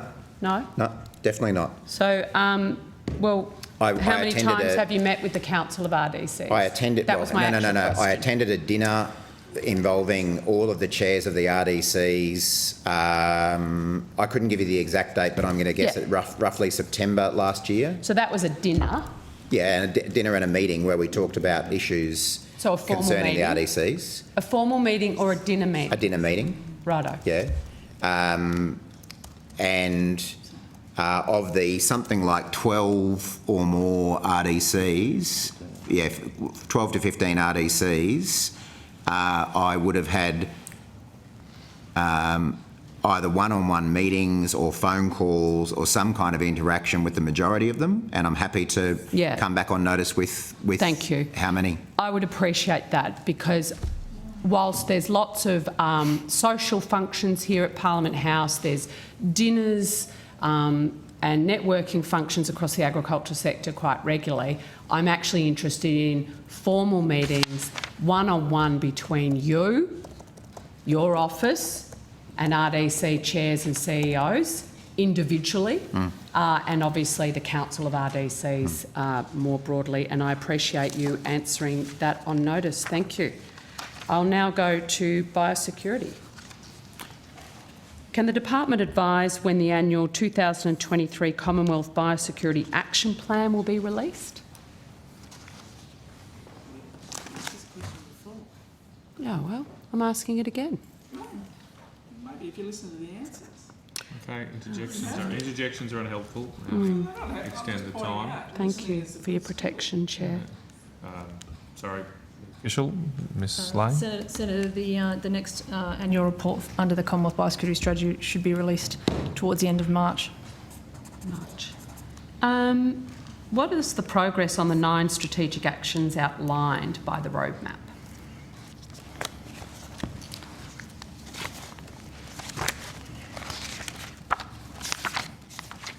Senator, I'm happy to provide some further detail on notice, because those actions are considerable in terms of the breadth of coverage. Actions. But in short, a range of activities are underway across the breadth of the Biosecurity 2030 strategy.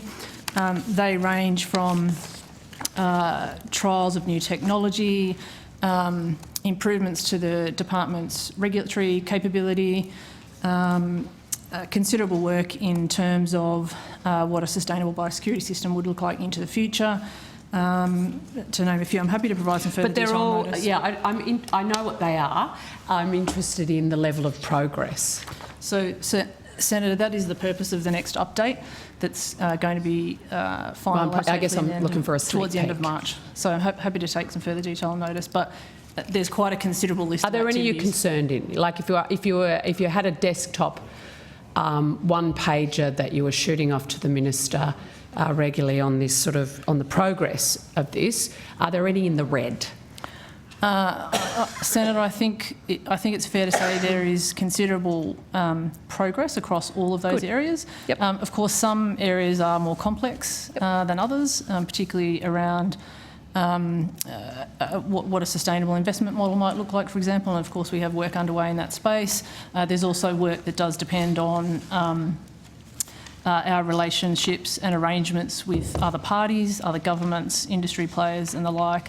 And of course, it does take some time, for example, to embed new technologies, for example, into the regulatory process. So some processes will take us some time to fully implement, but I would say there's good progress across all of the areas of activity in the strategy. And so we're looking for the action plan to be released in March. Will that, so that will contain the 9 strategic actions and a detailed It will sort provide of an update. report, if you like, It will on the progress of those It will. 9. It will provide an update on progress against each of those areas. Well, that'll probably, will that be released before the questions on notice are due back? Let's save you some work and say yes. I'm sure we can provide some further detail on notice, Senator, depending on the timing of those questions on notice, because there is quite a bit of activity underway. Yes. But the plan currently is to have the formal update on the strategy by around the end of March. End of March. Okay. Well, either way. Initial steps for the listed on the Commonwealth Biosecurity 2030 Action Plan 22. What about an update of any of these initial steps that are yet to be delivered on? Again, that will be covered in the update. Could you, as of today's date, let me know how we're going? I'm not sure if I have that detail with me, but Senator, from memory, some of those activities in those initial actions in the strategy included, I think I've covered a couple already, but work around the department's regulatory capability, and certainly there's a lot of activity in that space. We've rolled out training across biosecurity staff through a dedicated training package. We also, I think, undertook to do some work in terms of cargo screening trials and the implementation of the So are there any initial steps that haven't been delivered on? I'm going to go to Senator Faruqi. Before the break, I did ask if we could manage that, and after Senator Davey had finished, and I'll come back to you after. Senator Faruqi. Thank you, Chair. I've just asked the That's all right. department official a question. Yeah. She was literally about to Oh, okay, I apologise. Do you want to answer the question? I think we've made progress against all of those areas, but as Thank I've said, some are more complex, and so some progress may be further advanced in some areas than others. Thanks, Ms Lane. Sorry, Thank you Senator so Kenzie. I much. just want to share it around a bit so Senator Faruqi can have a few minutes. Senator Faruqi, we've got about 10 minutes to the break. Thanks, Thank you. Chair. When we were here in November, the department advised that the 5 independent observer reports from 2022 would be published within weeks. 3 of the reports were published very quickly after a story came out in Guardian Australia highlighting that no independent observer report had been published since June 2020. The 2 that remained unpublished were provided to me yesterday after an order for production of documents passed in the Senate, which I had put up. So I guess my question is, why does it take adverse media reporting or a Senate order to get these documents published? Like, what is the resistance to this transparency? Senator Matthew Gavell, Acting Deputy Secretary of the Ag Trade Group. So the independent observer reports there's a process we go through. So we get observational data from the independent observer that normally comes within 5 days after the voyage has ended. We go through that with our voyage management team. We get peer reviewed by another independent observer to make sure we capture everything. We actually have to go through videos and images and everything else. It does take some time to go through that process and everything else and pick it all up. So it does take some time. Sure, but they were very quickly published as soon as the article came out. That was, as soon as so, I put an OPD in. I'm just saying, why doesn't the department just publish them without these things? So the Guardian article was just coincidental. We actually had planned to publish them. What we're trying to do is move to a regular publishing time frame. So we publish everything on a regular cycle, so that we actually not just do them as they become ready, but on a regular process. So we're more than comfortable with the Independent Observer summary reports being published. But what we want to do is actually move to a regular cycle, so it becomes really clear for everybody when they're going to come out. So you will make that information public? Yes. As to when they will come out, okay. From when the Independent Observer program restarted in May 2022 and then up to 30th September 2022, only 5 voyages were accompanied by an Independent Observer. So I'd just like to know, since 30th September 2022 to now, how many voyages have Independent Observers been on? Out of how many? So I have some numbers to the end of 31st December 2022, 31st of December 2022. Yep. Okay. So there's 78 voyages that met the criteria. 11 of those voyages had independent observers on board. So the next question would be which ones didn't have them on. So 20, the reason why we only had 11 observers on board rather than 78 was 20 of them went to China, and there was COVID restrictions about access to China at the time. 33, there was insufficient space. So insufficient space means we've got to make sure there's life-saving equipment, everything on board for the independent observer. One was because we received travel advice that was unsafe to travel to that country. One, we had no observer available, and 13 because it was too short notice to actually get an independent observer ready to go. And how many did you say didn't have space? 33. But they all met the criteria for an independent observer to be on them. So what are you going to do about this? So at the 11 moment, out of 78 is a very low percentage. That's true. So what we are doing at the moment is trying to work out exactly, is there a pattern to why there is no space? What does that pattern look like? What we can do to actually implement a revised independent observer policy that perhaps starts to fill some of those issues that you mentioned, Senator. Could I just very quickly go back to the regular reporting? Is it going to be monthly, or what is your cycle going to be? So our intention is to do it on a quarterly cycle, like we do the incident reports. So intention is to actually every quarter we release the incident reports and independent summary reports every quarter. So it becomes a known thing. Minister, back in November, you said that you hadn't made a decision about whether legislation for the phase-out of live sheep export would be considered in this term of Parliament. Yes, we're almost 1/3 of the way through this term of Parliament. I'm just wondering if you are any closer to making that decision to phase out live sheep export and putting in legislation in this term. No, I'm not, Senator Faruqi, and I'm not sure if you were here this morning when Senator Brockman was asking questions about this, but we will be announcing before too long a consultation process with all of the interested stakeholders about how we would implement this commitment over what time frame, what legislation may or may not be required. And it's really a matter for that consultation process to provide me with some advice about that. Okay. And the department released proposed amendments to the live export rules, I think it was late in November last year. The proposed amendments allowed for, amongst other things, also allowed for additional time for exporters and the Australian accredited vets to respond to show cause notices. And I understand that animal welfare experts like RSPCA have argued that greater priority and accountability is required on animal welfare, not longer response times for exporters and vets. And I think what they say is that additional and unspecified response times will further exacerbate unacceptable time delays on the department's responsibilities in responding to, investigating and reporting on animal welfare breaches. So what was the basis of putting this change through? So many of these investigations are very complex investigations. They could involve, if they're in a third country, they could involve investigations in terms of looking at large amounts of video footage, for example, those type of things. So the idea was to try and actually to actually make sure that we had sufficient time for natural justice about how we actually work with exporters and veterinarians about what we saw and what maybe happened. That the consultation on the rules only just closed last week before, and we're going through the submissions to date around what people have raised, and we'll consider the submissions as we go through the process of finalising the rules. And when will it be finalised?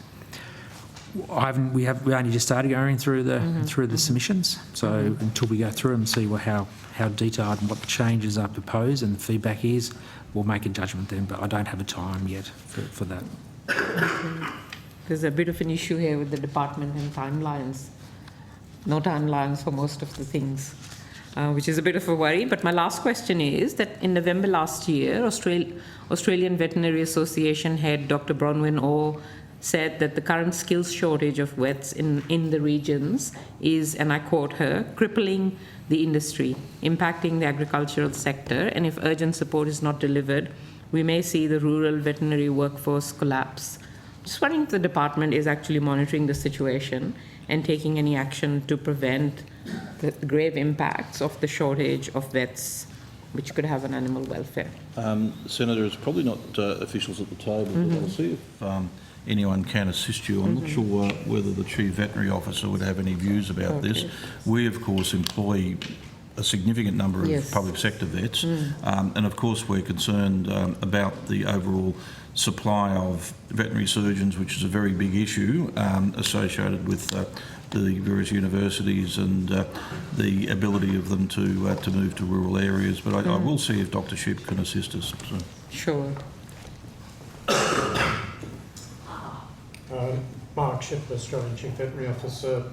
So there is a shortage of veterinarians nationally, and not only in Australia but in a number of equivalent countries, our peers such as US, Canada, UK and New Zealand.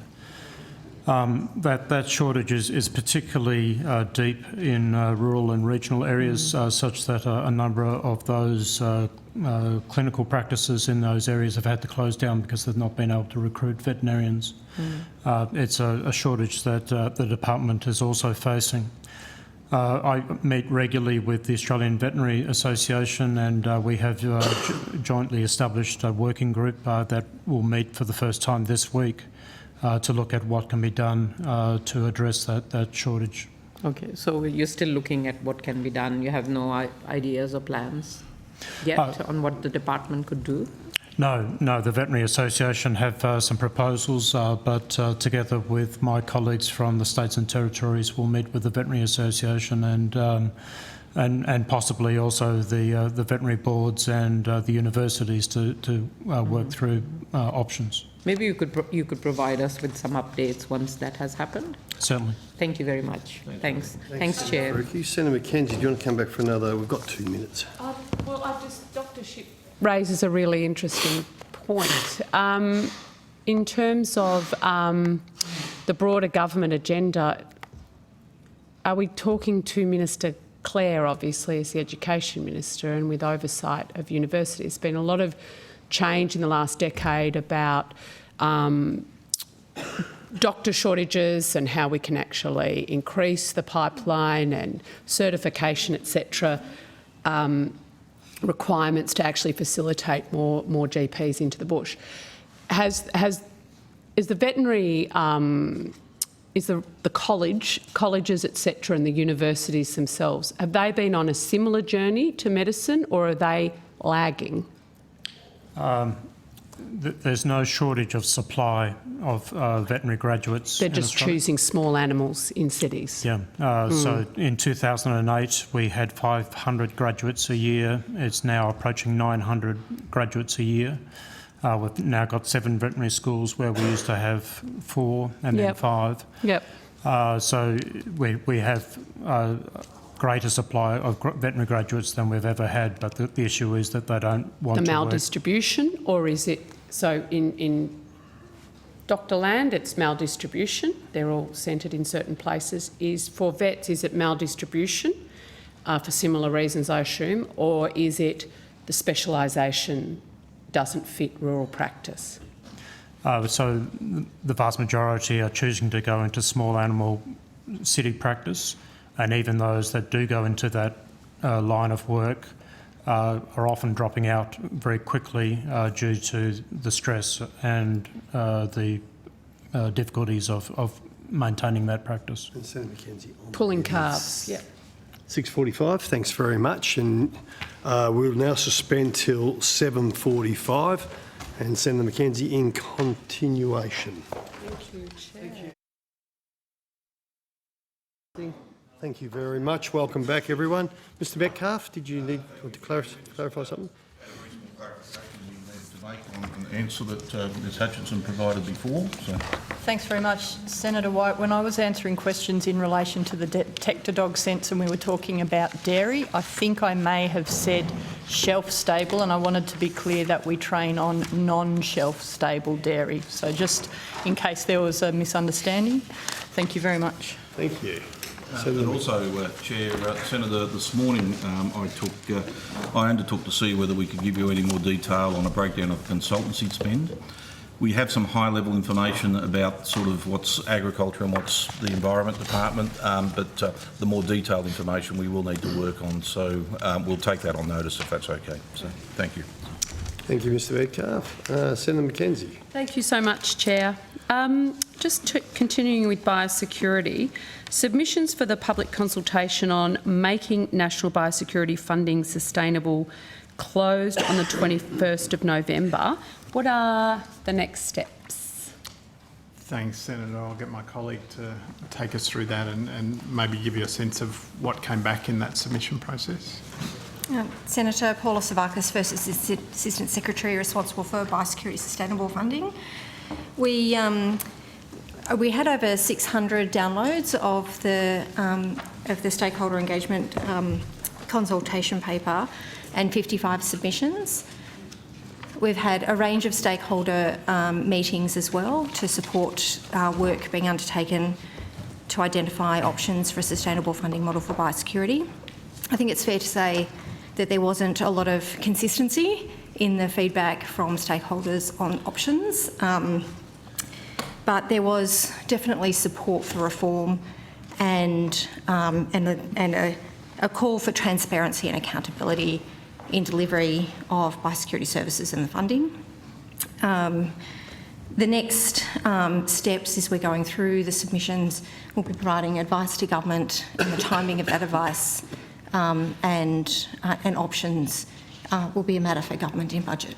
So when are you planning to provide that advice to government? It's part of the budget process, right. Senator.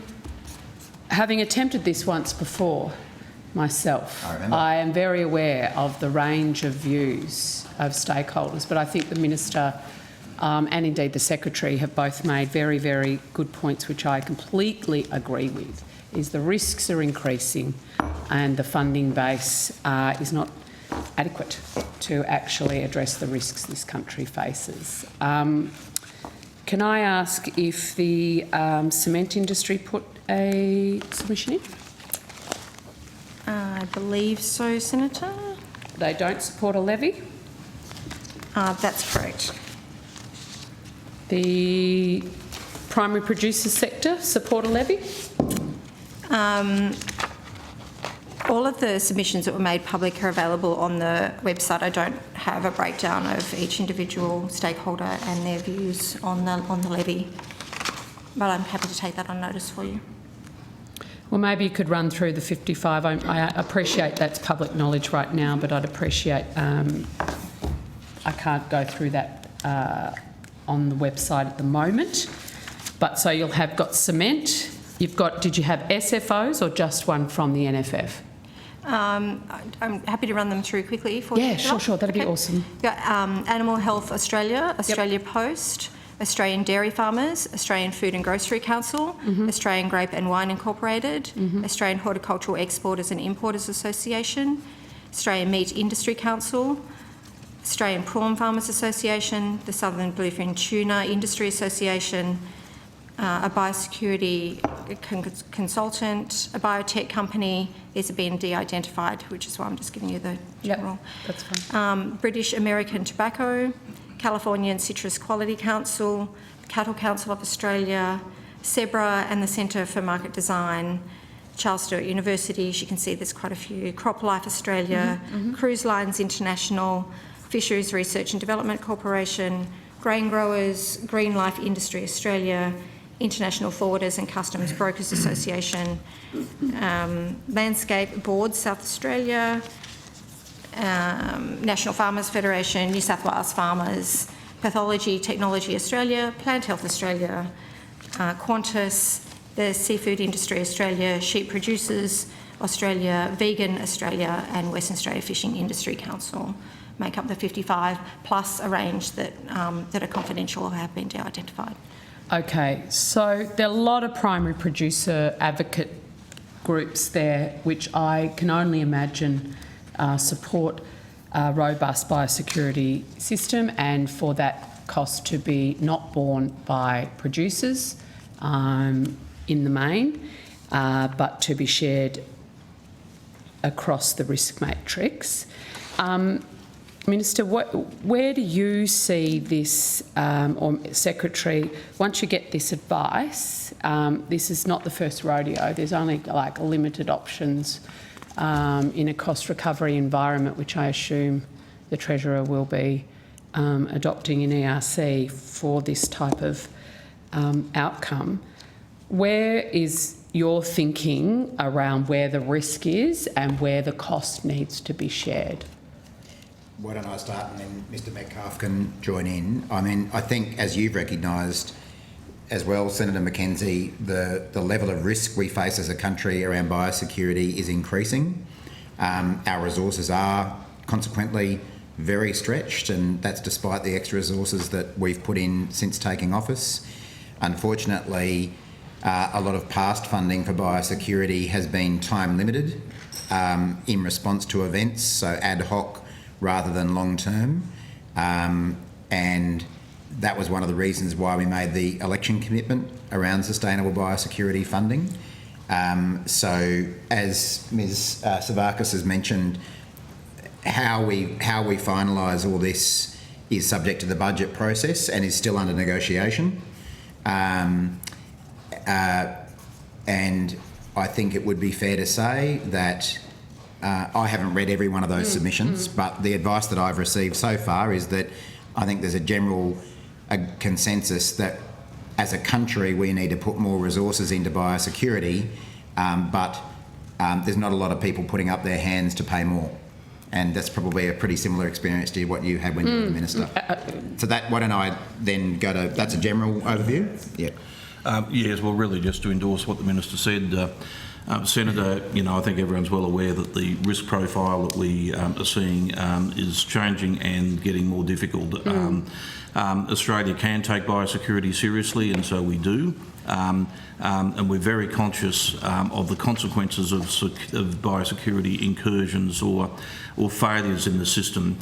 You know as well as anyone, better than most, that it's a cooperative system between the Commonwealth Government, the state and territory governments, industry bodies, and ultimately everyone who imports something to Australia, every passenger or traveller who comes into the country.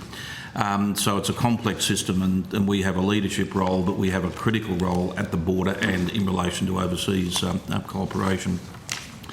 The system is under great stress because of that changing biosecurity threat matrix, but also just because of volumes and the and we are very mindful of the implications of failure.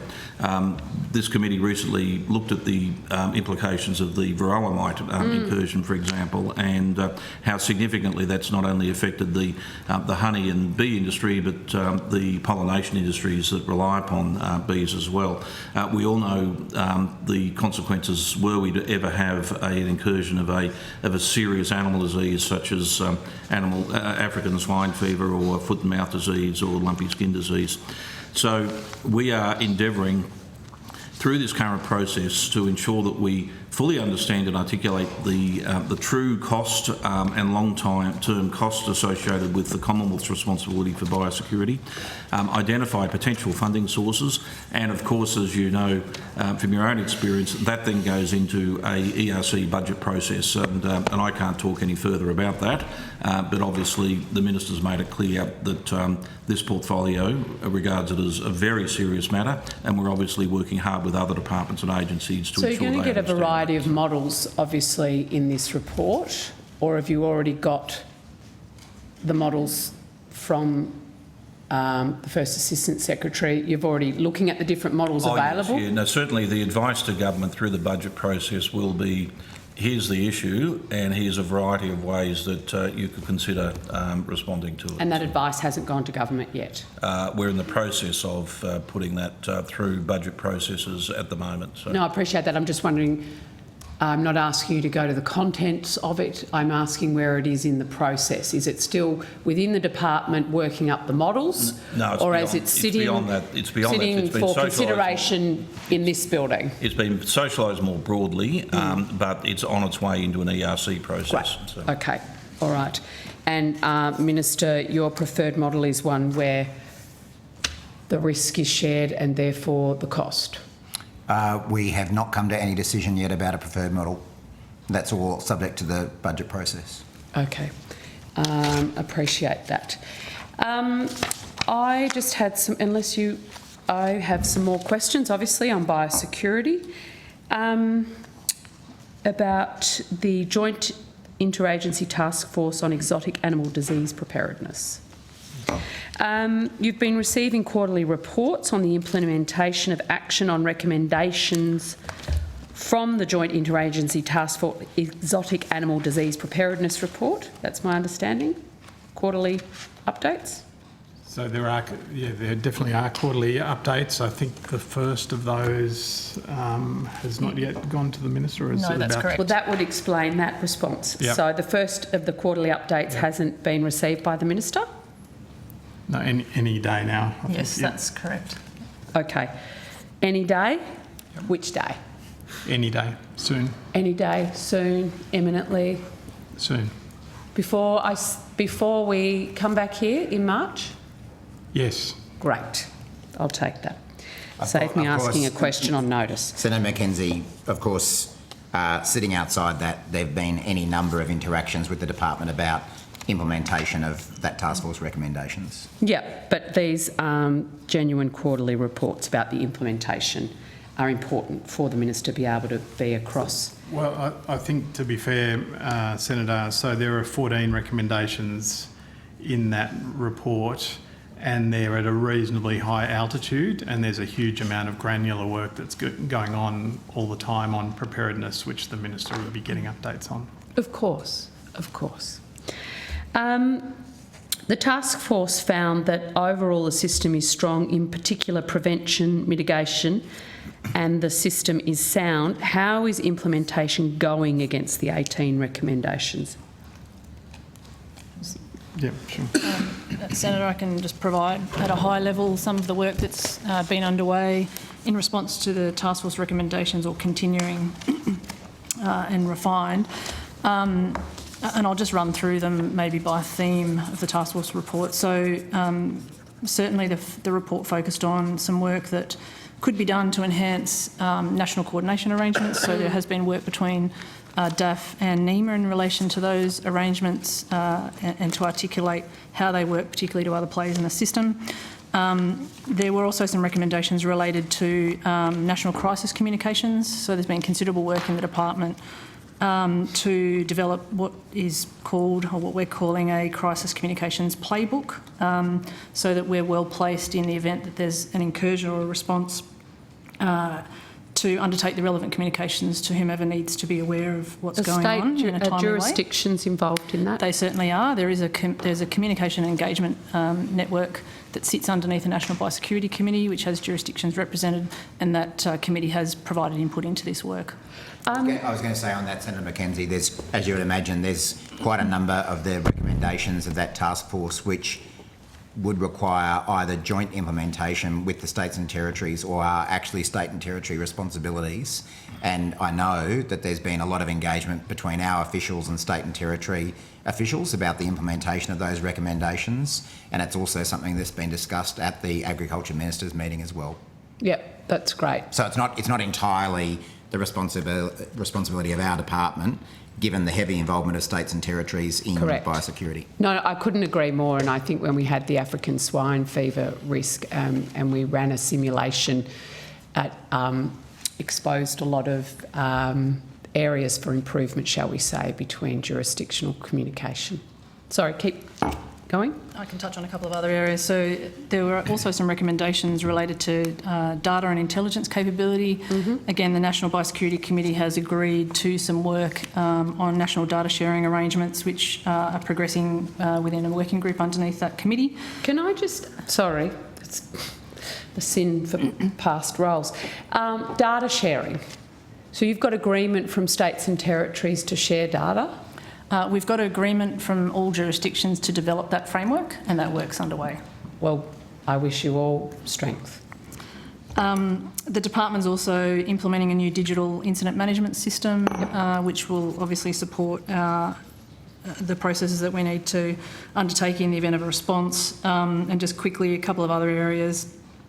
There were some recommendations relating to reviewing and rationalising key response plans, not only within the Commonwealth but across other jurisdictions. So, what does that mean?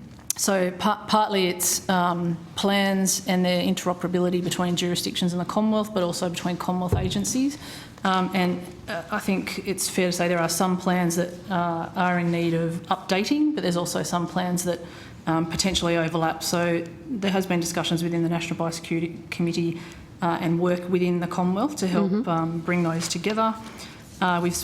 We've spoken about the quarterly report, and there's also some work underway not only within the Commonwealth but across jurisdictions. In fact, a pretty heavy program of work over the past 6 months in terms of exercising various processes and systems within each of the jurisdictions, the Commonwealth, and how they intersect, and they will continue over the coming months. There's some work which has a little way to go, but there's some work that has commenced in relation to the workforce strategy. Sorry. No, that's all right. And also in terms of critical supplies that would be needed in the event of a response. So there has been some work commenced there, but there is, I think it's fair to say, there's still a little bit to do. They're just a few of the areas, Senator, but happy to take on notice that I'd really appreciate. And Senator, sorry, I'd just add, we spoke earlier about the National Biosecurity Strategy. So that has as one of its pillars preparedness, and it also has a pillar that relates to information sharing and supporting systems. So in the context of discussing both of those, which we did with the states only a few days ago, preparedness is the top of the priority list. Yeah. Okay, thank you. When will exercise, and my apologies for my pronunciation. Paratus? Paratus. Paratus? Yep. I was going to be Paratus, but Paratus. What's it named after, sorry? I have to take that on notice. I have been told this, and I remember thinking it was quite clever. Someone text the Minister now. Where's Mark Shipp when you need him? I think Dr. Shipp was the one who told me what Paratus... Oh, I will call Dr. Shipp to the table. Oh. No? Prepared. Arranged. Prepared. Practical I knew it was something. I knew well it was done. something. Sorry, Mark. Everyone struggles well with done. pronunciation. Yes. I'm not actually sure if it's Paratus or Paratus. I've always called it Paratus. Okay, well, we'll go with Paratus. You're the Minister for the moment. Thank you for the vote of exercise in preparedness. That's well named. So when will that actually take place? So that exercise program is actually a series of exercises, Senator, that have been underway for some time. I think we've run up to now around 8 exercises. And we've obviously done some refinement of that program as well in response to the task force report. So we have been more recently focused on embedding some of those core capabilities within the department, and also how we will intersect with national arrangements through NEMA. But there will be further exercise still to come within that program of work. And as the recommendation from the task force suggests, an ongoing schedule of exercise activity, not only within this program but beyond. So the coming in under NEMA, where you'd have the sort of, you know, if you're having an emergency situation, you'd have all the stakeholders, all the states around the table, chaired by the Director General, etc. So that now is, biosecurity is also going to be within that, plus the disaster framework, is that correct? Yeah, it always has been, but the whole objective of the work that the Minister commissioned last year, Senator, was to really refresh and strengthen, because there had actually, I sort of went back and researched that, there was actually quite a lot of work done about 20 years ago after the FMD break in the outbreak in the United Kingdom. But over the years, many years, things sort of just fell away.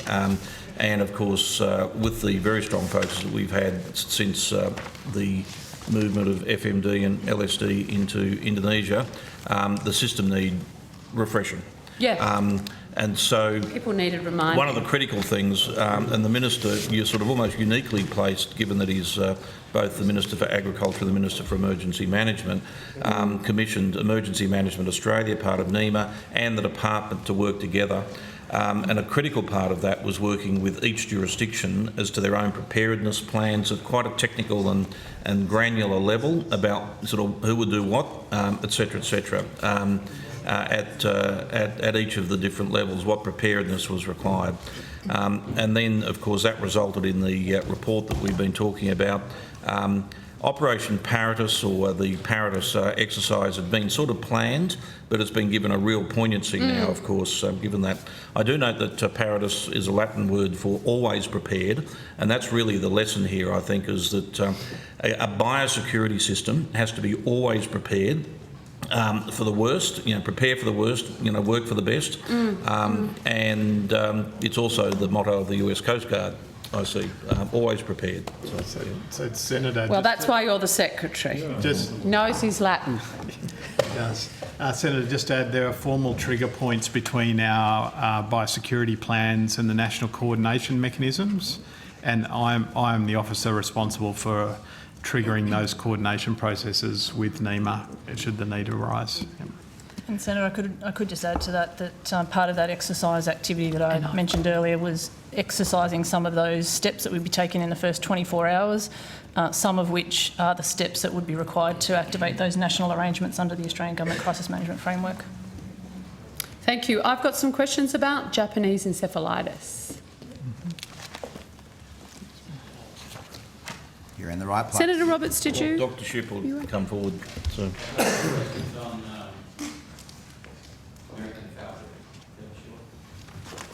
American, I didn't, sorry. Right. Well, I can keep going on encephalitis. Or did you want to give Senator Roberts a chance? I wouldn't mind, because I did say to Senator Roberts to come up earlier. So thank you, Senator Roberts. Thank you, Senator McKenzie. Thank you, Chair. Thank you for being here. My questions are on American foul brood.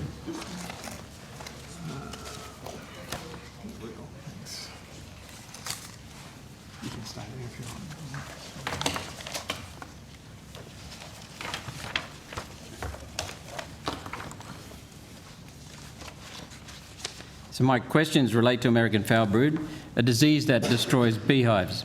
It now extends, apparently, from Melbourne to Cairns, and there's no known cure.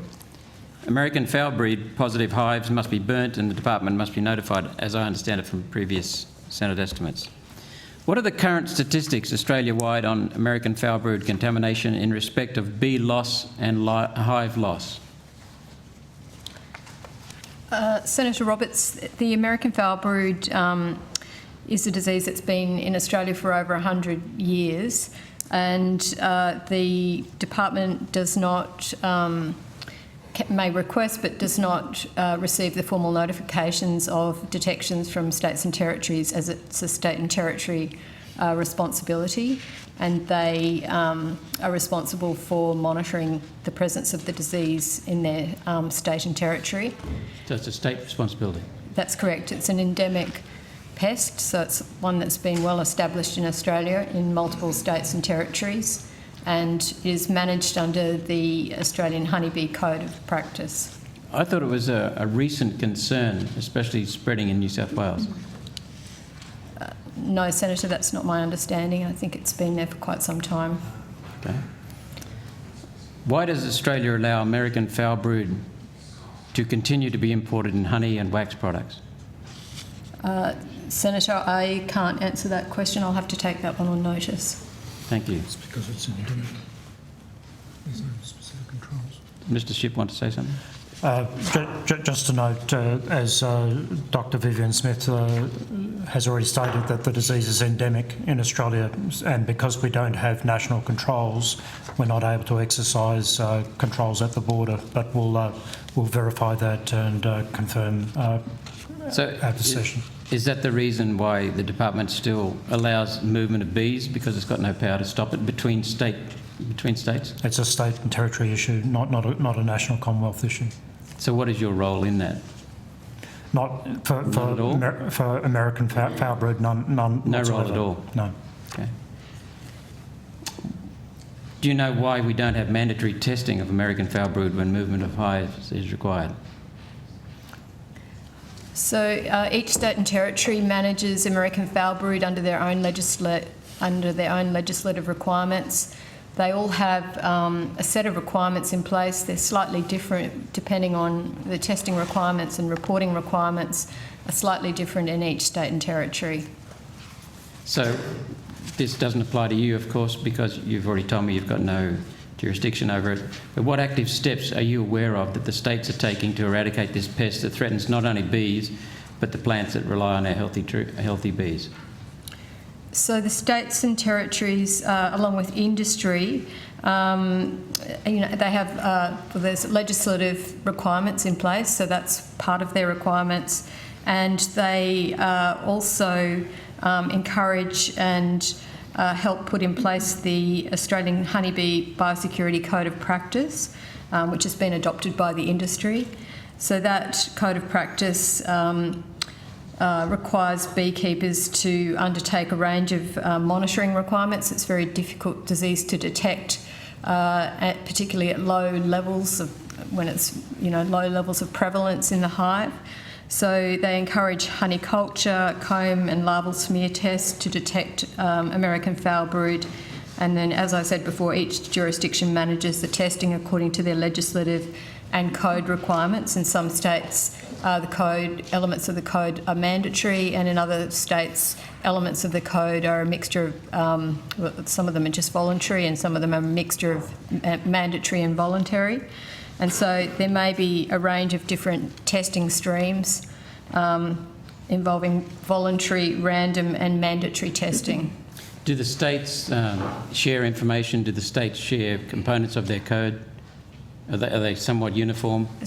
Well, it's an overarching national code, and they implement it in slightly different ways. That the states have made? It's an industry code. Okay. Thank you very much. With contributions from states and territories in its development. Thank you. Thank you, Chair. Thanks, Senator Roberts. Senator McKenzie. Thank you. Questions on Japanese encephalitis, broken down by each impacted state and territory and local government area. Can the Minister advise how many cases of Japanese encephalitis virus are currently active in Australian livestock? That's to me? Yep. Well, if you want it broken down to that level of detail, that we may need to take that on notice, but I'm sure the officials can provide you with the exact numbers as they currently stand. Thank you. So 85 piggeries across 4 states were affected by Japanese encephalitis. We believe that they remain infected. There's surveillance work that's being undertaken to determine whether infection remains active in those piggeries. So 85 across 4, and to the best of our knowledge, the virus is still active on farm. Yes. Which 4 states? Queensland, New South Wales, Victoria and South Australia.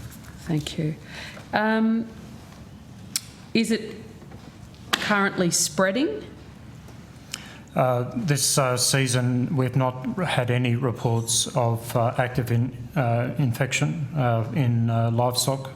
There have been reports in humans, so there was a report last week in Victoria bringing the human infections to 36, but we've not received any recent reports of activity in livestock or animals.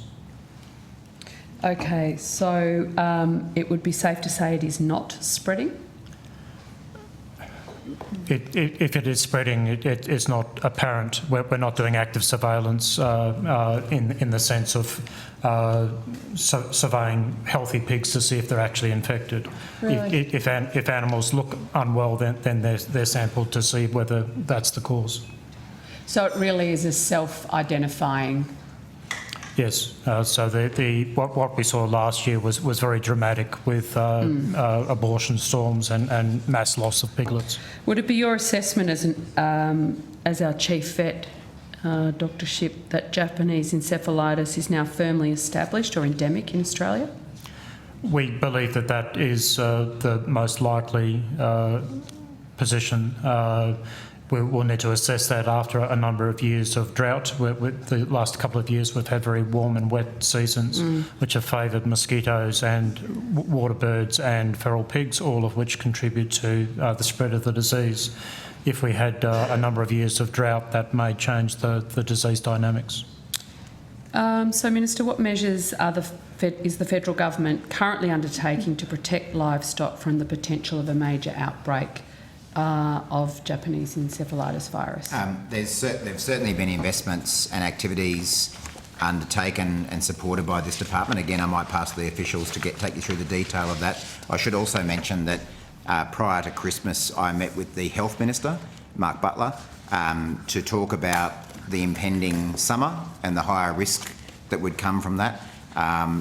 As you'd be aware as a Victorian, Senator McKenzie, there have been vaccinations provided in some parts of Victoria. There's been an advertising campaign that's probably been more focused on human health, and that a lot of that flowed from the discussions that we had.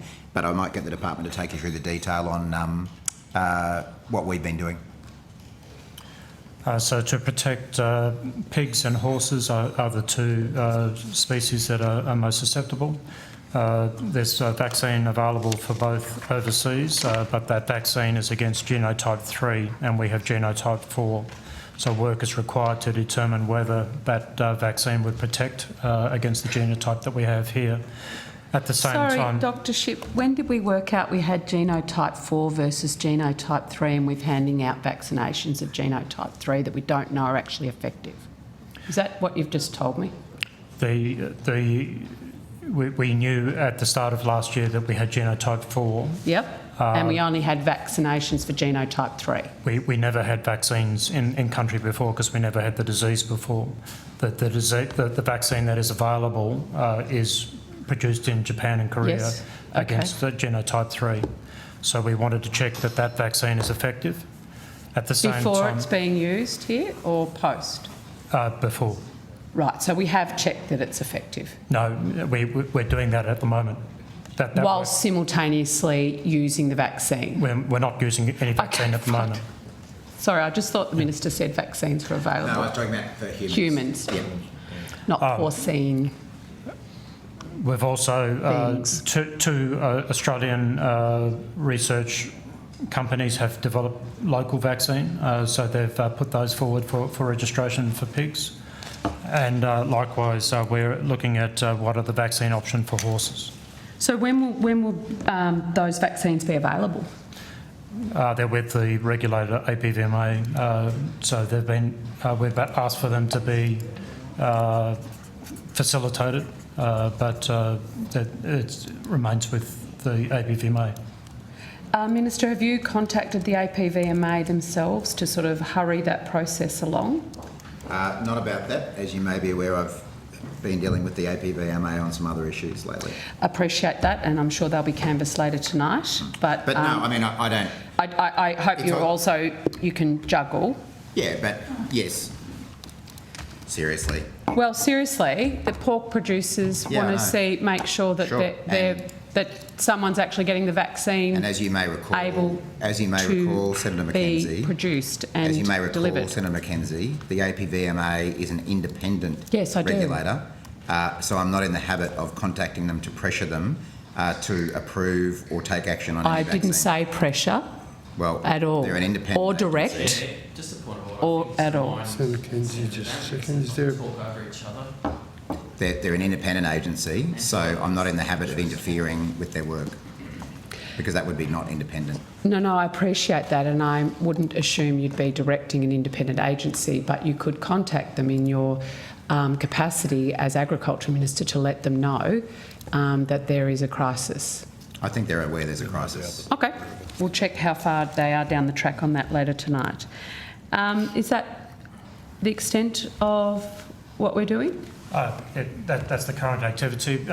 Last year, with $69 million was set aside in response to the Japanese encephalitis outbreak. $10 million of that was given to states and territories specifically to address the animal health aspects of that.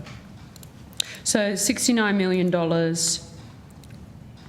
in its entirety were given to the 4 affected states and territories? They were distributed across those 4, but adjacent states also to undertake surveillance and to raise awareness about the importance of mosquito control and preventing mosquito bites. I thought you just said, Dr. Shipp, that we weren't doing surveillance activities in unaffected herds. This $69 million was largely focused on human health. Right. $10 million was for animal health response.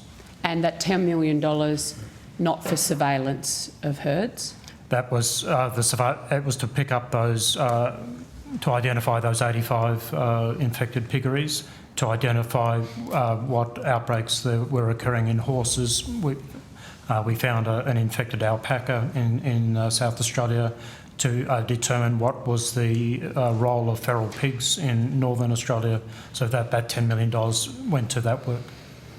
I'll have some more questions. I was just going to add that in addition to all of that work, the department, together with our state and territory counterparts, rolled out a communications campaign to try and ensure that affected industries and all participants in it were aware of the risks and the issues and what to look out for.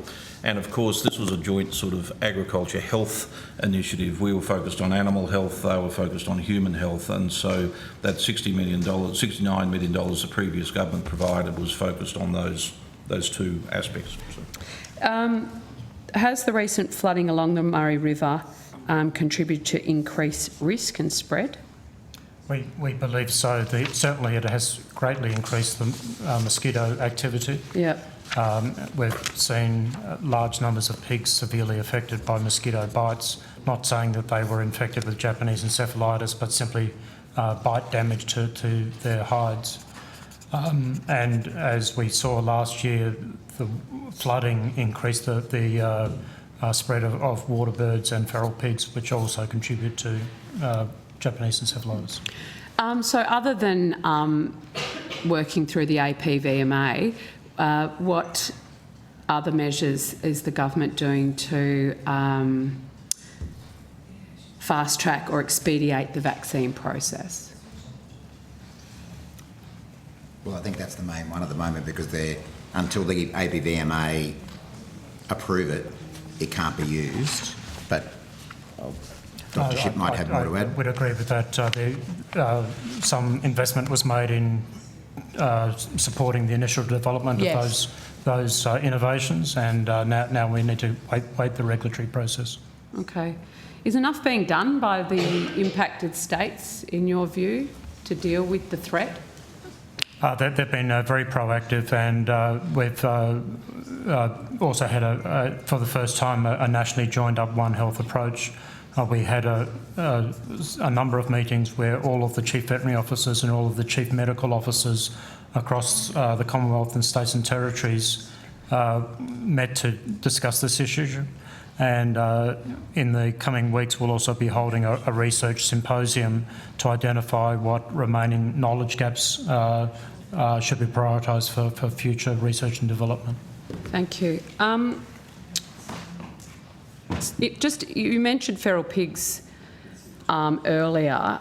Do we have an idea of how many feral pigs there are in, say, the NT and northern Queensland that have been infected with the virus? I thought we had a feral pig strategy a few years ago. Have we counted them yet? To be honest, I was just going to say, I mean, any time I've ever talked about this with the department, I think people struggle to estimate exactly how many feral pigs there are, let alone how many have been infected with any virus. But again, Dr. Shipp might have more to add.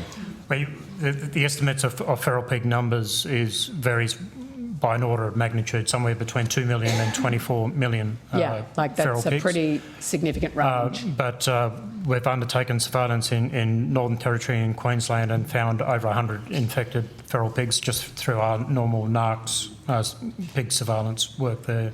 So, did you say NARCS? NARCS. The Northern Australian Quarantine Strategy. So. Not those kind of NARCS. Yeah, well, maybe, right? Yeah. No, it's something we're very proud of, Senator. It's been around for over 30 years. Yeah, well, it's really giving some each data. quarter it's not going to be. Well, it might be made into a Netflix series. I was just, Each quarter we go out and sample feral animals in Northern Australia, and feral pigs are a focus of that. No, it's a fantastic program. For ASF and for other diseases, and we've added Japanese. So 100. So more than 100 pigs have turned up positive through that surveillance. Okay, I'll be seeking updates about this as we go forward. I'll just continue, I guess. Well, Chair, so Senator McKenzie, if you have questions. I have questions, thank you. Okay, I just want to go to the government's review of the rabies virus risk in imported dogs and cats. Is there someone that can talk to that for me? Dr. Parker will come and join us, Senator.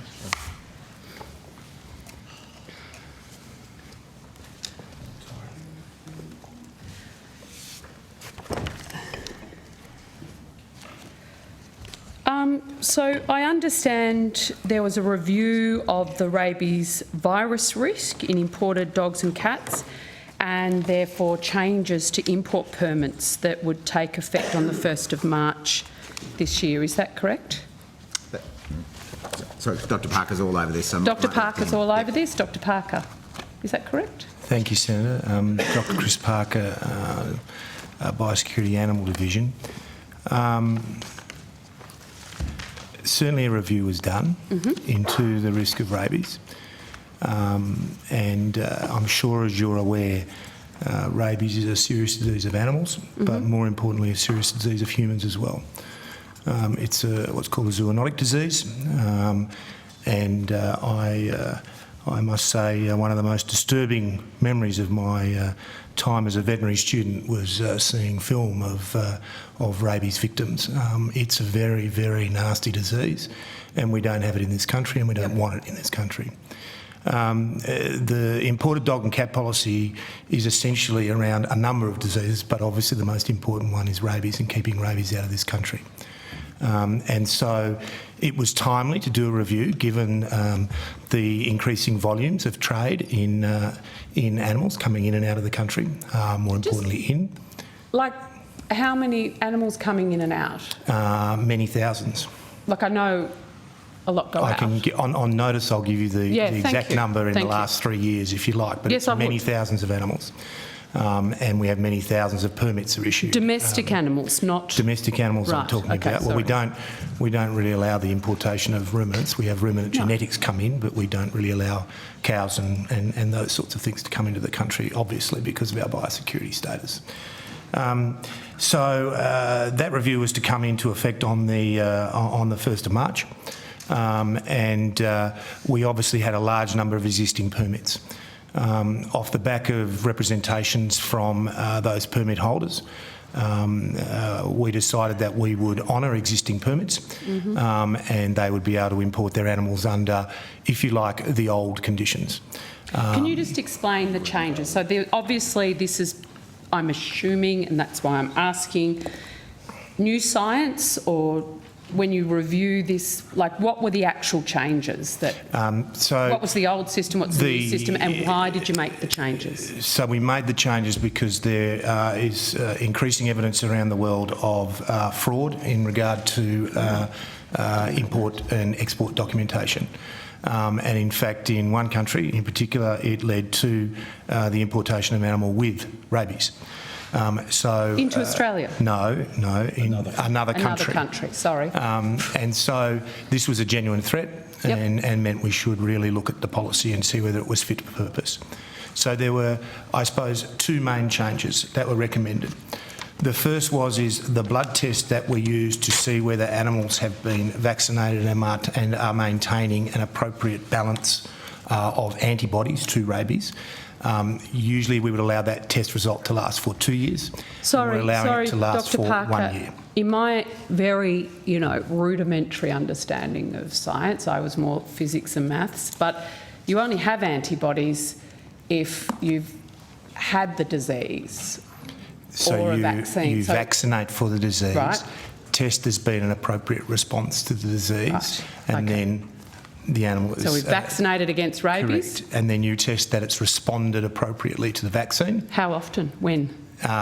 So that's actually done, it's quite a long process, and that's actually done 180 days. That's got to be resident in that, and then it's these animals are vaccinated, and then the RNAT test is called RNAT, and that test is put in place and taken, and you then see obviously there's a level they need to reach as far as antibodies go, and then the animal is, if you like, protected. And then the other change we made is that... so is the change from 180 days or to 180 days? No, the change is from the test is valid for 2 years to the test is valid for 1 year. Okay. And that's in line with international recommendations from the World Organisation for Animal Health. I'm looking at Dr. Shipp. Yes, I'm assuming he's nodding. Just look at Dr. Parker. Okay, I will talk so many doctors. There's too many doctors. And then the second change we made was for those animals that we were not 100% sure of their identity, we had an increase in the period in quarantine from 10 days to 30 days. Now, the reason for that is that the fraud is around the identity of the animal. And so where we have assurance of the identity of the animal, we then can say 10 days is fine. Where we don't have appropriate assurance around it, it requires 30 days, because in the 30-day period, that's when you're most likely to see any prospect of any rabies signs. Symptoms. Okay, this might be a crazy question. To verify our identity as citizens as we travel the world, we have a passport with a photo and a whole number of bits and pieces about our identity and who we are and where we come from. How do you ascertain the identity of a domestic pet? There'll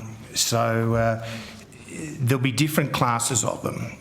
So the first lot will be animals that left Australia with Australians. So they're Australian animals, if you like, and they were carted overseas. So in our case, we went to Washington for 4 years and took a number of animals with us from Australia and returned with only one in the end, but we still returned with it. I'm sorry. Oh, it's okay. They were old at the time, so there was some discussion about whether they went at all, but they did go. And I think that those animals is very easy to identify because they're microchipped and they're exported. Yep.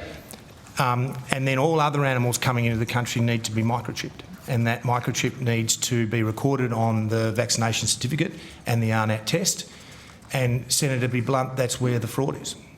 Right. Right. So what we need is official government of animals. This is non-Australian animals now. This is animals that are coming from overseas to Australia. So not animals that have left and are coming home. Not those. Expats that are living overseas acquire a Cocker Spaniel. And they picked up a cat or a dog while they're over there. It's been a pet in the family for a number of years, and they would like to bring it home. And so there's a whole series of conditions they need to meet. But the important thing for us is identity of the animal around the process and matching if you like, the microchip number to the test results. And that's fundamentally the issue. I mean, it's slightly more complex, but that's really the issue. And where we can get an official veterinarian, for instance, in a country of origin to go, that microchip is in that animal and I saw it put in, or I actually read the microchip and transmitted that number onto the test result, that's all fine. But we have had incidences where there has been some doubt around the identity of both the test result and the animal, and that's a significant risk, and we needed to address that risk. And I imagine there's also a risk based on country. Correct. So there's a range of countries. Some have rabies and it's under control. Yep. Some have rabies and it's not under control, and some don't have rabies. And even so with the veterinary... There's different criteria for different different countries, depending on what class you are. So the risk is real. You reviewed our practice. Based on science, made changes. Correct. And my understanding is correspondence to the Shadow Minister for Agriculture on the 7th of February stated, by implementing these biosecurity measures, the chances of an incursion will be greatly reduced while protecting and maintaining Australia's rabies-free health status. That is correspondence from Minister Watt to the Shadow Minister for Agriculture as the confidence in these changes. And it sounds we've been very thorough in ascertaining that. When will these changes to import conditions commence? Sorry, you said that earlier. So we have a number of permit holders whose permits were issued before the 1st of March, and we will honour or grandfather those permits and those conditions. Before the 1st of March that we haven't even got to yet? Correct. So on the 1st of March, we will have those conditions. So anyone who's issued a permit from the 1st of March will have the new conditions. And those two key changes are that the RNAT test will last for 12 months. Yep. And rather that than if 2 they years. come from a rabies risk country without appropriate identification, they will spend 30 days in quarantine, not 10. Instead of 10. Right. But where the identity of the animal can be confirmed, they have 10 days quarantine. No, got it. So were importers and applicants advised about the potential change to the import conditions? Yes, they were. When along the process were they informed? Because it would seem they could still apply now, potentially. So they could apply now for a permit to import their animal. But it wouldn't be issued? But it wouldn't be issued till after the 1st of March, Right. and it would be under the new conditions. So it's only those people who had an existing permit. Okay, so when along the process were they informed and how? I'll have to take the exact date on notice. I don't think I've got it in my file. I'll have a look and see. But in terms of where, the date per se, as opposed to the process of the application is travelling along? I'm sorry, I don't understand the question. We'll go find a date then. I'm just assuming they're all a singular entity. No? If different people have applied at different times for... So if they had a permit that was approved, then... Prior to the 1st of March? Prior to the 1st of March, and we went through this process. And you stopped approving Correct, when? for a short period of time. Yep. And again, I'll get you the dates, those exact dates. I don't have them in my file, the exact dates, because there would have been a number of communications with existing permit holders and new permit holders, and I don't want to confuse the issue without actually outlining the Well, I think there is a lot of confusion. There certainly has been some confusion. So how were they informed once the decision was made? Existing permit holders would have been informed via an email. An email? Coming out from the area that looks after managing permits. Like a notice of intention to vary their import? That would be what it was called, yes, Senator.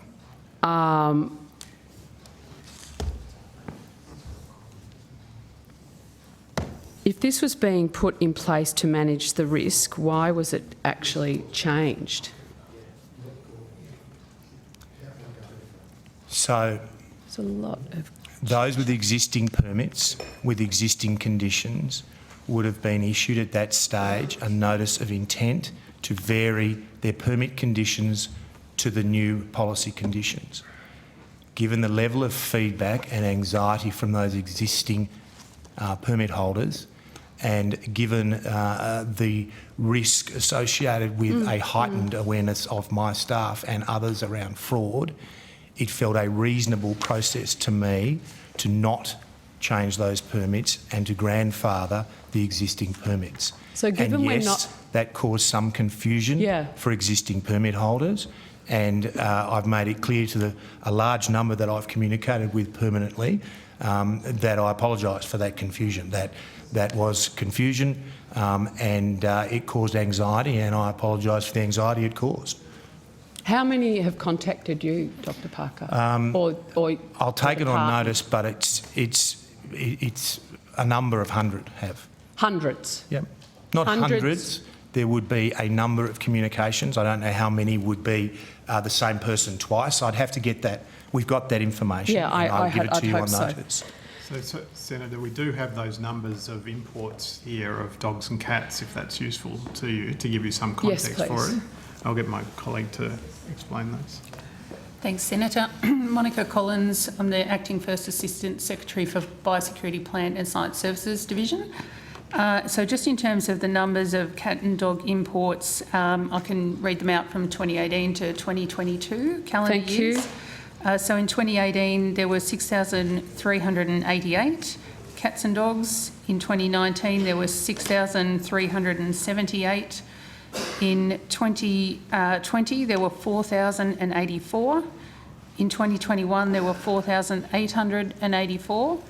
And in 2022, we had the highest number of cats and dogs coming in through the post-entry quarantine facility that we've had on record ever, and that is 6,522 cats and dogs. That's more than I would have ever... Post-COVID. Yeah. Senator Mackenzie, I just need to get some time issues. I just want to finish this line of questioning, please. No, one question? You got this long? line of questioning. Well, I'll tell you why, because Senator Whish-Wilson's got some question. How long is your line of questioning without the depends on the answers? Probably another 10 minutes on this particular topic. Chair, can I just say some... you might be trying to... We still have 9 agencies. I know, that's why I'm leaving, Minister. So I would have thought it's unrealistic to think we're going to get through all of them, and maybe out of consideration... I'd like to finish the line of questioning. Well, this is where I'm getting concerned now, because I did ask, could we get to it, and I was under the impression that that was going to happen. I can't see how it's going to now unless someone knows more than I do. And I don't think it's fair to have people sitting out there, so I just want the honest truth. Is there an intention to finish Got 10 minutes more of questioning on this topic. How much longer have we got this outcome to? Yeah, we need to... I think we're mostly through our biosecurity questions, but on this particular, on the review into rabies... Sure, but how much longer on outcome 2? Well, why don't we have a private meeting and I can actually just check that, go through my folder, because I've been focused on the line of questioning that you've just interrupted. Okay. He has the right. We're not going to bite here. There's other people that are I could have finished the questions I had to ask while we've had this we have a private meeting, we suspend proceedings and... Absolutely. I think we'll suspend now. We will suspend now and we will call a meeting, so we'll have to just get whoever... I think your side's here.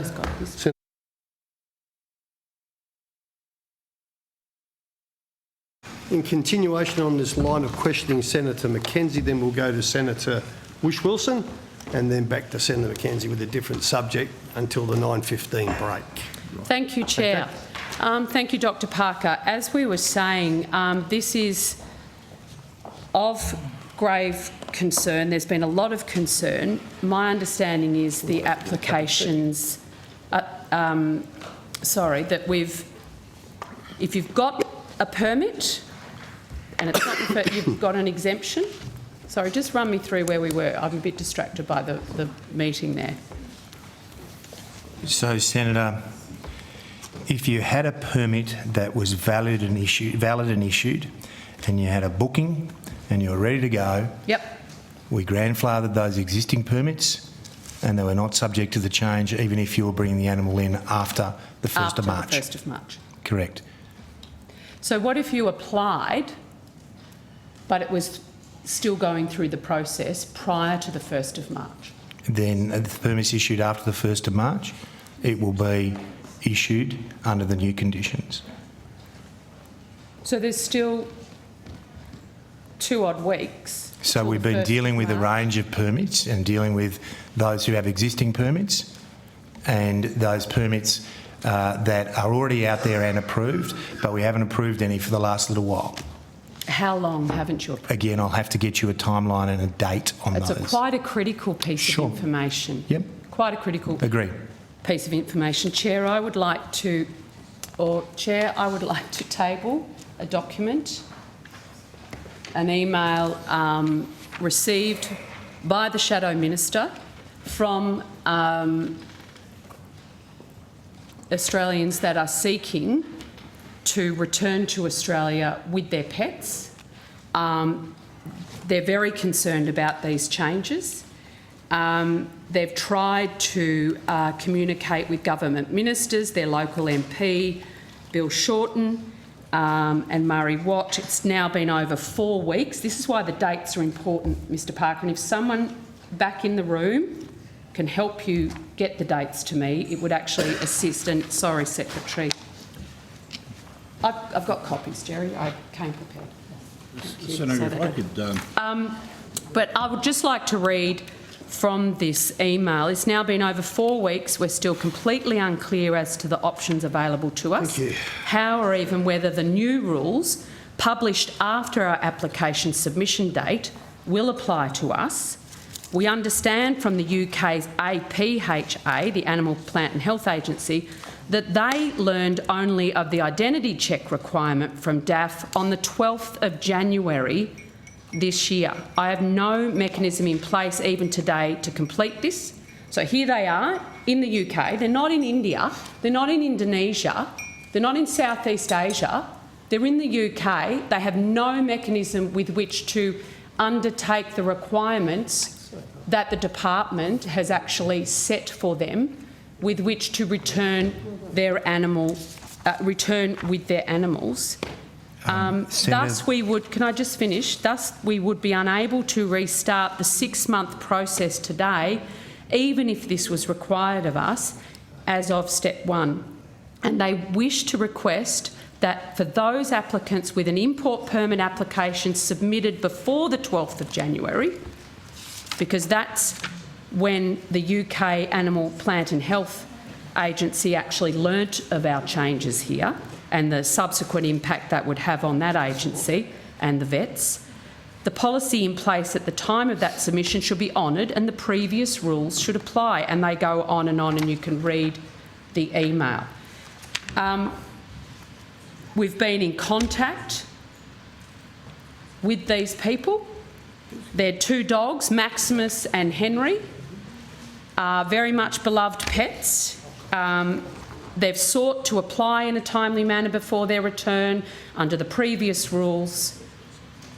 This would seem to be a classic case of either being granted the type of exemption you're talking about, or at least, at the very least, being given consideration by the Minister or the agents, the department itself. I mean, you've seen the email. How can something like this happen? Well, Senator, can I respond on behalf of the department? I think Dr Parker has articulated in considerable detail the public policy rationale about the change. So the issue has been the management of the transition. Yes. Because long term we all accept that we don't want rabies in Australia, and I think Dr Parker has outlined in great detail the risks that we have been seeing, particularly in relation to unidentified or animals where we're not sure of their actual ownership or status. We certainly do apologise for confusion that may have been occurring, and as Dr Parker explained, we actually sought to changed the original position we had was that everyone would need to comply with the new arrangements, back to grandfathering it to those people who had a permit in place, that permit would in fact be honoured, notwithstanding the fact that it was occurring after the changes were to occur. So we're now talking about a group of people who have made an application, but which has not yet been considered. Normal administrative law, just the normal application of administrative law is that it's the rules in place at the time the decision is made that are the applicable rules, not the time in place when the application is made. That's for visas, that's for quarantine matters, that's for anything. However, given the circumstances that have been outlined in this particular communication, we'll of course review the circumstances of the particular people concerned and see whether there's anything that we can do further. I don't think there's anything more we can say tonight, apart from the general apology we've made about confusion, an indication that we have been prepared to indicate significant flexibility from the original position, but knowing that there are still some people caught in the transition, I think everyone at this table, everyone in this room have pets, and we understand how important they are as part of our families and how beloved they are. We are talking about a period of separation instead of 10 days of 30 days. We're not talking about a permanent separation or the inability to return those pets with them to Australia. We're talking about a period of just under 3 weeks additional separation. We have to balance that against the fact that there is a very, very significant human health issue associated with rabies coming into Australia. So we'll certainly look at this correspondence. If you're able to provide the details to us of the correspondent. If we can't identify that from our own records, we'll contact your office and see if you can give us contact details or provide a response to you so that you can forward it on to the people who've been in communication with Mr Littleproud. Thank you very much. And as you would appreciate, Secretary, I would always be backing the science when it comes to our biosecurity risk.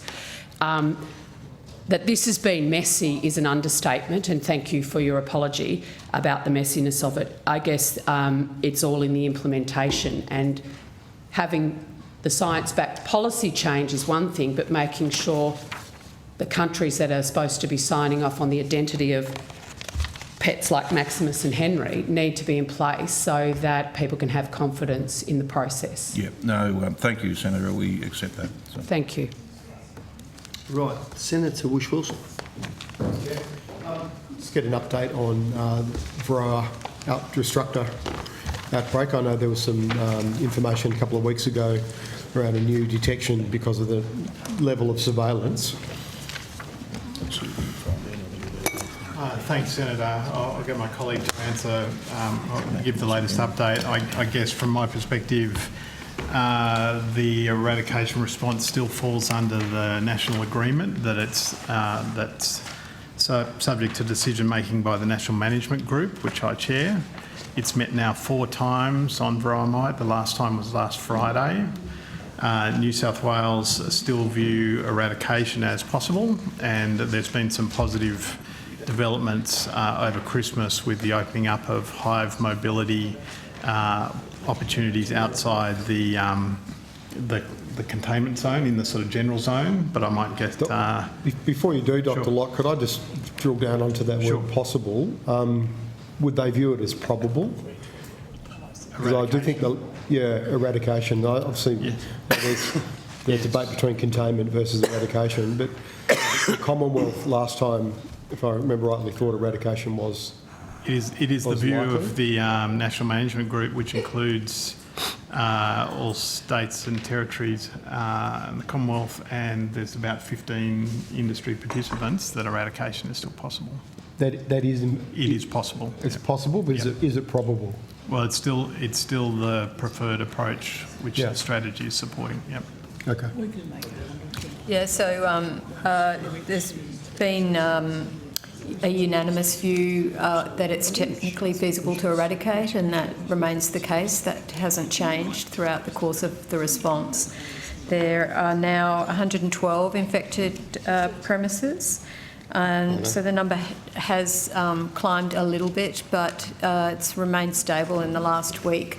there were a few detections recently, and most of By a few, those... could you just give us the number again? I did read it. It went from about 106 to 112. Okay. And the identification of these new premises was a result of intensive surveillance within the 10-kilometre eradication zone around infected hives. They did find, and I haven't got the exact numbers, I could provide it to you, just 1 or 2 or 3 properties which were in the purple zone, which was the surveillance zone immediately out, sort of on the perimeter of the eradication zone or red zone.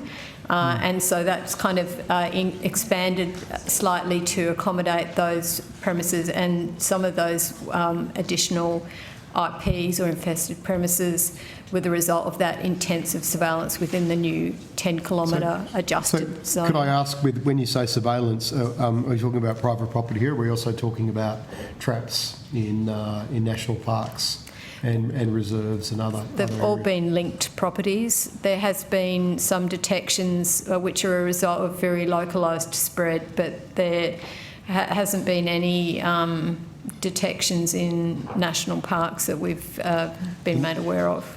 Because when this committee was in Newcastle, was the view of the apiary, the beekeeping industry, that eradication wasn't possible because of the wild honeybee population in a large number of wild areas, and the possibility that they could be vectors for the disease. So you haven't got anything from New South Wales around where they've detected that in the wild honeybee population? So the Wild European Honeybee Management Program is continuing.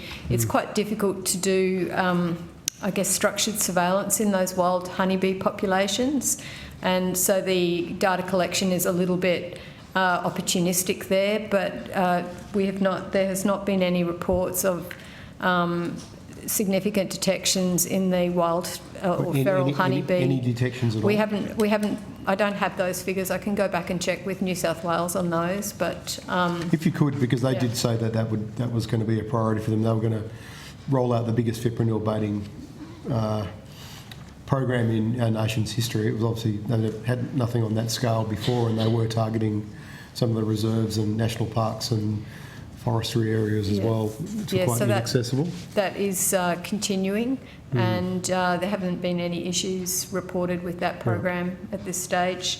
I think that there has been quite a lot of data presented to the states and territories about the testing levels in the blue zone, or the area around both the red zone, which is the eradication zone, and the purple surveillance zone.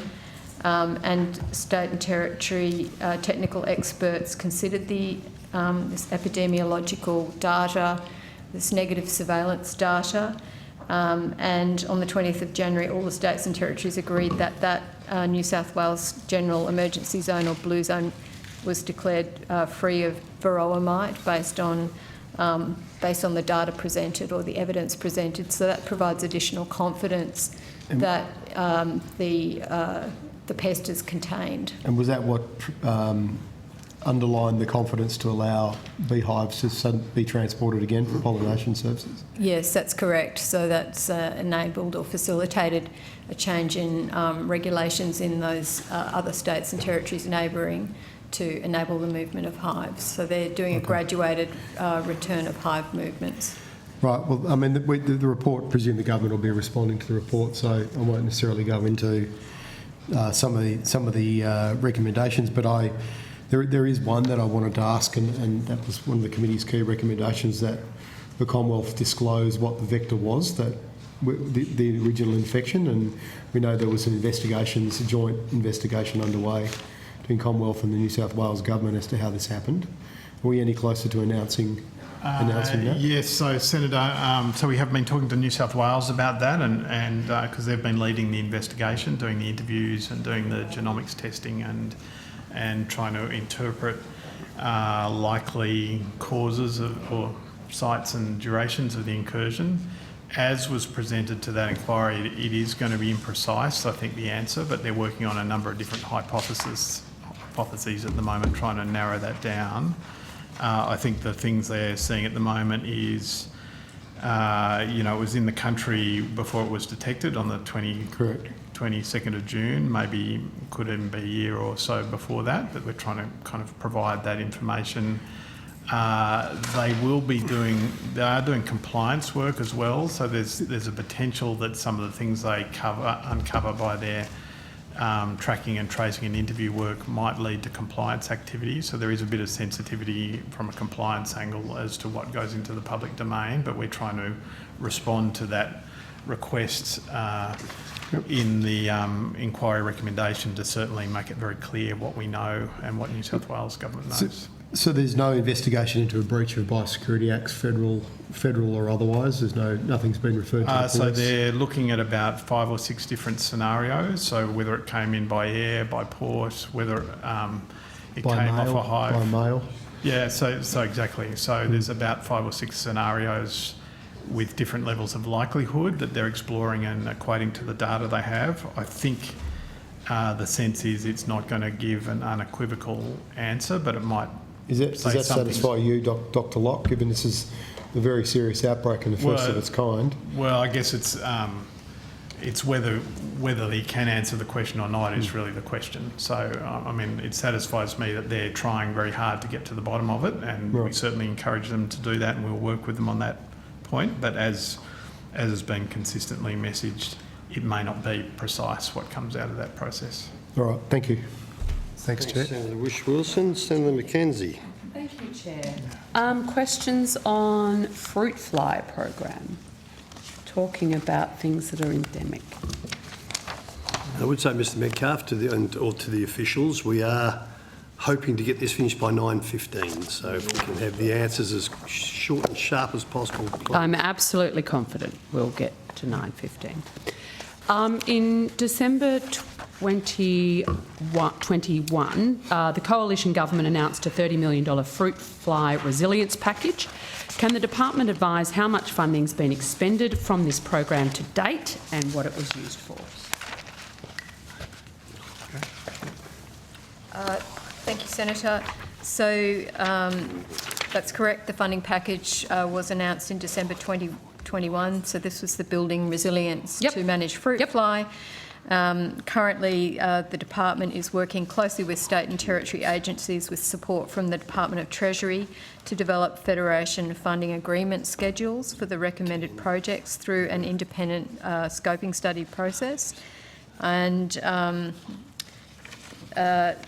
so at the moment, we've got 20 million allocated to South Australia, 10 million allocated to build national capability.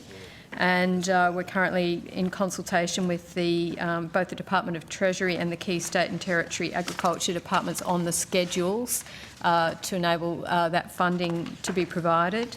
The final agreement and signature of the schedule will occur as soon as possible, and a portion of the funding allocated this financial year under the package will hopefully be allocated then.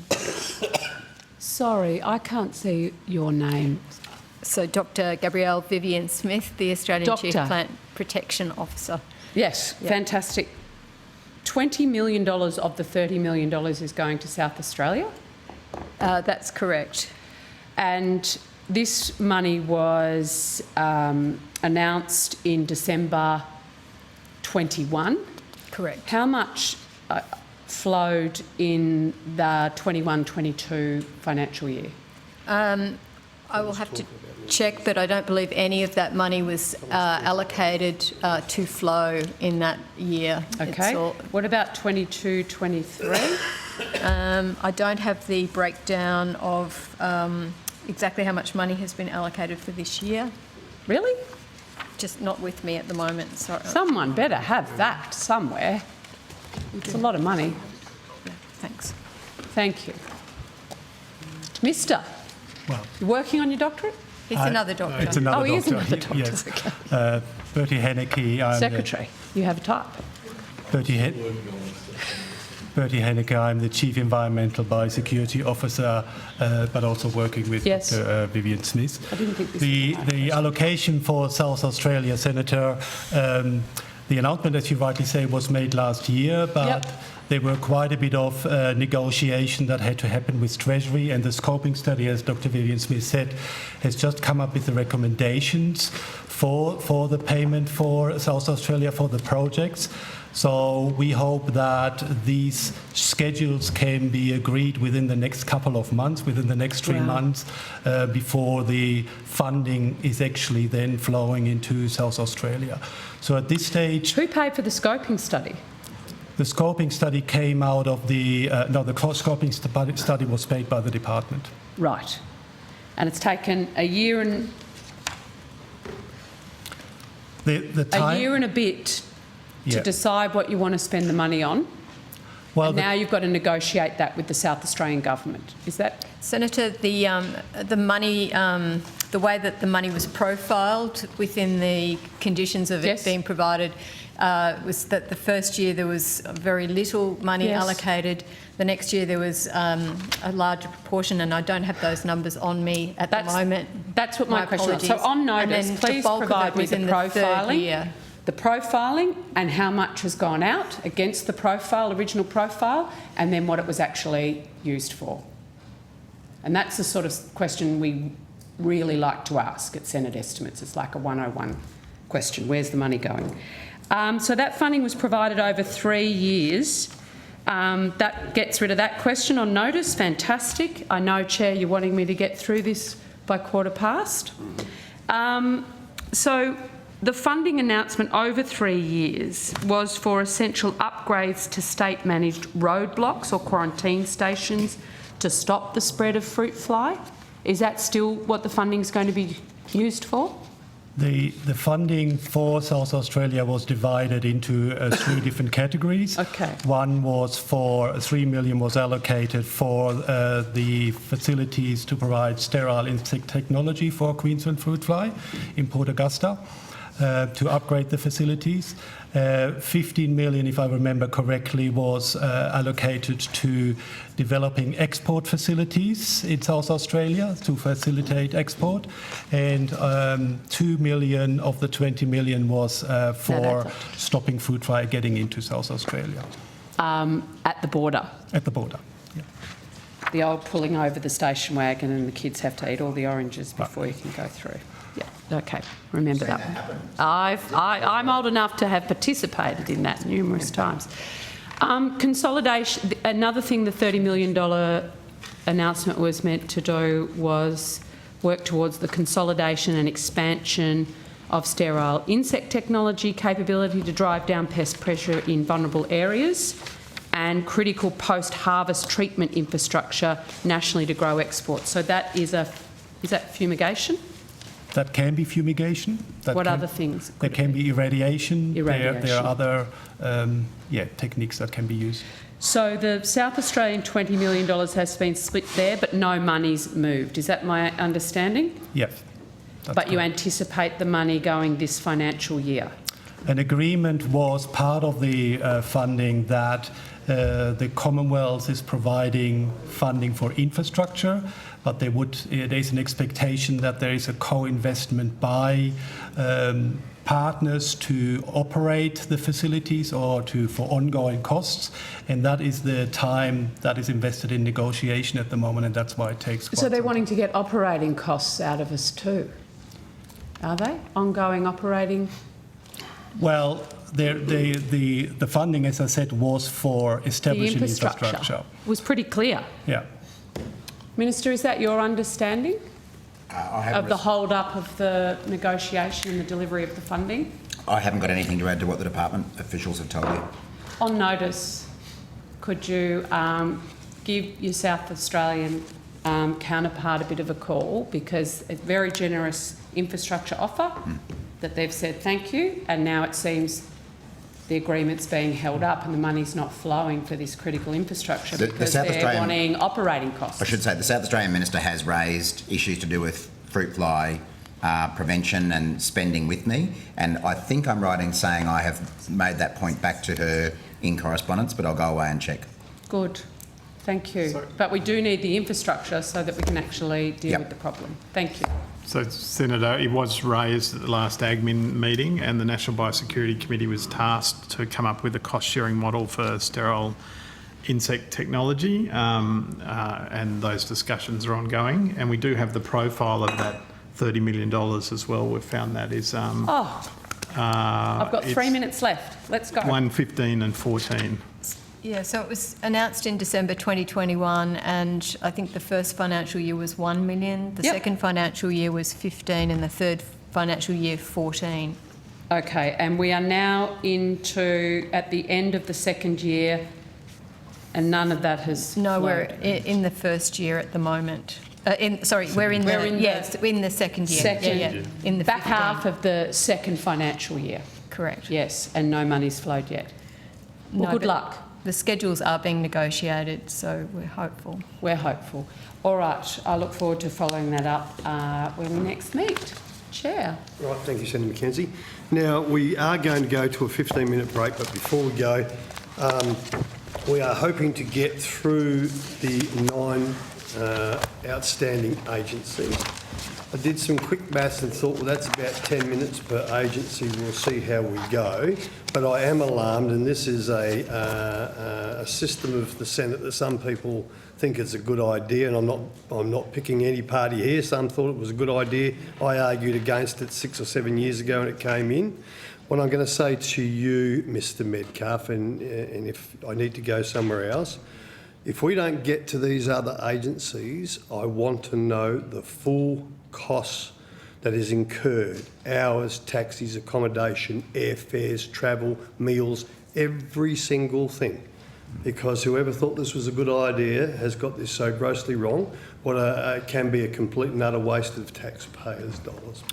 On saying that, thank you, Mr. Metcalfe. Minister, did you wish I was just going to say, Senator Still, I'm sure you've probably had these discussions privately, but if it is possible for the committee to work out whether there are particular agencies they're not going to need, I would have thought it would be courteous to give some notice to those people so that they don't need to stick around till 11. Well, we have done that.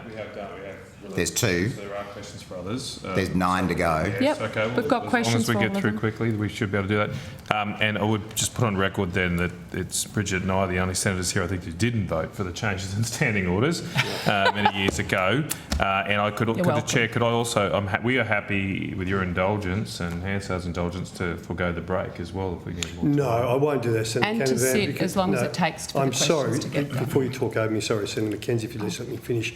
Senator Canavan, I won't, not because I'm not scared of working through, but we have staff here. We have staff behind us. We have staff sitting over here with our secretariat. And we have staff sitting there that probably want a toilet break, so we're going to take the 15-minute break. As is scheduled, I've spent a lifetime fighting for workers' rights. I'm not changing now.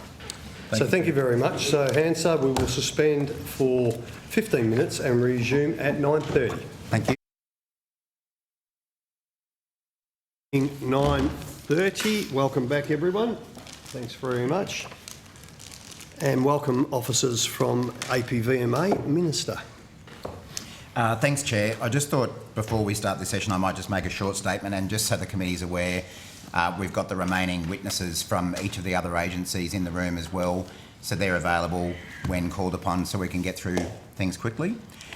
As I say, I'd just like to begin by providing a short statement to update the committee on issues surrounding the Australian Pesticides and Veterinary Medicines Authority.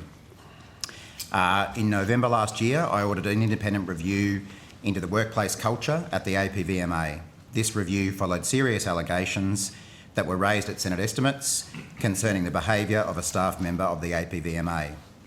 On Wednesday last week, I received the interim report of this review, which contained additional serious allegations of misconduct, which included potential breaches of the Public Service Code of Conduct and other potential breaches of the law.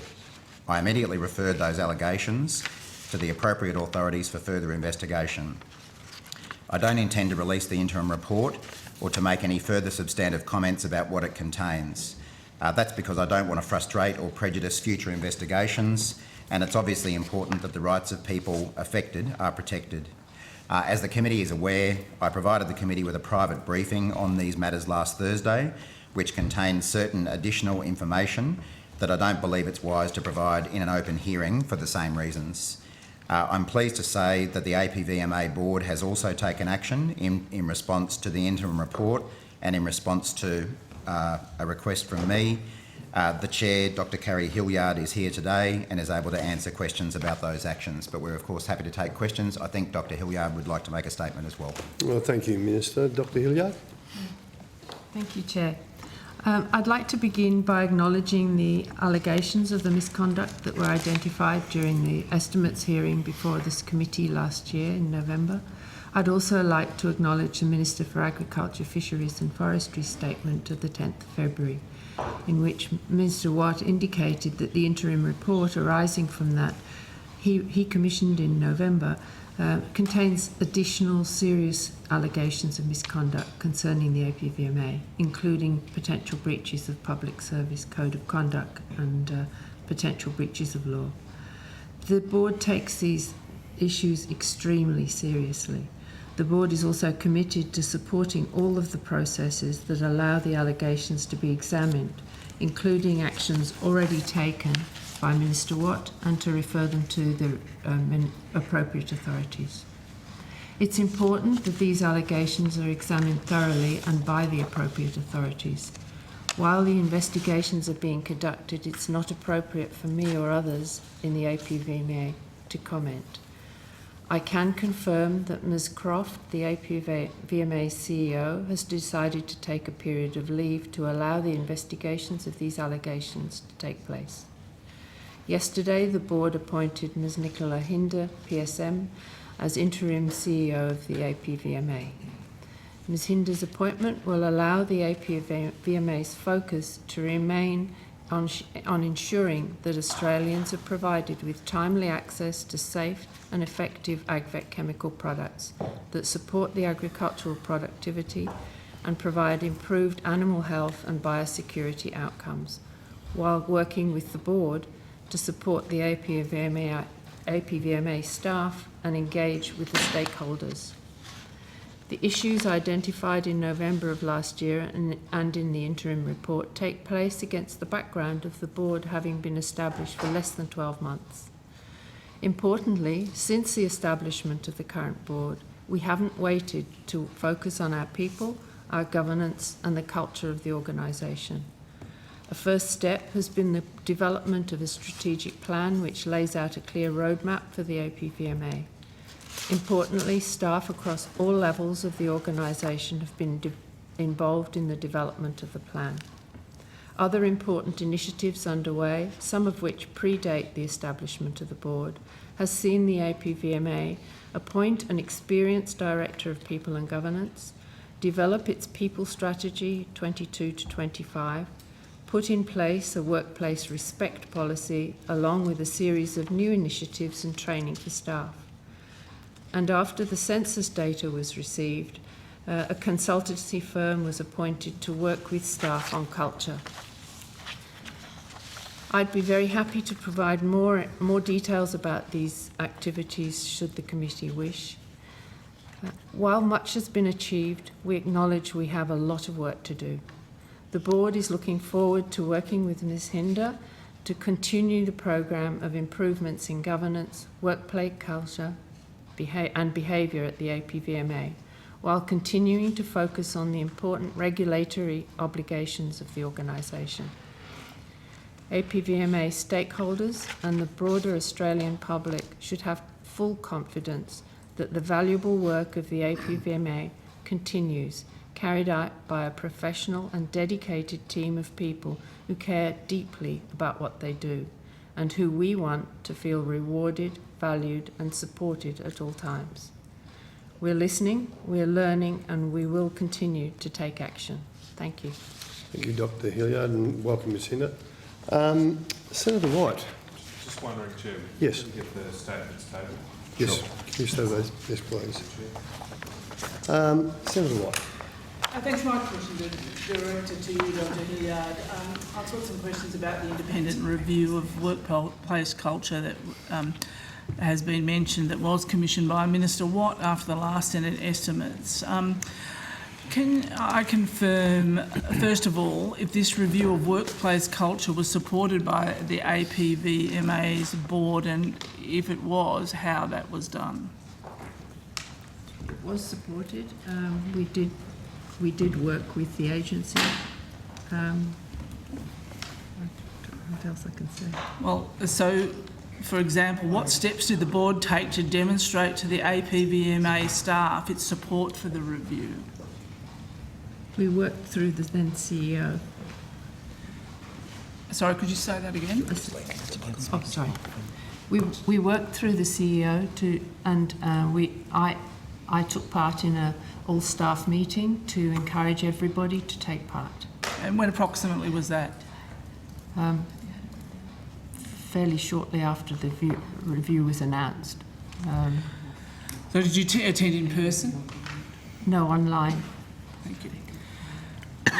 So would it be fair to say that the management of APVMA, including the CEO and the DCO, were also supportive of the review? At that time, the CEO was also at that meeting and was in full support. So did she say that to the staff? She did.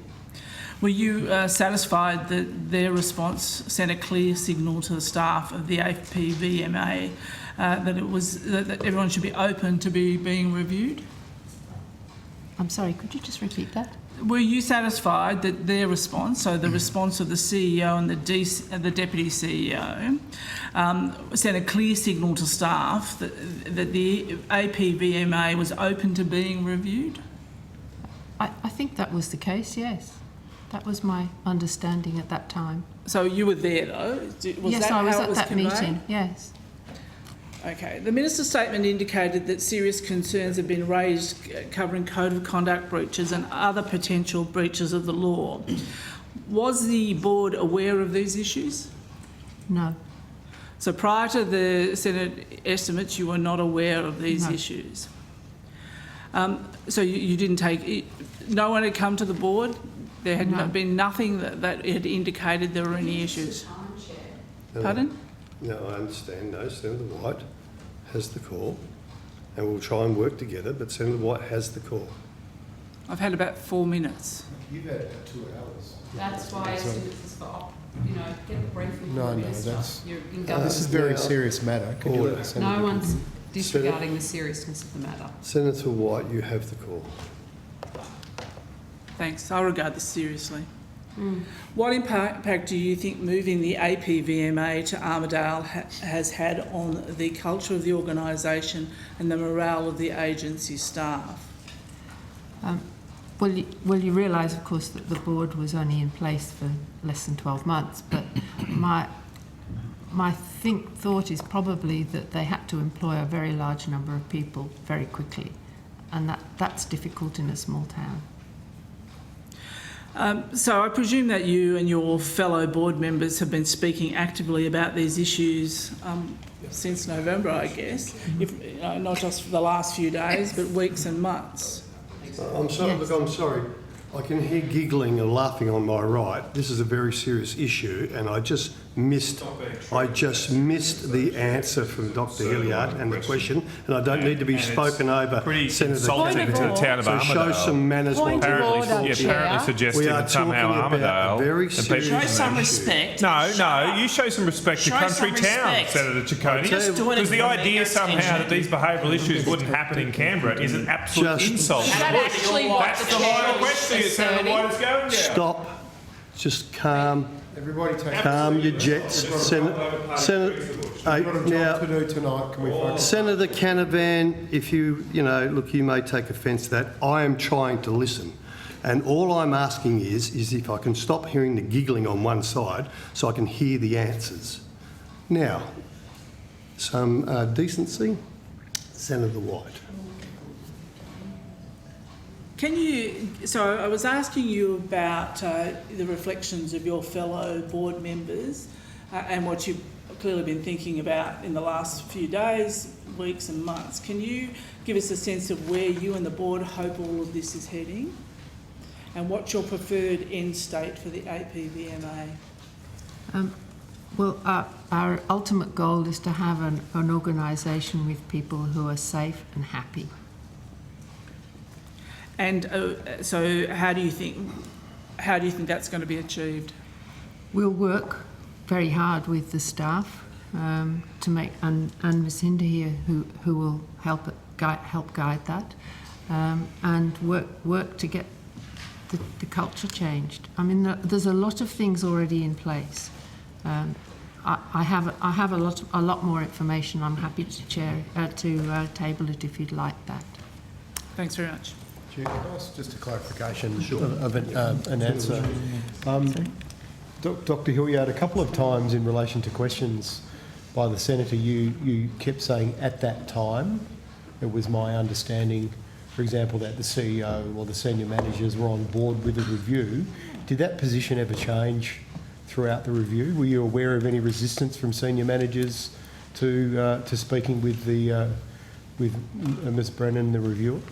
There was some concerns about privacy that were then raised later after that meeting.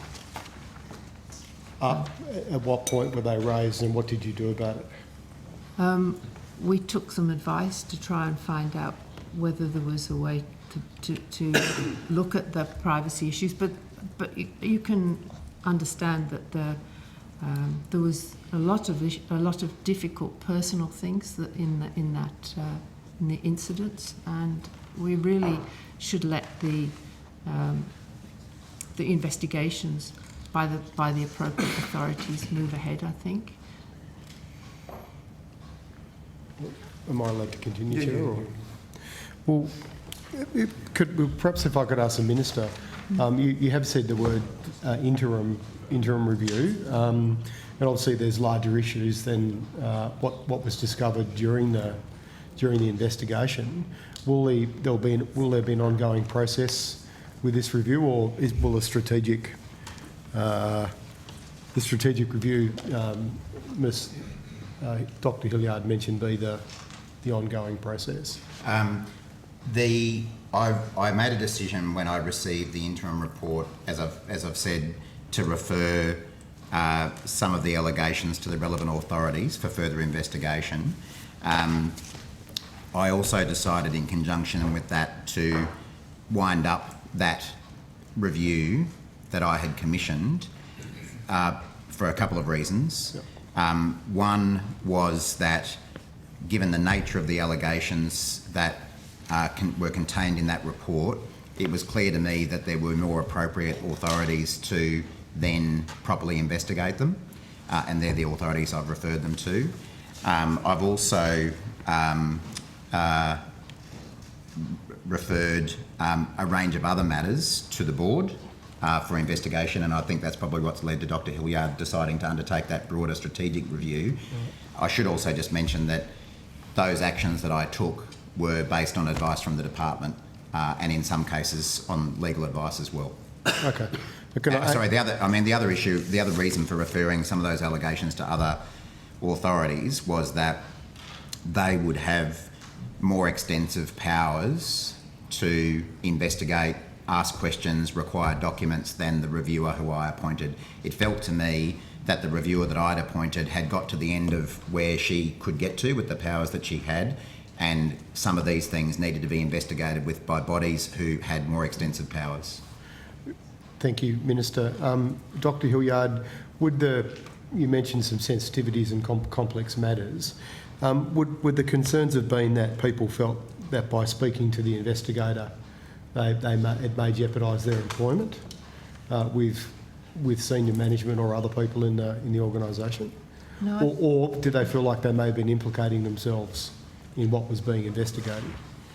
I think they were more concerned about being identified as giving information. And would that have been a real risk under this investigation? It's possible. Did they have to sign some kind of waiver, or was there a legal process around the investigation? Right. There was a consent form. Consent form, okay. And was any anonymity guaranteed to them if they were to come forward with information? Can I take that on notice? If you could, because obviously there's whistleblower protections in place too, but I figured that probably wouldn't be needed in this case. Could I ask, there was a couple of reports. The first one was December 2022 in the New England Times. I think both Senator Watt and myself were both on leave when that report was in the media. And then the Canberra Times also reported on this, Jamison Murphy, January 24th, so late January, where at least 2 executives had their positions terminated with little notice, and they spoke to the media and said they felt it was because they had actually given information. So this was after the investigation had been announced. I have raised this with the Minister. Has this issue been looked into? Can you clarify if that is the case, or if it's sour grapes, or what the situation is? Okay, well, no. If you don't know the answer, Carrie. I think I better take that on notice. If you could, because in the article, the Canberra Times, 24th of January, the APVMA refuted claims that whistleblowers were sacked while on sick leave, which was what was raised in the New England Times article, but declined to confirm if anyone was fired after the review was announced and ongoing, citing the Privacy Act. So they didn't want to confirm or deny with the media that that was the case. The agency doesn't usually give out sort of personnel information about employment, so it was just a... Well, I think they weren't seeking personal information, it was just whether these terminations had occurred following the announcement of the review. As far as I know, it's absolutely nothing to do with the review. But had it occurred, well, these people claim differently, and they were prepared to go to the media and say it was because they'd spoken to the review. I think I just need to take that on notice and get more information. If you can, but you could imagine it wouldn't send a great signal to other people in the organisation who the investigator may have wanted to talk to seek some of these matters. Look, I have some other questions, Chair, in relation to a number of issues, but Senator Canavan, did you want to ask any questions in relation to... Well, sorry, Senator Roberts does have some questions too. Well, Cole, we haven't asked any questions. No, I'm just letting you know. I certainly didn't say that you will give up time, but just letting you know, Senator Roberts. Just wanted to quickly, Ms Hinder, are you confident that the work of the APVMA won't be interrupted by these sudden changes?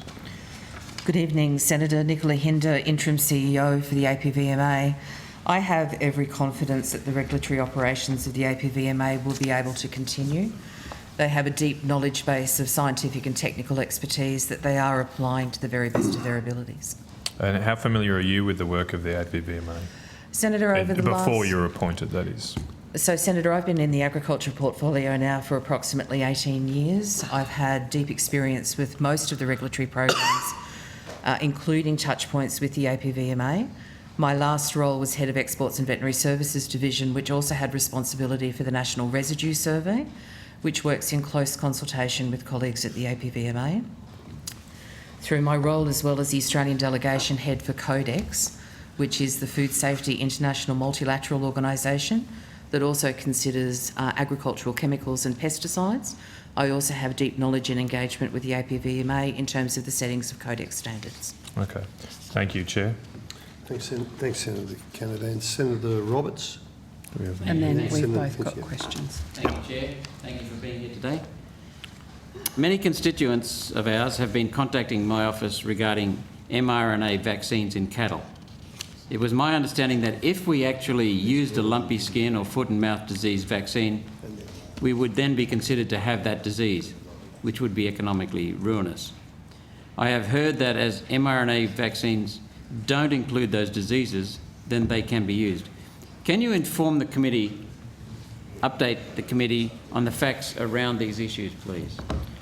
If I could perhaps assist, I think this really matters for the department, not for the APVMA. Those officials have now left, and so we'll take that on notice and reply to you. So. Is there anything you can tell us broadly? No, I wouldn't seek to provide an expert opinion on such an issue. It's not my area of competency, so I think it's best for all concerned if we provide you with proper information after the experts have responded to it. So. Okay, what about this question?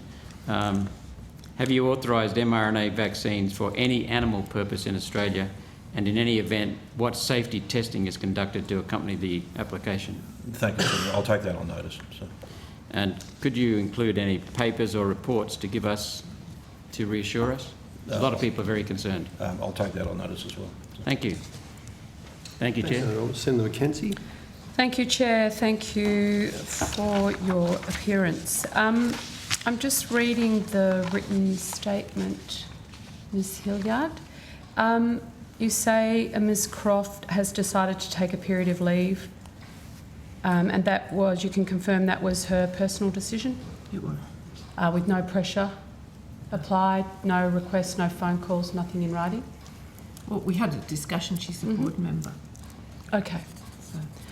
And just earlier, the Minister, you were very concerned about the independence of the APVMA. Yep. And ensuring that you're in no way able to direct it, or when we were talking about the encephalitis, Japanese encephalitis vaccination, which I will have questions about later. I just want to make sure that, Ms Hinder, are you on secondment from the Minister's Department to this role? How does that work? I wouldn't describe it as my department, but I don't own the department. No, I didn't say you owned it, but I'm assuming they. Well, when we're work talking for about you. matters of independence, but Ms Hinder. So my question is Ms Hinder on secondment from the Department of Agriculture to be the interim CEO of the independent APVMA? Senator, I can answer that. Thank you. Ms Hinder is a long-term substantive employee. I know Ms Hinder for conflict of and met in Europe. arrangements are being made for her to properly occupy the role of acting Chief Executive Officer while the CEO is on leave. So. Okay. So. And just on the other point, Senator, the Minister's very clear about the fact that it's not appropriate for a Minister to interfere in regulatory decision-making. Yes. Of course, under the relevant legislation, the Minister does have the power to direct the Board in relation to its performance of duties and those sorts of issues. So. Absolutely. We have absolute confidence that the secondment to the APVMA. There's absolutely no suggestion that there's any reporting line or influence by me over Ms Hinder. She is now the interim CEO. Yep. As such, she's the agency head. She's a member of the APVMA board as a result of the statute, and therefore has a responsibility as the agency head and accountability under the PA Act, etc., to the Minister. There's certainly no ability, nor would I seek in any way to influence her in the response of her duties. I certainly am there in my role as Portfolio Secretary to provide support and advice and assistance, which is absolutely standard and usual. So. Okay, thank you. Senator Dunning. Yep. Thank you. Look, just following on from some of those questions, and I too have had a long on and off work history with Ms Hinder, and you are very much a respected member of the APS for sure. Just around the decision to appoint, I'm just interested, obviously things have moved quickly based on what I can understand from the statements that have been provided. So the decision was made on Wednesday to appoint Ms Hinder? No. So I received the interim report from the reviewer on Wednesday. On Thursday, I then at around that time, and I think on that day I sought advice from the department, and I sought further legal advice about how to handle what was contained in that interim report. Last Thursday. Last Wednesday I received the report. Yes. Last Wednesday I sought advice. Yes. At that point I think it was just verbal, but it led to written advice. Right. I also sought further legal advice about the matters contained in the report on Wednesday. Right. I think from memory that advice was received on Wednesday night. Sure. If it wasn't Wednesday night, it was Thursday morning. On Thursday, my office referred on my behalf the allegations to the relevant authorities. Yes. On Thursday, I provided the private briefing to the committee. Sure. And met with Dr. Hilliard. Yes. That evening on Thursday, at which I provided Dr. Hilliard with a letter referring some additional matters to the board to be considered. And I think that I'll let Dr Hilliard talk about when the decision was made to appoint Ms Hinder, because that was the board's decision. Okay, Ms Hilliard, Dr Hilliard, beg your pardon. If you could also, in answer or supplementing the Minister's answer, just run me through how we got to appointing Ms Hinder of those available to fill the position.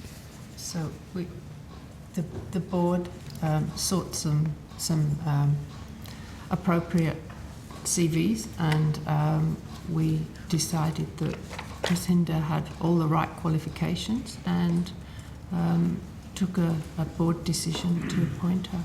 So from who or where did you seek? I can assist, yes. Senator. The Chair indicated to me, following conversation she'd had with the CEO, Ms Croft, on Friday, that there was a likelihood that the CEO would in some way step aside. Sure. That wasn't clear as to exactly what form that would take at that point. And the Chair asked whether I would be able to work to provide advice as to a possible suitable candidate to occupy the role on a short-term basis while these matters are resolved. I also had a conversation with the Acting Public Service Commissioner and a Deputy Secretary in the Prime Minister's Department.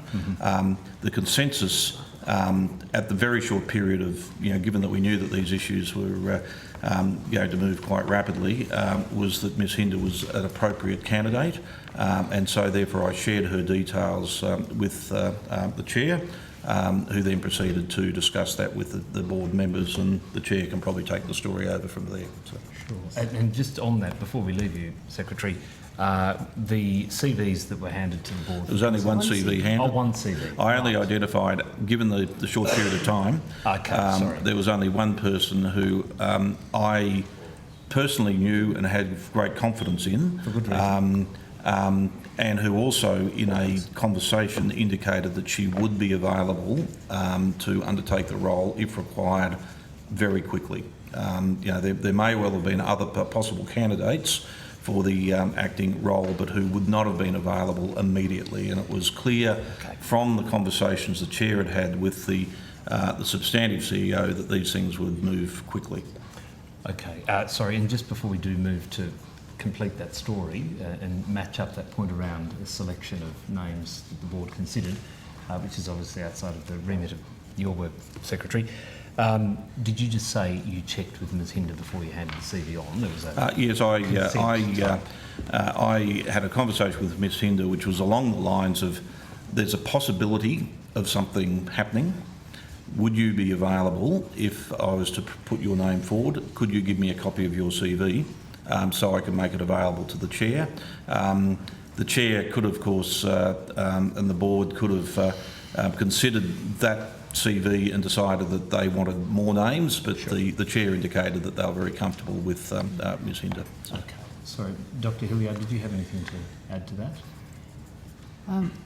No, I don't. No? That was exactly what happened. Okay. Then to the balance of, so that's process, and here we are today. In terms of the role you're occupying now, Ms Hinder, I presume this interim arrangement will last as long as the investigation, and is there a sort of a view on how long Ms Hinder will act in this role?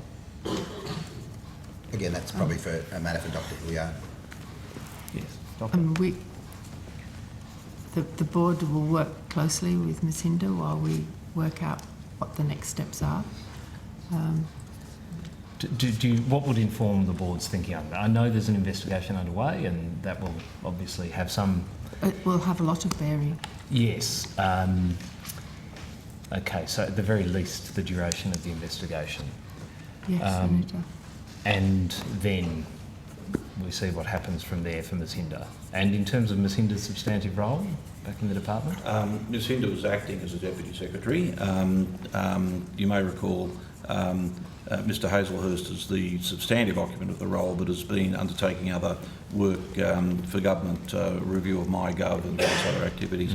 So Mr Koval is now another division head in the Ag Trade Group, is now the Acting Deputy Secretary, and he's been giving evidence today as Acting Deputy Secretary Ag Trade. So. Okay, and just in terms of this is my last question, Chair. In terms of the nuts and bolts of doing the job of interim CEO, Ms. Hinder, I mean, I'm not sure where you're based, but I presume, given your substantive role, I presume you're here Canberra-based. The APVMA offices are in Armidale, is that right? Both Armidale and Canberra, Senator. And Canberra. So what's the work arrangement going to be for you? So at the moment, Senator, I'm committed to being able to be available to both staff that are in Armidale as well as in Canberra. I'm provisionally preparing to spend at least 3 days a week in Armidale and 2 days a week in the Canberra office. Okay, for an unspecified period of time? For a period of time, Senator, to be able to provide guidance and assistance to the board, to be able to work through these issues, to do my very best as the CEO of the APVMA, to make sure that its regulatory obligations are continuing to be met, and also continuing to deepen the work involved in relation to workplace and workplace culture. Big job. Good luck to you. Thank you, Senator. I reckon she's up for it. Sorry, Senator Whish-Wilson. Senator, I should note that Ms Hinder has the post-nominals PSM. The Public Service Medal is awarded for outstanding public service, and she's done that in the past, and I'm sure she will in the future. I'm sure she will. Sorry, Senator Whish-Wilson, you finished. I'm just interested in the Deputy CEO and the role they're playing in this. Who is the Deputy CEO? The current Deputy CEO is Dr Jason Lutzer. Okay, and where's he based? I understand that Dr Lutzer is based part of the time in Canberra, part of the time at the office in Armidale, and through a workplace agreement as well, also undertakes part of his activities from South Australia. Okay, so he's, do you know how often he's in South Australia? I'm sorry, Senator, I don't have those details to hand. I'll happily provide them. Okay. And in terms of, I suppose, APVMA has a flexible workplace policy. Do you know what that flexible working policy is, or Dr Hilliard, are you aware of that? Yes, it's a minimum of 1 day a week in the office that they belong to. A minimum of 1 day in the office they belong to.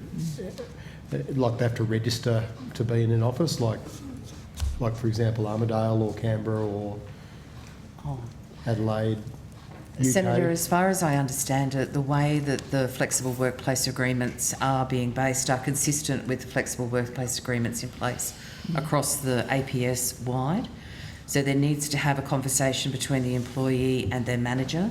There needs to be mutual agreement as to whether or not what times and what locations are going to be based in either the office or the home-based work arrangement.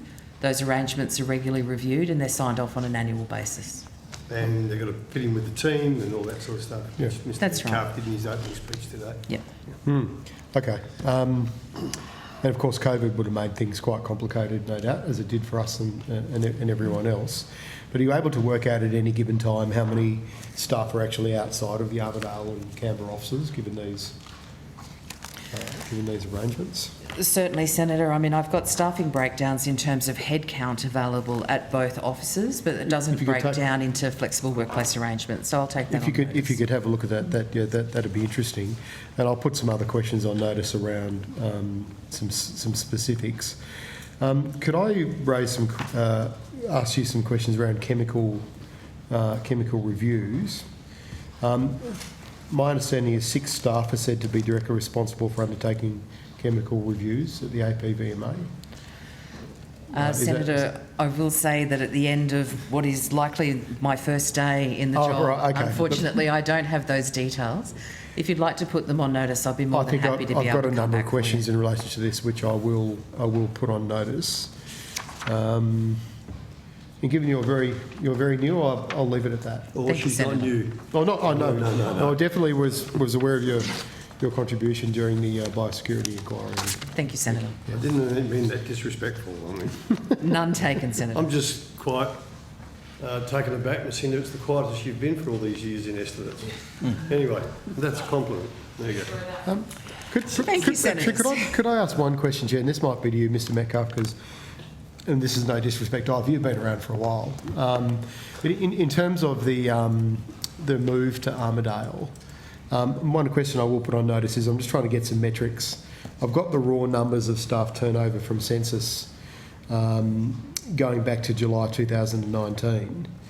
And I'd just like to get an idea of the percentage of staff per year that have turned over versus the public service average. You may not have those numbers on you now. Yeah, no, I don't, Senator. We could check. The last few years have been somewhat unusual, though. COVID has sort of meant that turnover has been reduced in some areas significantly, and there's a range of other factors. So I won't change my arm and give you an answer tonight, but we could see if there's an ability to have a look at APS wide or even the department or the portfolio normal staffing turnover. Again, it would be difficult to compare apples and pears because... Well, this is going to be my question. Because look, I know for example, in Tasmania, the move of CSIRO to send their division down to Hobart was very unpopular at the time, and they had a massive staff turnover. It's a plum posting now, of course, coming to Tasmania. Exactly. As you'd expect. But yeah, I was just interested in whether there's any kind of corporate history as to what was expected. How much staff turnover was something that may assist you generally, Senator, is that I think that the APVMA's APS census results are now published. Certainly the departments, I think, are now published, and so that may provide some insights as to what was going on in the organisation as well. But if there's anything useful we can have in terms of turnover, the only reason I'm saying is that it's not a sort of a usual public service organisation. It has regulatory scientists. There are a pretty specialised area of technicality. Probably the closest organisation in some respects is the Therapeutic Goods Administration, or indeed elements of my own biosecurity regulation area. So there are different sort of work skills, career paths, etc., that may impact on that. What I suppose I was interested in was, I'm presuming that there was an expectation there would be, for an initial period of time, high staff turnover, given the whole department was being relocated. Certainly there was high staff turnover from at the time of the move from Canberra to Armidale. What's happened since then in terms of whether that's seen increased staff retention or not, we'll need to see if we can... That's what I'd be interested in having a look at. Okay, thank you. Thank you. Senator McDonald, did you have any questions for APVMA? Senator McKenzie? Yep. Thank you. We heard earlier this evening in some questions about Japanese encephalitis. Thank you, Ms Hinder. That there is an application before the APVMA around fast-tracking 4 versus the 3. Can you give us an update on how that's progressing through? So, Senator, I understand that we've received some applications for research permits for a number of potential JEV vaccines. The APVMA does prioritise any permit issue that's associated with either the management of an exotic animal disease or something that relates to a biosecurity response. There are commercial in confidence considerations around those vaccines, but I am pleased to advise that there has been one that has been issued with a research permit. Great. And all of the state and territory chief veterinary officers are aware of the status of those. Okay, thank you. And that the evidence from Dr. Shipp was it was the JV4 versus a 3. I think that's right. Yeah, thank you, Minister. And so can I just confirm that it's the 4 piece? As I understand it, Senator, yes, but I will confirm if I'm wrong. Thank you so much. Thank you, Chair. Thank you. Then, okay, well, to APVMA, thank you very much. Bid you farewell. While we call up, excuse me, AWI colleagues, is there anyone you want to drop off, or should we keep everyone? As we said earlier, we have questions for all 9 agencies and are happy to stay until that's done. Well, we will be finishing at 11 o'clock. Yeah, I mean, if we knew now that there were a couple of agencies who we're not going to get to, I would think it would be respectful to those people to allow them to go home. We had this conversation late afternoon. We let the agencies go with we didn't have questions for, and we have repeatedly said to the government, we have questions for the agencies that are before us, and we were happy to give up our break to to continue to ask okay. questions. Now, Senator McKenzie, you know we weren't going to do that. And like I said, I'll stick up for the workers when I give it up rates. Okay. Disingenuous, I tried, Minister. I'm sorry that people have to sit Understand. there. Wait, but if we get to them, well, I'll be proved wrong, and that'll be a good thing. Welcome. Oh, my job. Did you wish to make a brief opening statement? Sorry, Mr. Laurie. In the interest of time, just a couple of things quickly. Wool market's kicked off very well considering the international economic circumstances and COVID. It's certainly showing a bit of promise at the moment. I think a lot of that is reflected in the fact that a lot of debate around sustainability, traceability, biodegradability, and I think the wool product itself is fitting into that and fitting very much in the niche market. So I think that's very important. I think the other big challenges in the industry at the moment most certainly our labour, and I know there was some discussion earlier on around labour and attracting labour into the industry. Still a big challenge, especially in the shearing space and in the shed space. And I think what will happen here, we're investing very heavily in that space at the moment, and what we will continue to do is invest in other alternate options for removing fleece. And I think at a time like this, obviously labour squeeze time like this, it drives innovation, and I think most certainly there is big investments and considerable potential for innovation in this space. So I'll just leave it at that. Thank you, Mr. Lauren. I believe we're being joined online by the CEO, Mr. Roberts. Are you there? If he can come in, yes. We're trying to find him. Okay, well, no, he's not around? Yes, I am. Oh, yeah. Oh, there you are. I am here, Chairman. Sorry, it's a bit of a flaky line, so my apologies. No, welcome, Mr. Roberts. Can I also say, please, Senator, we just have Tracy Marshall, our CFO, sitting beside me because Mr. Roberts could be ducking in and out. No, thank you, Ms. Marshall. Senator McKenzie. Thank you so much, Chair. Good to see you, Mr. Laurie and friends. Has the AWI had a one-on-one meeting with the Minister? No. Have you requested one? Not to my knowledge have we requested one. Look, my view on this is I've met with the Minister at the RDC. Yeah, no, I get that, Mr. Laurie, and I appreciate that, but we do have questions, so you've answered it. Tick. I've got other questions. The wild dog control program. Is the AWI considering pursuing funding that program? We will continue with our investment in wild dogs, although it has been pulled back over the last few years, obviously because of financial constraints in the company. But it is critical that we continue that work, and we will continue that work that we are. So why have you ceased or reduced funding for the wild dog control initiative, given the impacts they have on the national flock generally and therefore levy payers' businesses? We've got to manage the budget as we best can. We'll try and distribute funds across all areas appropriately and identify and target the best areas for spend that we possibly can. There are dogs right across South Australia, Western Australia, right across the thing. We are and obviously doing all we can to invest with wild dog people and machinery and everything else we can. So your own website says that wild dogs cost the Australian economy in excess of $89 million a year.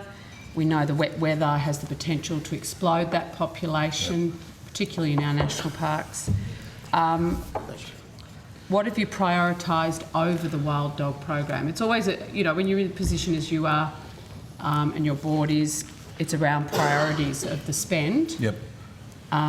What have you chosen to fund at the expense of the wild dog program? Certainly we've got huge investment in shearer training at the moment. I think we've just allocated $10.5 million for the next 3 years. That's on top of the work we've already done.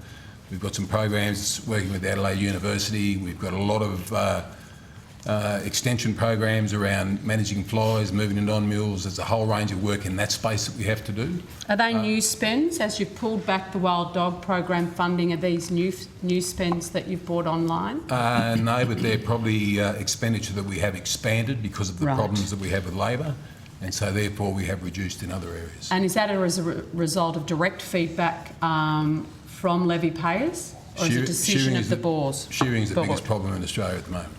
And that your levy payers have told you that they pull back from the wild dogs, invest in the shearer skilling? The information we're getting is that we need to get the wool off the sheep. And if we can't get the wool off the sheep, then all the other problems around it aren't quite as big. So we need to actually train people, get them into the sheds, support them in the sheds, and do all research we can to apply pressure to the market down the track. And what has been the increase in shearing capacity across the economy as a result of AWI's investment? I think there's, at the moment, we've got about I think there was 160 or 80 new learner shearers in last financial year. I think we've got another 80 learner shearers in this financial year that are working in the environment. We've also got in the improvers, so we're doing a lot of training in shed with shearers, increasing numbers, increasing quality, so there's a lot of work going on there. We're actively involved in the new national tag that's been set up. They had a meeting today, which is about clearly identifying areas that we can actually help that process, and there are things that probably need to be done. You know, the Pacific Island scheme was mentioned earlier on. There's a whole range of other areas where we can get staff in, and we're more than prepared to train them when we bring them into that space. There's been a bit of chatter around the investment in funding advertising on the Prada yacht and on yachts more generally in the Mediterranean. Have you pulled back on the wild dog program and at the expense, and has that money gone into your international advertising agencies on luxury racing yachts? What we've got is a split of about 60-40 between marketing and R&D. Mm-hmm. And we try to maintain, or we do maintain that split. So marketing, all the marketing campaigns we put in place are very much focused there. The wild dog control areas are focused more out of the research programs, Tracy, and we are in a position where we're also trying to do a lot of work with state governments when it comes to wild dogs too. So there's a combination of programs going So ahead. I've just been informed you're also sponsoring a Nissan racing car for Formula E's Racing World Championship. Yep. Well, if you, on the Prada campaign, we've just decided to support a second Prada campaign because the first Prada campaign, the evaluation of that program came back and it was very successful. Could you table that evaluation? On notice, could you provide the committee with that evaluation? I can read out where we are. I think just the media around itself is about 10 to 1. Yeah, I appreciate the formal evaluation the board looked at. And just what was the value of that, the first Prada sponsorship and the second Prada sponsorship? What was the value of it? The Prada sponsorships. Yep. Sorry, they were 3.5. 3.5 on the first one. 3.5 on the first one. And the second one? Sorry, can we speak up? 4 million. 4 million for the second one, and the Formula E's Racing World Championship? Is just short of 1 million. Just short of 1. And who's the target audience that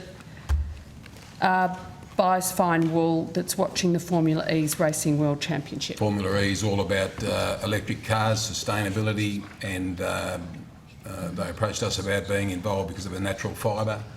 Yeah, it's a fabulous fibre. I couldn't agree more. And all of that, the audience for all of that, and the fact that out of the Prada campaign, you know, we're getting a number of labels that have approached us since. So we're finding in these campaigns that we're actually really focusing. On notice, I would like to know if staff, board members or others have attended the racing championships or any yachting events in where the Prada... We can answer that now. No, we've got 9 agencies to get through, Mr Laurie. Thank you so much, AWI. My questions are finished. Okay. Simple answer, Mr Laurie, save you going back. I've finished. Simple answer. I'm asking now. One employee has attended the Nissan event. What? Sorry? One employee who's over there has attended an event. Yes. Okay. Saves you Along doing with the homework. media All right, and good. others. Yeah. All right. If no further questions of AWI, in that case, Mr Laurie, excuse me, and Mr Roberts and, I'm sorry, Miss Marshall. Marshall. Sorry, Miss Marshall, can't see. Thank you very much. Travel safely. And we'll now call Australian Fisheries Management Authority.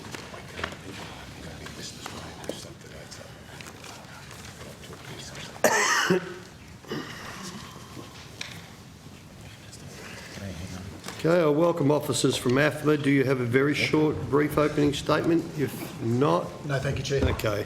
Questions? Senator Dunning? And Senator Trimson. Good to see you.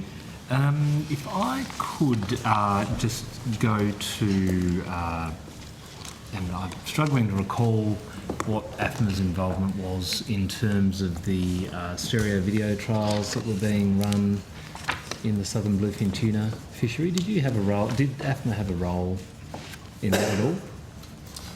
Thanks very much, Senator. Wes Norris, Chief Executive Officer.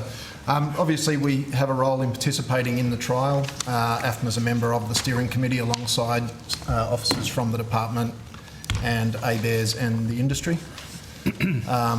I can give a very brief update. I'm not sure whether the department can provide that would be anything handy. more. I'd be keen to know where that's at. The first part of the field work of the trial commenced last week in Port Lincoln. The research provider, which is a Spanish university, was in town, undertook various aspects of deploying the technology that they think will work and doing their initial sort of ground truthing. By all accounts, from my staff and from the industry, that was a successful first move into the stereo video trial, and everything's on track for them to come back for the next component. Okay, very good. Was there anything else that... I think in the interest of time, I won't add more. Okay, just on that then and the flow-on implications for CCSBT, the last meeting was in October, is that right? It was towards the end of last year. I can't recall the exact dates. Did the issue come up at CCSBT? Yes, it did. Okay, and what was the general vibe? Senator, I'll probably take that on notice for the detail. It was certainly raised in the context of allocations. My recollection is there wasn't a formal decision. It was a discussion point, but any more detail I'll need to take on notice. It was several months ago. Indeed, that's fine. On notice is fine. And indeed, as part of that, without prejudicing any discussions, but where those issues were raised from, who raised them, I suppose, would be handy.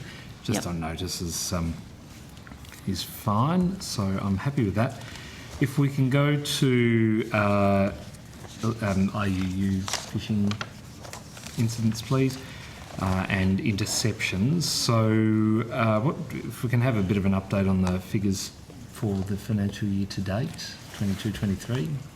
Yeah, thanks very much, Senator. So figures up until this morning, 79 legislative forfeitures, four vessel crews apprehended and brought into shore for prosecution, 13 vessels seized and disposed of.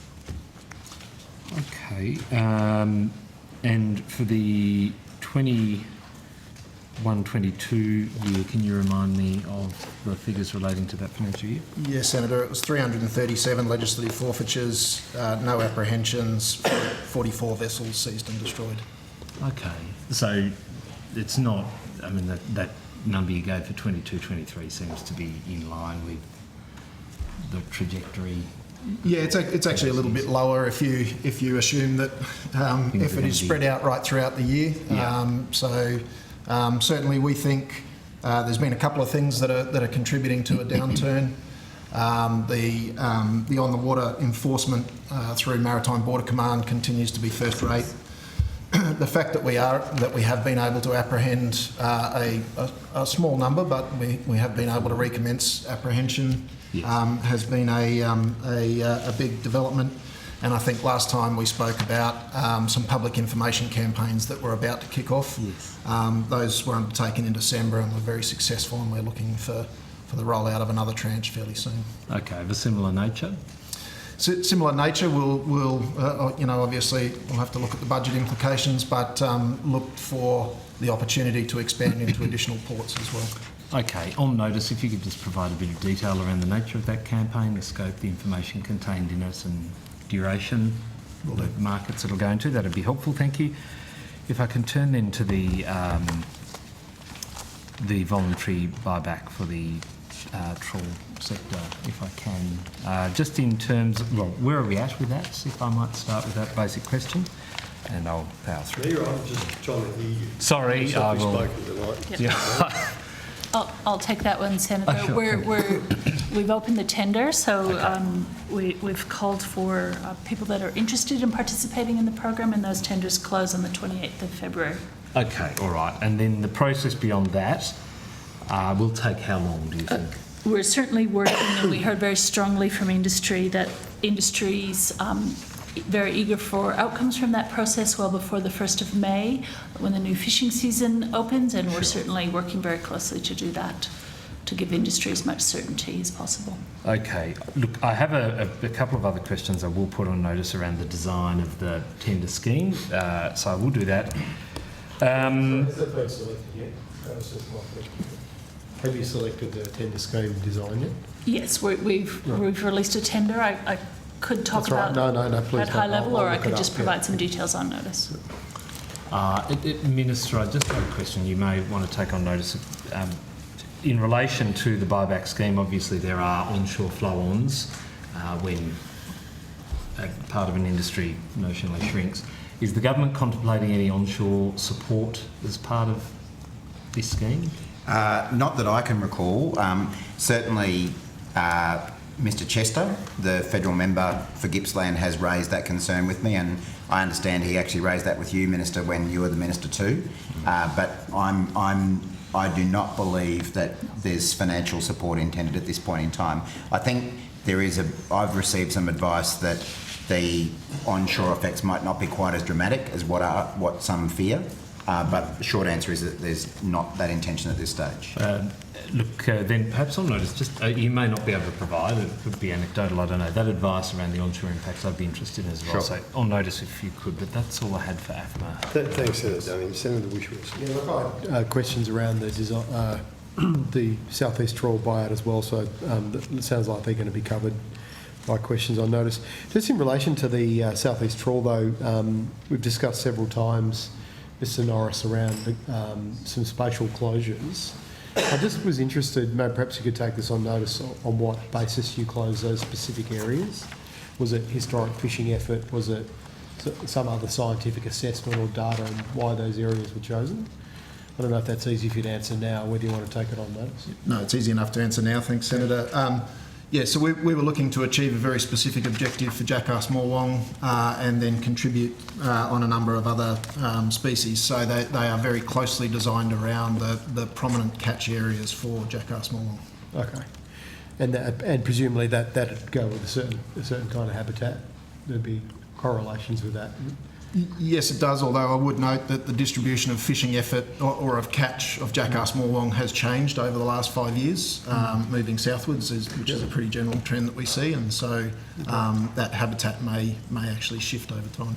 Okay, no worries. Could I ask in also just, I might have asked you this before, but I didn't see it, but whether you've got updated statistics for us on the South East Trawl in terms of observer coverage or camera coverage on the fishing fleet? Would you be able to take that on notice or provide that? Yes, Senator. We did answer a question on notice to you after the last hearings on that. My apologies. I was looking for it before tonight and I couldn't find it. So I'll go away. I'll go away and search for that. I'll be very quick then. Minister, obviously you've got a lot on your plate. Could you or the department verify whether you've begun the process of replying to the Senate inquiry into the fisheries quota system? That was finished late last year. I'm familiar with the report, Senator, and I'm sure the department has begun work on the response. It would probably be at a pretty early stage, given the report wasn't tabled that long ago, but happy for Ms Campbell to... In December, yeah.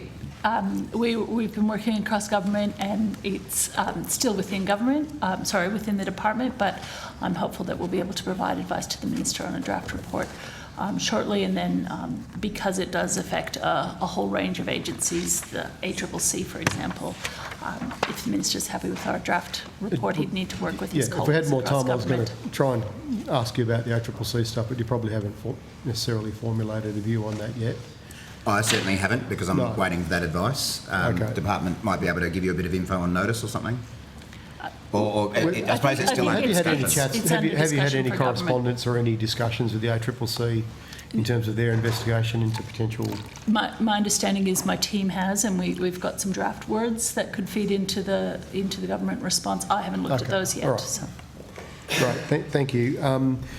Mr Norris, just very quickly, it was also one of the recommendations in additional comments from the Greens, but you mentioned in the inquiry that you were going to reconvene the economics working group within AFMA. Is that happened, or have you set a date for that to occur? No, that hasn't happened yet, Senator. The next meeting of the AFMA Commission is, I think it's the 9th and 10th of March, and we'll talk about it there. So you'll set a date then, so I'll be able to ask that again in May. Okay, I think it's sorry, Senator. I think it's probably more than simply setting a date. It's been a while since that group's met, and so we'll have to have a bit more of a fundamental discussion about who it is and what it does. Okay. Perhaps you could ask them to feedback some responses to the Senate report as well with some of our recommendations. Cheeky suggestion, but we'd be interested to hear from them. Just lastly, then, you also mentioned during the inquiry in relation to the ANA report a few years ago that you're preparing a strategic research plan and that would be delivered soon. Is there any updates on that? Senator, I'll take on notice just to confirm, but I think that revised strategic plan has been approved by the Commission now. Has been, right. So if that's not true, I'll correct it, and if it has, I can provide it to you on notice. And being approved means it's been made public, or? Correct. Okay, thank you. Look, I have other questions, but I'll put them on notice, Chair. Thanks, Senator Whish-Wilson. If there's no further questions for AFMA, thank you, and we'll call Fisheries Research and Development Corporation. Senator Whish-Wilson, I have no doubt you'll have questions. I just have a couple. Yep. I know how short we are for time.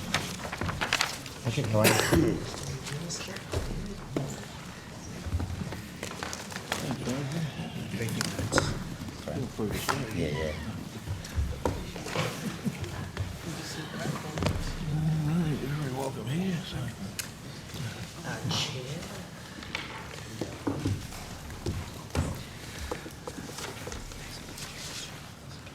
Welcome officers from FRDC.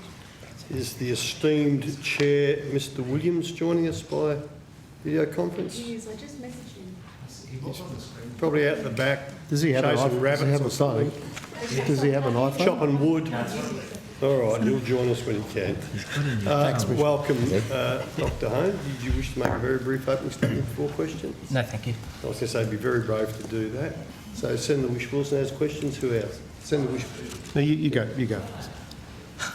Okay, I'll be brief given we haven't got very long and we've got another five agencies to get to. Can I ask, I've asked this very regularly, Dr Hone, around invasive marine pests like Centris stephanus. Could you give us an update on whether FRDC is doing anything holistic or comprehensive in relation to, I know you've researched it over many years, but is there any action on the ground? Patrick Coe, Managing Director, Fisheries R&D Corporation, Chair, John Williams, and General Manager for Stakeholder Engagement. First, I just acknowledge the Indigenous lands we're meeting on today. It's a good question. We recently held a two-day workshop in Launceston on sea urchins, particularly around the invasion into southern waters. But it was, as probably most people know, it's more than just about sea urchins. It's about change of habitat, it's about the kelp, it's about other species. We have a broad range of projects around sea urchins.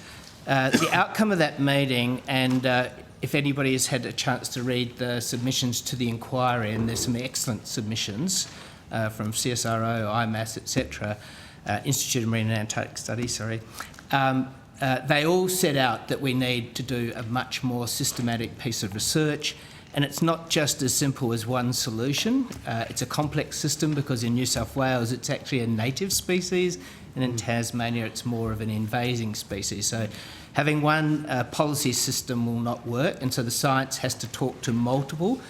It was agreed at the meeting for the three directors of fisheries, New South Wales, Victoria and Tasmania. And in addition, CSIRO and FRDC, we would form a interim task force to try and work to develop a tri-state solution. So the three states were working with you to develop this strategy. Our goal is that by June that we'll have effectively a business plan and a strategy around the changes that we need to do, both from a policy section, practical on the ground from Indigenous communities, commercial fishing, export industries for urchin overseas, for everything. So it's a very comprehensive strategy that we're planning to do. A lot of it will use existing activities, because there is a lot of existing activities that we'll build on, but it will need a strong support from both the Commonwealth Government through people like us and CSIRO and through the state agencies. So you mentioned some research agencies there, Dr. Home. Was there interest in this workshop from commercial and recreational fishing stakeholders? First of all, it was the first meeting I've had with so many Indigenous people at, which was really great. We had a lot of NRM groups, we had a lot of ENGO groups, we had people who were interested in habitat restoration, we had quite a lot of the different university sectors there, many different solutions that were being looked at, and I don't think anything got taken off the table. There's a lot of innovation. Obviously learning a lot from other places. We had an excellent presentation on lionfish invasion from Florida about alternative policies that overseas have done. The Great Barrier Reef Marine Park Authority provided a really good presentation on what they've been doing on Crown of Thorns. So it was I would say it was very comprehensive science and team partnership that we were doing. I think the nice thing about where we're going with the urchin, but I would say the total invasive thing, is I feel there's a strong appetite for collaboration that I haven't probably seen in at least a decade, or maybe even longer. It's quite amazing how strong the states want to work together on this. Well, congratulations on getting that collaboration and getting all those states and people to work together. But why would the FODC be interested in something like this? What's the implications of these invasive marine species for the fishing? For Commonwealth fisheries? So currently we've lost 140,000 hectares of kelp in the southern reef. The sea urchins are now invading a significant part south of Victoria into Tasmanian waters, to the point where the estimates are as high as 20 to 30% of barrens are occurring. It's occurring from shallows all the way into very deep water, so it's not just in one part of the habitat. It's obviously having a big impact on part of our client base, which is rock lobster fisheries and abalone fisheries. Loss of habitat will change the productivity of those fisheries. So obviously the abalone industry is very concerned about that. It's very important. Australia has the only last world sustainable abalone fishery. We take that with a lot of pride, and we don't want to see it go. Yeah, and do you think, we don't have time to go to it tonight, but I know there's other work being done across fisheries which was explored in this inquiry recently, for example, in quota management, around the impacts of climate change on fisheries. Do you think there was a recognition there amongst stakeholders, from Indigenous stakeholders through to fisheries groups that, or commercial or recreational bodies, that climate change is having an impact, and we need to perhaps take different perspectives and look at things differently? Complex question. From a fisheries science perspective, we always talk about time zero. We now have a very different view of time zero. So we now talk about dynamic reference points. In other words, the environment's changing and the reference point keeps changing. So when we do our climate research, it's in a changing environment. So there's no such thing as returning something back to a time. It's about the time you're at now, and that's making it much more complicated in fisheries management. So we're in quite a disturbed environment at the moment, and we're seeing that across the country from different species responding. I know last time I had some questions on Spanish mackerel, but it's with a snapper, demersal finfish, what's happening with flathead in Tasmania. There's lots of complexities to what climate change is doing, and it has changed the way we're doing our science. Okay.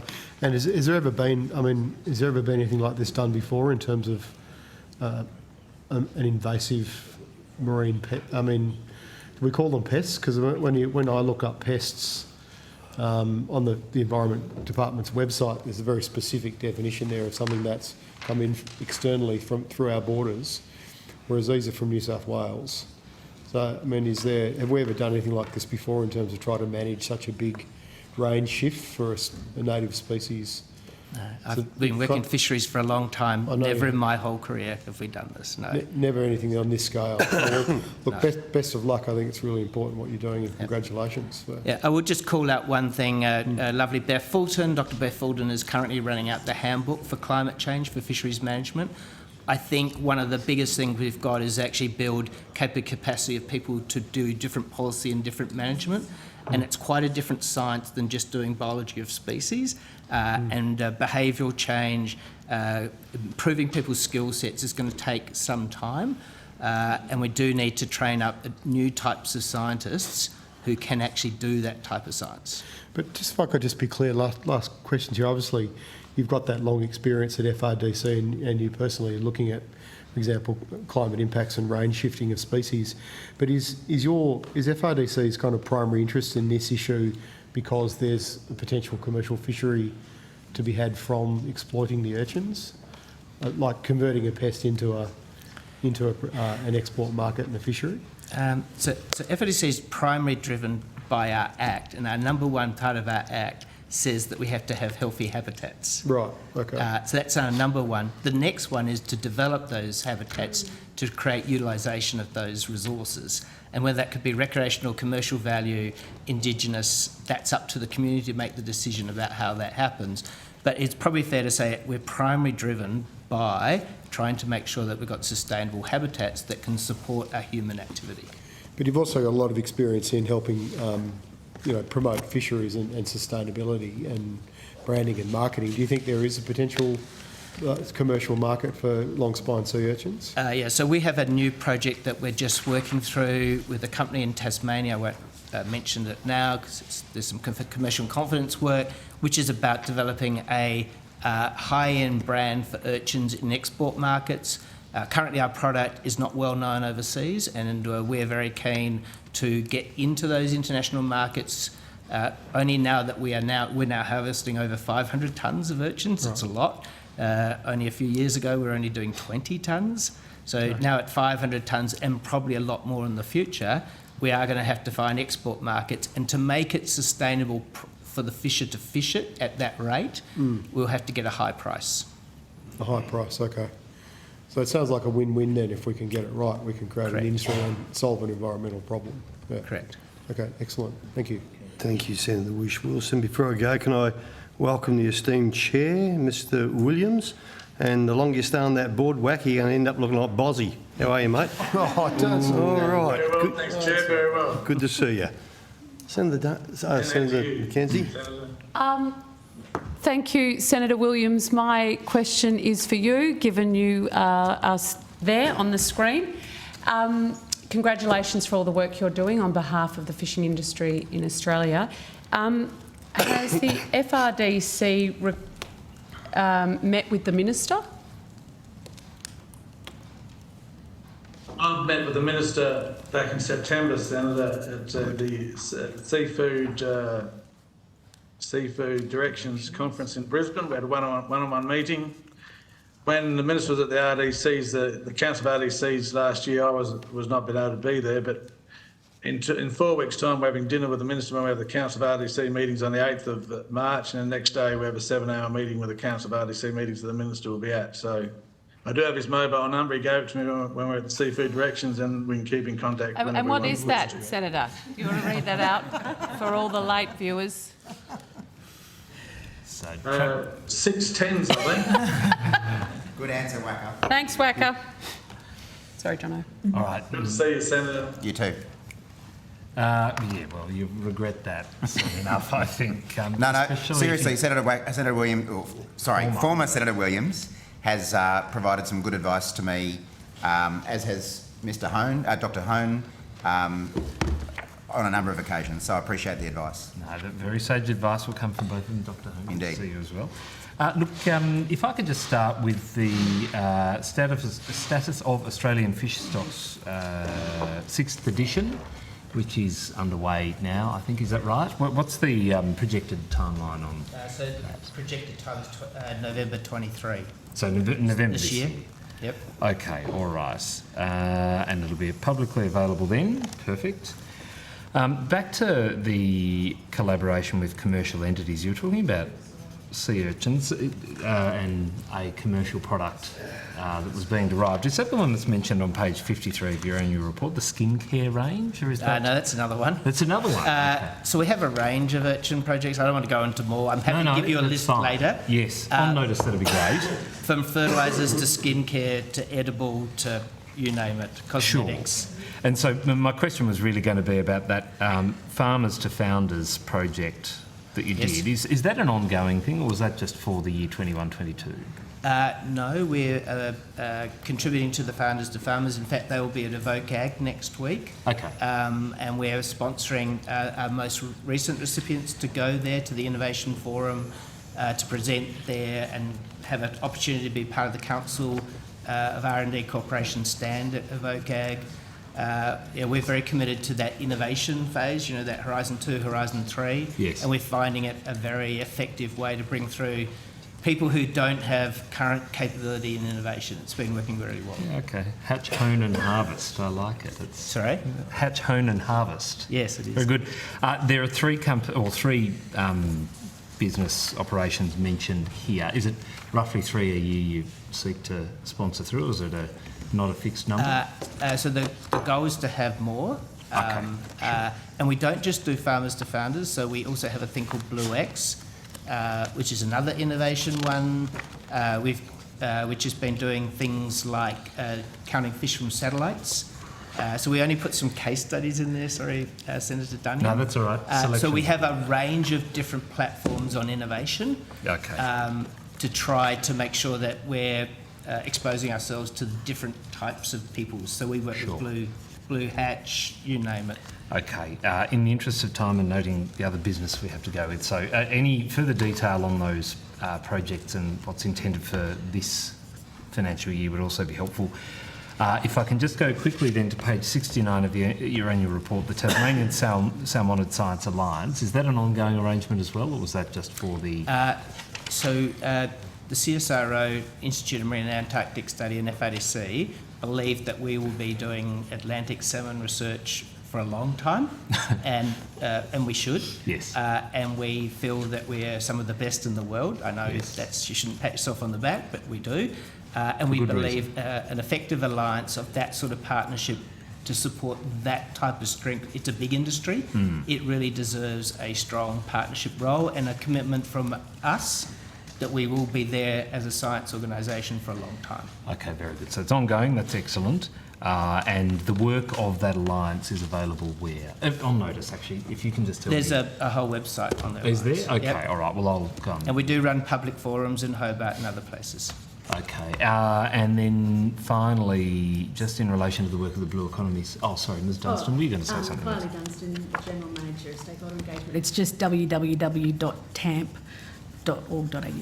Okay. Is that the one? No, that's not it. Tasmanian not TAMP. sorry. No, not TAMP. No, I was going to say, Tasmanian Salmon. that acronym sounds very TSGA. familiar, but I'm not sure they now. were supportive of that whole We'll send you the industry. website. We'll send you the no, not that one. No, No. and it's not a naughty website, by the way. I'm sure it's just people that don't like the salmon industry. So, okay, very quickly though, I was going to ask, Blue Economy CRC still interacting with the works there too?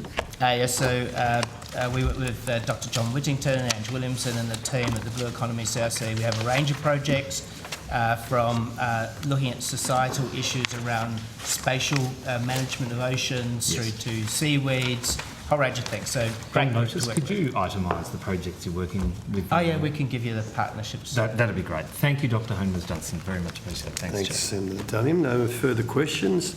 So, Mr. Williams, Dr. Hone and Ms Dunstan, thank you very much. Travel safely. And we will all the best. and now call MLA.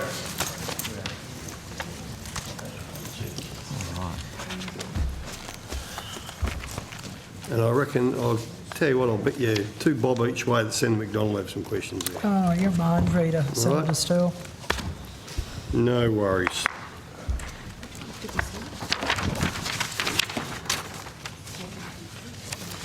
So welcome Mr Strong and Mr Beckett. Thank you very much. Do either of you wish to make a very, very, very brief opening statement? Thanks, Chair. It will be very, very brief. Alan Beckett, Chair of MLA. I was going to share with you some the latest projections on herd and flock sizes, which have increased predominantly during better conditions, but really also productivity increases. But because of interest of time, I think we'll just take questions. Thank you, Mr Beckett. Thank you. Senator McDonald. Thank you very much, Chair. Thanks for that, Mr Beckett. You have led me straight into the first question that I wanted to ask you about, which was around the quarterly cattle herd and sheep herd projections. I'm going to give you some questions on notice about that because I think they're going to be data-driven around the methodology, but you can expect to receive that. I'm also going to be asking you some questions about peer reviews on the modelling because I think that, we had some questions at last estimates around this and I'm keen that you flesh that out. In summary though, the Australian herd is increasing. And in summary, could you just talk about what is contributing to that growth? Thank you, Senator. There's a number of things that have significantly contributed to it the last number of years, and largely it's the environmental conditions. So we've had very favourable environmental conditions, a lot more rain, a lot more grass growth, and it's increased the productivity of our herd and our flock. The sheep projections will come out this week and have demonstrated a significant increase in the sheep flock as well. But also we've had lower turnoff as well. So our processing numbers last year were just over 6 million cattle. And if you go back to the peak of the 18-19 drought period, they're over 8 million. So we've had a much lower turnoff. And the measure which is used as one of the indicators of whether we're in a build or a liquidation phase is the proportion of our livestock or cattle slaughter which is females, and that number's 47%, which is used as the sort of the bellwether, and over that we're certainly liquidating the herd, and under that we're growing the herd, and it's under 40% now. So there's a number of contributors to growing the herd.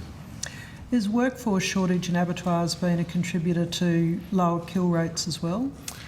It has been, but we've had less cattle being turned off as well. So we've been keeping more cattle, and for a number of reasons, to rebuild the herd because we've got the grass and conditions to support that. But we've also been putting more carcass weight on as well. So our carcass weights over the last 3 years have increased by more than 30 kilos. So even though we're turning off less head, we're actually producing more kilos per head as well. So absolutely labour shortages are a challenge going forward. But I would like to say that the industry has a fantastic track record of responding to pretty much any challenge. And this is another one of those. And already I think we're seeing the industry's ability to respond to that. Last week we killed 108,000 cattle, which is the highest number since about the middle of 2020. So a significant improvement in the turn-off just in this last little while. So I think we're seeing the ability of the industry to respond to increased numbers. Is that affecting the domestic and international markets? It's not at this stage. There's been some incredibly irresponsible commentary about the herd numbers, and unfortunately it's come from a specific commentator who's got a track record of trading on fear and anxiety, and they're also behind a lot of the really unnecessary commentary around exotic animal diseases last year. They've been responsible for talking down the cattle price when it's been really high, and unfortunately it makes great fodder for media grabs, but it creates a whole bunch of unnecessary fear and anxiety. And what we actually see at the moment is we see an increasing herd, which is bigger than we've seen for a long time, but it's a result of the increased productivity and seasonal conditions that we've had. But also the industry is able to, has always demonstrated its ability to respond to opportunity and challenge, which we'll do. Our relationships with international markets is much more sophisticated than it's ever been before. We have really sophisticated supply chains. Our end users are largely focused on purchasing product from us which is high quality, consistent, and they rely on continuity of supply. And the inference that there's going to be a breakdown in those supply chains because people perceive that there's going to be this increased supply of product that doesn't actually stack up against any of our recent experience. And you go back to the 18-19 period again when we turned off we processed more than 8 million cattle. And while it was the largest proportional turn-off that we've seen in recent history, our livestock prices maintained at or above 5-year averages. So there's actually nothing to support those sorts of comments except someone's desire to get themselves in the media and get a media grab and create fear and anxiety amongst the industry, which is pretty disappointing given how successful the industry has been in recent times and the effort that's been put in across the industry to establish a long-term, secure, profitable, productive industry. Is the global demand for Australian meat growing?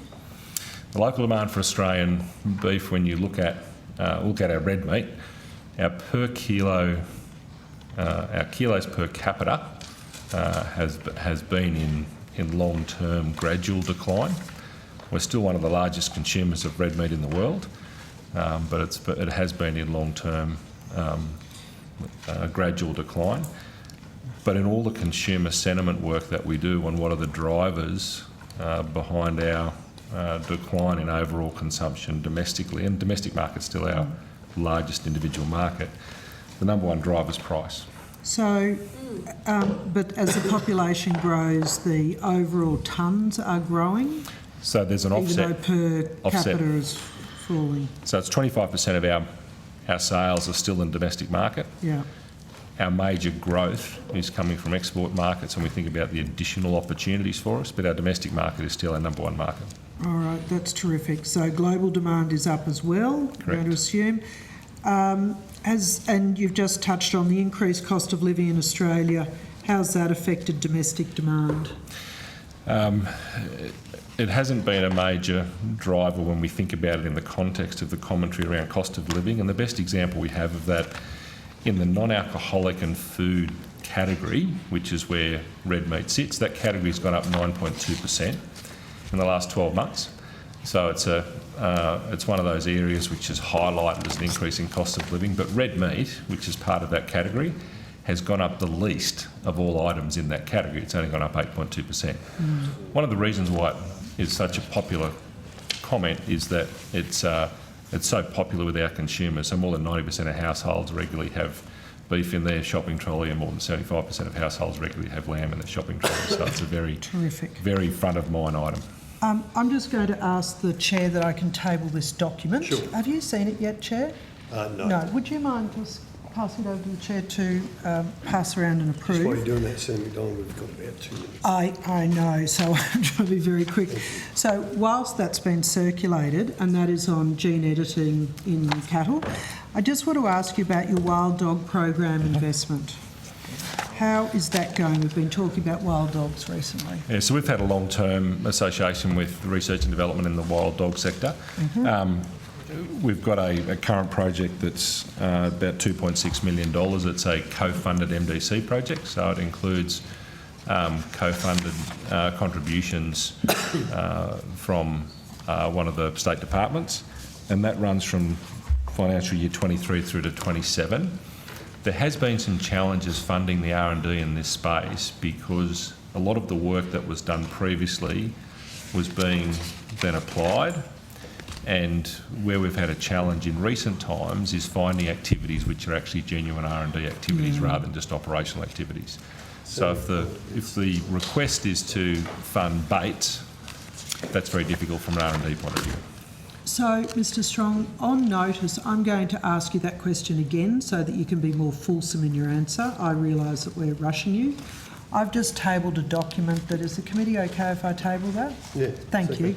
And so on notice, I'm going to ask you questions about this document that you now have. It's about gene editing beef cattle and regulations in the US. If you could give me a yes or no answer, are we doing gene editing in Australia? No. Okay. Thank you, Senator McDonald. I'll ask you some questions. Ms. Beckett, thank you very much for your time. Look, that concludes today's hearing. I just want to take the opportunity to thank. I've got questions for JRDC. Yeah, you can put them on notice. Yeah, you can put them all on notice now. Well, we just should let the record note that we were willing to. Other committees have gone past 11 o'clock, including when we were in government. So. Well, point of order. Chair, I've got a point of order. Labor opposition. Just wait, just one at a time. You finish talking over each other. So you have a point of order, Senator Mackenzie. Raise your point of order. Thank you, Chair. Under 26(4), whilst a committee is examining expenditure by government, whilst a senator still has questions for agencies that have been called, the committee will hear that, and in lieu of going to a spillover day for these agencies to come back and appear, I'm confident that the coalition will be able to get through the questions we've already prepared for the agencies we've called in the next 20 minutes. Thank you very much for that. In terms of your point of order, take it up with the clerk. We have an agenda that was agreed to many weeks ago to finish 11 o'clock. We asked you all day how we could manage time, and I'm not going to question or query your line of questions. There was many questions there that just kept going round and round. I hear what you're saying, Senator Mackenzie, but as far as I'm concerned as the chair, we are now finished. There are you denying quorum of the chair of the committee? Just let me finish like I let you finish. Thank you. There are other staffers in this building, the staffers all up the back, our own staffers in our offices, DPS staffers, Hansard Broadcasting, Jerry and his team. I've made my decision. We are now finished, and you can take it up with the clerk because you do not have quorum. Thank you very much, Minister. So you're denying quorum. Thank you very much, Mr Metcalf, to your crew. Good luck. Stay here all night if you like. Turn the lights up on the way out. Thank you very much. Apologies to agencies who stayed. Come on. You've known We didn't calculate the hour that would be spent. We were prepared to give up hours.